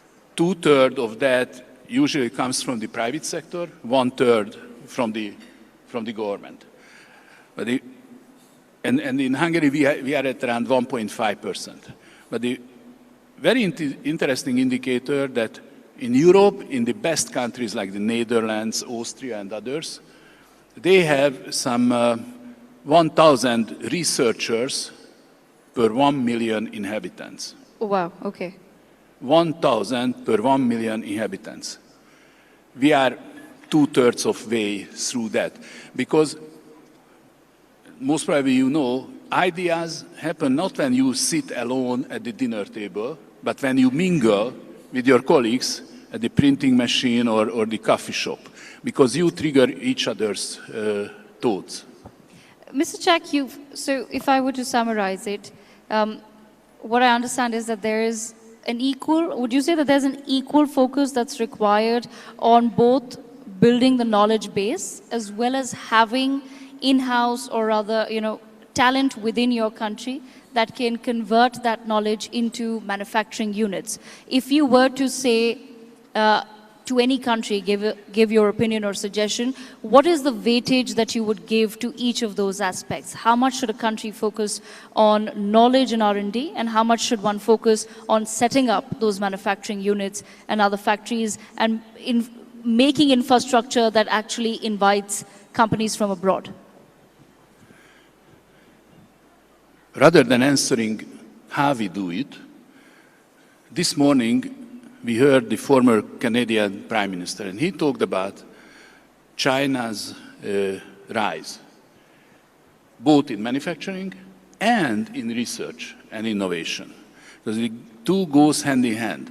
If you look at President Trump's speeches, what he says that in the US, they have to somehow reestablish the American manufacturing base. I have my doubts because the skilled workers are not there, and there are many questions around that. But the US clearly is a leader in innovation and research. Yes. But if you don't have then the application in manufacturing, that you won't have a balance. Now, in Hungary, we woke up, I would say, 15, 20 years ago, and we said that, okay, it's not fancy to have factories, and these are very modern factories, by the way. It's not fancy, but if we want to support the research and create room for the research, we need manufacturing. And we started inviting manufacturing corporations. There are only, I would say, 3-4 countries in Europe where the manufacturing as a percentage of the GDP is above 20%. Wow. 30 years ago, even in the UK, it was 20+%. Today in the UK, it's 7-8%. Mm-hmm. So then you are very much reliant on imports. And think about the pandemic or any disruption in the global value chains. You are in trouble. So you have to have both sides. And I think each country has this potential. I would say the most important is that while politicians create this manufacturing base, in parallel, you have to create the ecosystem that nurtures potential new talents. And that's the universities. Okay, that's interesting. So that's the university, as you said, for the talent. I will come to that point in just a second, but you also mentioned the slump that the entire world witnessed during the COVID-19 pandemic. In a way, all of humanity was together fighting that pandemic. I want to understand from your perspective, you raised an important statistic about manufacturing as part of as percentage of the GDP, and how it was 20+% many years back. However, it's come down. Do you feel that was the reason why several European nations have actually been facing the economic slump ever since COVID-19 happened, because they didn't give enough emphasis to both the pillars, as you've mentioned, to manufacturing as well as knowledge and R&D? there were several factors. For example, in Germany, the problem was that the Mittelstand, the mid-sized corporations, the next generation or the third generation is not interested. So they are selling, and most probably the buyers just buy the market and shut down the thing. I think the most critical issue was that in Europe, many people fell in love with the green transition. Yeah. Yes. So that meant that manufacturing, and from the US as well, manufacturing went to China and other places. But if you think about in China, the energy production, I would say 80% is from coal. Pretty dirty. While in Europe, it's natural gas or nuclear or that kind of stuff. So when we relocated the manufacturing, we actually worsened the global atmosphere. So, and plus the social problems that local people lost their jobs, tax revenue dropped. So there is a chain of reaction or effect in it. I think we are in India, and we Hungarians, we came from Asia, and we are very proud of that. We think about kind of balances, and each country has to have his or own balance. And India is a special case because you are at this stage of your development where you can make decisions. Yes. And you have the economic growth to support the government to create an innovation and culture ministry and focus on creating the potential, both in manufacturing and in education, higher education in particular. Very interesting, and I want you to help elaborate on that aspect as well. So what role do you think India would perhaps play as far as innovation is concerned in the coming decade, in your experience or in your understanding of where India stands today? I think the most important thing is association, corporations, research institutes, universities, and governments. But now, thanks God, we are not living in a world where each country is a closed entity. India is in the best position because you have many people who studied in the UK, Europe. We have many Indian students in Hungary as well, US.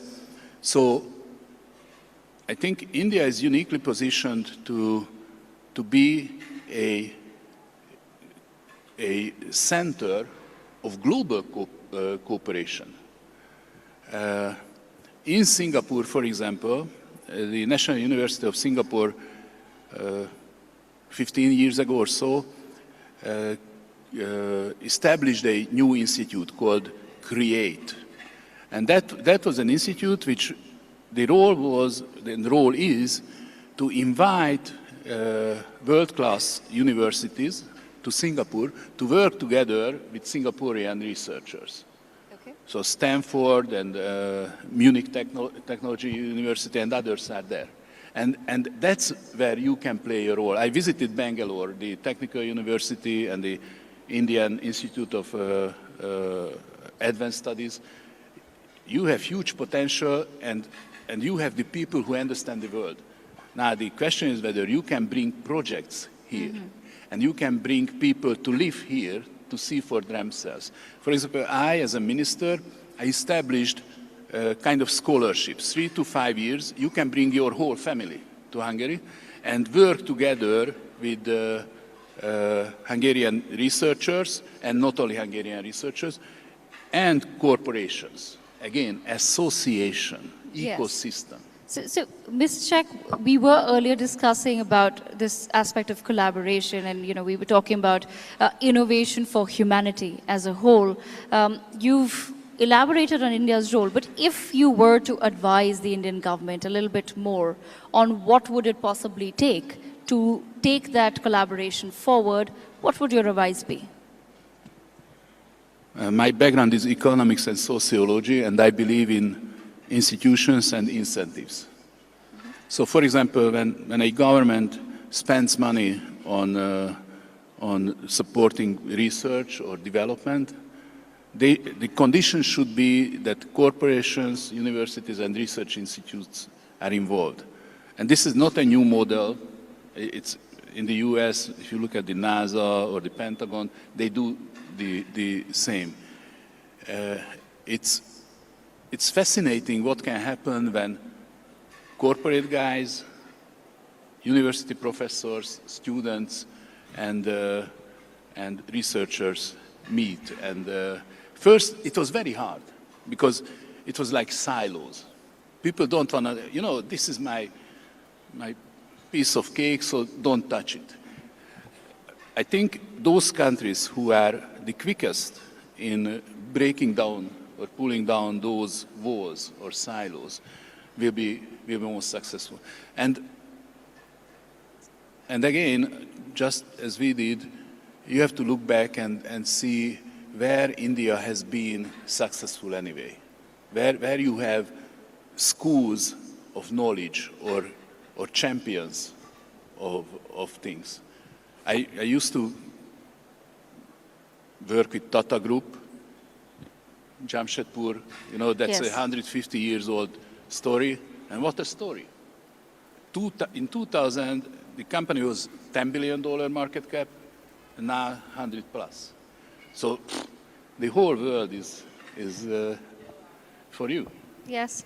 Mr. Chak, you also raised a very pertinent point earlier when you gave the example of moving the manufacturing hubs to China, where initially the idea was to focus on green energy, but the whole point of green energy is to obviously not then expend electricity which is based on coal.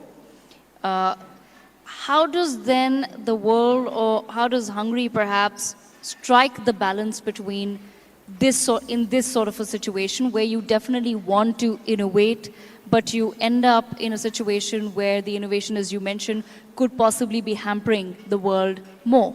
How does one strike that balance? I don't think that there is an answer for that, because luckily these developments happen based upon the actions of many countries and many people.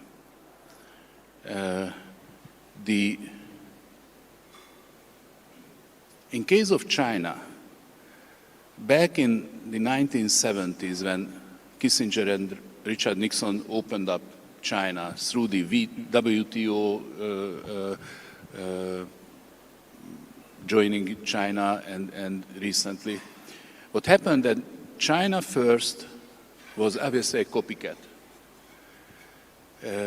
And then, as they successfully elevated the poor parts of this society, there was a growing domestic demand. And by size, it was very lucrative. So therefore, Chinese entrepreneurs started producing in the digital sphere to the cars and anything in between. And now, what we see that many Western companies, Buick, Volkswagen, BMW, they are not competitive on the Chinese market. BYD and the others are coming, and Huawei. And the Chinese did an interesting thing, because they, while, for example, in the US, the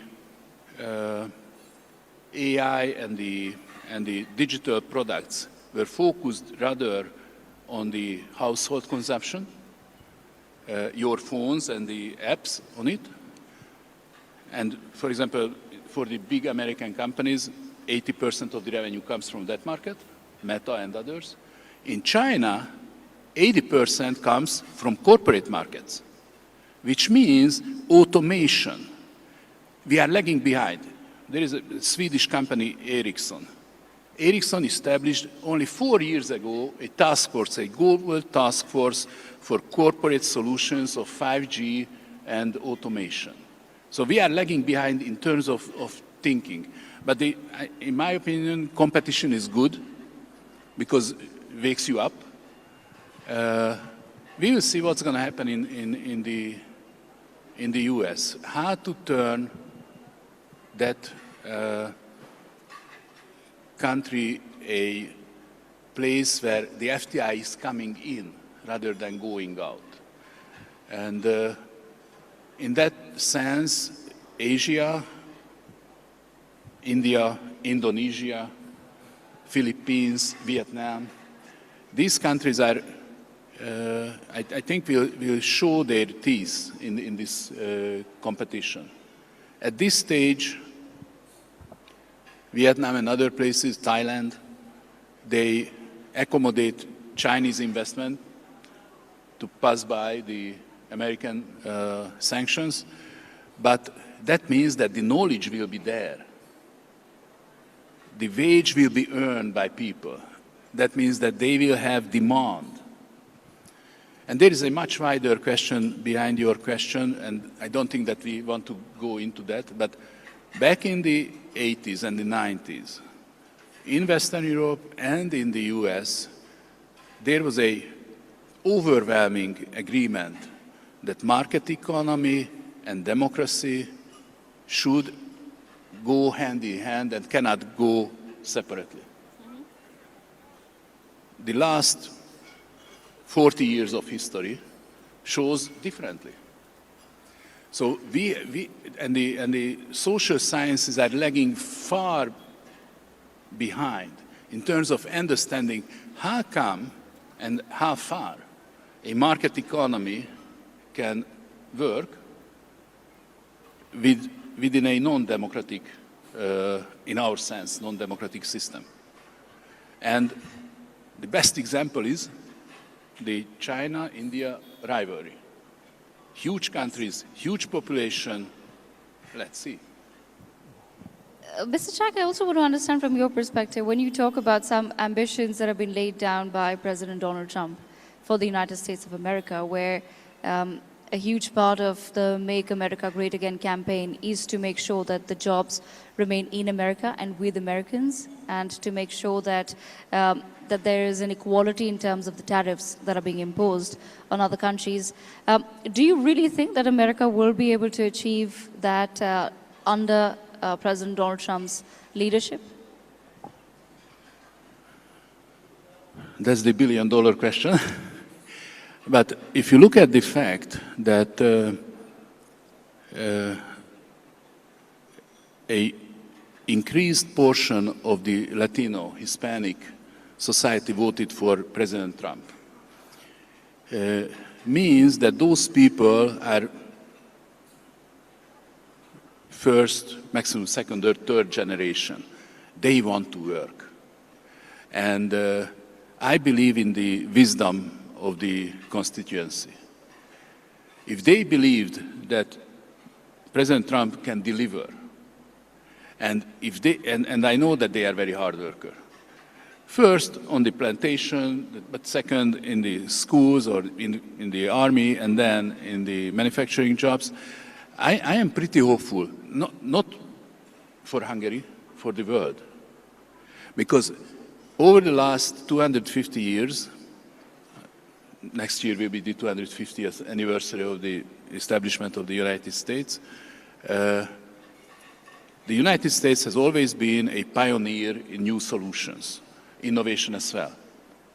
There is no country where an idea becomes a product quicker than in the US. Craziness as well. But looking at the new secretaries, Scott Bessent and the new energy minister, I think there is a consistent thinking, not like in the first term of Trump in 2016. So I think all these tariffs and other things should be somehow settled, I would say, by the mid-summer in the US. Because the tariffs will hurt American customers. Inflation will increase. And one of the key reasons why Biden or Kamala Harris lost was the last 4 years inflation for the customers. So therefore, some signs of results should be seen. And next year, the 250th anniversary and the midterm elections. So the period is pretty short, and the credibility is hard to win, but very easy to lose. Yes. And I think they are pretty focused. Mr. Chak, my last question to you. I want to understand from you, you also raised earlier the point that for innovation to be for humanity, it is important for collaboration, and you gave examples of how Hungary is achieving that by creating universities, by inviting foreign students, by inviting people, innovators and their families to come live in Hungary and to collaborate with other researchers as well. But in today's political climate globally, where there is a lot of debate, discussion, question on whether jobs should stay with the natives of a certain land and whether people from outside should be allowed, what sort of jobs those people will be doing. I just want to understand from your perspective, do you feel that somewhere the current political climate could in a way hamper or impact innovation and innovative collaboration?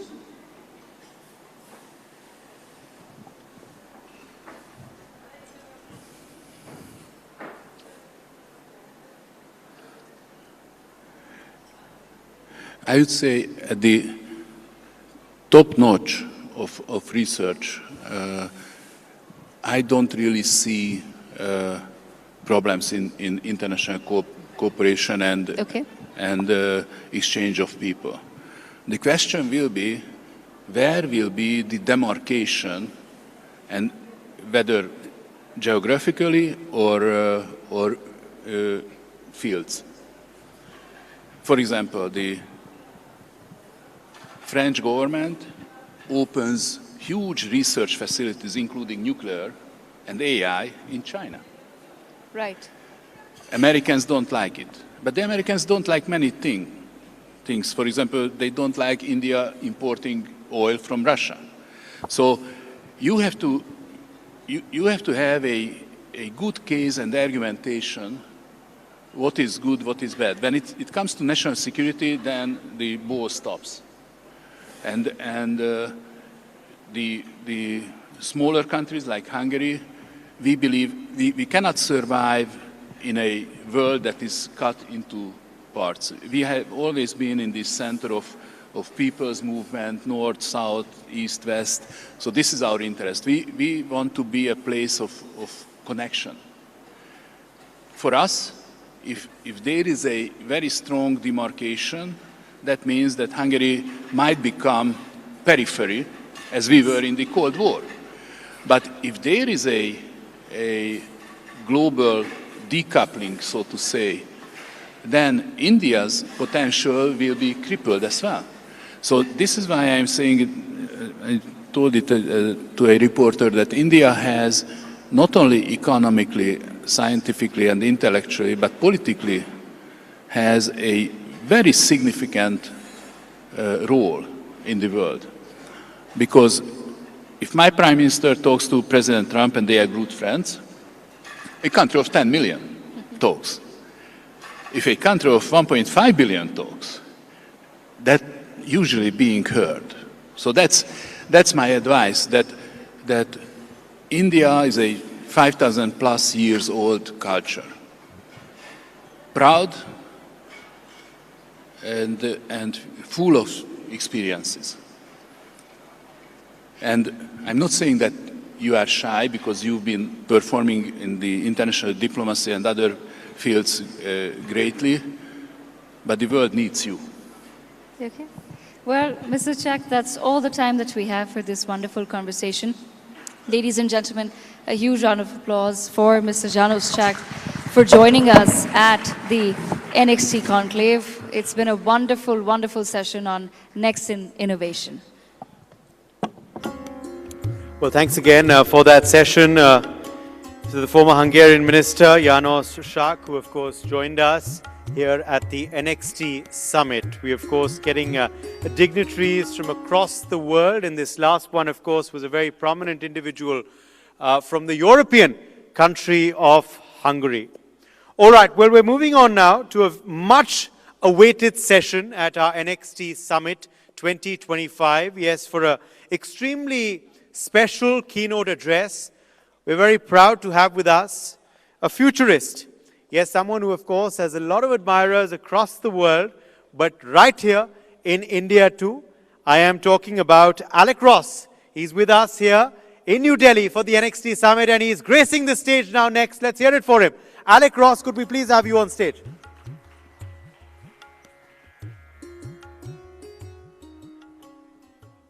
All right. Good afternoon, everyone. So one of the things that I particularly appreciate about this conference is the diversity of the people speaking. We've literally gone from a Hungarian minister to an American cowboy.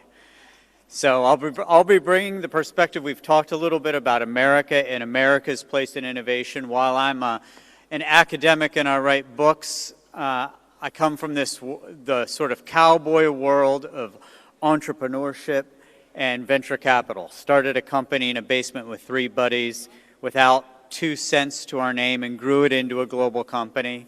And now I'm focused on supporting other young entrepreneurs around the world, including here in India. And what I want to do is I want to give a perspective about some of what I think is about to happen. Not looking out science fiction, looking out 20, 25 years. But let's talk about not what people are so focused on necessarily in 2025, but let's look at 2026. And underarching all of this, when we talk about the raw material of the economy, I can't help but think that land was the raw material of the agricultural age. Iron was the raw material of the industrial age. And data is the raw material of today and tomorrow's world. He who owned the land and controlled the land during the agricultural age had the economic power and had the political power. During the industrial age, he who owned the factories and controlled access to the natural resources had the economic power and had the political power. In today's world, he or she who own the data, control the data, or can harvest meaning from the data are those that are creating the industries and businesses of the future. And we're doing this in a world that is digitizing in such a way, I don't care whether we're talking about housing, as we were talking about 2 sessions ago, or culture, or anything else. I no longer believe there actually is a digital sector anymore, but rather I believe that all sectors are in fact digital. And all sectors are in fact being transformed by technological forces, the most recent of which is artificial intelligence. And I am going to dedicate some time to discussing artificial intelligence and breaking down some of what is happening, at least from my perspective as an American and having just spent several months in the United States at the headquarters of a lot of these big companies. I want to give a couple pieces of data to sort of frame this data-rooted economy. Just 10 years ago, so 2015, not a long time ago, 10 years ago there were 15 billion networked devices in the world. These are our smartphones, there are laptops, but more significantly, and certainly more significantly for India, they're the sensors in our supply chains and in our factories. Today, just 10 years later, that number has gone from 15 billion to 75 billion. 15 billion to 75 billion. And just in the last year, the end of February last year to this period, we've gone from 62 billion to 75 billion. And that is not because we're putting more cell phones in more pockets. It's because we're digitizing industries that historically were non-digital, from transportation to agriculture to manufacturing. And within all of this, if we think about the last 10 years, and I were to frame sort of what the global models have been, if I were to do this very undiplomatically, I worked for President Obama for 4 years as a diplomat. I'm not a diplomat anymore, so I don't need to be diplomatic. I'd say America innovates, China replicates, Europe regulates. And that's sort of a very sweeping statement to make, but it's mostly true. It's mostly true. And so my question, even with Deep 6, the most recent Chinese model, an LLM was an American innovation. Deep 6 was trained using American chips that it largely bought on the black market through Singapore and trained on OpenAI's model. So the great Chinese innovation in this respect was that it figured out how to less expensively and more efficiently do a sort of B-minus job of an American LLM. Now, I'm not going to spend the next 15 minutes insulting China. I'm going to point out some areas where I think that they are moving from replication to innovation. But I think the more interesting question for those of us who are here is, okay, so what United States, so what China, so what Europe? What about the other rising powers? What about India? What about the Gulf states? Where do they fall within this frame? And what I would say is, I'll repeat something that was said from the stage earlier. It's that the future is not something that's guaranteed. It's something that's made up by a series of choices. None of this is predetermined. None of us are truly omniscient about what is going to happen economically, geopolitically, or geoeconomically. What I will say is that India is in a good position, but it's not in a position that will guarantee success over the next 5 years in terms of being able to truly innovate. And what I want to do is unpack that a little bit. You know, I've invested, over the last handful of years, I've invested $900 million into 45 startups on 5 continents, including in India. I've done that with my partner in the United States, my venture capital partner, who is Indian American, Shield Tile. And what's interesting is we think about India, and as we invest in India and elsewhere, the big thing that's coming right now with artificial intelligence is that India, if it doesn't significantly invest in and lead in artificial intelligence, it's going to lose one of the 2 great advantages it's had over the last 10 years. One great advantage has been its large market. It's not going to lose its large unified market. But one of the ways in which India has been so successful is that the base unit cost of labor for a highly skilled, highly educated technical talent has been substantially lower than it's been in the United States or in Europe. So I flew to Delhi yesterday from Zurich because I sit on the board of directors of a Swiss company. And we employ a huge number of engineers in India. Why? Because they're smart, they're hardworking, and the basic cost of labor is lower in India than it would be in Switzerland or in the United States. But the interesting thing that's happening right now with AI, we've been talking about increased productivity by virtue of digitization for 20, 25 years, and it hasn't happened. What digitization has enabled us to do is actually work longer and work harder, and just a little bit more productively. This is what the economic data shows us. But what's interesting is if you're sort of a nerd like me and you really get into the data, what we're seeing is that over the last 18 months, AI is delivering the promise in terms of increased productivity that people have expected for the last 20 to 25 years in digitization. And what that means is that much more important than having than the base unit cost of labor is the base unit of knowledge and creativity. This is what's actually very counterintuitive. Knowledge, yes. So if what we're seeing is a great engineer empowered by AI is suddenly massively more productive, you're willing to pay more for an engineer who knows how to use those tools effectively. And then part of what we're seeing is that the top 2% of engineers using AI, one of the most interesting characteristics about them is that they combine their technical knowledge with creativity. This is one of the counterintuitive things about this next stage of digitization. It's that as our behaviors, as our business processes grow increasingly algorithmic, as humans become more like machines, as machines become more like humans, that which makes us human actually grows more important. So if you're able to combine technical knowledge with creativity, with an understanding of behavioral psychology, with emotional intelligence, and other such things, those are the people we find are creating the most economic value in society. And so the opportunity then for India and for other states, for example, in the Gulf, is to figure out how to accelerate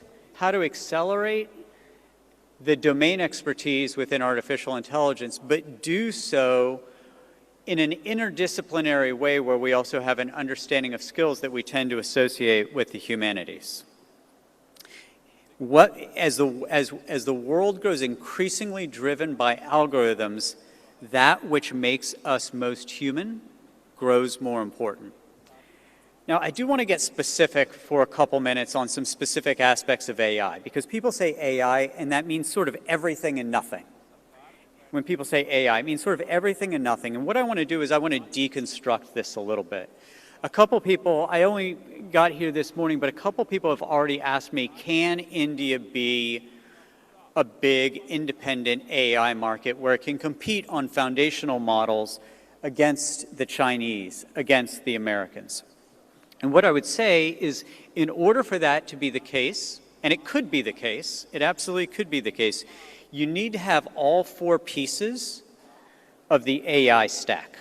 And those four pieces are, number one, energy. These technologies require an enormous amount of energy. Number two, compute. So the reason why Europe's most valuable tech company is a Dutch company called ASML is because it builds the machines that enable compute. One of the 2 or 3 biggest companies by market cap, depending on the day, is NVIDIA. I bet just about nobody in this room would have heard of NVIDIA 10 years ago. Why is NVIDIA now a multi-trillion-dollar company? It's because of that second stack, compute. So India needs to have energy, it needs to have compute, and the third is data. So once, as I said, land was the raw material of the agricultural age, iron was the raw material of the industrial age, data is the raw material of today and tomorrow's world. So you have energy, which drives compute, which then has to create structured data, on top of which is the fourth and last part, the models. You have to be able to build models on top of the energy, the compute which produce the data. So the models are things like ChatGPT, Anthropic's Claude. It's the actual application. It's the actual application that is where the real magic happens. So those are the 4 layers of the stack that I think you have to understand. And 95% of the time, when people tell me if any one country can do that, my answer is no. Because there's some piece of the stack that's missing. France right now has the aspiration of doing it in Europe because they say they have nuclear power. So unlike other European states, they have the energy. They're making big investments in compute, which will produce the data, and they have a single offering in models with Mistral. But that's sort of everything has to work perfectly, and I'm somewhat skeptical about that. In the Gulf, the Emiratis and the Saudis are putting an almost infinite amount of money into this. They have the energy, their money can produce the compute and the data. But I think it's a very open question whether they have the human capital to produce the models. In Saudi and in the Emirates, they do not have the talent that exists in India. And the only way they will have the talent to be able to build the models is to convince that great Indian talent that previously went to the UK or went to the USA. I mean, think about the USA. Who's the CEO of Microsoft? Indian ancestry. CEO of Google, Indian ancestry. CEO of IBM, Indian ancestry. CEO of Adobe, Indian ancestry. CEO of Palo Alto Networks, Indian ancestry. CEO of Micron, Indian ancestry. CEO of FedEx, one after another. The talent went to the United States or the talent went to the UK. The only way they can do this in the Gulf, even if they have all the money in the world, is to convince your great talents to neither go to the UK, don't go to the USA, and don't stay home, come to the Emirates. So what this means is if you look at these four levels of the stack, I actually am more optimistic about India being able to join the United States and China as a true global protagonist player than I am France or than I am in the Gulf. And frankly, other than those, I don't think there are any realistic choices in the world for being able to do this independently. I also think it's important to understand the four different true versions of AI. People say AI like it's not one thing. It's not one thing. The four, I'm going to oversimplify this. Four kinds of AI. Number one, perceptual AI. Number two, generative AI. Number three, agentic AI. And number four, physical AI. And let me explain each of those briefly. Perceptual AI is the AI that most of us know from 2017 to 2021. When I pick up my iPhone, I don't have to type in a cell phone, it recognizes my face. That is perceptual AI. When you're in your Maybach or you're in your Tesla, the ingestion of data that creates the visual models, that is perceptual AI. It's AI that is ingesting information and analyzing what is going on around it, okay?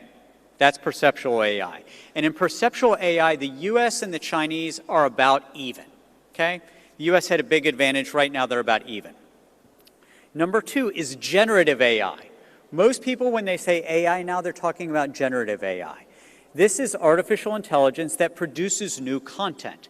So data comes in, and then the AI is able to do an analysis. So if I'm able to say to one of these LLMs, please give me an analysis of former Prime Minister Tony Abbott's views on trade, on foreign policy, and past and present relationships within India.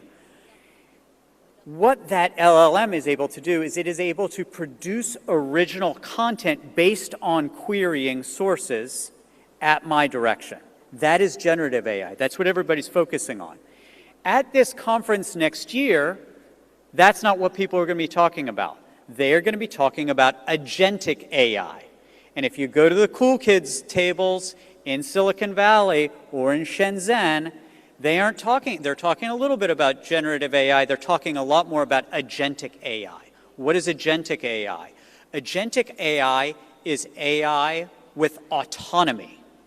So when I ask my LLM, when I ask my generative AI for an analysis of Tony Abbott's views, it is going out and it's culling information, it's giving me what I asked for.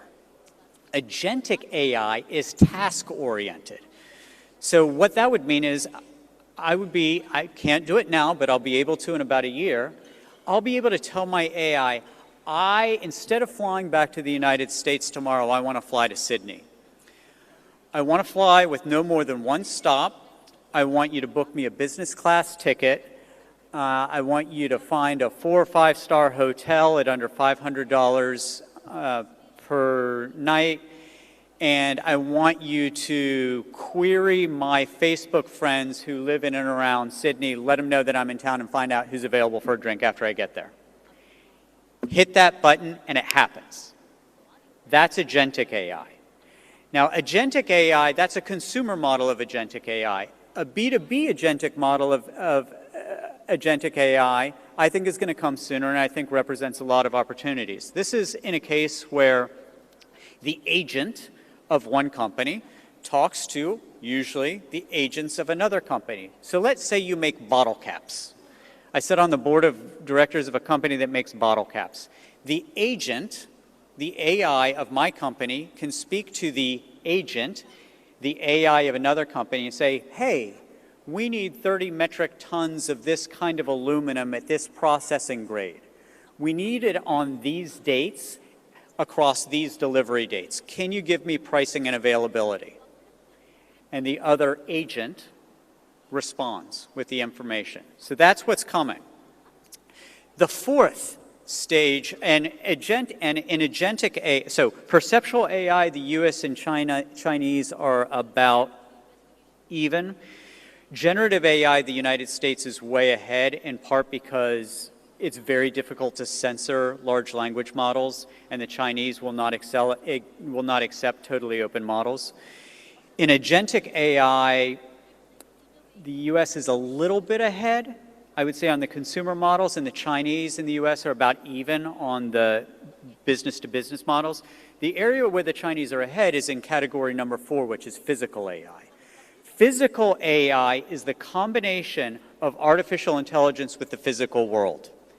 These are our drones.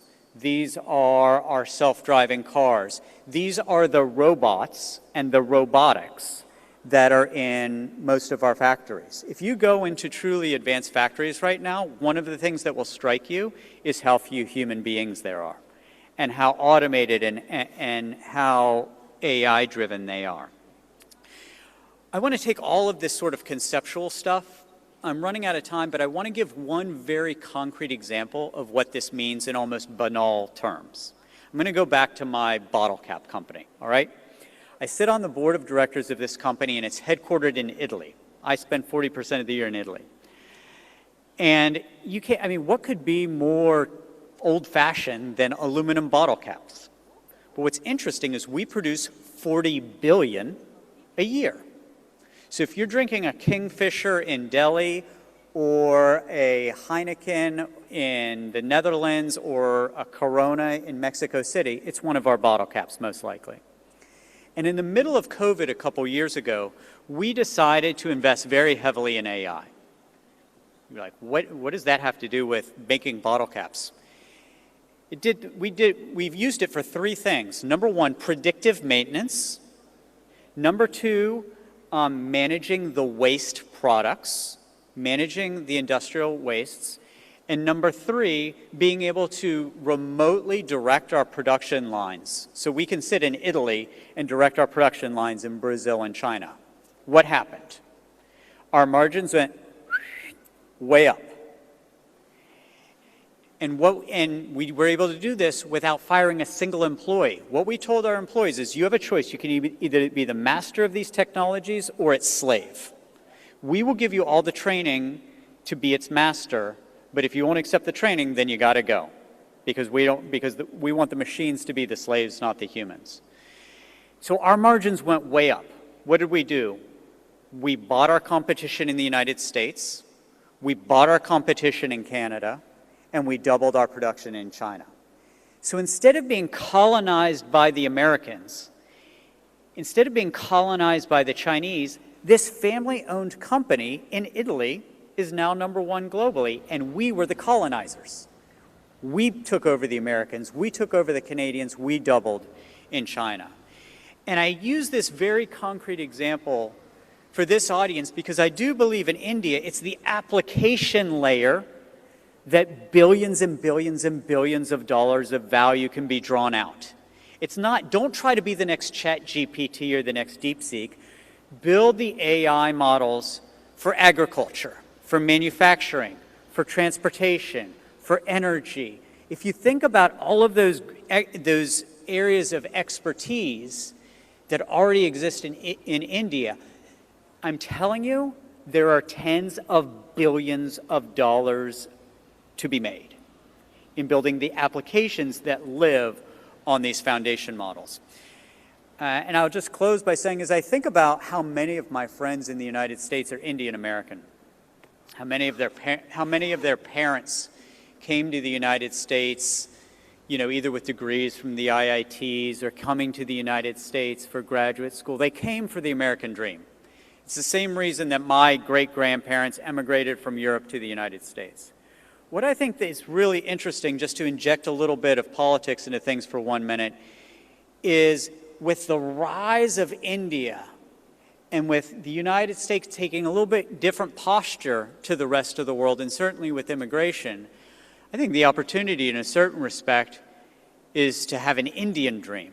Instead of just thinking about how your labor can go to the Emirates or the United States or the UK, how world-class companies can continue to be built and grown here. And the choice is not to leave and to make more money, but to create enormous value and wealth and well-being here in India. Thank you very much.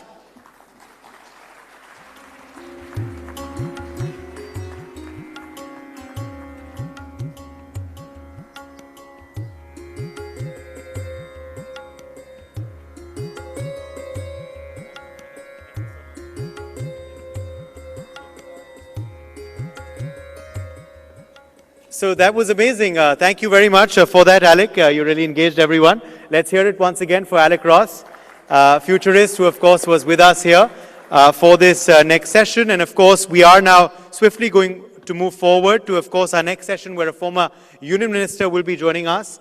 And she will be with us, in fact, very, very shortly. In fact, why don't we do one thing? Let's move on, in fact, swiftly to our next session, Next in Media.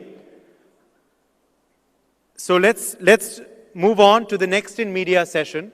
And of course, for that, I'll ask Alec to just take your seat in the audience. Thank you very much, Alec Cross, for being with us. And for our next session, Next in Media, I would quickly like to call on stage Olga Lisigo, Deputy Editor, Rossiya, Segdonia Media Group, and Head Sputnik News. She's live with us. Welcome. Thank you very much for being with us. Also with us is Pranjal Sharma. He's Digital Policy Analyst and Author. We also have, of course, Anurag Batra with us, Chairperson, Editor-in-Chief of Business World. And this session is, of course, going to be moderated by Editorial Director of NewsX, Priya Sehgal. So thank you all for being with us, and let's quickly have you on stage as we move, of course, swiftly to our next session. We're going to be speaking about, of course, about the media. So which way, of course, is the media going? Which way is, of course, the media landscape shifting and changing? That's something our next session is, of course, going to be focusing on. We're very happy to have all these erudite, of course, faces and names with us, and we are awaiting their session now.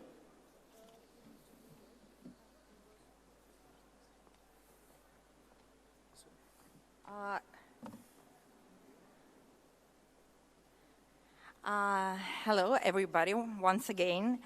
And before I start, I'm sure that many of you have heard about Sputnik, about our media, but just in case you haven't, I want to share a short video with you about who we are.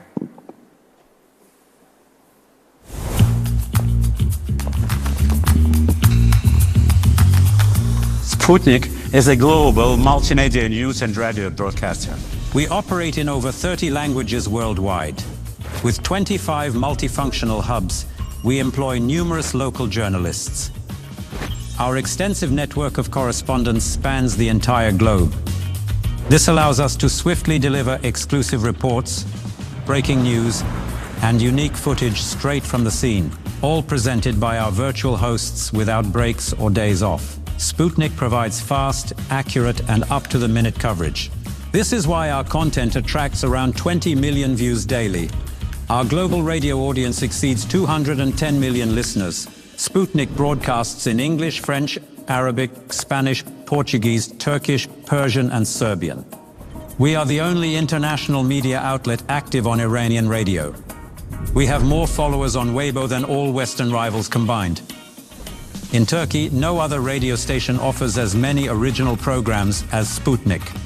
In Serbia, Sputnik outshines all other news media in citations. Sputnik India provides content in Hindi and English, with over 9 million views on X Weekly. Our correspondents in Moscow and New Delhi work tirelessly to deliver in-depth analyses and exclusive stories to you daily. Our posts gather millions of views and comments on social media and make major Indian media talk about us.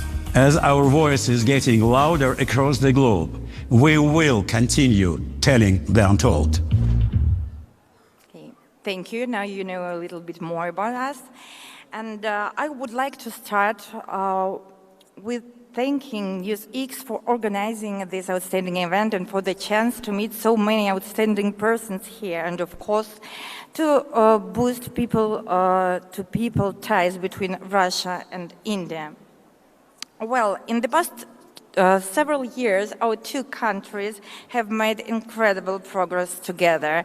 And the BRICS summit in Russia's city of Kazan in 2022 once again proved the strong ties between our leaders and made the headlines around the world. Sputnik aims to be the driving force behind the Indo-Russian partnership. We launched Sputnik India back in December 2022, and since that time we got millions of views and build a strong team of journalists both in New Delhi and in Moscow. Well, today the mass media industry is experiencing major shifts that require completely new approaches. Our news consumption has transformed completely.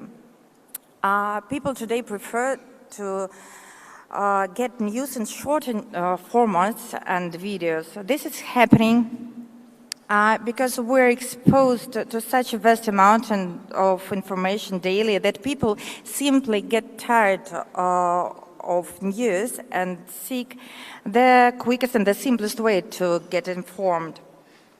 Since our attention spans are shorter than ever, the content that is quick to engage and easy to digest is more likely to capture and retain viewer interest. This is especially crucial for so-called Generation Z, from 18 to 30 years old, who consume content in bite-sized pieces mostly. This is why Sputnik tries to make even complex topics and analysis suitable for social media. For example, long reads and analysis now are transformed into X threads. Our long podcasts with guests are cut into smaller videos and posted as either Instagram Reels or YouTube Shorts, like teasers.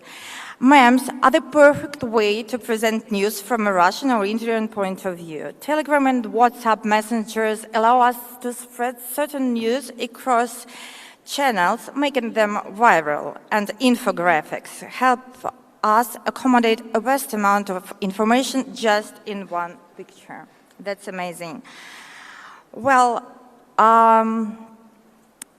today, major social media news channels use infotainment as an alternative to traditional hard news. And Sputnik uses it in order to attract younger audiences who spend most of their time online. Sputnik India was probably one of the first major media outlets who started to use memes as a news tool. They make content more shareable and relatable for this Generation Z. Often such memes don't even require translation. For example, we use popular Bollywood movies or simply universally known pop culture references to promote our agenda. I will show you one. The example. This is about how USSR helped India in 1971.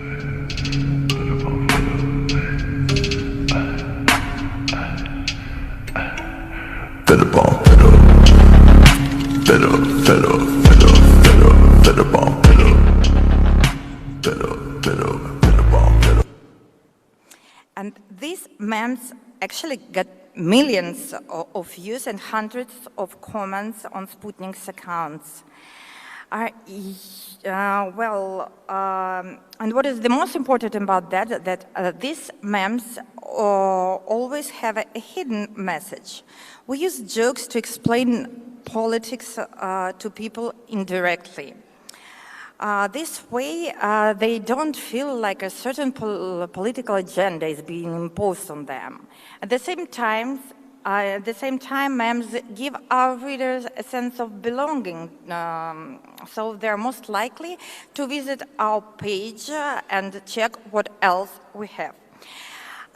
Here, where they see that we provide also serious content, so I guess we simply found a perfect balance between infotainment and hard news that is important. Well, actually, speaking about technology, I believe we should embrace the opportunities the digital era gives us. Because thanks to that, we can do a lot of things that like 20 or even 10, even 5 years ago, we couldn't imagine, like journalists.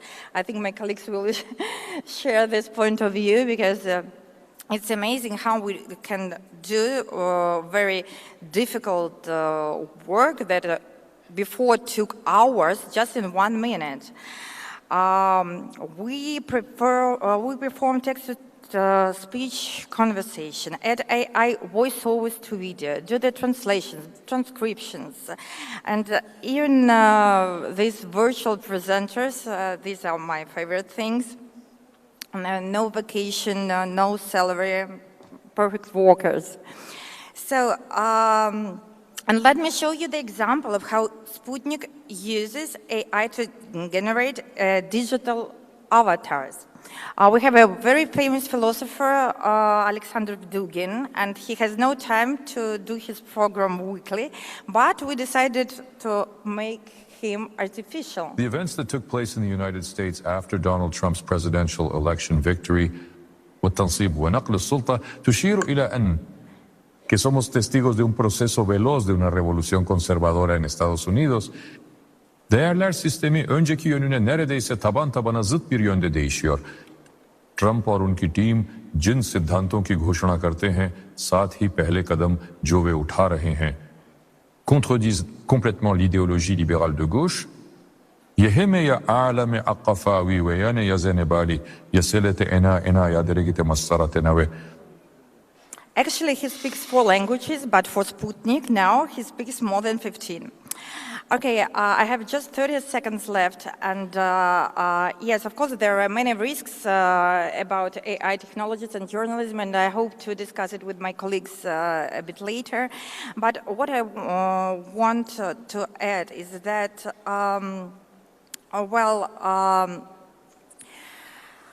you can like the technologies or you cannot, but AI and all the stuff is here to stay. And digital media has created a world where public opinion can be shaped just from smartphones, and we can see it daily how Trump or Elon Musk do that. But what we should do together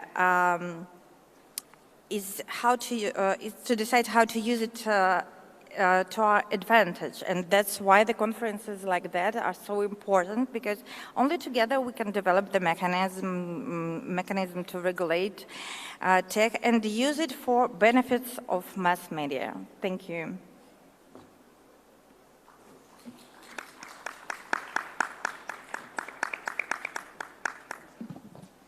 Thank you so much, Olga.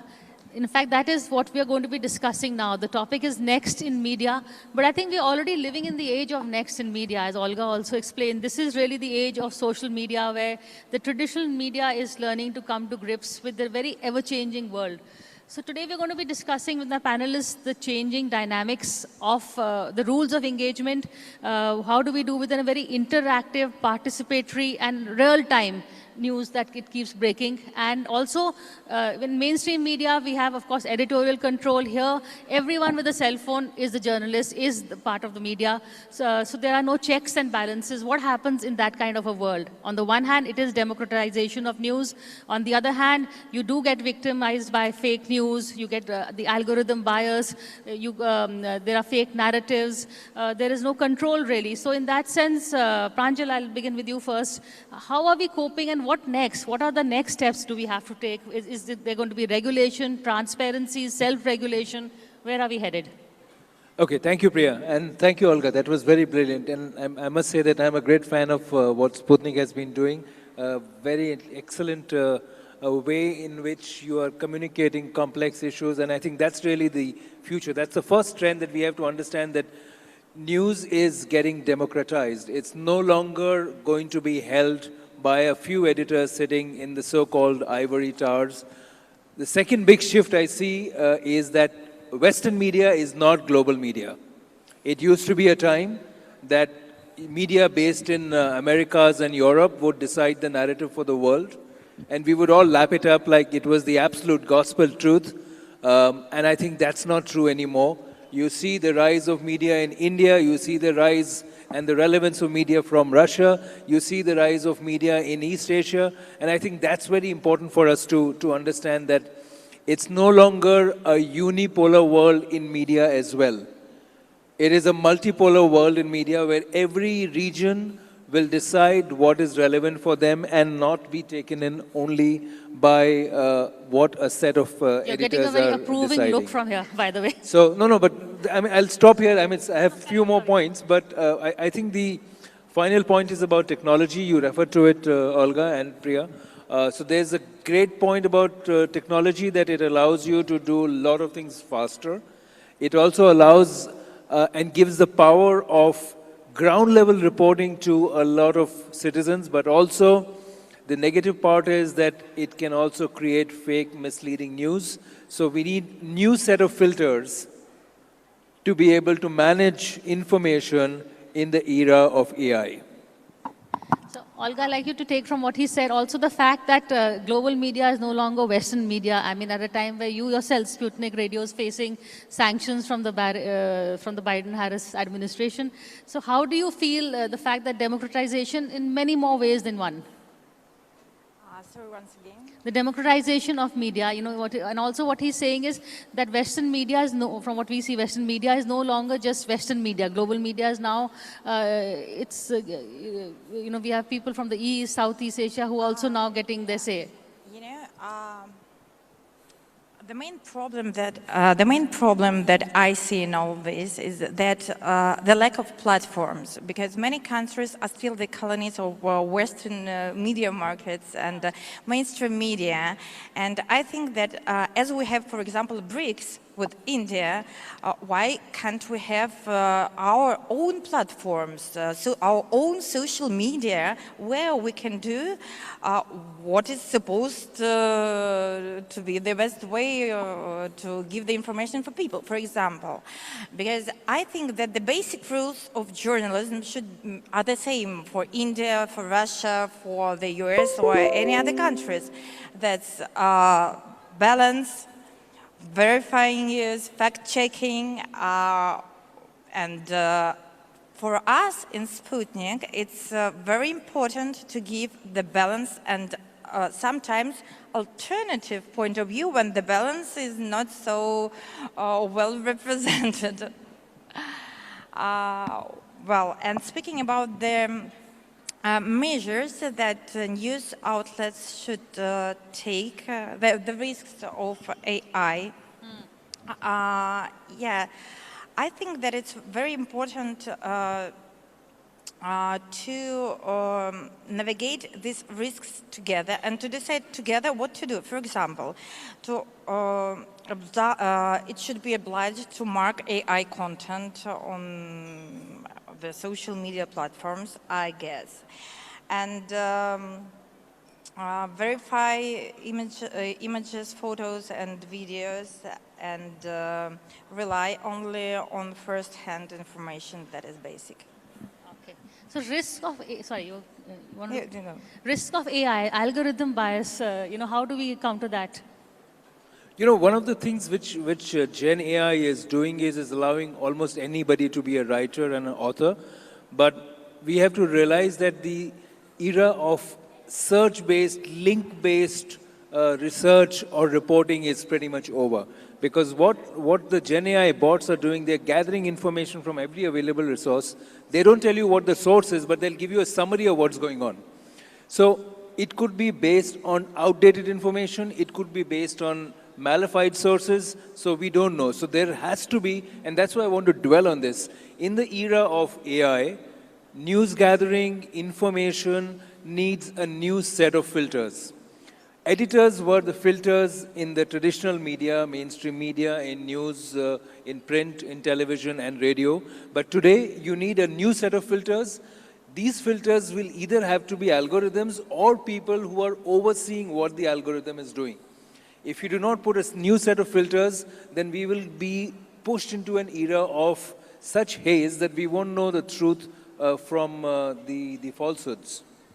Well, but we have Photoshop for ages, you know, and these pictures changed by Photoshop. I think that we saw millions of them, like in past, I don't know, 10 years maybe, and I don't think that this AI thing has more risks. Actually, you know, my grandmother told me that the mobile phone was dangerous. Like No, true, Olga, 15 but you know, years ago, so that's the when you same.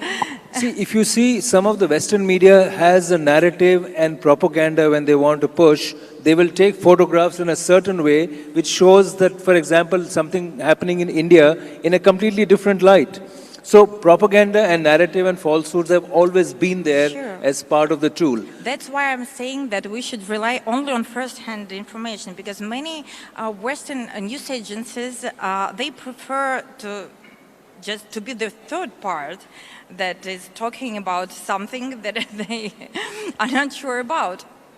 That's why Sputnik, for example, we have dozens of bureaus around the world, so we can check very quickly any video, any photo, and that's why I'm proud to say that our information is 100% verified and checked. Because there's a platform. That is the difference between, you know, a platform which is almost mainstream media. You come with a brand. At least this is Sputnik is saying this. But here, anybody with a mobile phone is a journalist. How do you counter that? So this will happen, there'll be a process. See, even the credible media organizations today, when they began, people didn't know them. It is over years and decades that they built credibility. And those who did not build credibility, they were not respected and they lost the market. Individuals who are also doing similar work, whether on YouTube or others, over a while, there will be a situation where the genuine ones will survive and the ones which are fake will fall away. But it's not as easy as it should be, because some of the ones who are online also have a lot of backing. They are pushed, and you know, some of the exposes that we see from USAID, we see how money was channeled into fake media outlets, people who are propped up only to push propaganda. So online allows that at scale. It isn't that it wasn't earlier, but it allows that at scale. It is allowing a lot of countries to meddle and influence the thinking of open democratic societies. So technology is enabling it, but we still have to figure out a way, and I don't think we have the answer yet on what is the best framework to prevent it. Self-regulation, or should there be some, is it, you know, do you want the regulation to be enforced, or should it come from within? Well, I think that the sources of news should be chosen properly, and that's the main thing what I'm talking about. Well, ground level reporting is still required. You know, one of the things that we don't have, we need to invest in, is people and reporters on the ground looking at what's going on and reporting without a bias or agenda. And then you need structures to be able to disseminate that, again, without bias or agenda. We are living in the world of views. So I want to ask a question. When there is something which you know is totally, you know, wrong, this thing. So do you give this hand, one hand, or the other hand, or you go out and you call it out and say this is wrong? Or will you still give the other point of view? We are journalists. We shouldn't have, we shouldn't give our own point of view. We should give all the point of views and give the people opportunity to decide who is wrong, what to think, and just to take their own opinion about everything. That's our job, main job, I think. News versus views, what is your... I think news and views. People now want perspective, not just information, because facts can be twisted. Therefore, you need facts with context. And I think that's going to be the way ahead, especially if you look at the younger generation of consumers. They do not have any respect for legacy media. They want information, and I think that's why I complimented you, Olga, that the way you are presenting news, you know, that 1971 episode with that Game of Thrones meme was brilliant, because it gives enough information for the younger audience to want to know more about what went on. So which helps, because you are actually making it more alive, real-time, finding real-time examples, something to make a direct connect, because your audience also has a 2-second attention span. Sure, it's more like understandable for young people, young generation, and well, for old people, these memes, they don't work. Yeah. So there is, as we were saying, what next? So I think the age of next is the social media and, you know, 2-minute reels like this, right? Well, I can't even imagine what's next, because I told that even 5 years ago, I couldn't imagine that we can transmit, translate, do subtitles and so on in just 1 minute, and that AI Alexander Dugin will talk 15 languages just in 30 seconds. Okay. I think the next thing, Priya, just to close, is we Closing need to have comments. more collaboration in the global south on media. We have to collaborate at BRICS level. We have to collaborate in media on a lot of non-Western platforms to make sure that we are in control of the narrative of what's happening in our part of the world. Thank you both for this conversation, and I would also like to welcome the very articulate Smriti Irani is here. I think she's seen both sides of the media, so she would know something of what we're talking about. But thank you both for this conversation. Thank you. Thank you. Well, thank you very much for that session, Priya, and of course our guests who joined us for it, both Pranjal Sharma and also Olga Lisagor, who of course has come in and given us, of course, that power-packed presentation on Sputnik News and, of course, also on media in Russia. So that was, of course, the special session on Next in Media. Looking forward at media for the future. We are now moving very swiftly ahead to our next keynote speaker, of course, today, who will be in conversation with Editor-in-Chief of NewsX, Rishabh Gulati. The next session, of course, is titled NXT, Next in Technology for Humanity, a very important, relevant issue. And for that, I invite on stage Smriti Irani ji, former Union Minister of Bharat, of course, a very eloquent speaker, a lady, of course, self-made lady who needs no introduction. And we are very, very happy to have her in our midst today for this next session. In fact, it's going to be, of course, a riveting conversation on Next in Technology for Humanity. Let's welcome Smriti Irani with a warm round of applause. Thank you very much for being with us today. And this session, as I said earlier, is going to be moderated by Rishabh Gulati, Editor-in-Chief of NewsX. And the floor is now yours. Thank you, Uday. Forgive me, I'm losing my voice through the course of the day. But we have a very interesting individual who's about to have one of the most interesting conversations with you that you probably heard all day. And we've had some of the best people speaking all day. Interesting individuals because she comes from a very rich life history, who has done some things which, are worth reading for in a biography, hopefully, very, very soon. Amazing stuff that has happened, and that life history has gone through so many levels. Humanity is going through a life history. We are calling it AI, we don't necessarily understand it. So, Smriti Irani, let me ask you this very interesting question. What does AI mean for gender? I think one of the greatest fallacies that have been sold is that technology is agnostic to bias. As AI grows, one recognizes, realizes, and many people monetize the fact that technology has created certain schisms, certain gaps, which have become opportunities for many. Those who have lived as thought leaders or as policymakers dedicated to equity, their decadal presumption was that equality will be assured. That is still a challenge. When you talk about the age, let's say, of AI, many people compute how much it'll add to a nation's GDP. Not much psychological computation has been done as to how it'll affect the psychology of consumerism. And from a gender perspective, if you look at global research, you will find that of everything that women earn, close to 80 to 90% of their own earnings goes into the health and education of their own families.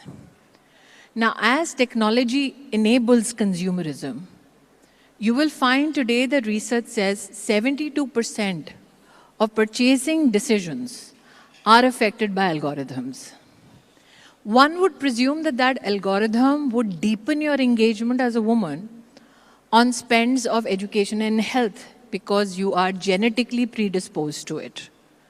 But what happens is that technology and the Journal of Psychology especially says that women through algorithms get 22% more spending on perishable consumables and are 30% less likely to get algorithmically driven data sets or content which encourages them to invest.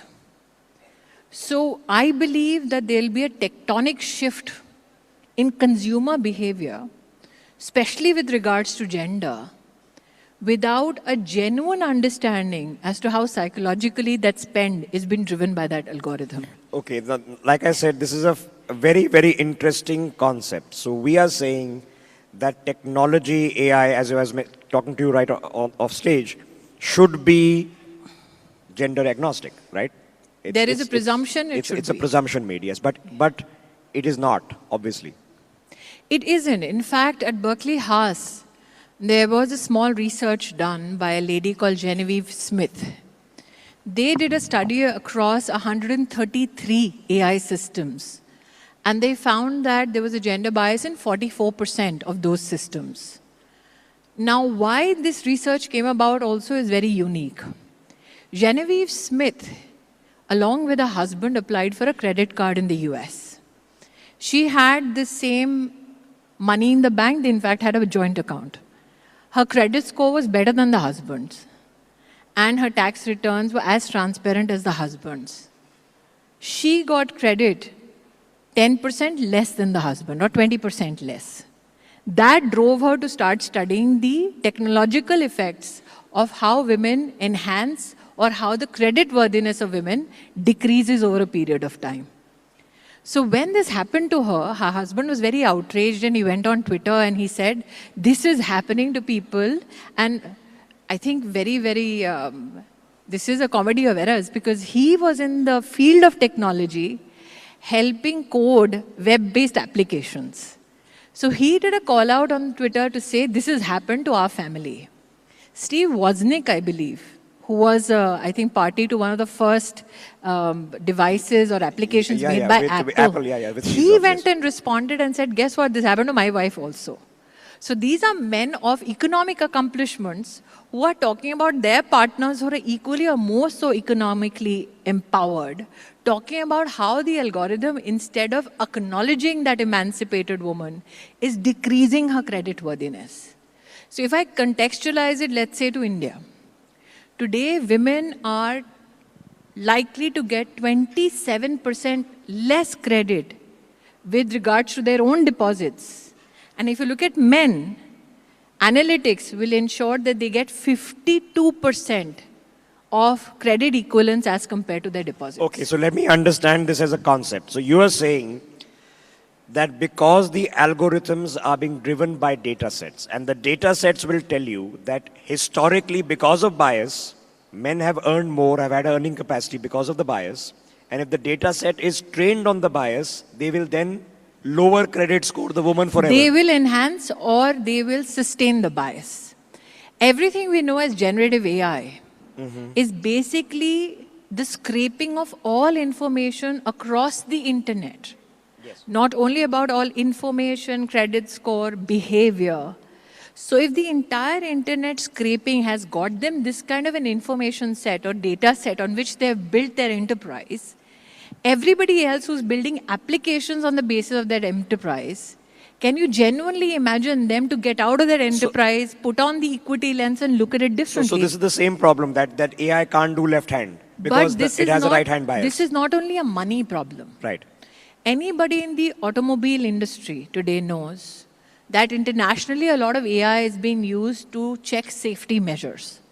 So if you look at those AI systems or those technology systems, you will find to see the impact of collision on the front driver's seat, they use a male body or the dynamics of a male body on an AI system. They do not anticipate a female driving and the impact on a female body. They do not anticipate a pregnant woman driving. And research now has showed that in the same scenario, because women at the secure testing drive phase itself are missing as a consideration in research, 44% women are more likely to be injured in the same kind of accident that a man may have, and 17% more are likely to die as compared to men.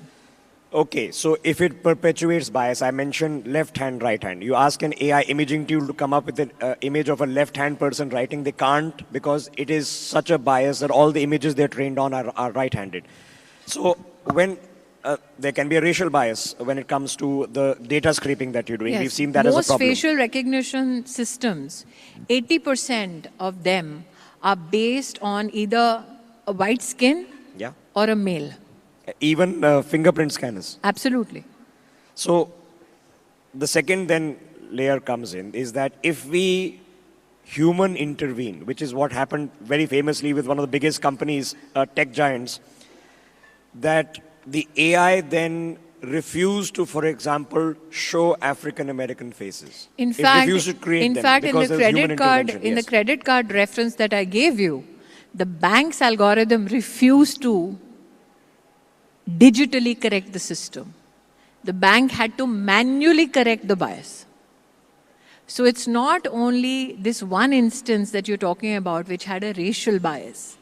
It's the computed even, I think, new firewall against any attempt to correct bias that even a bank of repute, and this is an open research which anybody can look at.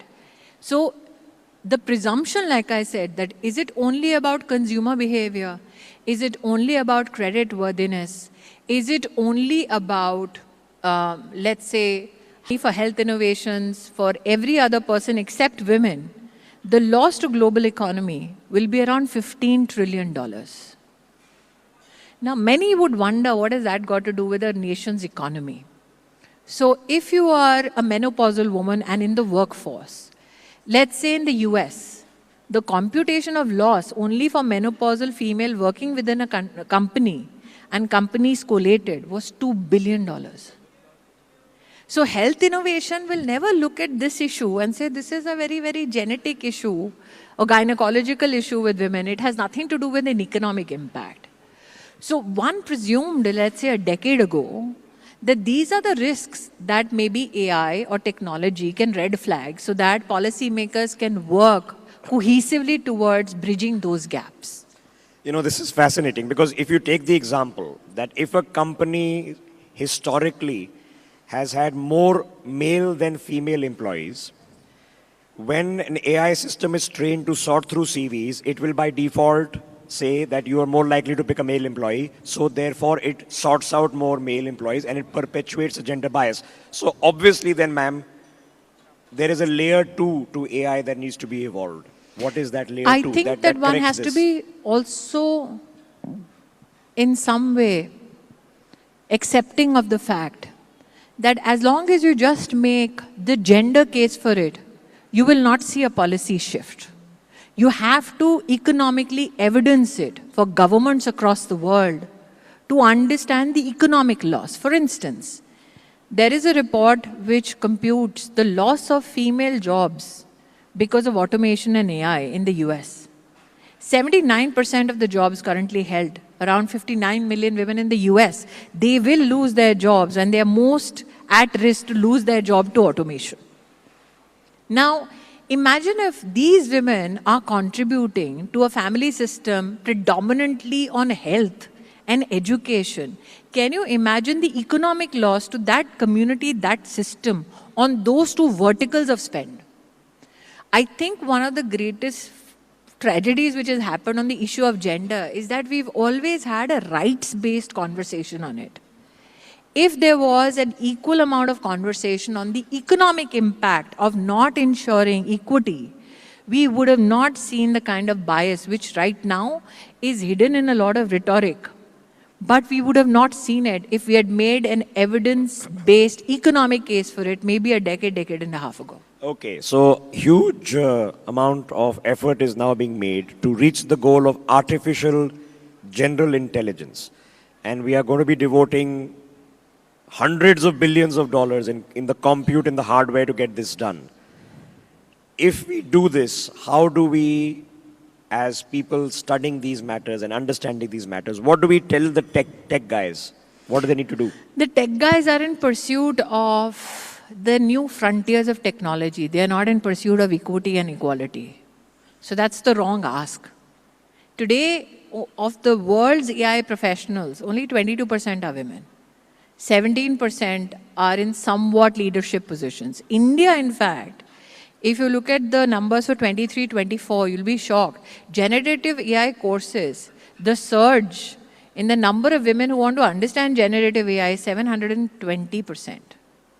But generative AI courses which can help you become leaders in AI, that in India for women has gone up by 800%. Which means women understand that it's not only essential to be a consumer of AI, you have to lead in that field. Otherwise, there is not a lot of agency in just becoming a consumer.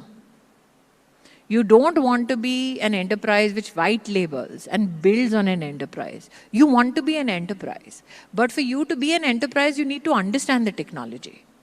So do not expect the technologists. They are chasing the next frontier of technology. For instance, I think Pranjal was here and he spoke about Davos. In Davos, everybody was talking about Anthropic, AI agents.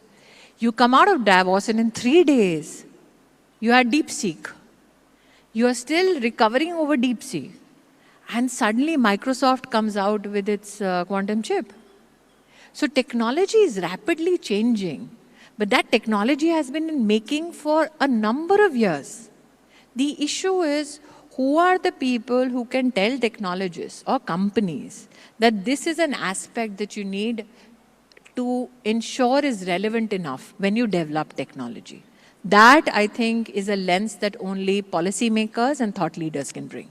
But can policymakers and thought leaders influence the data sets? Because the AIs are being trained to literally think for themselves on the basis of data sets. Not to think about data sets. Not how data sets are right now. I don't think that many thought leaders or policymakers can even comprehend the alacrity with which data is now getting computed. Why I'm saying policymakers need to put a lens at it. Quantum computing, if you look at it from a financial market point of view, in the financial modeling, they'll talk about risk analysis. They'll compute, let's say, the time taken in terms of fractions for what you would normally take a century. They'll do it in, let's say, 2-3 hours or 10 hours. Now, if the model is not built to recognize these little fissures, then you'll have a problem.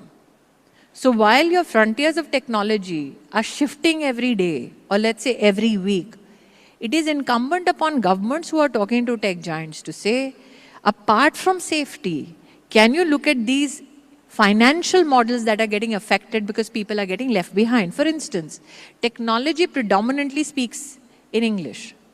There was a time when people thought that technology means you need to know how to code.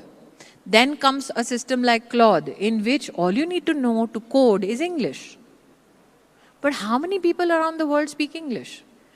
How much of your knowledge systems, financial or for that matter scientific, gets lost because science does not speak that language to technology? Or, well, technologists say that they can now bring up the best in translation. So, okay, I've short For of time. that, they will need to hire those. You have 435 languages which are rare in India. Yes. Which technologist has found those rare linguists? Good point. And the rarest of them all is India's 5,000-year-old language, which we are yet to You have decipher. 16,000 dialects. It's a conversation. Okay, I'm short on time. So now, what do you suggest? What do you suggest we do? As people, what should we do? I think that one has to first recognize the bias to address it. I believe that this is the platform which for the first time, in fact, even enabled this conversation. I have not been on a platform in India where I've had this conversation. This conversation was had by me only at Davos. So I say, before you say what's next, ask whether the next that you ask for, is it bridging the gap or deepening fissures? And for that, I'm genuinely grateful to this platform for recognizing that while you're talking technology, while you're pushing towards new frontiers, you need to know technology was supposed to be an enabler and was supposed to leave no one behind.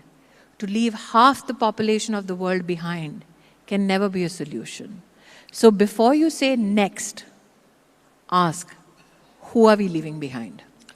All right, I think we've got our clip for technology then to process and put into some algorithm. Smriti Irani, as always, this was a pleasure. For people in the audience from other parts of the world, I've done 20,000 hours of television, and all of us grew up watching her on television, first as an actor, then of course as a minister, as a political leader, one of the most vibrant voices in the country. As always, ma'am, pleasure talking to you. Thank you.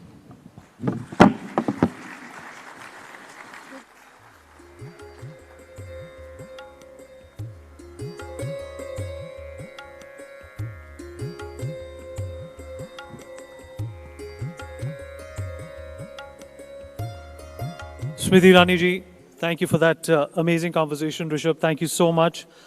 We're going to have you back on stage momentarily.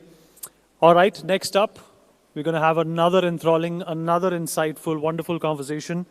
Amongst us at this point in time is Honorable Union Minister for Science and Technology and Department of Space, Dr. Jitendra Singh.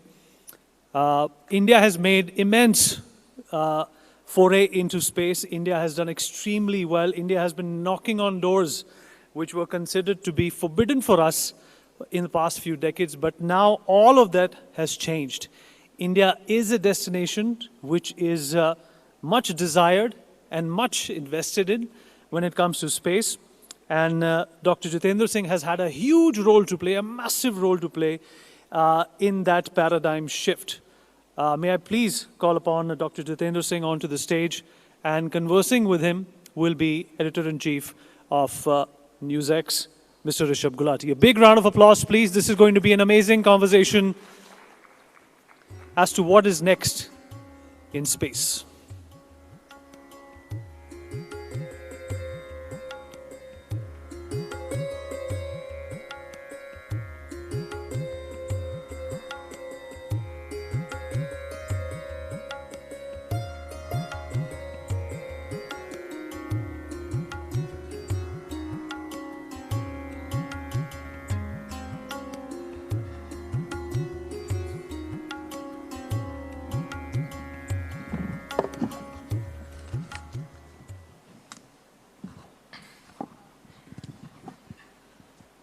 All right, let me do an introduction first. Ladies and gentlemen, Dr. Jitendra Singh is, of course, a medical doctor by profession. He is one of the most senior ministers in the cabinet, handles a very complex task of not only personnel and PMO, but also the technical departments, atomic energy and space. Crucial areas which are core to our conversation in this platform. What is happening next? Now, it's a topic I'm really passionate about because there is a booming space industry, and forgive my voice, booming space industry in India. We are about to have our first private sector space launch. We have some of the best companies putting up satellites capable of providing services which we need in space. We have now identified through our in-space program and a policy that has now been formalized to open up the resources of our space organization, ISRO, which of course famously landed on the south pole of the moon about 18 months ago, to the private sector. We are setting up a second launch facility in Tamil Nadu and a whole host of fascinating things. Now, we can talk to Jitendra Singh ji about health, because, sir, we did the session on nafrithromycin. Oh, yes. Right before this. Oh. Nafrithromycin is an antibacterial developed in India that treats all the drug-resistant bacteria, which is, of course, a major problem. So, my last conversation with Jitendra Singh was on nafrithromycin. Today, sir, let's talk about space, then we'll do quantum. What's happening about next in space? We know there is a manned mission being planned. We know that there are dreams to go to the moon. What's going on, sir? No, thank you. Thank you at the outset. Thank you, Rishabh, for having me over here. And I must compliment for this beautiful conclave. I think possibly the first of its kind over here. And I'm sure it's going to be a trendsetter for many such more events to happen. And it's going to lead us to a number of valuable conclusions to follow up with. Now, yes, let me pick up by complimenting you for doing a session on erythromycin, as you said right before this. And just to add to what you might have already discussed is that earlier to this, all the antibiotics that were being marketed in India underwent their trials, and also the salt was developed outside. Of course, we got it here, we manufactured it, marketed it, but this was one such antibiotic which was indigenously developed, tried, and I'm proud that I'm associated with the Department of Biotechnology which did that, right from the first antibiotic that we had somewhere in the late 90s, the penicillin, which was founded by Alexander Fleming and was rated as queen of drugs. The successive generations were actually alien. So we have actually opened up into a new arena in the medicinal drugs as well. And of course, that's a beautiful example of public-private participation, because all the trials and the salt was developed in the public sector, as he said, in the Department of Biotechnology. And then they partnered with a private pharma house called Vocards. So having said that... Yeah, so the head of BRAC was here to discuss this, yes. Oh, that's fine, that's fine. So you want me to talk about space? Yeah. Yes, I do, sir. So, see, I think what is amazing, the space story of India is in itself going to be a case study in the years to come. Because the entire shift or the quantum leap that has happened in the last 4-5 years. And it's important to understand the strategies behind that. I mean, before I come to the future missions, because, and of course, some of the recent missions that you referred were amazing, because ISRO, the Indian Space Research Organization, was established in the year 1969, which has gone down in the history as the year when the US landed its first human being on the surface of Moon, Neil Armstrong. And ISRO was just being born. But today, they have landed on the southern pole of Moon before anybody else. But what has gone behind this is something which is, I think, a subject of research, because for 60, 70 years, ISRO was predominantly depending on the government sources, and therefore not able to exploit to the maximum extent the potential, the talent, and the capacities and the human resource available to us. And the human resource was available. If you go back to the archives and see the pictures of Sarabhai carrying some of his goods on the carriage of bicycle, you would understand against what constraints he was determined, or his team was determined to work. And therefore, the turning point happened when a few years ago we put this across to Prime Minister Modi, and I think it's time to acknowledge him for his personal intervention. He allowed us to open up to the private sector. Because if we have to actually move on from where we are today and also meet the global benchmarks, then we have to follow the global strategies. And we always drew parallel with NASA without realizing that NASA never depended primarily on the government source. Most of its resource was non-government. So for the first time, when we gave up that inhibition or broke that taboo of the past, which media fondly also described as unlocking of the space sector of India, we have a huge, huge investment from the private sector, even the FDIs, which have been allowed, which has been liberalized in case of space. And the result is that our first generation startups are not only world-class, but they have turned into massive Okay, so I'll plug them, because Srinath and Tanveer and Agnikul, Bellatrix, Dejantra, Pixel, all of them were here, sir, this morning to have these conversations, and they were sitting with Mike Massimino of NASA, and Oleg has been here. He's of course from Russia. He's a cosmonaut. So we've had fascinating conversations. But how exciting is it for people who don't know? So Pixel has just done a launch, and they do multi-spectrum analysis of Earth imagery. They've done a launch with SpaceX. Bellatrix, Agnikul, they are doing rocket testing, and maybe within a year or so they'll have rockets to go at least to near Earth orbit. Yeah, and the other one which also came almost at the same time, the Skyroot have set up actually a rocket factory close to the Hyderabad airport. So that means there was huge amount of potential which was not finding the right kind of outlet or the right kind of enabling milieu which has been provided now. And now that it is there, I think the best testimony is that we had this European Union delegation over here in Delhi these days. You've just come from the meeting, and I know some of it's off the record. And I believe the Prime Minister has spent several hours. So Absolutely. This is something we are taking very seriously. Yeah, but what I was going to tell you is that this morning itself, I happened to be with the commissioner responsible for space sector. Right. And he said that 21st century is going to be the century of space, and India is going to occupy that space. So I think that is how now the world has started looking at us. The space sector of India, the manner it has undergone a reshaping or rejuvenation in the last 5 years or 6 years has actually changed the perception about how India is looked at by the rest of the world. And not only that, I think our achievements in the space sector have also given us space in the media. Otherwise, in conclaves like this, science was hardly a subject of a very elaborate discussion. But now there are exclusive conclaves dedicated to space sector. Okay. So I think that's pretty much every interview I've done with him for the last several years is we've always picked up on space. No, that's very kind of you. What I'm trying to say is that it has generated a huge amount of popular interest.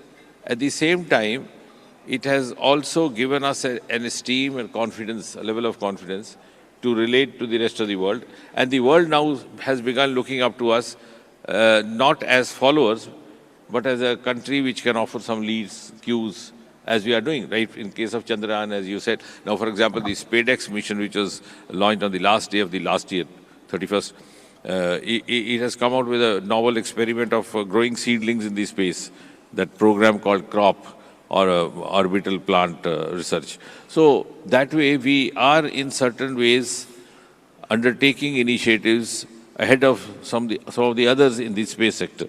So India now has, of course, the various Chandrayaans which are circling the moon. We have Aditya, which is studying the sun. Absolutely. What are the other plans, sir? Let's talk about the future. What's happening next? Yeah, see, this 2025, we began with this SpaceX, which was the last day, then a NavIC satellite. Now, very soon, we'll have a US satellite being launched, which would be, again, dedicated to the kind of work that you're doing, communication through satellites. And then we have a NISAR satellite, which is a collaboration between NASA and ISRO. It had to be done somewhere in September, October, but it had to be put off. Some component of the American collaboration was found to be redone. So they took it back, and now I think by March it will happen. Then we'll have 2 or 3 test flights. That's a polite way of saying that NASA had to redo it. Okay, all right, fair enough. Yeah, I'm glad you said that. So then we'll have 1 or 2 test flights. And finally, maybe towards the end of the year, we'll have a final, you can say, dress rehearsal flight for Gaganyaan, the first human mission into the space. Of course, we had a human being in the form of Rakesh Sharma in 1980s, but that was a Soviet mission. So the final flight towards the end of this year, which would carry a female robo called Vayo Mitra. She'll perform all those tasks which are to be expected by the human astronaut and also come back safe. So when all that is accomplished, and we are also confident of getting back our astronauts safe, because sending them up is important, but equally important is getting them safe back. And that's a very collective and collaborative, integrated effort where the naval guards are involved, the Navy would be involved. So when all that is accomplished, then hopefully in the beginning of next year, or maybe towards the middle of it, an actual human mission will happen. Okay, so... And then if you talk of the calendar, then 26 hopefully would be marked by Gaganyaan, 27 with Chandrayaan 4, which will have that docking. Tell us something. Chandrayaan 4 is now. What's the next mission? We've done South Pole. What's next, sir? Docking and docking. Okay. Which will do docking and docking. Also collect the samples which are already there in Chandrayaan 3. Then 27 we'll have a Venus Okay, so let me hold you there. Chandrayaan 4 is going to land on the surface of the moon, yes, then take off from the surface of the moon, dock and send and come back to Earth with samples. Yes, it would, yeah, it will dock and also possibly try to take the samples which have been collected, get them back. And that's why our SpeedX was very important, because it's a huge bearing on the successful accomplishment of our subsequent missions. Chandrayaan 4, of course. Venus, of course, is going to happen in 28. But when we are also planning an international space station, indigenous space station called Bharatiya Space Station by 2035. For that also docking and undocking will be very important, because you have to make the astronaut move in. Not only that, docking and undocking also comes into application when, for example, you want to supplement the payloads, or you think a satellite is doing a good job, you don't wish to get it back, you want to prolong its life. Okay, so... And by 2040, I think, will be the landmark year when actually an Indian astronaut lands on the surface of the moon. So, ladies and gentlemen, you sort of heard it here. This is not next month's plan. This is a plan for the next 15 years. And of course, space research sometimes takes those kind of time scales. But all right, in terms of the excitement factor, are we seeing the same transition that we've seen in the United States? That NASA goes more into research and the private guys do more into near-Earth commercial launches? Is that what we're going to see, sir? Yeah, see, gradually we are now very new to the private sector. But of course, we have the communication satellites, the navigation satellites, and we also have the Earth observatories.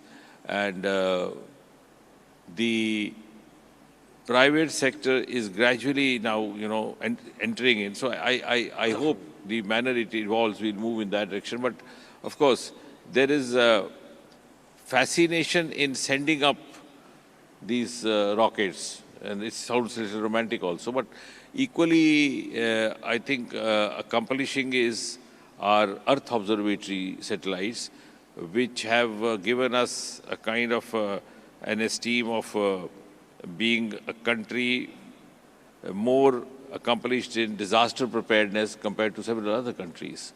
And so accurate now that we are catering our inputs to most of the neighboring countries. All the SAARC countries also. So I think the private sector, as it finds, some of these areas which you mentioned, getting them better outcomes, they would step in, because after all, they also have to sustain. Yes. Because it's easy to start a startup, it's difficult to sustain it. So sustainability comes from a very close synergy between research, academia, startup, and industry. And a huge lot of industrial mapping is also, behind the scene going on. Because if they find that you have many takers for Earth observatories, like for example, now our forecast system is becoming almost a part of life. For example, in the heavy downpour in Mumbai during the monsoon season, people are now getting habitual of looking at their watch to decide whether to carry umbrella with them or not. So we have a program called Now, which gives you an accurate forecast for the next 3 hours. Now, tomorrow, when a private agency finds that, okay, this is now going to sell us, so they would step into that. Fair enough. So it'll be, kind of a reciprocal thing happening. Okay, fair enough. So let me put this into perspective. And similarly, the communication satellites. Now we have more of television channels, seeking our services. So also, and that's the reason that the private parties are coming to seek our services in PPP model for communications. And we set out 72 communication satellites for some of the private players who were engaged in the communication industry. Ladies and gentlemen, I'm out of time, so let me put some of these thoughts in perspective. He said TV channels, that's my neck of the woods. There are 970 television channels operating in India, of which 350 are news channels. Believe it or not. India today is consuming 20 gigabytes of data per month. India is a huge market, and that's why I said the private sector also will be determined, will be definitely driven and motivated by all these facts, figures that you are narrating. So these are not plugs, they're not advertisers, but watch out for Pixel and Dijantra and Skyroot and Agnikul. And just to put it in perspective, you've heard of the cosmonauts, the astronauts. We're going to be calling them Gagannauts.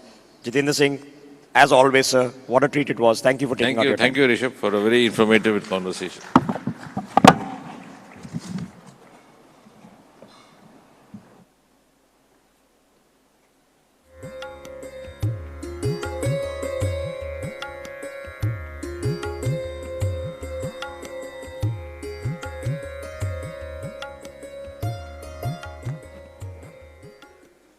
Thank you, Dr. Singh, for that wonderful session. It was ever engaging and a lot to learn from. All right, for our next session, we're going to, in fact, hear from some stalwarts on what is going to be next in nuclear, not only in India, but all over the world. How is this technology or this resource going to be harnessed to create more avenues and more areas for change and efficiency that can be utilized by all humanity?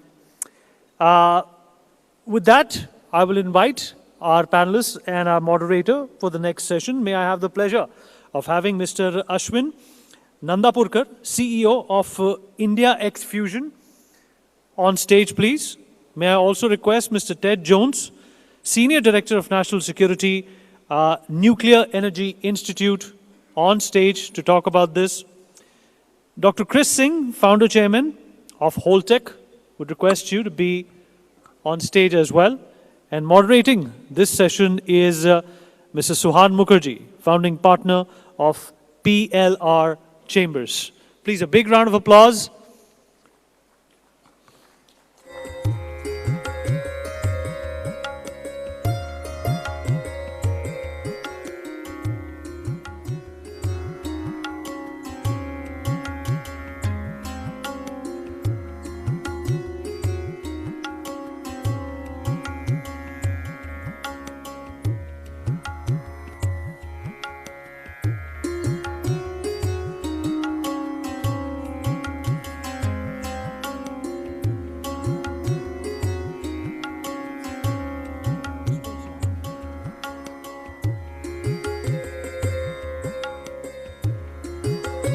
And now it's time to move forward, of course, to our special Next in Sports session.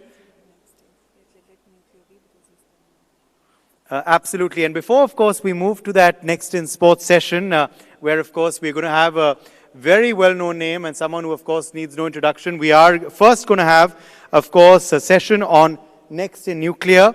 And for that, of course, and Next in Nuclear is, of course, remember, a very, very important, pertinent issue. It's an issue, of course, it's a domain, it's a sector where we are seeing tremendous collaboration between India and other countries, of course, abroad. What is the potential for this, though, going ahead? That is something we're going to focus on. Remember, this is an energy of the future.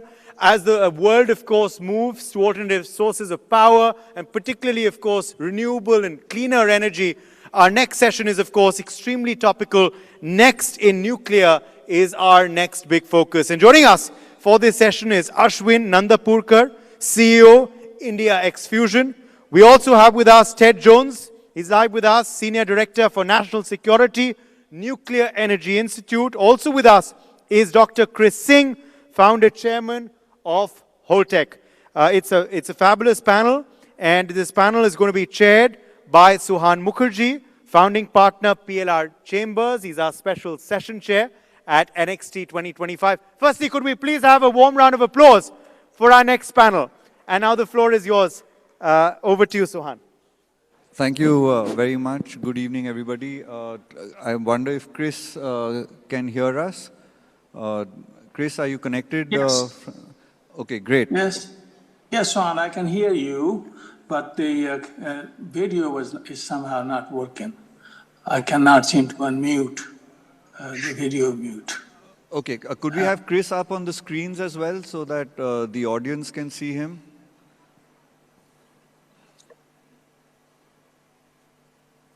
No? Okay, anyway, we'll move ahead and take up the session. It's a pleasure to be here. It's also heartening to see that we have nuclear being discussed in a forum like this. It's probably the first time that we are actually all coming together as an industry and sitting in front of everybody here. The speakers are from various backgrounds. Chris Singh, the CEO, founder, chairman of Holtec, is somebody who went from India and built a successful nuclear business sitting out of the US. Ted is someone who, we've known each other for nearly 20 years now, I would say, because in the first run of when the nuclear sector was opening up and there was collaboration with the United States, Ted brought his first mission of over 60 companies from the US in 2006. We're still there to see a lot of success come through as yet an actual business happening, but I think it's heartening that the budget spoke about this, and Ashwin is here to talk about fusion when we move forward. But my first opening remarks, I would request, Chris, if you could tell us, how you built Holtec and the ecosystem that enabled you to build the business of Holtec sitting out of the US that spread across the world, across multiple jurisdictions, and I know that you now have manufacturing in India as well. If you could shed some light on what are ecosystem enablers for the nuclear sector to actually develop in a country.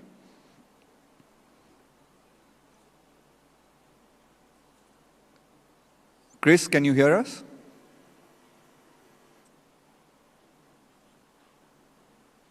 Okay, maybe we can start with Ted, who also has membership from around the country, and different countries around the world. On how do you see ecosystem development and what are models that India could look at to increase private participation and an opening up of the market? Well, it's a very timely question since India seems to be considering private sector participation in the nuclear energy sector. The United States is one of the few countries in the world that has had private sector leading in the nuclear energy sector from the beginning.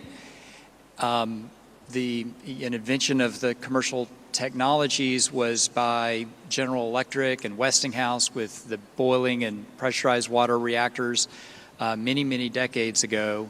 And since then, the U.S. has a very large ecosystem that includes a lot of public-private partnerships. And internationally, we have been very comfortable working with both governments and private industry. I think the U.S. has a pretty strong record of industrial partnership with technology transfer and localization and even standing up new nuclear industries that in some cases have become rivals in their own right. So I think India, with its dynamic private sector, has a huge possibility to deploy nuclear in different areas as it's required today. And I think there's a lot of companies in the U.S. who would be interested to explore partnerships. So widen the momentum that we built up that led to the 123 agreement and thereafter, the liberalization in terms of the partnership and legislations in both countries that enabled India to firstly become the first nuclear weapon state to actually get a lot of waivers and to be able to participate in international civil nuclear commerce. Not actually concretely have new plants being built, technology being transferred, capital moving across these countries? Yeah, that's a good question because it was 2008 when the U.S.-India Section 123 agreement was concluded. And so that's a long time ago. We could have built some nuclear power plants by now. I think a big hindrance was the policy on liability that was implemented 15 years ago in 2010. This just introduced some deviations from international norms, and U.S. companies and other private sector companies as well were just a little unwilling to do something that they don't do anywhere else in the world. But there does remain a great interest in partnering in multiple dimensions here in India. And I think that with consideration of reforming some of these policies, you could see finally this potential realized. So the speech of the finance minister recently when talking about the budget, it was very clear that she put it out on the floor of Parliament that there is going to be amendments to both the Atomic Energy Act as well as the liability law. What would you like to see, quick few points on what you would like to see in those amendments if, and I will say that you represent more than just US industry given that the Nuclear Energy Institute has membership from Europe, Japan, etc. And it's also been one of, the liability has been one of the hurdles that the French have also not participated. And the agreements of what was previously Arriva and then EDF to build in Jaitapur has actually not moved forward, even though there was a revised agreement between NPCIL and EDF in 2018. And I can say, having chaired the Civil Nuclear Liability Committee on the Indian side, that there are Indian companies that have also been hesitant to move forward. So what are the top things that you would like to see as part of that change? Well, you're correct. The Nuclear Energy Institute is based in Washington. We're mostly U.S. companies that own, operate plants, design plants, service them across their lifetime. But we have more than a dozen countries that belong to NEI. And what I hear is it's not that complicated. Really, there's an international practice on nuclear liability that the IAEA has modeled, and I think conforming to that is really the main thing. I would say that U.S. companies in 2025 have a lot of opportunities in the world, and they have for so long not been engaged in India that it probably needs to be something very effective to remind them of what brought 60 executives on that first trade mission. And I think that would definitely come back. Okay, I'll shift gears slightly and come to you, Ashwin. I know you're the India CEO for a Japanese startup that's working in fusion. I think for those of us in the room, could you do a fusion for dummies and let us know, what's the breakthrough that's recently happened on the fusion side where people are now thinking about the fact that there could be a shift in technology over the next 10 or 15 years to actually realize things. Oh, and I see that Chris has been able to also log in, but go ahead, Ashwin, and then we'll come to Chris right after. Cool. So I'll give a quick intro of what is fusion for dummies, as you mentioned. Fusion is the reaction where two small atoms come together and form a bigger atom and release a lot of energy. That's the reaction that powers the sun, that powers all the stars for millions of years. That's what a lot of private companies are trying to create on Earth to solve the climate crisis and energy crisis in the world. This has been happening for the last about 75 years. Research started in the 1950s in the US.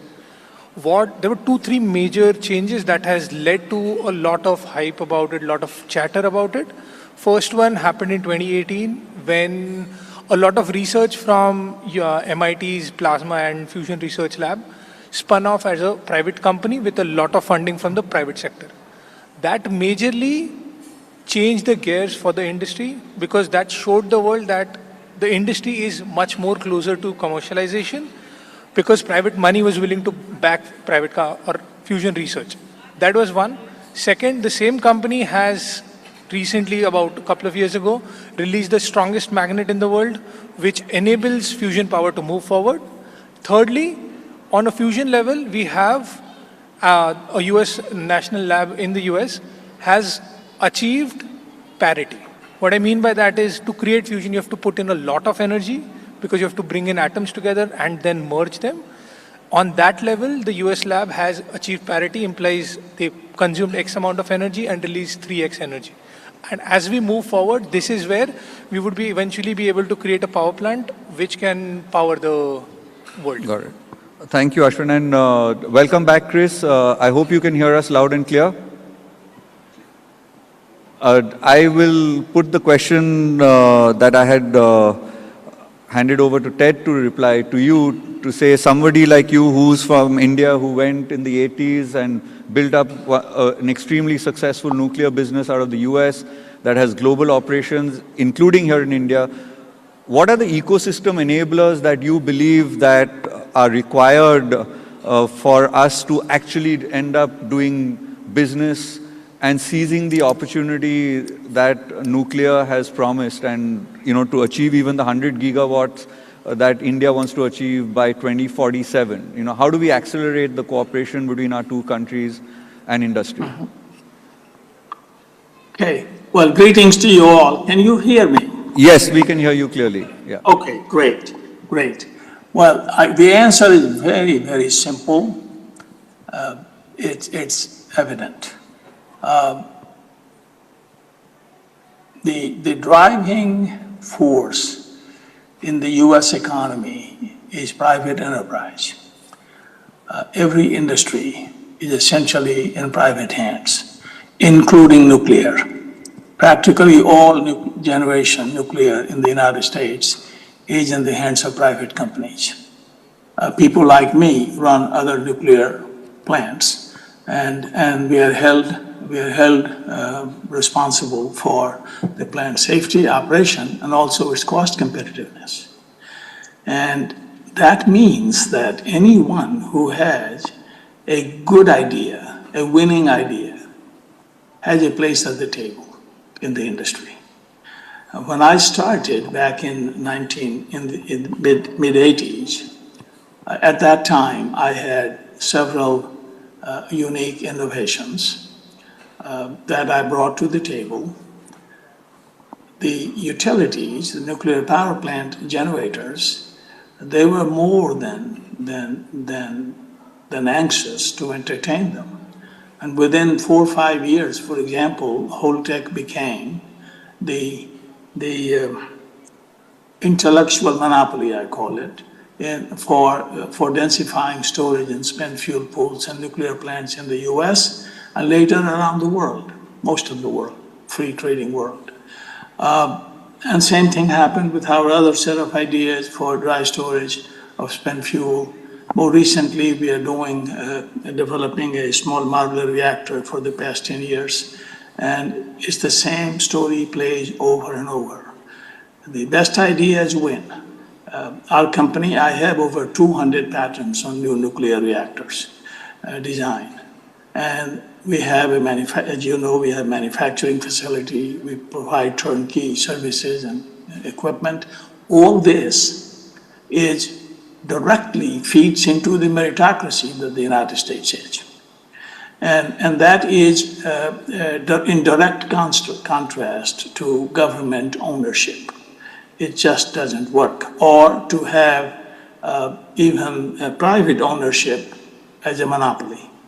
US has continuously tried to erode public government ownership and make it private.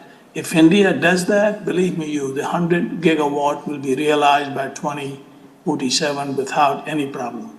Also, private ownership will allow the country to attract vast amounts of capital that is needed. So let the marketplace do its magic and just free the country from the government direct ownership of the nuclear industry. Nuclear is no different than any other industry today. Our small modular reactors, even if you try to sabotage them, it's not going to produce a radioactive nuclear cloud. It's a walk-away safe reactor. So why treat nuclear in a special category and keep the government in full charge of it? Why not open it up? And that is my lesson in over past 54 years that I have been in nuclear.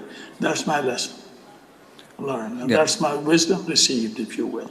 Okay. No, thank you for that, Chris. And I think there is a public fear here, and and if we were to go by the statements of the government, there are certain strategic sectors where they won't maybe go to 100% privatization, but there is a likelihood that we may see a joint venture model happen, or we could possibly see liberalization as far as SMRs are concerned. And would that be a model that could still attract private capital and technology, where we see an initial few steps on joint ventures between the public sector and the private sector, and step-by-step build up to complete private sector ownership over nuclear generation plants? Yes, there is some wisdom in it to go slow and not to make a radical change overnight. SMR is a perfect place to do this because, as I said, the criterion for admitting an SMR in India, technology in India, should be that it be walk-away safe, because that will give public the confidence, that will give the capital requirement also, as you know, is not as large as it is for SMRs. So it will allow capital, private capital to flow in, get some plants built, and then we, in a well-measured way, open up the market to larger private ownership as the government hones its control. How you control an industry without actually running it, that's the secret sauce here. Okay. How do you do it? So that will take time, and that's okay. But we got to move. The world is not standing still, as we all know. And in the SMR world, there is international competition. I would expect that aggressive rising economies like China will offer SMR at India's doorstep. Countries that are what people call the Indo-sphere. There will be efforts to sell SMRs. If India doesn't provide one, others will. Got that. And that is not going to be good for India's geopolitical situation. Understood. Quickly, Ted, since we're running out of time, where do you think the opportunity lies for India to actually take advantage of the renewed interest in nuclear energy? Because you've seen all the big tech guys, Microsoft, Amazon, Google, all coming in to invest into that. Where is that play that India could actually participate in and make a difference? Yeah, the only impediment there, other than private ownership, is the liability, nuclear liability. And that is the only impediment that keeps foreign companies from investing. And I tell people, it's the Bhopal experience, which is a sad and a horrible tragedy, but realize that the total loss, damages paid in Bhopal were less than $500 million. And that was a massive tragedy. Nuclear plant accidents in the Western world have not caused any such level of human tragedy. Actually, we haven't had a human fatality directly from the nuclear accident. So to have this unlimited liability, and add to that the fact that the SMRs are, unlike large reactors, are walk-away safe. Most of them, not all. They're walk-away safe. So why have such a ridiculously large penalty, liability that hangs in the background and keeps commercial businesses from participating in India? That is the problem.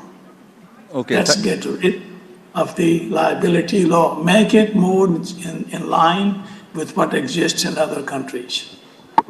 Got it. Thank you, Chris. Ted, if you could just answer that question quickly, because that's what's next for India in the sense of becoming part of the global economy on nuclear. Yes, I think that with the coming to the market of the SMRs, such as the Holtec SMR, India has a tremendous opportunity that never existed in the era of large reactors. These smaller reactors, they're more like building airplanes than building airports.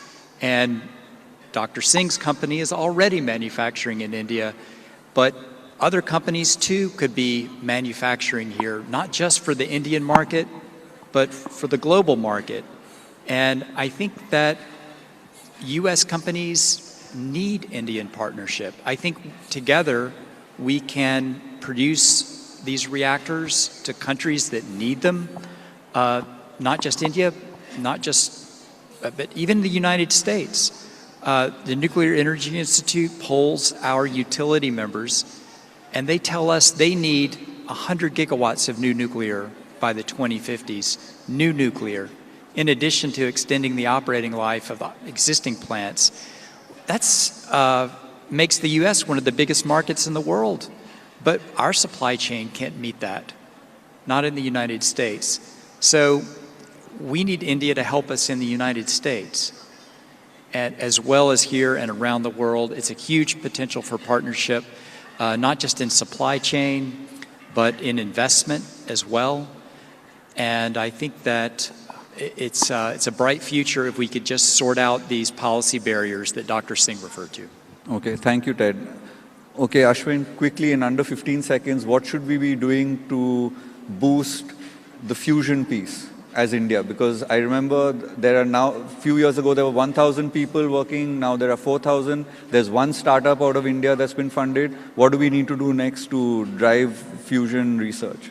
I think it's very simple. We need to participate.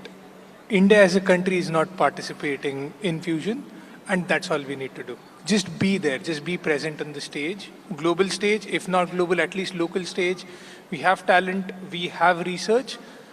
We need direction. As the private sector, we need certain direction from the government, and that's all I would say. Just participate in fusion, because that, I think it could be the biggest contributor to Viksit Bharat in 2047, and that's what I would say. Just participate. So you would say academia, private sector, government just participating in what's going on globally in the fusion industry? Exactly. But majorly from a government perspective, because we don't have clarity if what the government is looking at. Got it.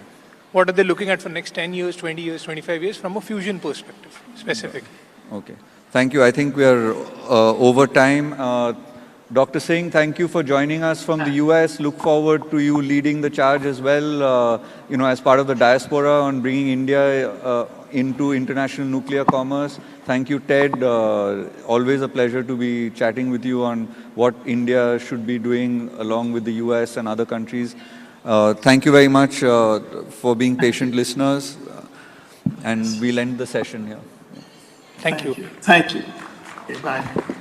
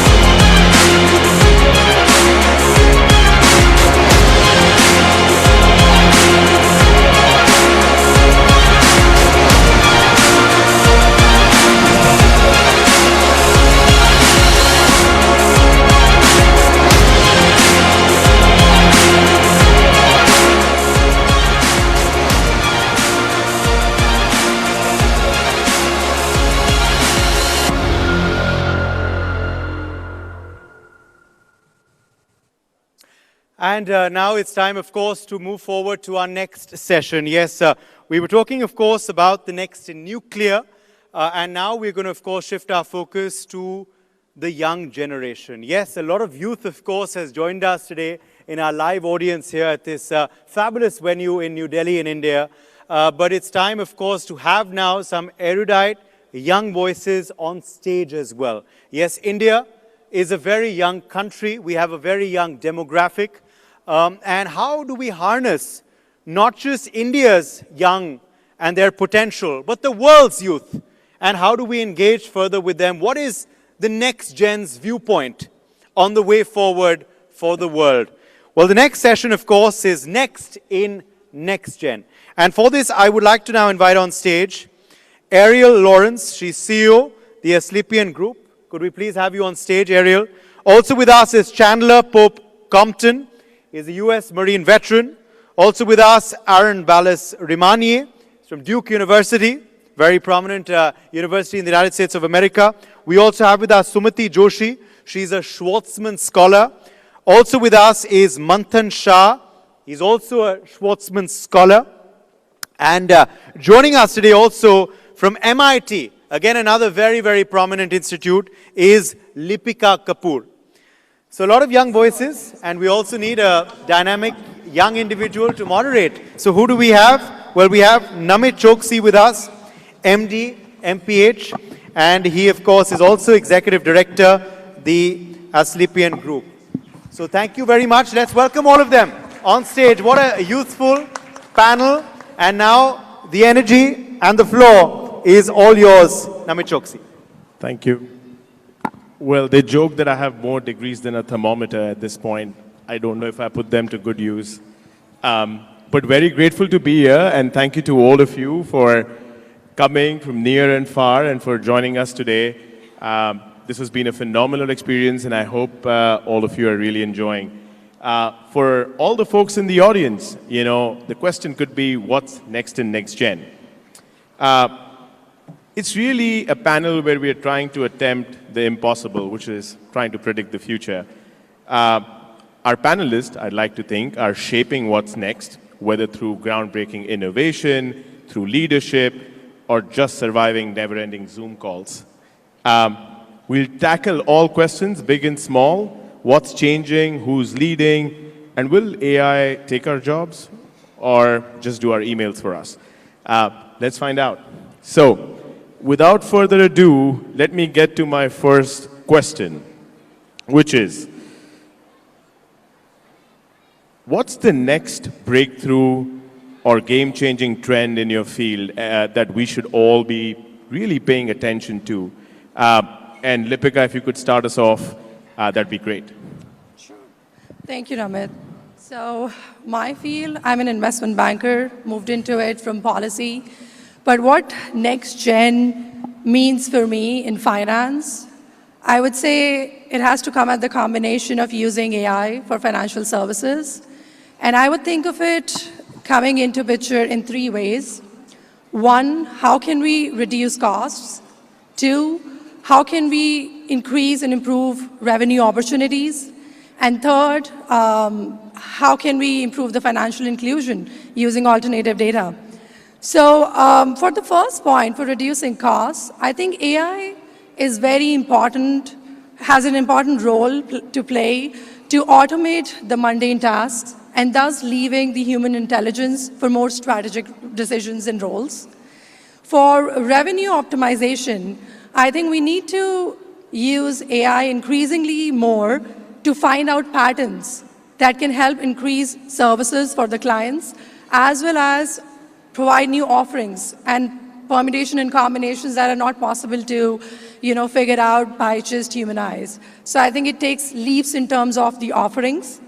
And lastly, for financial inclusion, I feel given the variety of income levels, we have been using alternative data sources like rentals, credit scores, etc. And I think we need to keep using AI-based models to offer more credit lines, payment options, and embedded finance optionality to different income groups. So I would say these are the ways in how I see next gen in finance using AI for a lot of optimization, automation, and extended client services for financial inclusion. Well, thank you for that, Lipika. Clearly shows the number of hours you spend in your bank office. I can switch gears a little bit and move to Ariel. I know, Ariel, you run like an alternative asset management fund in a way, where I also work. but would really love to hear your thoughts on that.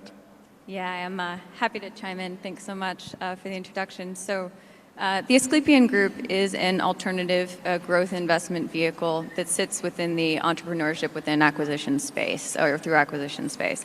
And I think what has been particularly novel in finance, it was just spoken to a little bit, is kind of the increase in financial literacy that has occurred in the last 5 to 10 years. And I think in large part that's actually credit to social media.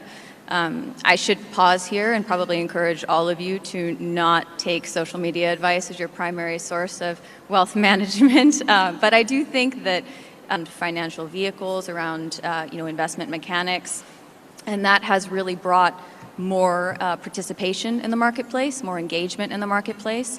And as a result, there is just evolution in the kinds of assets that are being traded, the kind of assets that are drawing attention. So if you think about historically, if you're not in a true commodities marketplace, if you're investing in organizations, that has been pretty exclusive, right? In a venture capital or private equity, it's been a very concentrated set of LPs, it's family offices, it's high net worth individuals. It's been a pretty exclusive group, but as you start to see this improvement in literacy, this improvement in engagement, this increase in digital access, you're seeing more fractional participation. You're seeing just general variation in these asset vehicles, and that's actually where Asclepian sits, is somewhere in between venture capital and private equity, in that we invest and operate alongside operators, but we are, in very many ways, very similar to a search fund, which is a type of investment vehicle that I know we'll talk about in greater detail and depth tomorrow. But I think that all of this to say, the improvements in literacy, the increase in technology, the innovations, the gamification of some of this trading, whether you agree with it or not, it has really been pretty impactful in the field and will likely continue to be so. Well, I think that's very helpful, Ariel. And as we think about financial literacy, it's a good way to kind of string into Chandler, right, who can talk about education. And I know you served in the U.S. Marines, and would love to really hear your perspectives there of what's next. Yeah, absolutely. So I think there's a big conversation we could have about the future of warfare and the way that's changing thanks to AI and a lot of new applications of emerging technologies. But what I'd really like to talk about is how, everyone knows the Marine Corps is a world-class warfighting organization, but it's also a world-class human development organization. And I think I've been really blessed to follow my time on active duty service with my Fulbright Scholarship in Studies here in New Delhi, India, where I've been living for the past 3 months.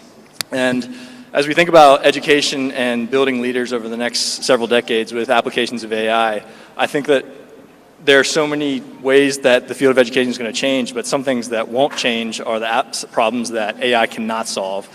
And for me, there's really no substitute for on-the-ground lived experiences and relationships that you have through educational exchange and cross-cultural training that comes from programs like Fulbright and other programs that allow people from different cultures to actually live and work on the ground in a new familiar place. So, as we think about building leaders for the next generation, I think that on top of the conversation about all the new applications of AI, I think we also need to have one about the things AI cannot do. And lived experience is certainly on top of those lists. And I think the best takeaway I would give to the group is that, AI might be able to give me the comprehensive history of the Taj Mahal and tell me everything about it, but it can't, produce that feeling of seeing the sunrise and seeing it for the first time. And there's just no substitute for that. So as we move forward, I think any opportunities that governments and leaders can facilitate for young people to conduct cross-cultural educational exchange, I think is an absolute must. Well, thanks, Chandler. Great perspective, and a fun fact about him is he's studying Hindi here in Delhi as a Fulbright scholar, so welcome to India, really, and hope you find a piece of home here. Aaron, do you want to kick us off on what's next in global affairs, given your background? Thanks, Namit. So when we ask the question of what's next in global affairs or international relations, I would challenge everyone here to take a step back. And let's evaluate the international system in ways that you might not have thought about before. Let me highlight 3 ways that I challenge you to think about the new international global order. So the first one is evaluating the international system in terms of tipping points. We as humans are hardwired to think of history, progress, social development in linear terms. The rise of an empire and the slow, gradual decline of an empire leading to its fall. Same can be said about a system, a culture, a society, etc. But that's not really how human institutional organizations work. In fact, the fall of a system tends to happen after a tipping point is reached. And that tipping point might be reached at a time when the participants of the system don't realize it. Right? The fall of the Soviet Union, and the fact that it happened so rapidly, was not predicted by most international analysts.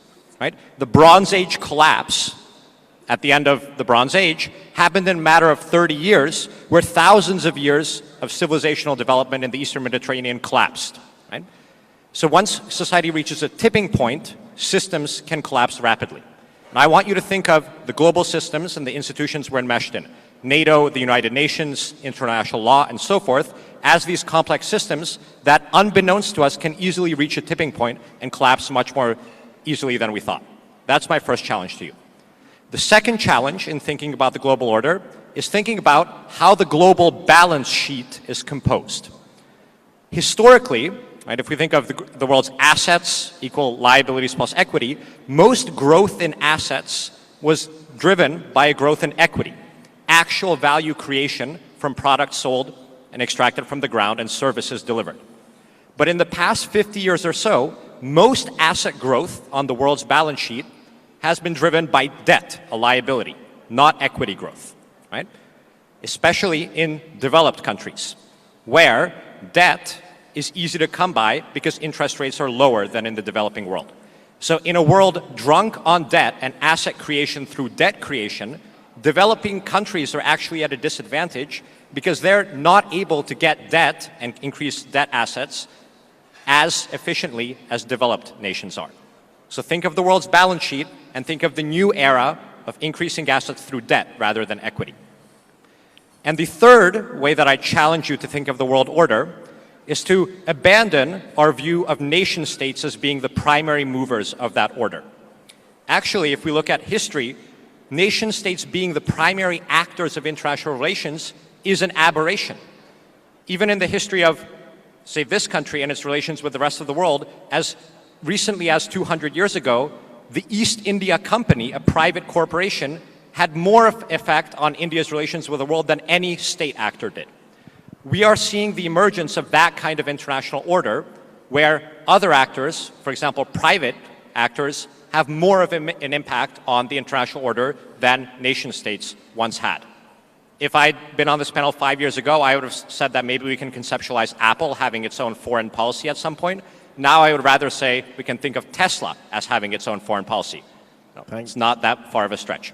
So when you think of the global order, Aaron, in the interest take a of step time, back. I'm probably going to cut you off, but really popcorn it over to Sumati and really talk about what's next in nonprofit. And if you can kind of kick us off there, Sumati, it would be wonderful.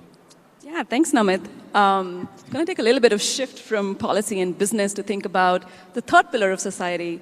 It's often said that social change is brought together by three pillars. You know, you think of government, you think of community leaders who are driving the change on the field, and the third one is philanthropy. So private capital for social good. What's next? I think what's next is on two fronts. One is that we're sitting at a cusp of a great wealth transfer. Its moving generations is expected to be around $84 trillion. Moving from the last generation to this one, which means one, a move to younger people, and two, an interesting move to more women. As women move up the economic mobility ladder, we have more women in businesses, we have more millionaires, and hopefully billionaires. That also means there'll be more women in philanthropy. That's interesting because there are a lot of studies which say women give differently. They give with a little bit more of a heart than we've seen traditional philanthropy operate with. It's trust-based, they center community. It's not about giving community leaders a seat on the table, it's about building a table with them. So there's a lot of co-creation happening in this space. We're also seeing a very strong focus on equity.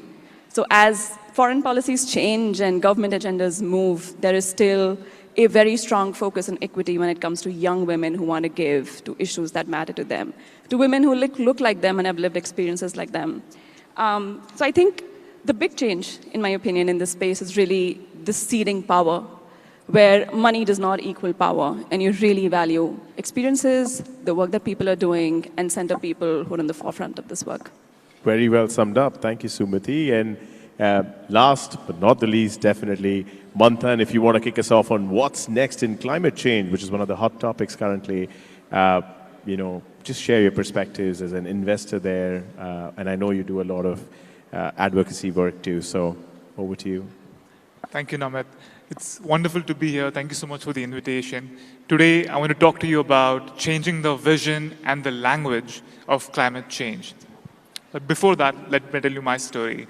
I grew up in a small town, and I saw my father weld steel and metal together to make fabrication equipment.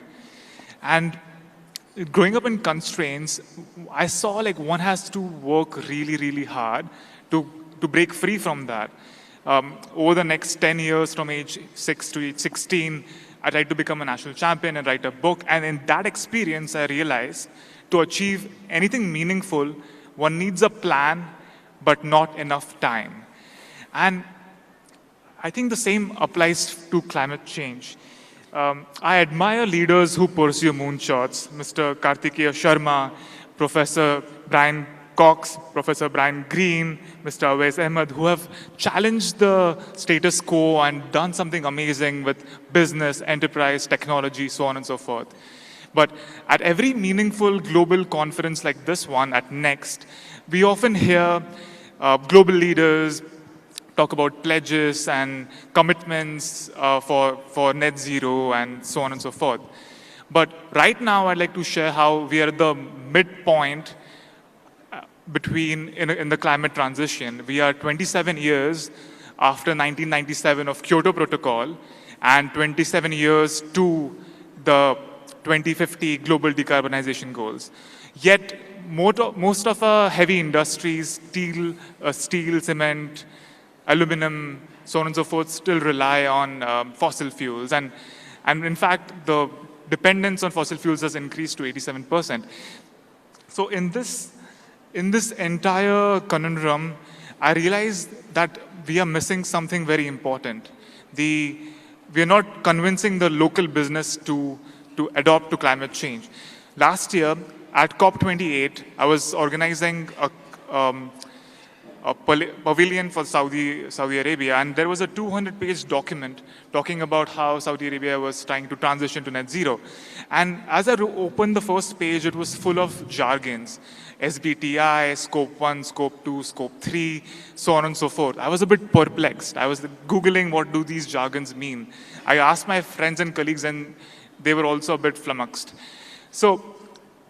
And that's what took me back to my beginning, like the same father who welded steel together. If I couldn't understand what SBTI or Scope 1, Scope 2, Scope 3 meant, how could I convince someone like my dad to buy a steel which is 30% more expensive because it's green steel? So I think going ahead to achieve net zero, to get in there win time, we need to simplify our language, keep even more bold ambitions, have a plan, but act with urgency as if we have no time. Thank you. Thank you. Just to wrap up, and since this is very fitting, since we have two former heads of state here already, one question, and I might ask just a couple of you, is really, as the next generation, what are the qualities and leadership traits that you believe are essential for the leader of your country? And what do you guys really look for, when you look at a leader in your country? And maybe, Ariel, you can kick us off, and I can then popcorn it to someone else. Sure, I'm happy to. I think the one that comes to mind for me is receptivity, right? And to be receptive to what that next gen is. I think too often governments, policymakers, regulators, what have you, will react with a little bit of a fear response when there's something new in a marketplace or new in a social cause. rather than kind of embracing and learning alongside the population that might have brought that forth and really kind of encouraging engagement in a smart and thoughtful way. I think what's happening right now in cryptocurrency is a great example of that. Whether or not you're a proponent of crypto, if you think it's gambling or a true store of value, I think is irrelevant to a certain extent, because it needs to be embraced, it needs to be monitored, there is a marketplace. So I think that receptivity is going to be critical, particularly in financial matters. Well, thank you. I think I also have a little bit of an opinion here. I do think that what I look for is they pick leaders within their respective parliaments that are also represent the young generation, right? Like if you look at the average age of a parliament in most countries, it's significantly at the upper limit. So the hope is really to get equal representation, or significant representation, if at all, if that could help. With that, can I popcorn it to you, Sumati, and really ask you, what do you look for in the leader of your country? Namit, I think you almost read my mind, because representation was on my mind. I'd love to see more leaders who look like us. I'd love to see more young women in leadership positions, because it truly matters. When you see someone who looks like you, understands your lived experiences, they're able to respond better. I think the other thing is, with young people, our attention spans are really low. Guys, we're bombarded with information at all times. So a leader who is straightforward, actionable, and has a feedback loop, I think would be really appreciated. Well, thank you. Chandler, do you have opinions there? Yeah, I think one thing that jumps out to me when I think about future American leaders in our country's context is, some history of public service, I think, is something that I would really encourage. Whether it be the military or teaching or any other avenue, I think at some point in one's career, it's a really, growthful opportunity. And then I think on top of that, if you can combine that with some level of just basic background in some sort of business context, I think that's especially useful and is going to become even more relevant, with all this new impacts of emerging technologies. Well, thank you. I know we have about a minute left, and I think I just really close by saying that from all that's really being said today, what I really hear is future isn't something that we wait for, but we really work on creating it to a certain extent, be it in finance, be it in philanthropy, be it in global governance and international relations. But it's been a pleasure having all of you guys, and on behalf of Next, I thank you all for coming. And I thank Karthikeya and the entire NXT team also for giving all of us the opportunity to be here. Thanks so much.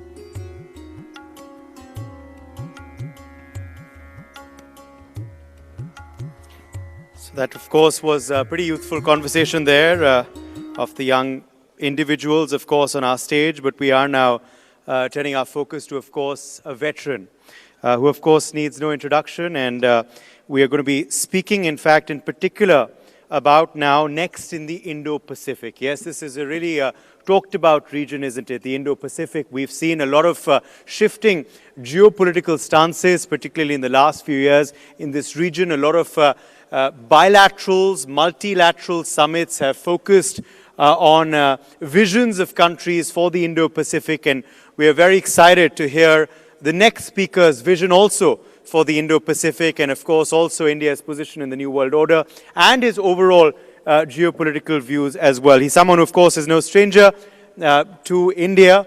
We've enjoyed very good ties with Australia under his leadership. I am, of course, talking about the 28th Prime Minister of Australia, who we are extremely privileged and honored to have with us in our midst today. Yes, our next guest of honor keynote address is by none other than Honorable Tony J. Abbott. As I said, the 28th Prime Minister of Australia. We also will be having a very interesting Q&A for him later. But first, over to you, Prime Minister Abbott, for your keynote address. We're really excited for it.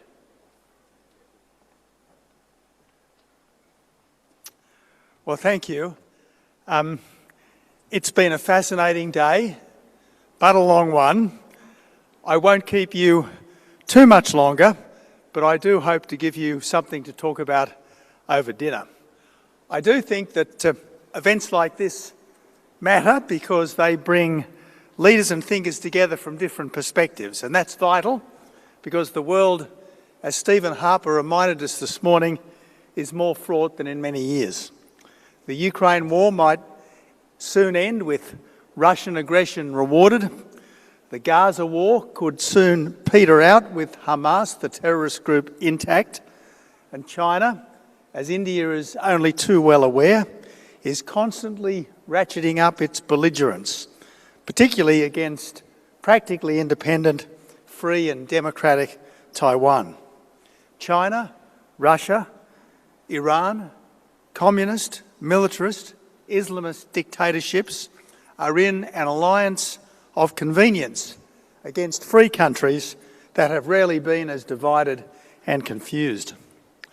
Quite apart from the massive loss of life, the ramifications of the Ukraine war have included much higher global energy prices and food shortages, in a warning of how quickly even the best of times can change under leaders more set on world power than their people's well-being.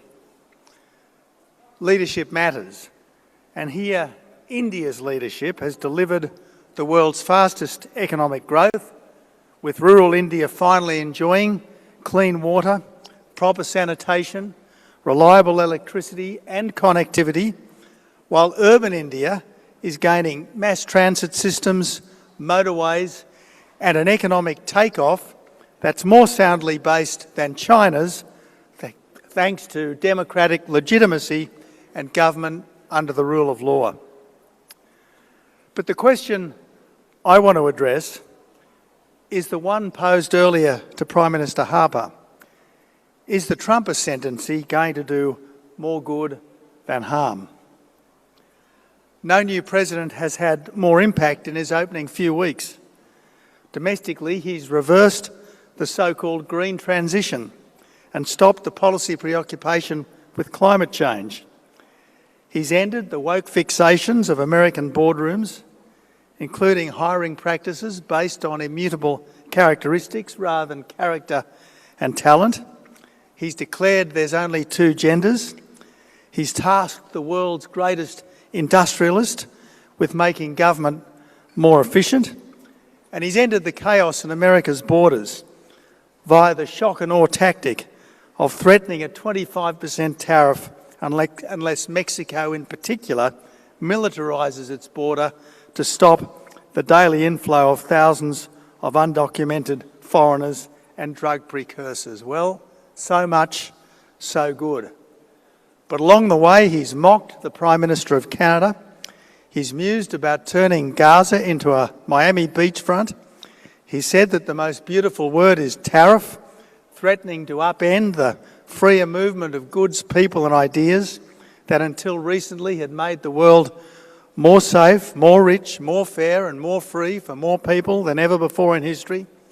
And most worryingly, he's accused the Ukrainian president of being a dictator who started a war in order to ride an American gravy train pending a deal to give the US preemptive rights over Ukraine's strategic minerals. Only now to walk that back, suggesting that this president should always be taken seriously, but not always literally. So what's happened to Ronald Reagan's idea of America as a shining city on a hill and the last best hope of mankind, and to JFK's America that was ready to pay any price, bear any burden, meet any hardship, support any friend and oppose any foe to assure the survival and success of liberty? Has it been replaced by fascination for powerful leaders disposed to bully their own citizens and invade their neighbours? Or is it simply a presidential desire to understand the difference between strength and weakness? My sense, and that's all it can be until more plays out, is that this president is shaking things up rather than changing his country's direction, because America's fundamental values and interests have not changed, not one bit. Tariffs, at least on friendly countries, don't protect industries so much as punish consumers. And the same common values, common interests, and yes, the same common anxieties that created the Quad are still there. President Trump is no less a patriotic believer in America's manifest destiny to be a beacon to the world's poor, huddled masses yearning to be free, no less an enthusiast for the power of market freedom to drive national wealth and personal opportunity, and no less committed to helping to build a more peaceful world where people can realise their dreams. It's just that where Kennedy saw American troops and advisers overseas as adding to his country's moral lustre, he worries that they could drag America into other people's wars. And where Reagan saw America's big fight as against the Soviet evil empire, this president sees the main struggle as against China's economic ascendancy based on exploiting free trade without practicing it. But so far, his verbal joustings have prompted a previously quasi-pacifist UK Labor government to lift military spending sharply and promise to police any ceasefire in Ukraine, and Middle Eastern governments that have long tolerated a terrorist statelet to consider how Gaza might be rebuilt other than as a sanctuary for apocalyptic Islamism. And even India has started to reduce its tariffs in order to make PM Modi's recent visit there a resounding success. It's hard to see a deal done behind Zelensky's back, if only because no president would want history to brand him the appeaser who'd sold out Ukraine to Russia the way Chamberlain sold out Czechoslovakia to Nazi Germany, or a deal with Xi over Taiwan, if only because no one determined to put America first would give its chief rival control of the sophisticated microchips essential to AI to power the next economic revolution. Countries' relationships with America will be more obviously transactional under this president, with less woolly rhetoric and more practical outcomes. Countries that want America's help should do more to help themselves and be more ready to give America a bigger stake in their freedom too. And if that means fewer restrictions on US investment and fewer green hurdles on economic development that China, for instance, can usually bribe its way around, then that's likely to leave the free world much better off. As J.D. Vance, the Vice President, recently warned, many democracies have been rolling back free speech in the guise of countering so-called misinformation or avoiding giving offence. To reduce emissions, we've damaged our competitiveness and deindustrialised. To atone for the old racism and sexism, we've started to discriminate again, only this time over identity. We've even started to deny democracy itself, excluding from government parties that take the wrong voters' concerns seriously.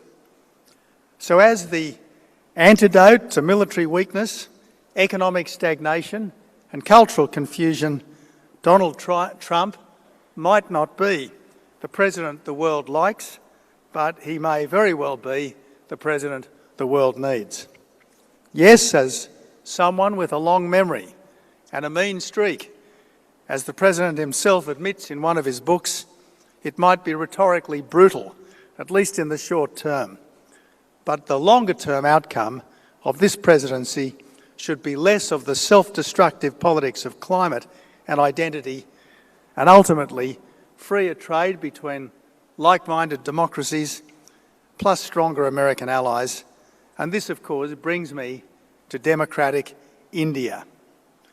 Wonderful democratic India that's assimilated the rule of law and that now has the prospect of replacing China as the workshop of the world and becoming the supply chain partner that free countries can trust.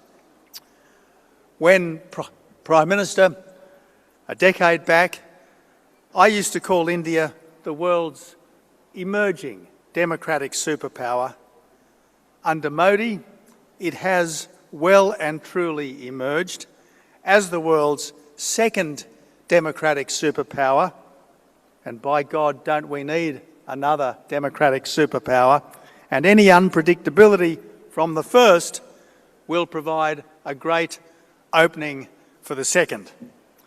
I'm confident that this will be the Indo-Pacific century. I hope that it turns out to be more India's century than China's century, and I believe that this is more likely if there is no American opt-out of all the world's struggles. God bless you, God bless India, and let's work together for a better world.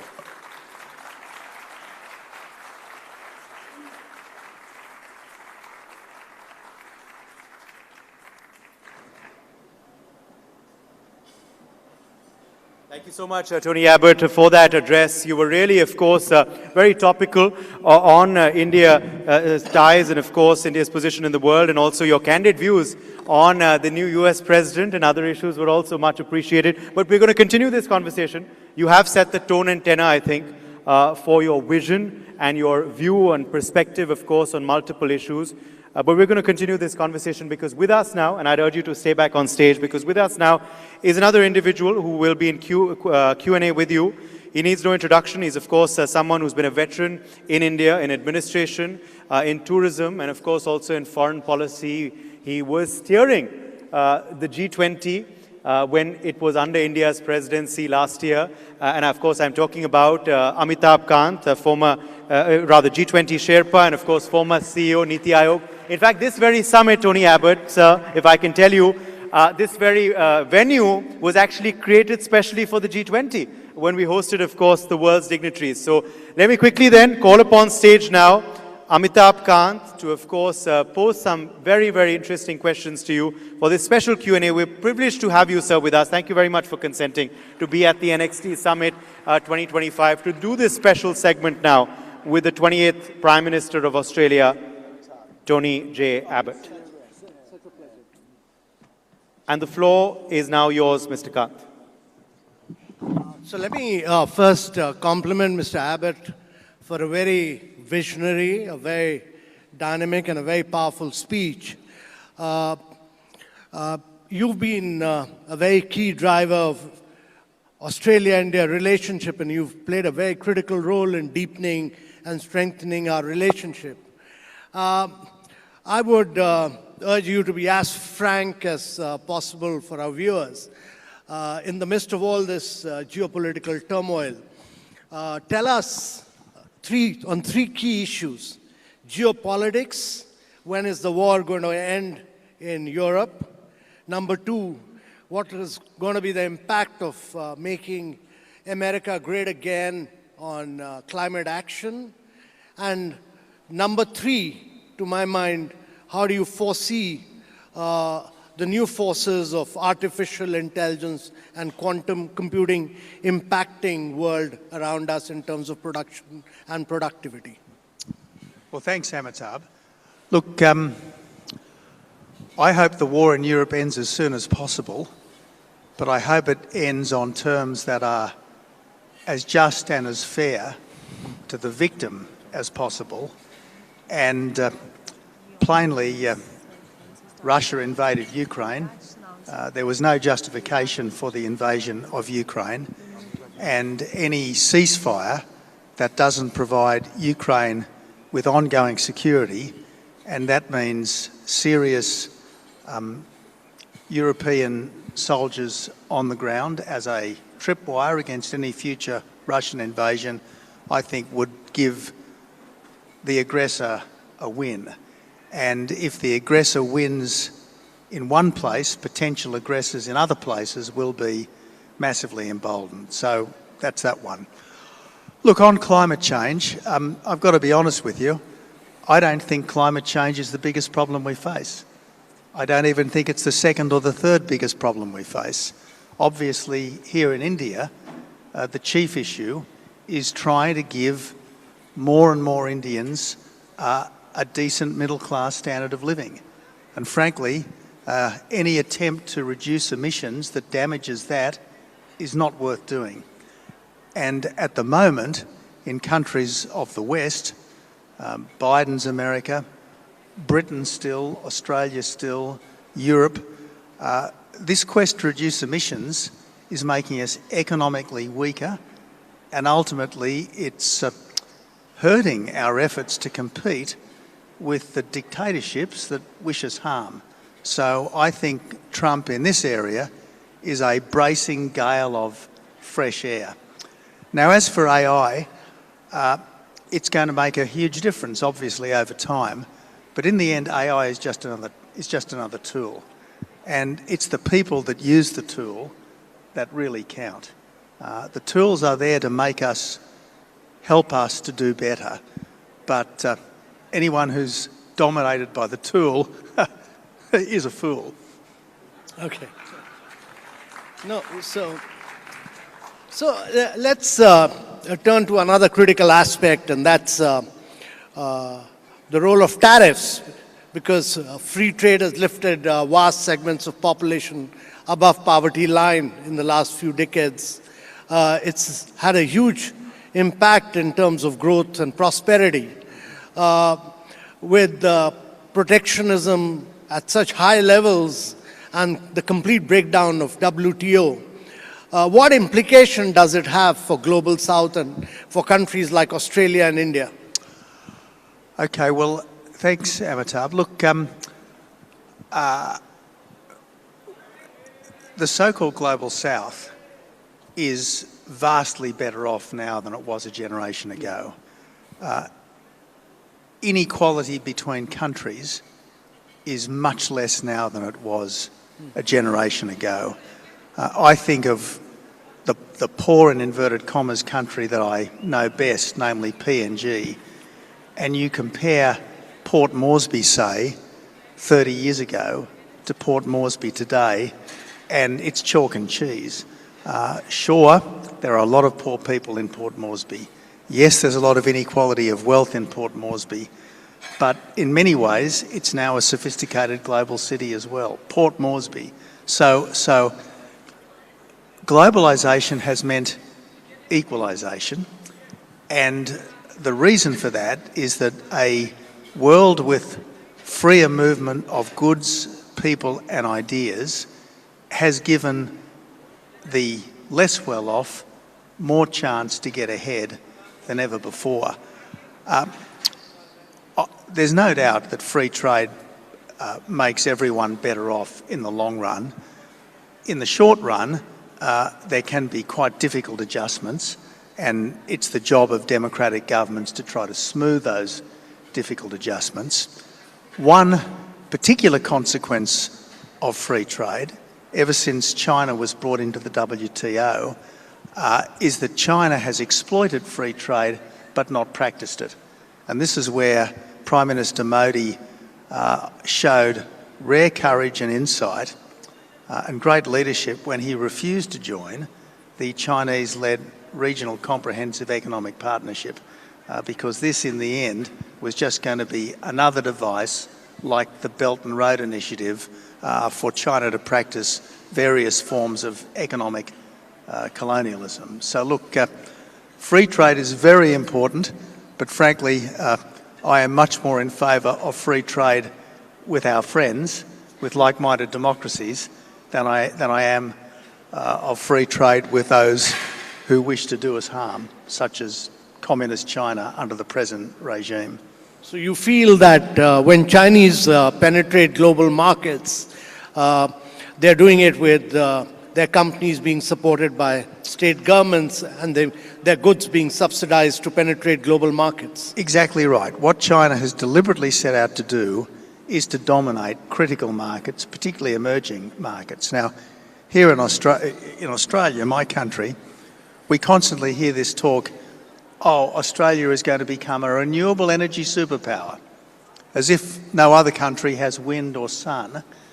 In fact, the only country that is going to become a renewable energy superpower is China, because China is making the solar panels and the wind turbines that we are importing, often enough on the back of slave labour, from the Uyghurs in Xinjiang province. Now, that's not the kind of thing that we want to participate in my view. Yeah, but my concern really was about the last time when Mr. Trump withdrew from climate action and withdrew from the COP21 agreement. It led to China filling up that vacuum. And today it controls about 80% of the critical minerals. It controls 70% of electric vehicles, 75% of batteries, 60% of wind energy, 74% of solar energy. So this vacuum being created again, will this again provide a further impetus to China to create a greater, even a deeper monopoly? But again, we are only buying electric cars because governments are subsidising them. If they weren't being subsidised, they wouldn't be being bought. We are only using wind and solar power because governments are forcing consumers to subsidise it. By far the cheapest form of reliable power remains coal. And countries like India and indeed China quite sensibly are continuing to develop coal-fired power. Now let's make the coal-fired power as clean as possible. Let's scrub all the particulates out. Let's make them supercritical coal-fired power stations so that their emissions are reduced as far as is possible. But my point is, none of us should pursue emissions reduction in ways which damages our citizens' cost of living and in ways which damages our economic competitiveness vis-à-vis our rivals, particularly China, which is the great strategic competitor. Thanks. Thanks for that perspective. I greatly appreciate your perspective. Let me turn to another subject, and that's about global institutions. Many of these institutions were created post-World War II at a point of time when neither sustainable development goals or climate action was a challenge, and we've seen United Nations becoming totally dysfunctional, Security Council is non-functional. We are seeing that the World Bank and International Monetary Fund are not able to meet the requirements of resources required for the global south. How do you see the global institutions transforming themselves in the coming era? And what do you think need to be done to hasten a far more representative character of these institutions? Well, Amitabh, first thing I should say is that I think global institutions should be taken seriously, but I, for one, would never surrender the sovereignty of my country to dictation by a global institution. I would not. Particularly a global institution which is dominated by countries with very different sets of values and very different attitudes towards human rights, etc. That's the first point I want to make. Second point I want to make is that global institutions would function better if, say, India and Japan were admitted to the Security Council. I think a Security Council without India and without Japan simply doesn't recognise the world as it currently is. The third point I'd make is that please let's not put these institutions on a pedestal. I mean, the International Court does not operate like a global version of the Judicial Committee of the Privy Council. We are not talking about a court of justice. We're talking about a court of politics. And the most obvious example is the recent decision to treat identically the Prime Minister of democratic Israel pursuing a just war against a terrorist organisation and the leaders of that terrorist organisation. This idea that the now dead leader of Hamas should be subject to no more sanction than the democratic leader of Israel shows just how flawed so many of these global institutions are. Wonderful. Mr. Abbott, let me turn to the Indo-Pacific region, which has become an increasingly contested area with increased economic and coercion in the South China Sea. What's your view on this? And this very, very aggressive stance by China. How do Australia and India work together, and what more can be done in the Indo-Pacific region? Well, you're right. China is increasingly assertive, to put it at its kindest. Belligerent, I think, is a more accurate description. And the most recent example of this is a Chinese naval task force that has just sailed down the east coast of Australia without any prior warning or notice to the Australian government. 2 live fire exercises which massively disrupted air transport across the Tasman Sea. And this is typical of, I suppose, China attempting to let all its neighbours know who the big dog is. I mean, what we've seen in recent times is traditional Chinese exceptionalism married to Marxism-Leninism, and the Beijing government's attitude to all its neighbours is tremble and obey. That's their attitude. So we've got to be conscious of just what we're dealing with here. This is where I think India can really step up. I mean, India's always been the superpower of the subcontinent, but if you look at India's history, it's always acted with great forbearance. Notwithstanding many provocations, there's been no aggression against Pakistan. India's actions in the 1971 war it was really a humanitarian effort that resulted in the liberation of Bangladesh. I think India has been an exemplary global citizen, and as I said earlier, it's well and truly assimilated democracy and the rule of law. I mean, India is living, breathing proof that you don't need to be a dictatorship to progress, that a very large and disparate country can be a functioning liberal democracy, indeed a very efficient liberal democracy. So I like to think that in the decades to come, India will count for much more in the world, that India's global role will increasingly reflect its economic clout. And as I've said on numerous occasions, if there is to be a leader of the free world in 50 years' time, it's as likely to be the Prime Minister of India as the President of the United States, particularly if the United States engages in a kind of strategic retreat. Okay. Thanks for that outlook and that perspective. And I wanted to turn to the Australia-India relationship, and the Australia-India Economic and Trade Cooperation Agreement was a landmark deal. What more can be done to accelerate the pace of greater benefits between Australia and India relationship? Well, Amitabh, I was really pleased to host Prime Minister Modi in Australia back in 2014. That was the first visit by an Indian Prime Minister to Australia in some 27 years, and it was far too long a gap.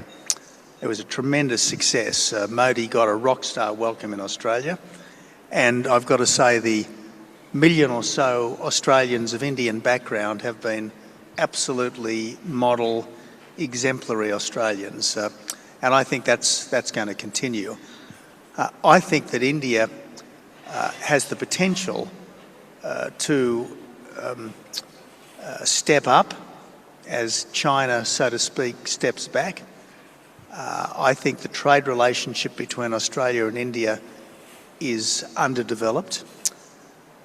I had a bit to do with the trade deal that was finalised a couple of years back, the interim trade deal that was finalised a couple of years back. And I think the Minister on the Australian side and the wonderful Piyush Goyal, who was the Minister on the Indian side, were only too keen to get a deal. But unfortunately, bureaucrats and vested interests have a wonderful way of complicating things. Bureaucrats because they want to keep the negotiations going forever, because while the negotiations are happening, that empowers the the officials, and vested interests because they never want to disturb their cosy little arrangements. And my way of getting a free trade deal is to have a list of all the various products, the current tariffs, and just cross out 15% and put in 0%. Cross out 150%, which there was on Australian wine at that time, and put in, at least in the short term, maybe 20%, reducing ultimately to 0%. And I just think that's what we need more of. I mean, why shouldn't two countries that really are so much at one on so many things have completely free trade in goods, very substantial mutual recognition of qualifications, and at least above a certain wage level, relatively free movement of people. I think the Indians love the Australian wines. They're available in plenty. And we'd be very happy to see more of them. The two things Indians love. Speaking of Australian wines, I hope there's some being served this evening, and let's not too long delay our opportunity to enjoy them. So the two things Indians love is, one, the Australian cricketers. So the champion trophy is going on right now. Who do you think is going to win it, Australia or India? Well, if I say what my heart tells me, I'll be very unpopular. And if I say what you want me to say, I'll probably be very embarrassed when I get back home. So look, cricket will be the winner. Well, let me ask you then as to how do you rate the present Australian cricket team, and how do you rate the present Indian team? I think they're respectively the two best teams in the world. Yeah. Okay. Great. So they should be playing in the finals then. Let's hope. Yeah. Sure. So thank you very much for that wonderful discussion. I was really impressed with your very visionary and very, very dynamic perspective which you spelled out today, and it's been such a pleasure and such a delight interacting with you. You're such a popular figure in India.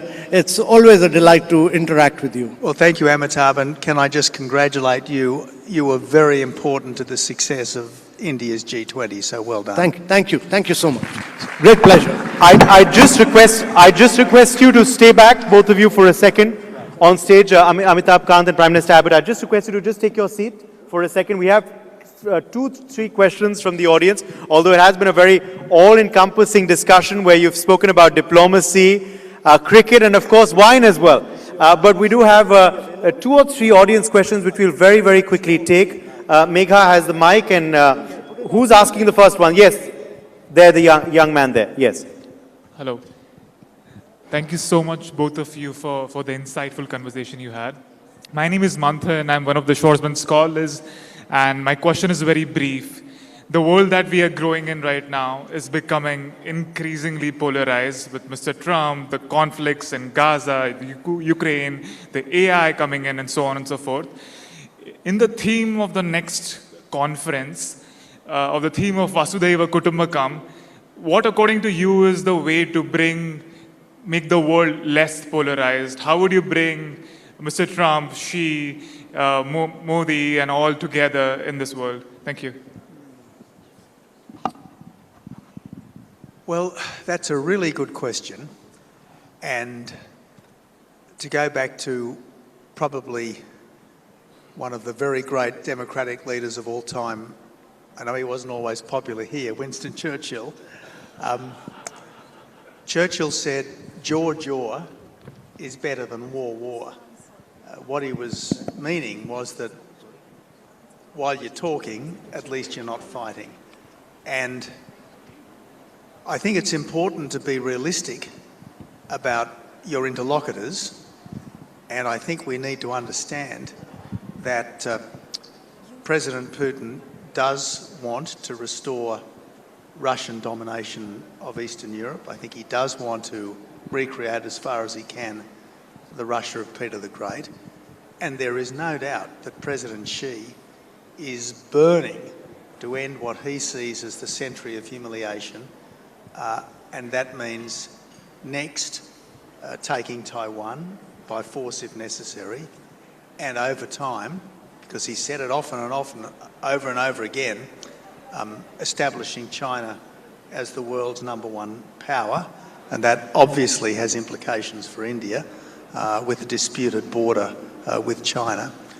So look, I think conferences like this are obviously a help, and I think all global meetings that involve people speaking candidly and try to see things from the other person's perspective are a help.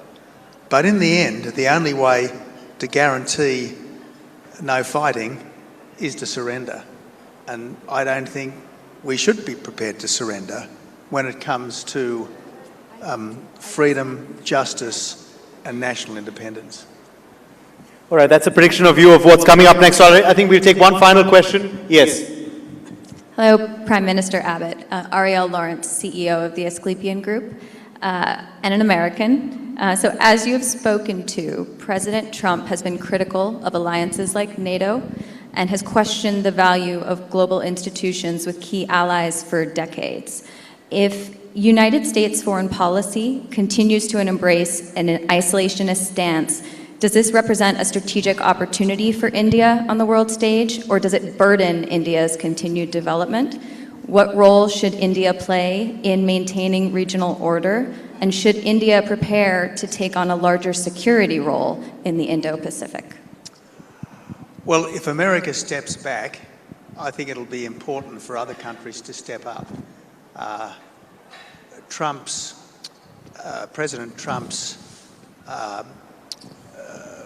early moves have had the beneficial impact of reminding the British and the French that they should be doing more to secure the ultimate freedom of Ukraine.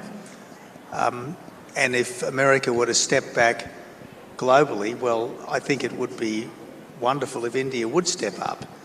And I think under Modi, India's instinct is to step up.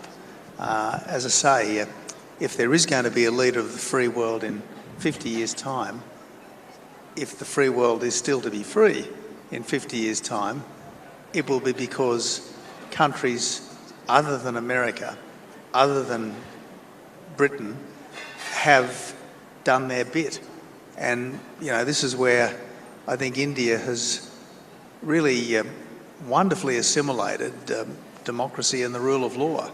I mean, not just that. I mean, India is now an absolute beacon when it comes to literature and so on. So look, I think modern India is a remarkable place, and the more India steps up, the better for all of us.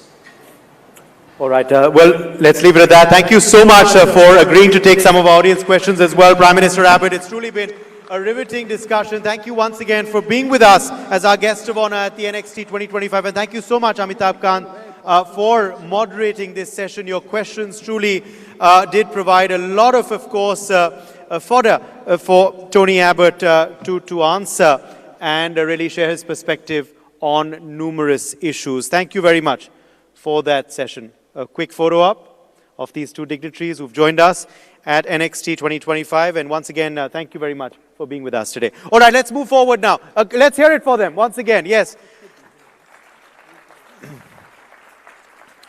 Okay, let's move forward now. We are, of course, picking up important themes, forward-looking themes, futuristic themes throughout our two-day summit, as you have been seeing, of course, through the day today, and you will see tomorrow too. So we're continuing that, and now we want to speak about mobility. Yes, for our next session of Next in Mobility, we're going to be having a presentation from two very, very spirited individuals. And they're going to be, of course, speaking to us about their vision forward.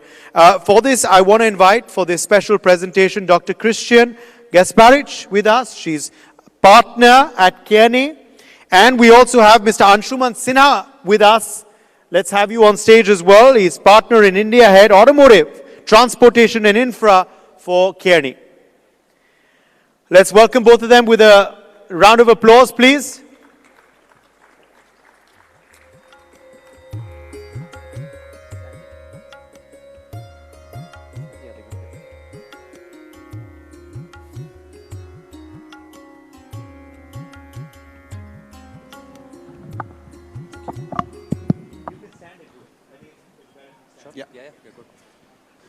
So, good evening, everybody. I think with the Trump administration, there are only two So over to them. sexes. Let's please welcome them once again with this round of applause. And over to them now for this next session on what's next for mobility, a global and an Indian perspective.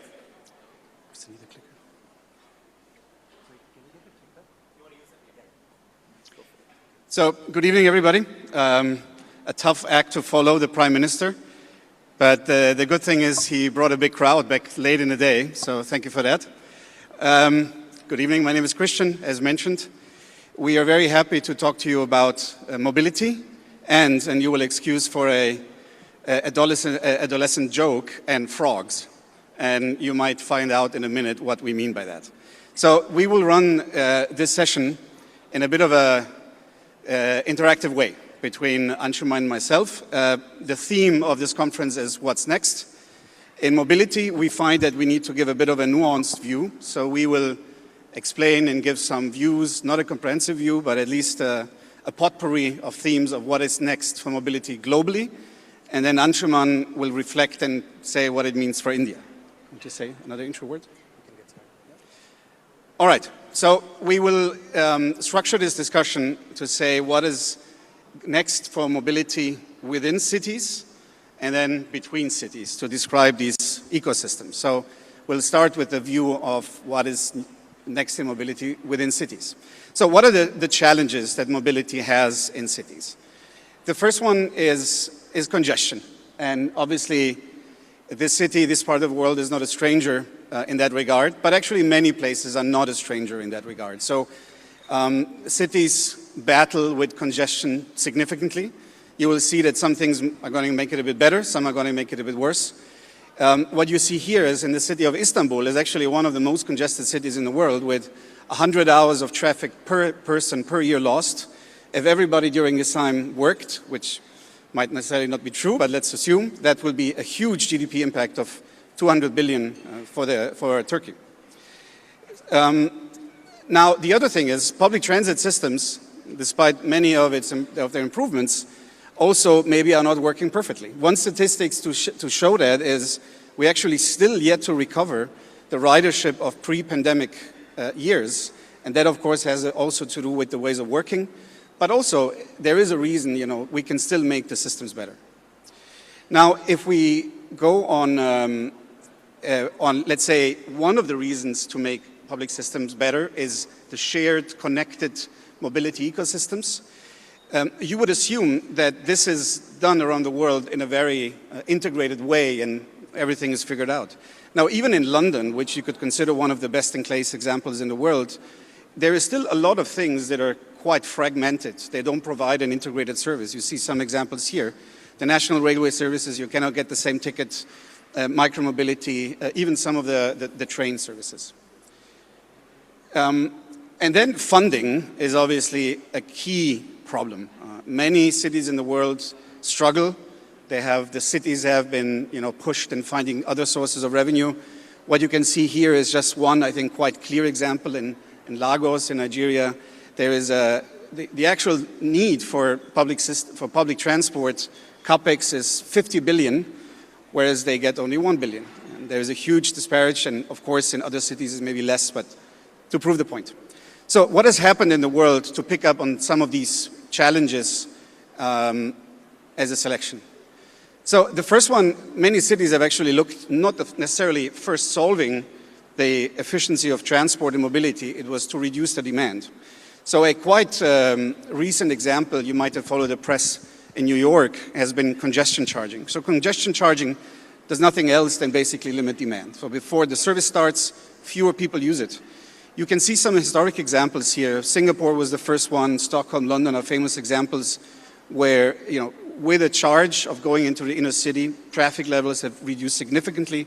New York has started showing some of that, and now there's obviously the legal battle with the new administration coming in. This is one way of cities to reduce demand. Others have, for example, also looked at reducing road capacity and thereby pushing people in public transport modes. And a very interesting development, it's not fully clear what it really means, is autonomous driving and robotaxis. There's been a few places in the world that have far progressed. One of them is China, actually. The other one is San Francisco. You might have followed, many of you might have been in San Francisco. Waymo is a company that was, it's an investment over $15 billion so far over the years, and there the system works pretty well now. It's a bit unclear. What does it mean for public transport? Does it mean more cars on the roads? It might. So not necessarily clear how cities will react to that. Maybe one more trend, inner city freight is also a topic. There's a lot of movements happening at the same time. It causes some of the congestion as well. So some cities have looked into organizing it, orchestrating it a bit better. There's, for example, some initiatives in London around having joint freight consolidation. There is in New York, there is a tendency, an attempt to not have deliveries during peak hours. There are also drone deliveries and so on. And maybe the last one before I hand over, digital integration of apps, I would say, is also progressing, and systems are getting better and better. So with this, maybe I pass the word to my colleague Anshuman to reflect on a few of these topics and how they play out in India. Not all of them do. Yeah. Thank you, Christian. So as part of my portfolio of work, I actually do work a lot with Government of India, specifically the Ministry of Roads. And we do realize that many of these issues that have been highlighted in the global context are almost equally applicable to India, and some of them are probably a little bit more teething in our case. So I want to reflect upon some of those, and then we'll talk about a little bit about where we kind of go from here, right? So starting first with, sorry. Just skip it this one. Yeah, I think the fact that in general, the quality of congestion, the quality of traffic management, it's a well-known phenomenon in our cities. Delhi, Bangalore, Mumbai, most of them have upwards of 600 to 700 cars for every kilometer of road, which is only so much that can be accommodated, and more keep getting added every day, which is a large challenge that we continue to have. In terms of regulatory aspects, obviously the last few years, cab hailing has been probably the single biggest game changer as far as public transport, or at least the shared public transport, is concerned. But just given the federal nature of our decision making, transport is a concurrent subject. So central government frames the rules, but ultimately the implementation happens at the level of the states as well as the cities. So how should there be a common framework covering cab aggregation? What regulatory guidelines it gets covered. So again, while MV Act, which is the mother act that governs all of these, set some guidelines, but there's still a lot of lack of clarity in terms of the way it actually gets administered on the ground, which again which means that the passenger experience, you or anyone else, will never have a uniform experience of using some of these in Delhi versus Bangalore versus, let's say, Bhubaneswar, right? So that's the second aspect in terms of getting some of these regulatory things in play. The third aspect is around the fact that the urban freight networks are actually quite fragmented. And part of it is also a behavior that, all of us have gotten used to in the last 3-4 years, perhaps. The rise of quick commerce, the gig economy, e-commerce deliveries. It's all a very fragmented, both from an employment size as well as very fragmented from a vehicle utilization side. So that again leads to challenges around how best is freight delivered in the context of our cities. And more importantly, what that leads to from a mobility and congestion answers for the cities. And lastly, ultimately EVs are here to stay. All of us, many of us are users as well. The biggest issue we see is also just the pace of the rollout for the charging. So while again there are different states have taken different approaches. Maharashtra, for example, is one of those states which is really amping up its aspect of having much more right now. But again, the fact remains that at a federal level also, it's not very clear who should drive this mandate. Is it Ministry of Roads? Is it Ministry of Heavy Industries? Ministry of Power has a say, as well as Ministry of MNRE, which is the renewables. So we do see that some of these challenges, while common across the world, have very unique, I would say, Indian flavor. But still need to be addressed in the confines of our decision making and our financial abilities of the way our governments are. Okay. And a couple of things to talk about what we are seeing here. I think first is the fact that obviously Delhi Metro is a prime shining example of the quality of infra, but also Bangalore, also coming up in many smaller cities in the UP. Examples like, on electric buses, there is a lot of thrust for public transport. So through the PM E-Seva, it's close to 3,500 crores, about $400 million is getting spent in actually funding many of these buses. And these buses will actually start to come online in another 5 years or so. That changes the game quite a lot, given the type of, unlike the SRTUs, what get handled here. Similarly, drone-based deliveries, my colleague Christian also talked about this. We are beginning to see it happen in e-commerce context. And actually, India presents a great use case just given the congestion and a promise of delivery within, 10 minutes, 2 hours, 8 hours, whatever it may be. So we are beginning to see pilots being done by multiple e-commerce companies, but also, most importantly, for medicine deliveries, which is probably where some of the biggest use case actually makes a lot of sense. And a fourth example that I want to touch upon is in terms of smart traffic. So much more AI-enabled dynamic application of red light, green lights at different places, dynamic lane management, because ultimately our cities have only so much infra. We are not going to get more infra than what exists, at least the highway side. So again, smart traffic and AI integration again enables just a lot more dynamic usage of traffic and in our roads. So that was a little bit of a quick overview on at least the India mobility that we see impacting elsewhere. Back to you, Christian. We wanted to reflect on the other part of mobility that I mentioned earlier. We were first within cities, describing the urban ecosystem. And now let's look also at mobility between cities. So we will not talk about things that fly, but we'll talk about things that move on roads and on tracks. So railways, trucks, buses. So again, let's do the similar thing. Let's have a look at what are the trends, the challenges globally, and then let's have a look what of these is important in India. So global challenges. Now, obviously, high-speed rail is something that's quite hotly debated. It's been a trend over the last years.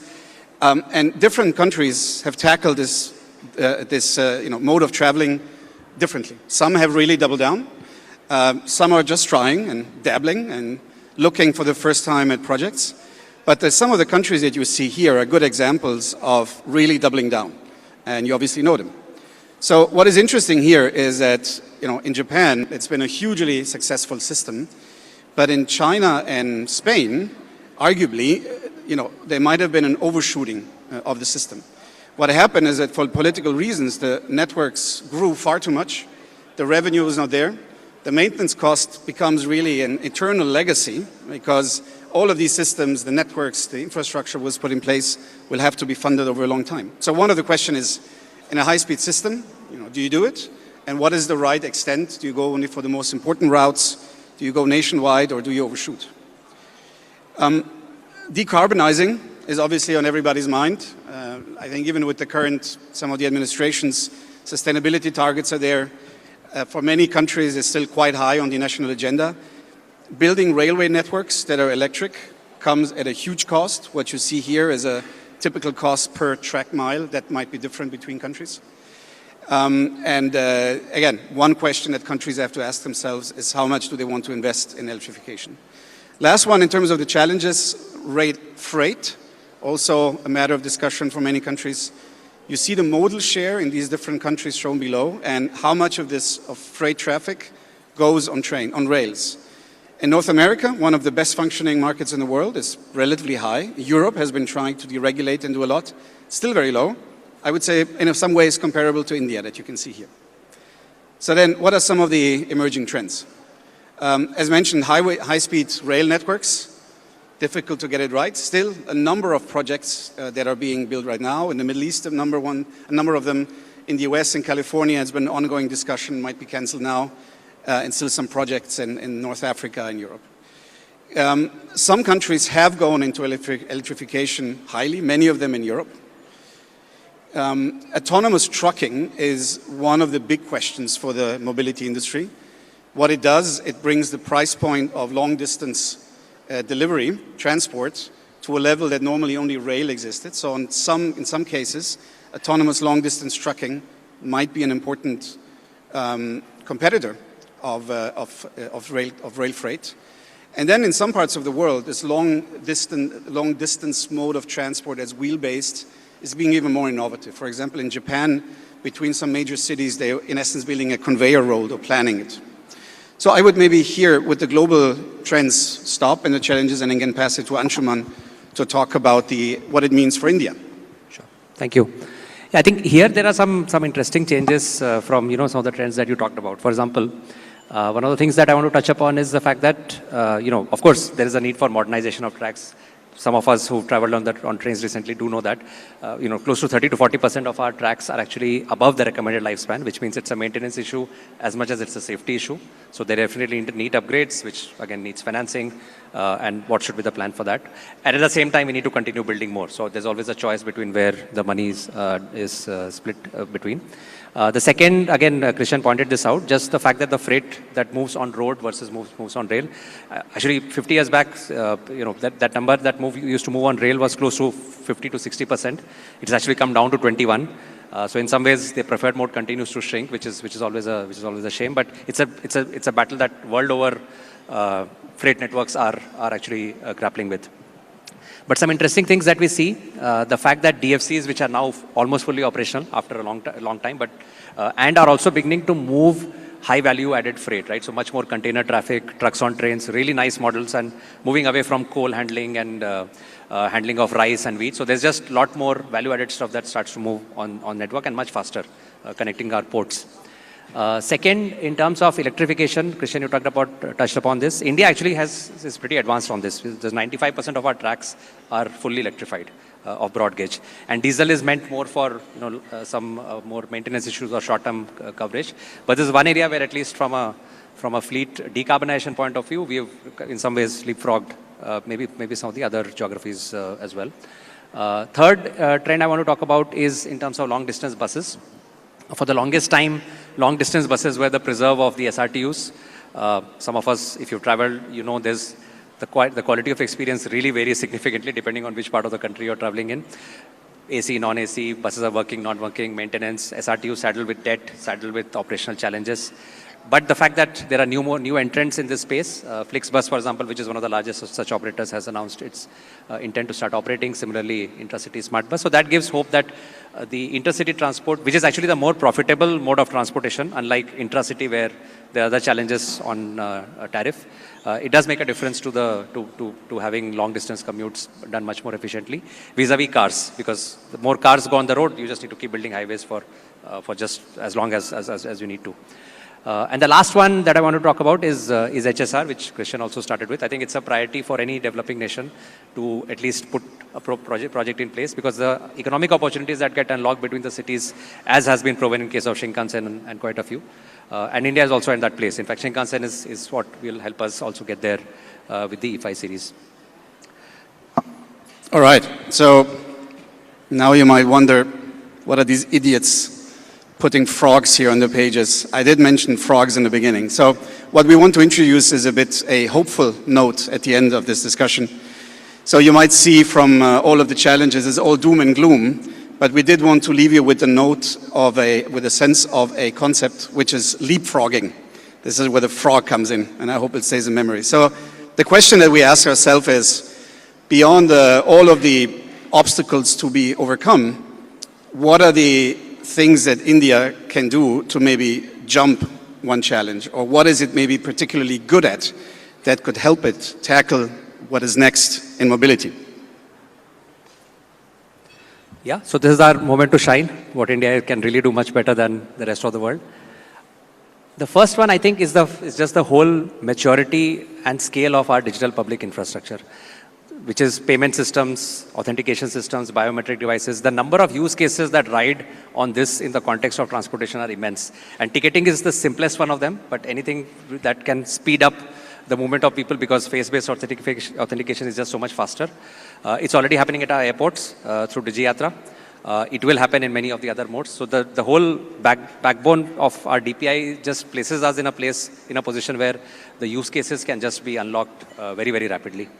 The second, I mean, it's a well-known thing, so, and it's probably a cliche, but it's a cliche because it's true.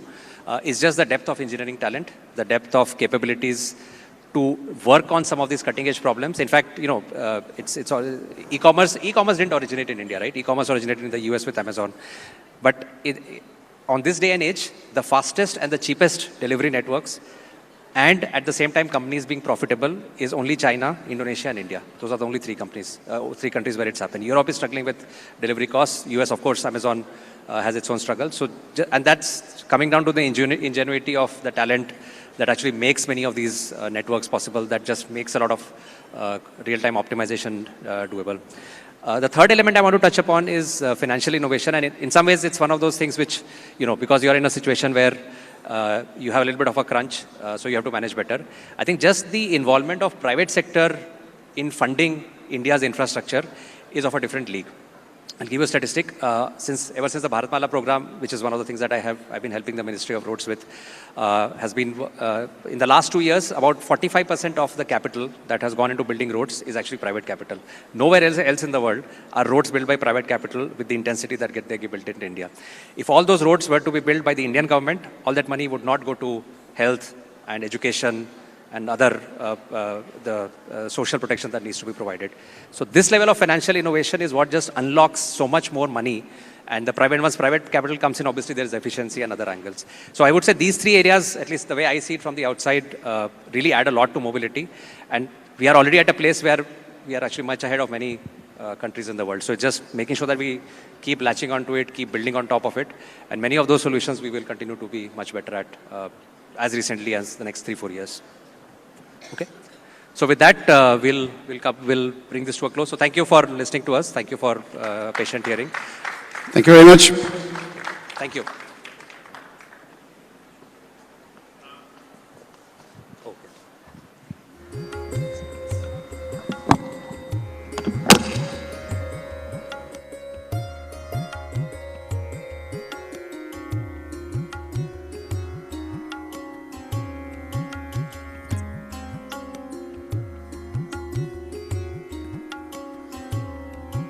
Thank you guys for that very wonderful and interactive presentation. We all enjoyed it thoroughly. Well, we'll be joined by the Haryana Chief Minister in just a few minutes. It's going to be a while before he arrives here, about 10 minutes. In the meantime, we're going to make you go through some of the very interesting audio visuals that we've been showing you about the next conclave, what it entails. And we'll be right back in 10 minutes. It's not over. The Chief Minister of Haryana, Mr. Saini, is going to be here momentarily. We'll be right back.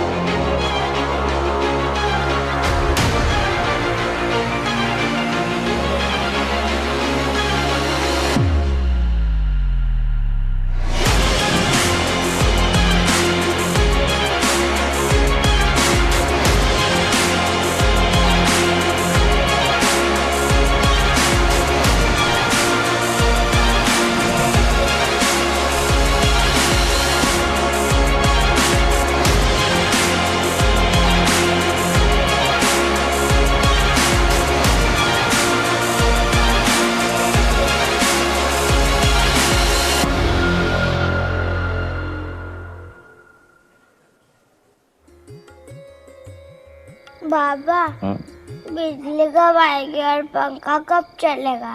Chantu साहब, पहले पंखा आएगा फिर बिजली आएगी हैं?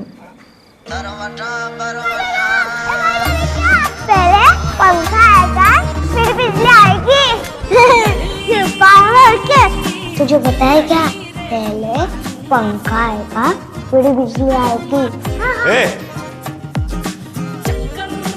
बारी को क्लास कर। तंतु, कुछ तो बोल रहा था। पहले पंखा आएगा, फिर बिजली आएगी।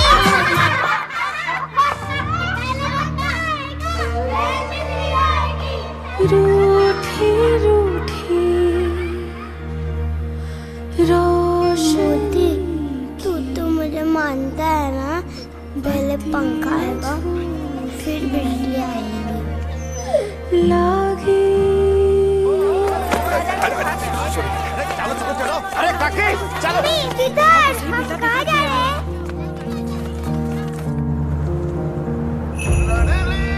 ये पंखा आएगा, फिर बिजली आएगी। पहले पंखा आएगा, बिजली आएगी।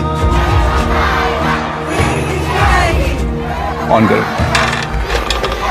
हम सिर्फ वातावरण से बिजली नहीं बनाते हैं, जिंदगी में रोशनी जगाते हैं, खुशियां फैलाते हैं। अदानी, हम करके दिखाते हैं।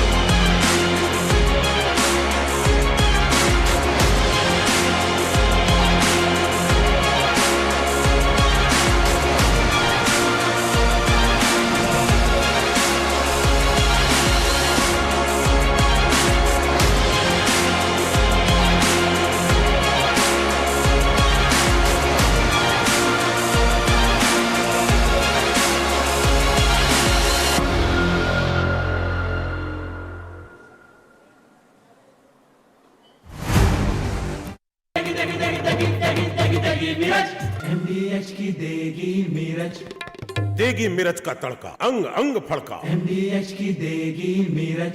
राजस्थान के जन जन और कण कण को समर्पित राज्य बजट 2025-26 जो है प्रदेश का पहला ग्रीन बजट। प्रधानमंत्री श्री नरेंद्र मोदी के विजन और भजनलाल सरकार के संकल्प को साकार करने वाला यह बजट युवा, महिला, मजदूर और किसान का करेगा उत्थान और प्रदान करेगा देश प्रदेश के विकास को गति। प्रदेश की इकोनॉमी को भजनलाल सरकार $350 बिलियन इकोनॉमी में बदलने के लिए है कटिबद्ध। 8 करोड़ राजस्थानियों की आकांक्षाओं को पूरा करने की दिशा में यह बजट आगामी 1 वर्ष में सुनिश्चित करेगा 1.25 लाख सरकारी पदों पर भर्तियां और निजी क्षेत्र में 1.5 लाख रोजगार। प्रधानमंत्री किसान सम्मान निधि अब होगी प्रतिवर्ष 9,000 रुपए। लखपति दीदी की श्रेणी में लाई जाएंगी और 20 लाख महिलाएं। बुजुर्गों, महिलाओं और दिव्यांगों की पेंशन बढ़कर होगी 1,250 रुपए प्रति माह।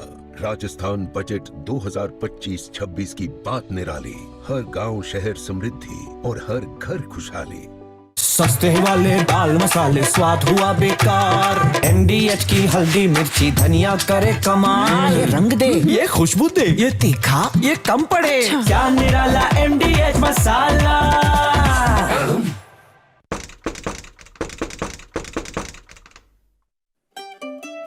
छुपा छुपी खेल रहे थे, बच्चे ने बाहर से लॉक कर दिया। हमारा है भी नहीं, बगल वाले मिस्टर एंड मिसेस शर्मा का है। खुद पिक्चर देखने गए हैं, बच्चा यहाँ छोड़ गए हैं। घर के साथ अगल बगल की जिम्मेदारी विरासत में मिलती है क्या? बिल्कुल नहीं। सिग्नेचर ग्लोबल के एक्सक्लूसिव अपार्टमेंट्स बने ही हैं सिर्फ आपके वास्ते। नो अगल, नो बगल, नो दखल। Signature global.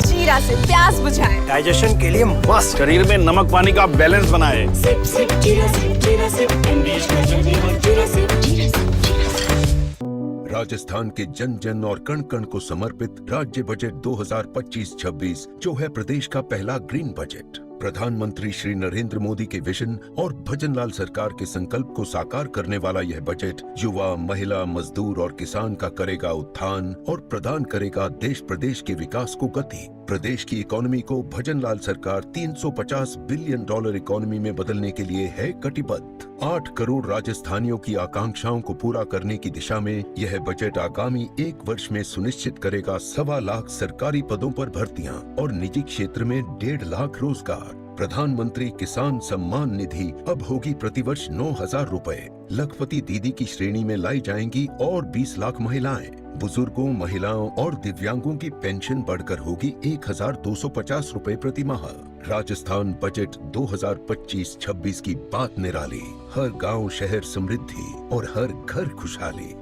MDH का किचन किंग किचन में हो तो हम सब कुछ बना सकते हैं। बैंगन का भरता, आलू गोभी, भिंडी मसाला और भी बहुत कुछ।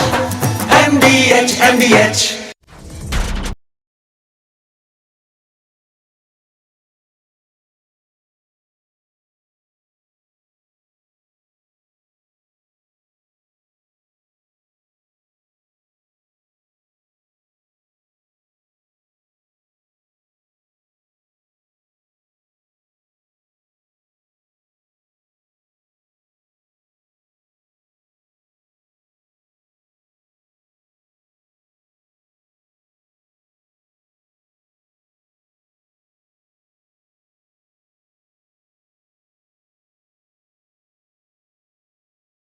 सस्ते वाले दाल मसाले स्वाद हुआ बेकार। NDH की हल्दी मिर्ची धनिया करे कमाल। ये रंग दे, ये खुशबू दे, ये तीखा, ये कम पड़े। क्या निराला NDH मसाला। राजस्थान के जन जन और कण कण को समर्पित राज्य बजट 2025-26 जो है प्रदेश का पहला ग्रीन बजट। प्रधानमंत्री श्री नरेंद्र मोदी के विजन और भजनलाल सरकार के संकल्प को साकार करने वाला यह बजट युवा, महिला, मजदूर और किसान का करेगा उत्थान और प्रदान करेगा देश प्रदेश के विकास को गति। प्रदेश की इकोनॉमी को भजनलाल सरकार $350 बिलियन इकोनॉमी में बदलने के लिए है कटिबद्ध। 8 करोड़ राजस्थानियों की आकांक्षाओं को पूरा करने की दिशा में यह बजट आगामी 1 वर्ष में सुनिश्चित करेगा 1.25 लाख सरकारी पदों पर भर्तियां और निजी क्षेत्र में 1.5 लाख रोजगार। प्रधानमंत्री किसान सम्मान निधि अब होगी प्रतिवर्ष 9,000 रुपए। लखपति दीदी की श्रेणी में लाई जाएंगी और 20 लाख महिलाएं। बुजुर्गों, महिलाओं और दिव्यांगों की पेंशन बढ़कर होगी 1,250 रुपए प्रति माह। राजस्थान बजट 2025-26 की बात निराली। हर गांव शहर समृद्धि और हर घर खुशहाली।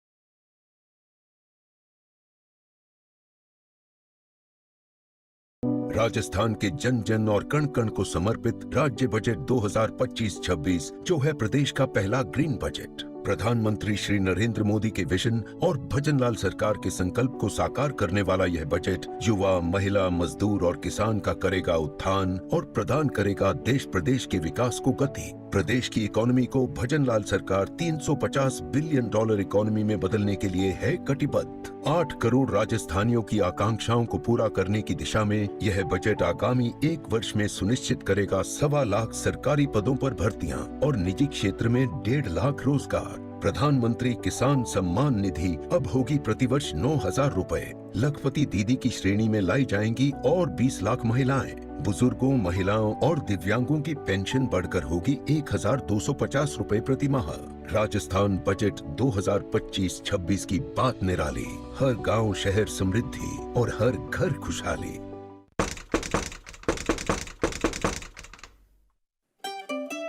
छुपा छुपी खेल रहे थे, बच्चे ने बाहर से लॉक कर दिया। हमारा है भी नहीं, बगल वाले मिस्टर एंड मिसेस शर्मा का है। खुद पिक्चर देखने गए हैं, बच्चा यहाँ छोड़ गए हैं। घर के साथ अगल बगल की जिम्मेदारी विरासत में मिलती है क्या? बिल्कुल नहीं। सिग्नेचर ग्लोबल के एक्सक्लूसिव अपार्टमेंट्स बने ही हैं सिर्फ आपके वास्ते। नो अगल, नो बगल, नो दखल। Signature global.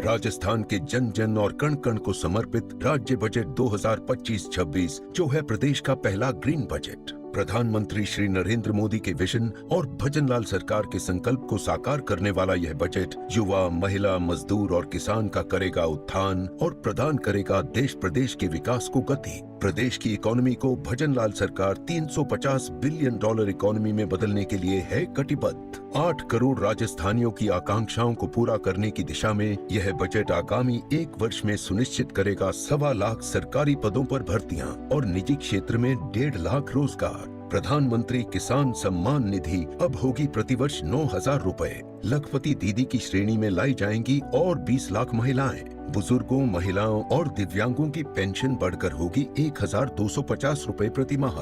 राजस्थान बजट 2025-26 की बात निराली। हर गांव शहर समृद्धि और हर घर खुशहाली।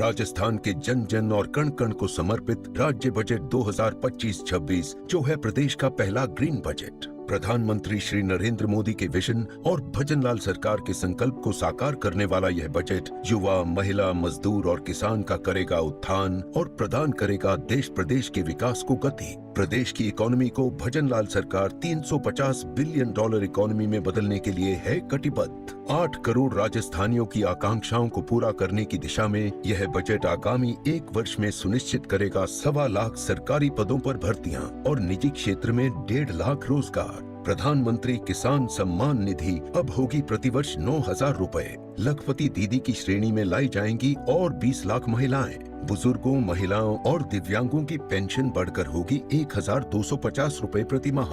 राजस्थान बजट 2025-26 की बात निराली। हर गांव शहर समृद्धि और हर घर खुशहाली।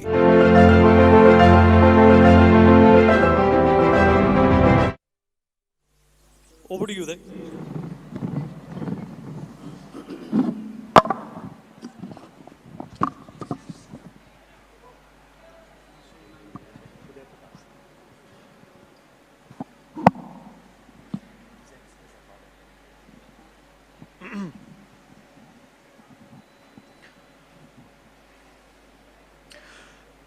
नमस्कार, हेलो एंड वेलकम।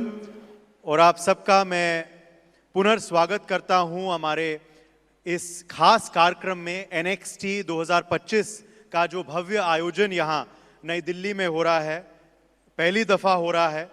और अब हमारे अगले मेहमान जो हैं हमारे बीच आ चुके हैं और मैं हमारे दर्शकों को ये भी अवगत कराना चाहता हूं कि इस अगले सेशन का लाइव ट्रांसलेशन भी हो रहा है। तो खास करके the foreign guests with us today, our next session may be in the language of Hindi, but you can hear the live translation of it as well if you put on the headsets which are on all the tables here. So if you put those on, there will be a live translation in Hindi, in English, as we've been doing for our English sessions today, where you have been hearing it in Hindi as well. And there was also a session in Russian today, which you also heard in English.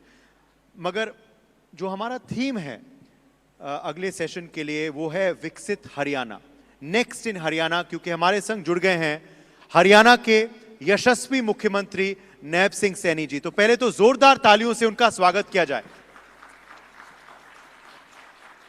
नैब सिंह जी, बहुत बहुत स्वागत है आपका हमारे कार्यक्रम में। Thank you Uday ji, thank you.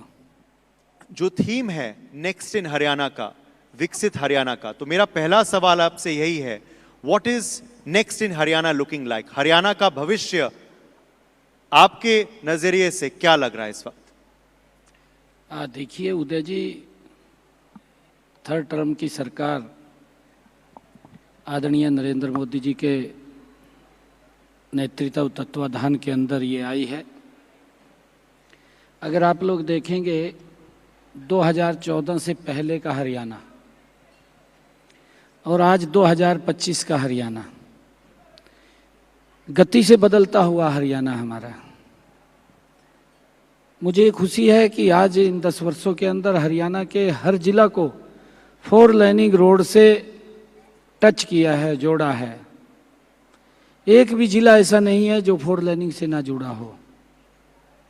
आने वाले समय के अंदर हमारा जो टारगेट रहेगा कि हरियाणा में जो कनेक्टिविटी दिल्ली के नज़दीक लगी है, एयरपोर्ट के नज़दीक लगी है, अगर हम किसी भी हरियाणा के एरिया से चलते हैं तो लगभग 2 घंटे 2.5 घंटे के अंदर एयरपोर्ट पे पहुंच जाते हैं। इस प्रकार की कनेक्टिविटी वो लग रही है। हमारा ये विज़न रहेगा कि हरियाणा के अंदर इंडस्ट्री वो लगे, इन्वेस्ट हो। उसके लिए हमने बड़ी एक रचना योजना वो बनाई है। अभी जो हमारा ये बजट सत्र चलने वाला है, इस बजट सत्र के अंदर भी हमने इससे पहले हमारे जो टेक्सटाइल इंडस्ट्री के पदाधिकारी थे, जो उनके एसोसिएशंस के मेंबर थे या इंडस्ट्री के हमारे एसोसिएशंस के मेंबर थे, इन सब लोगों से हमने इस बजट के अंदर भी प्री बजट को लेकर के चर्चा की है कि आने वाले समय के अंदर हम हरियाणा में इंडस्ट्री आए उसके लिए क्या कर सकते हैं। और उसके लिए एक अलग भी हमने बड़ी प्लानिंग की, हमारा इन्वेस्टर्स हरियाणा के अंदर आए, ताकि यहाँ पर जिस प्रकार का माहौल और जिस प्रकार का वातावरण आज हरियाणा के अंदर है, हर व्यक्ति ये सोचता है कि मैं हरियाणा के अंदर इंडस्ट्री यहाँ पर लगे और मैं यहाँ पर अपना कोई ना कोई इंडस्ट्री लगाऊं। उसके लिए सरकार हमेशा उसमें सरलीकरण करते हुए हम लगातार कि ज़्यादा लोग आए, उनको दिक्कत ना आए। चाहे हमने जो एक अपना अलग शेल बनाया है HPC हरियाणा जो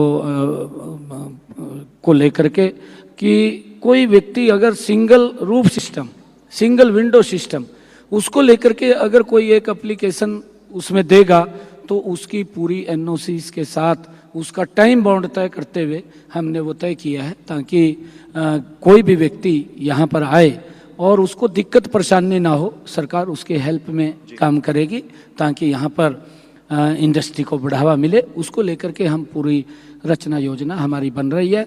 हमारा एक टारगेट ये भी है कि हम हरियाणा के अंदर एक इन्वेस्टर मीट्स वो भी जल्दी ही करने वाले हैं, ताकि उसके लिए भी हम कुछ जो इन्वेस्टर्स हैं उनको हम यहाँ पर आमंत्रित कर सकें और यहाँ पर वो अपना इंडस्ट्री के अंदर वो लगा सके, इन्वेस्ट कर सके। उसके लिए हमारी रचना योजना पूरी। आज इस मंच पे काफ़ी अंतर्राष्ट्रीय जगत से जुड़े हुए मुद्दे पे चर्चा हुई है, उठे हैं, तो मैं एक ऐसा ही मुद्दा पे आपसे अगला सवाल करना चाहता हूँ। आपने इनफैक्ट पिछले साल जो हरियाणा विधानसभा चुनाव भी हुए थे, वो चुनाव में भी आपने एक इच्छा जताई थी कि जो डंकी रूट से जो आपके राज्य से जो लोग विदेश जाते हैं वो खत्म करने की इच्छा आपने तब जताई थी। मगर अब भी हम देख रहे हैं मुख्यमंत्री जी कि बेरोजगारी की वजह से, झूठे दिलासों की वजह से लोग जो हैं हरियाणा से पलायन कर रहे हैं, विदेश जा रहे हैं इन गैर कानूनी रास्तों से। और हमने ये भी देखा है कि हाल ही में अमेरिका से आए भी थे कुछ लोग वापस भारत, जिस तरीके से वो लाए गए थे उस पर भी काफ़ी लोगों ने आपत्ति जताई है। मगर ये जो सिलसिला है पलायन का और खास करके गैर कानूनी रास्तों से, डंकी रूट से पलायन जो होता है, उसको आप कैसे रोकेंगे? इस पे आपकी क्या इच्छा है? देखिए उदय प्रताप जी, मैं आपको आज मैं धन्यवाद करता हूँ नेक्स्ट चैनल का, जिसके माध्यम से आज ये बात रखने का मुझे मौका मिल रहा है। मैं हरियाणा प्रदेश के युवाओं से कहना चाहूँगा कि हम गलत रास्ता इख्तियार ना करें, क्योंकि उससे हमारे जीवन को भी खतरा है। हम गलत रास्ते से जाते हैं, कई कठिनाइयाँ हमारे शरीर को सहन करनी पड़ती हैं, कई बार दुर्घटनाएं भी हो जाती हैं और भयानक दुर्घटनाएं हो जाती हैं। ये रास्ता हम नहीं अपनाना चाहिए। हमने एक विदेश सहयोग विभाग उसका गठन किया है। उसके माध्यम से अगर कोई एजुकेशन के लिए बाहर जाना चाहता है, व्यापार के लिए बाहर जाना चाहता है, रोजगार के लिए बाहर जाना चाहता है, हमने उसके ऊपर पूरी एक योजना बनाई है। उसके ऊपर अप्लाई करेंगे, सरकार उसके अंदर सहयोग करेगी। हमने कुछ युवाओं को भी बाहर भेजने का काम विदेश सहयोग विभाग के माध्यम से किया है, ताकि उनको कोई दिक्कत परेशानी ना हो, ना ही उनका पैसा गलत तरीके से खर्च हो। उनका जो हमने युवाओं को भेजा है, मात्र टिकट का किराया ही उनका लगा है और उसके माध्यम से लगभग हमने जब से विदेश सहयोग विभाग बनाया है 350-400 युवाओं को हमने बाहर भेजने का काम किया है और हम इसको और गति से बढ़ाने का काम करेंगे, जिससे कि युवा एक ठीक रास्ते से अगर वो बाहर जाना चाहे वो बाहर जा सकता है। मैंने चर्चा भी की है उदय प्रताप जी कि हम अगर कोई रोजगार करना चाहता है, कोई बाहर व्यापार करना चाहता है, कोई बाहर एजुकेशन के लिए जाना चाहता है, तो सरकार एक ठीक तरीके से उसको बाहर भेजने का काम करेगी। उसके लिए हम लगे हुए हैं और हमने जो इस प्रकार के डोंकी रूट से जो गलत रास्ते से बाहर जा रहे हैं या भेजने का काम कर रहे हैं, हमने उसकी भी कहा है कि इसकी एक बार जांच करिए, जांच करके देखिए कि गलत रास्ते से कोई बाहर ना जाए। और मैंने इस बात को भी कहा है कि पिछले दिनों कि उदय प्रताप जी, हम विधानसभा में इसके ऊपर एक एक्ट भी बनाने वाले हैं, ताकि बाहर जाने का जो एजेंसीज हैं या जो बाहर भेजने वाले लोग हैं वो लोग कहीं ना कहीं सरकार के पास रजिस्टर्ड करें, कितने लोगों को बाहर भेज रहे हैं उसका बाकायदा रिकॉर्ड हमारे पास हो, और उस रिकॉर्ड से ही हम सारी जानकारियां कलेक्ट कर सकते हैं। कोई व्यक्ति गलत रास्ते से बाहर ना जाए, उसकी व्यवस्था हम कर रहे हैं। और जो बाहर रास्ता जो गलत रास्ते से भेज रहे हैं उसके ऊपर भी हम उसकी जांच कर रहे हैं कि कौन कौन किस किस तरीके से बाहर भेजने का काम कर रहे हैं। हम एक्ट बना करके उसका एक कानून प्रक्रिया के अंदर उसको लेकर के आएंगे ताकि कोई गलत रास्ता अख्तियार ना कर सके। आने वाले सेशन में ये दिख सकता है, आप ऐसा कह रहे हैं, मगर एक ऐसा कारण है जिसकी वजह से लोग विदेश जाते हैं, लोग आपके राज्य से बाहर जाते हैं, वो है बेरोजगारी।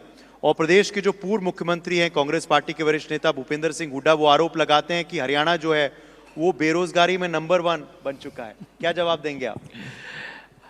देखिए उदय प्रताप जी, मैं अगर पूरे देश के अंदर बेरोजगारी की बात करूं 6.6 मेरे ख्याल से लगभग इतनी फिगर है।